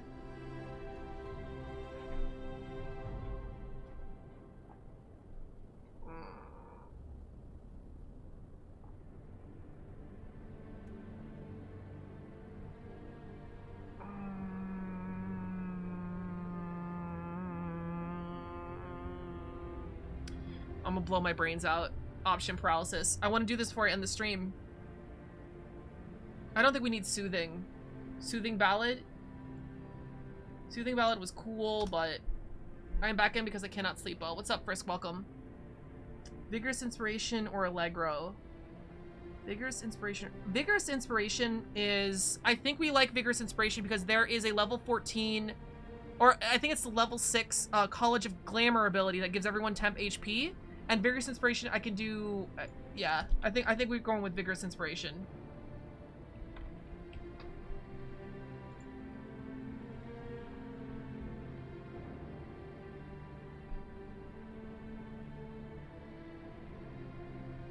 This is a passive buff, right?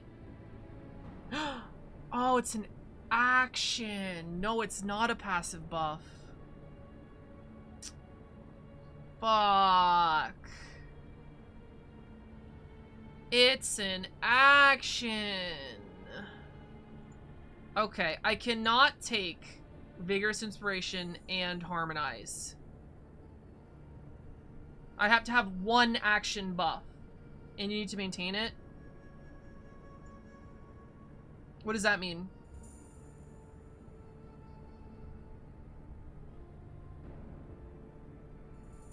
As in, if you want the temporary hit points, you have to keep going. Wait, I don't know. What does that mean? I would have to use this action every round for the shit amount of hit points?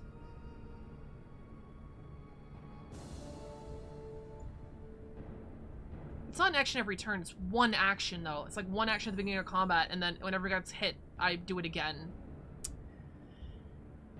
I don't... One action for what? 24, 7, 10 temporary hit points? No, this is not worth it. Right? One action for 10 temporary hit points? I don't think that's worth it.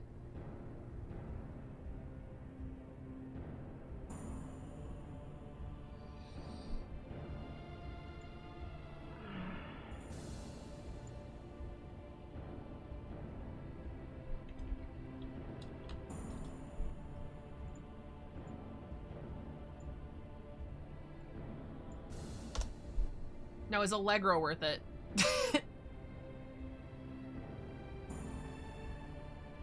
Effortless Concentration is going to be hard to pick because I don't know what the fuck spells do.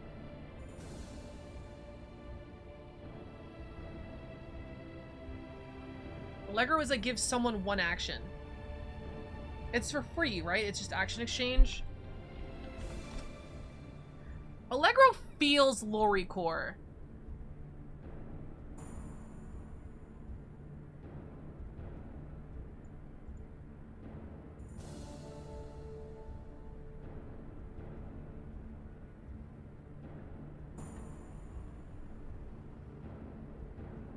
Okay, we'll put Allegro there. Reverberate. That is reducing sonic damage, right? We don't need that.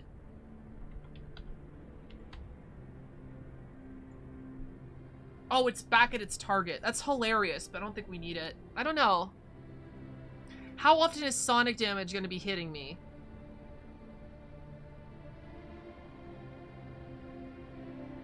Yeah, and it's not even that much. 4 times your level.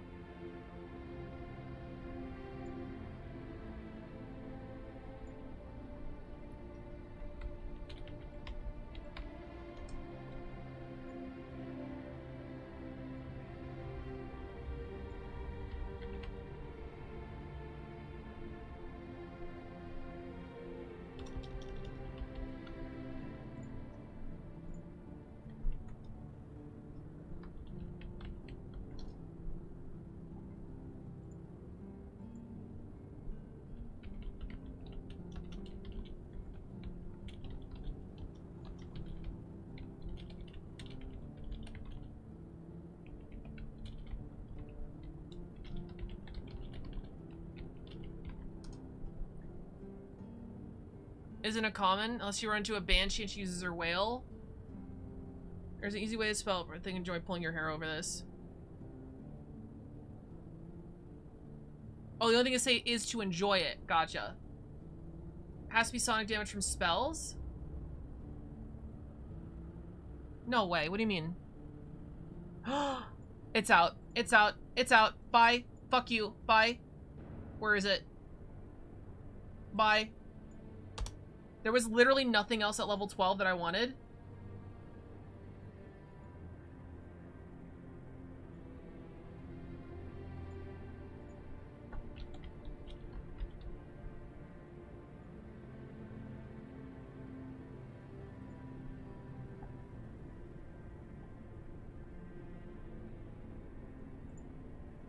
You can take a, yeah, I can take a lower level feat. Inspirational focus. Shared assault. Oh no, I need to be... Yeah, nothing I like to level 12. Okay. So 12 is free. Throw reach spell in there.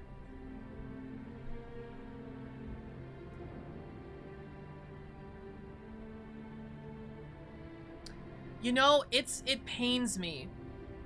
It pains me. I think there's an argument that Lori is more focused on buffs and not debuffs, so we can throw Dirge of Doom out. Pains me, but there's an argument there.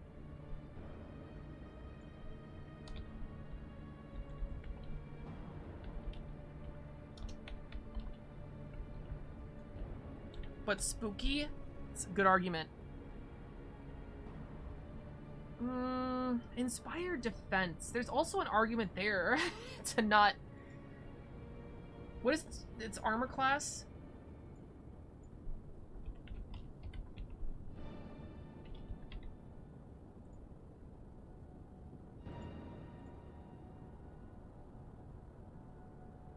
Yeah, that's really good. AC and saves, yeah. And every +1 is worth it.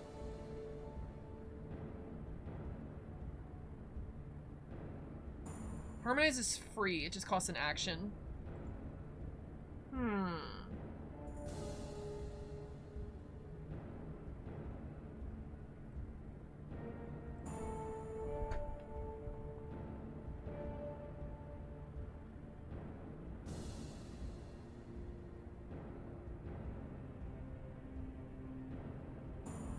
Every composition trait you learn has the opportunity cost of competing with all your other composition trait spells. Yep. That's what we're dealing with right now. People say +1, we take those.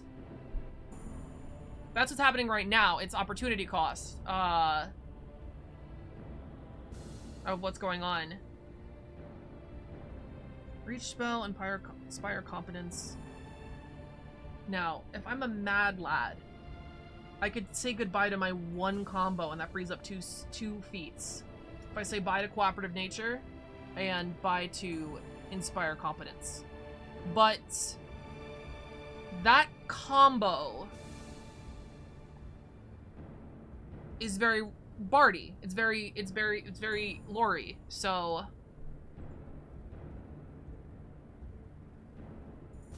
I mean, technically reach spell is not really in character.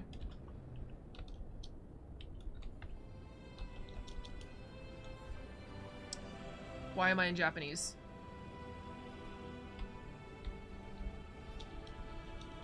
Why am I in Japanese? What happened? What happened? How do I...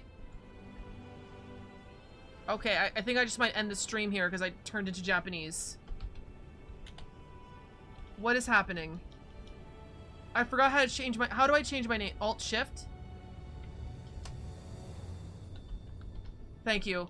Thank you so much, Skybird.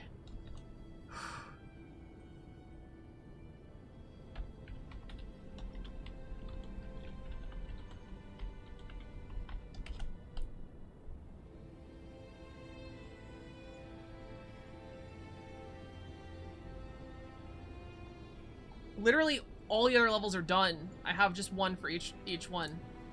I have a JP on my setting on my keyboard, so I switch all the time. Gotcha.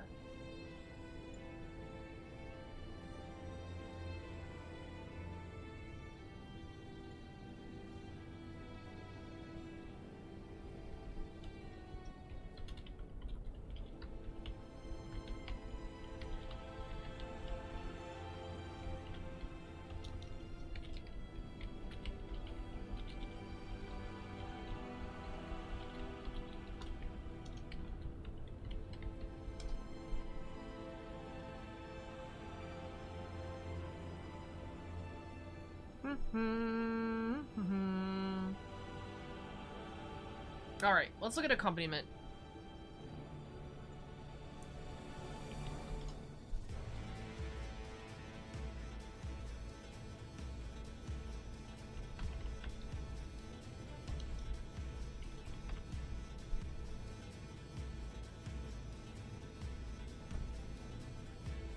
So it's a reaction. Ally within 30 feet casts a spell. Oh, right. This is to give a spell to someone else. God damn it. Yeah, that's good. Inspire Heroics is a big buff.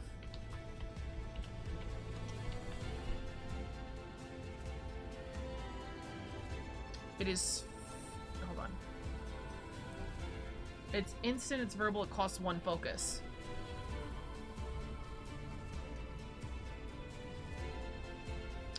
Why does it say or?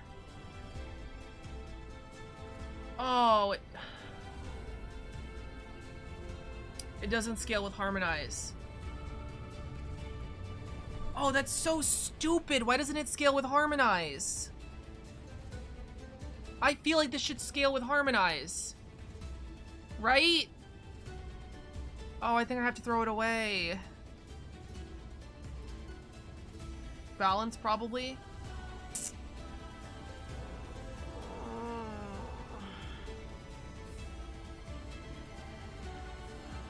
It doesn't scale with harmonize. It's your next action has to be either Inspire Courage or Inspire Defense. So I can't harmonize Inspire Courage and Inspire Defense. Because I was thinking of the combo being 1 focus point, Inspire Heroics, harmonize, Inspire Courage, Inspire Defense. Boom. +3 to harmonize, Inspire Courage, then Inspire Heroic Defense. Harmonize, Inspire Courage, then Inspire Heroic Defense. That works, but it's still... Inspire Courage is just +1, and Inspire Defense is +3. Inspire Heroics is not able to buff both of them at the same time. So it doesn't scale with harmonics. Harmony.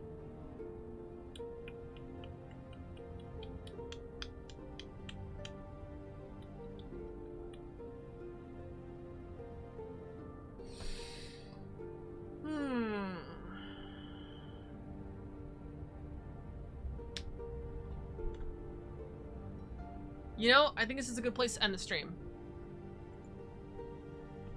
And we got a thumbnail. You could prioritize it depending on how the fight is going. Yeah. Wait, prioritize what?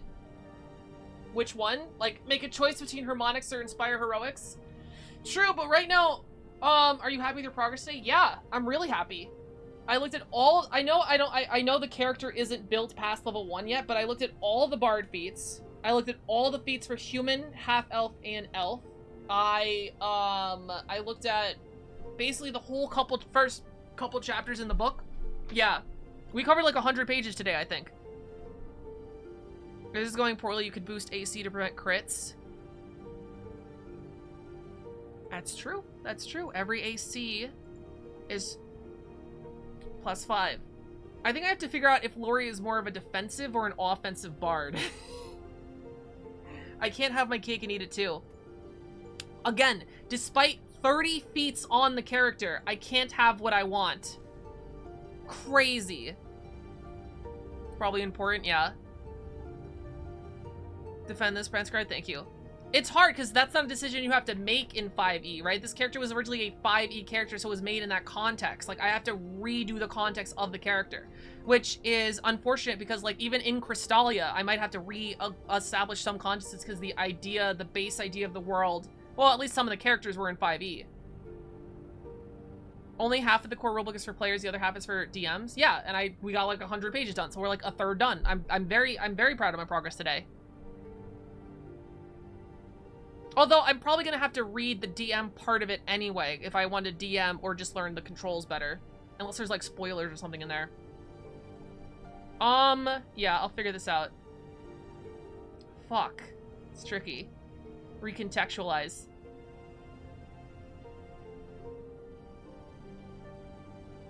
Dirge of Doom is in character, though. I think Inspired Defense might be one of the better ones, and I have to get rid of it. This stream was so fun. Genuinely? Guys, I know I didn't do anything exciting, but please let me know if you had fun in the stream today. I want to know. Can you show me? Players knowing how the game works makes the game more fluid. Yeah, exactly. Like all the nicks and the rules and the 30 actions and shit like that. It's pretty chill. Dope. Inspire defense. Yeah, all of those feel like Lori abilities. Like Lori boosting your defense, Lori hiding a spell in a dance and casting it in secret, and also Lori being like, you know, I'm from New York. We're gonna have a +10 walking speed. Thanks for letting me lurk. Of course, of course, of course. And I feel like, especially since movement is less, I can 100% see, like, in the middle of combat, somebody just being like, fuck, if only I had a couple more movement. And I'm just like, I got you, baby. We're triple timing. And then I triple time, and, like, the whole team repositions. Fuck, I have to get rid of Inspired Defense. It's the one that makes the least sense. No, it's so good. Yeah, everyone make sure. I think everyone here is followed. But yeah, if you're new to the stream, make sure to follow. All right. Oh, except for Tank. Tankerton, thank you so much for the follow. Welcome to the import. I hope you enjoy your stay. How you doing today? We're gonna be back on this tomorrow. Literally, we're gonna be back in a couple hours. Spending 3 actions to move, speed 3 times. Alcor, thank you so much for following. Welcome to the import. I hope you enjoy your stay. I'll see you guys tomorrow. Do you guys think triple time's not worth it? On the grind, yeah. Is that what you're saying? Is it not worth it? Adding the 10 feet to everyone's movement?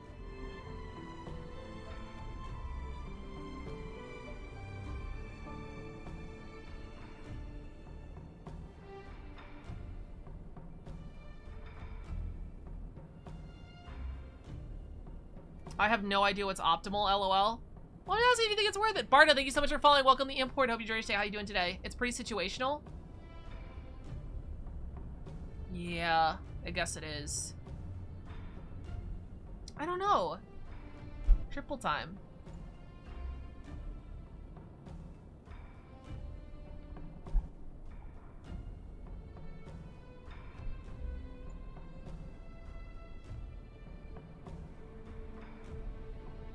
$10-foot step, all speed for 1 round. So instead of 25 feet, we're moving 35 feet. 2 extra squares.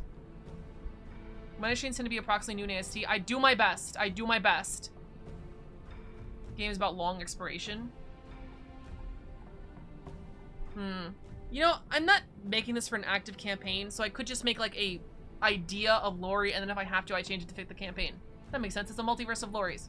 All right. I'm gonna end the stream for YouTube. If you watched this whole thing, thank you so much. Holy shit, 8 hours of Pathfinder. I hope you enjoyed. I hope you learned something. This is the first time I'm doing anything like this, so please leave comment and hints. Leave messages down below for your ideas and stuff like that.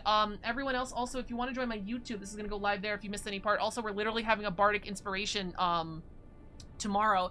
If you don't know what that is, follow the YouTube and excuse me, subscribe to the YouTube, and you'll find out tomorrow morning. It's gonna be a little inspiration, hopefully something very nice to wake up to. Otherwise, thanks everybody for watching, and I will see you in part 2. Nobody from Twitch leave yet. I'm just saying bye to YouTube. Bye-bye, YouTube.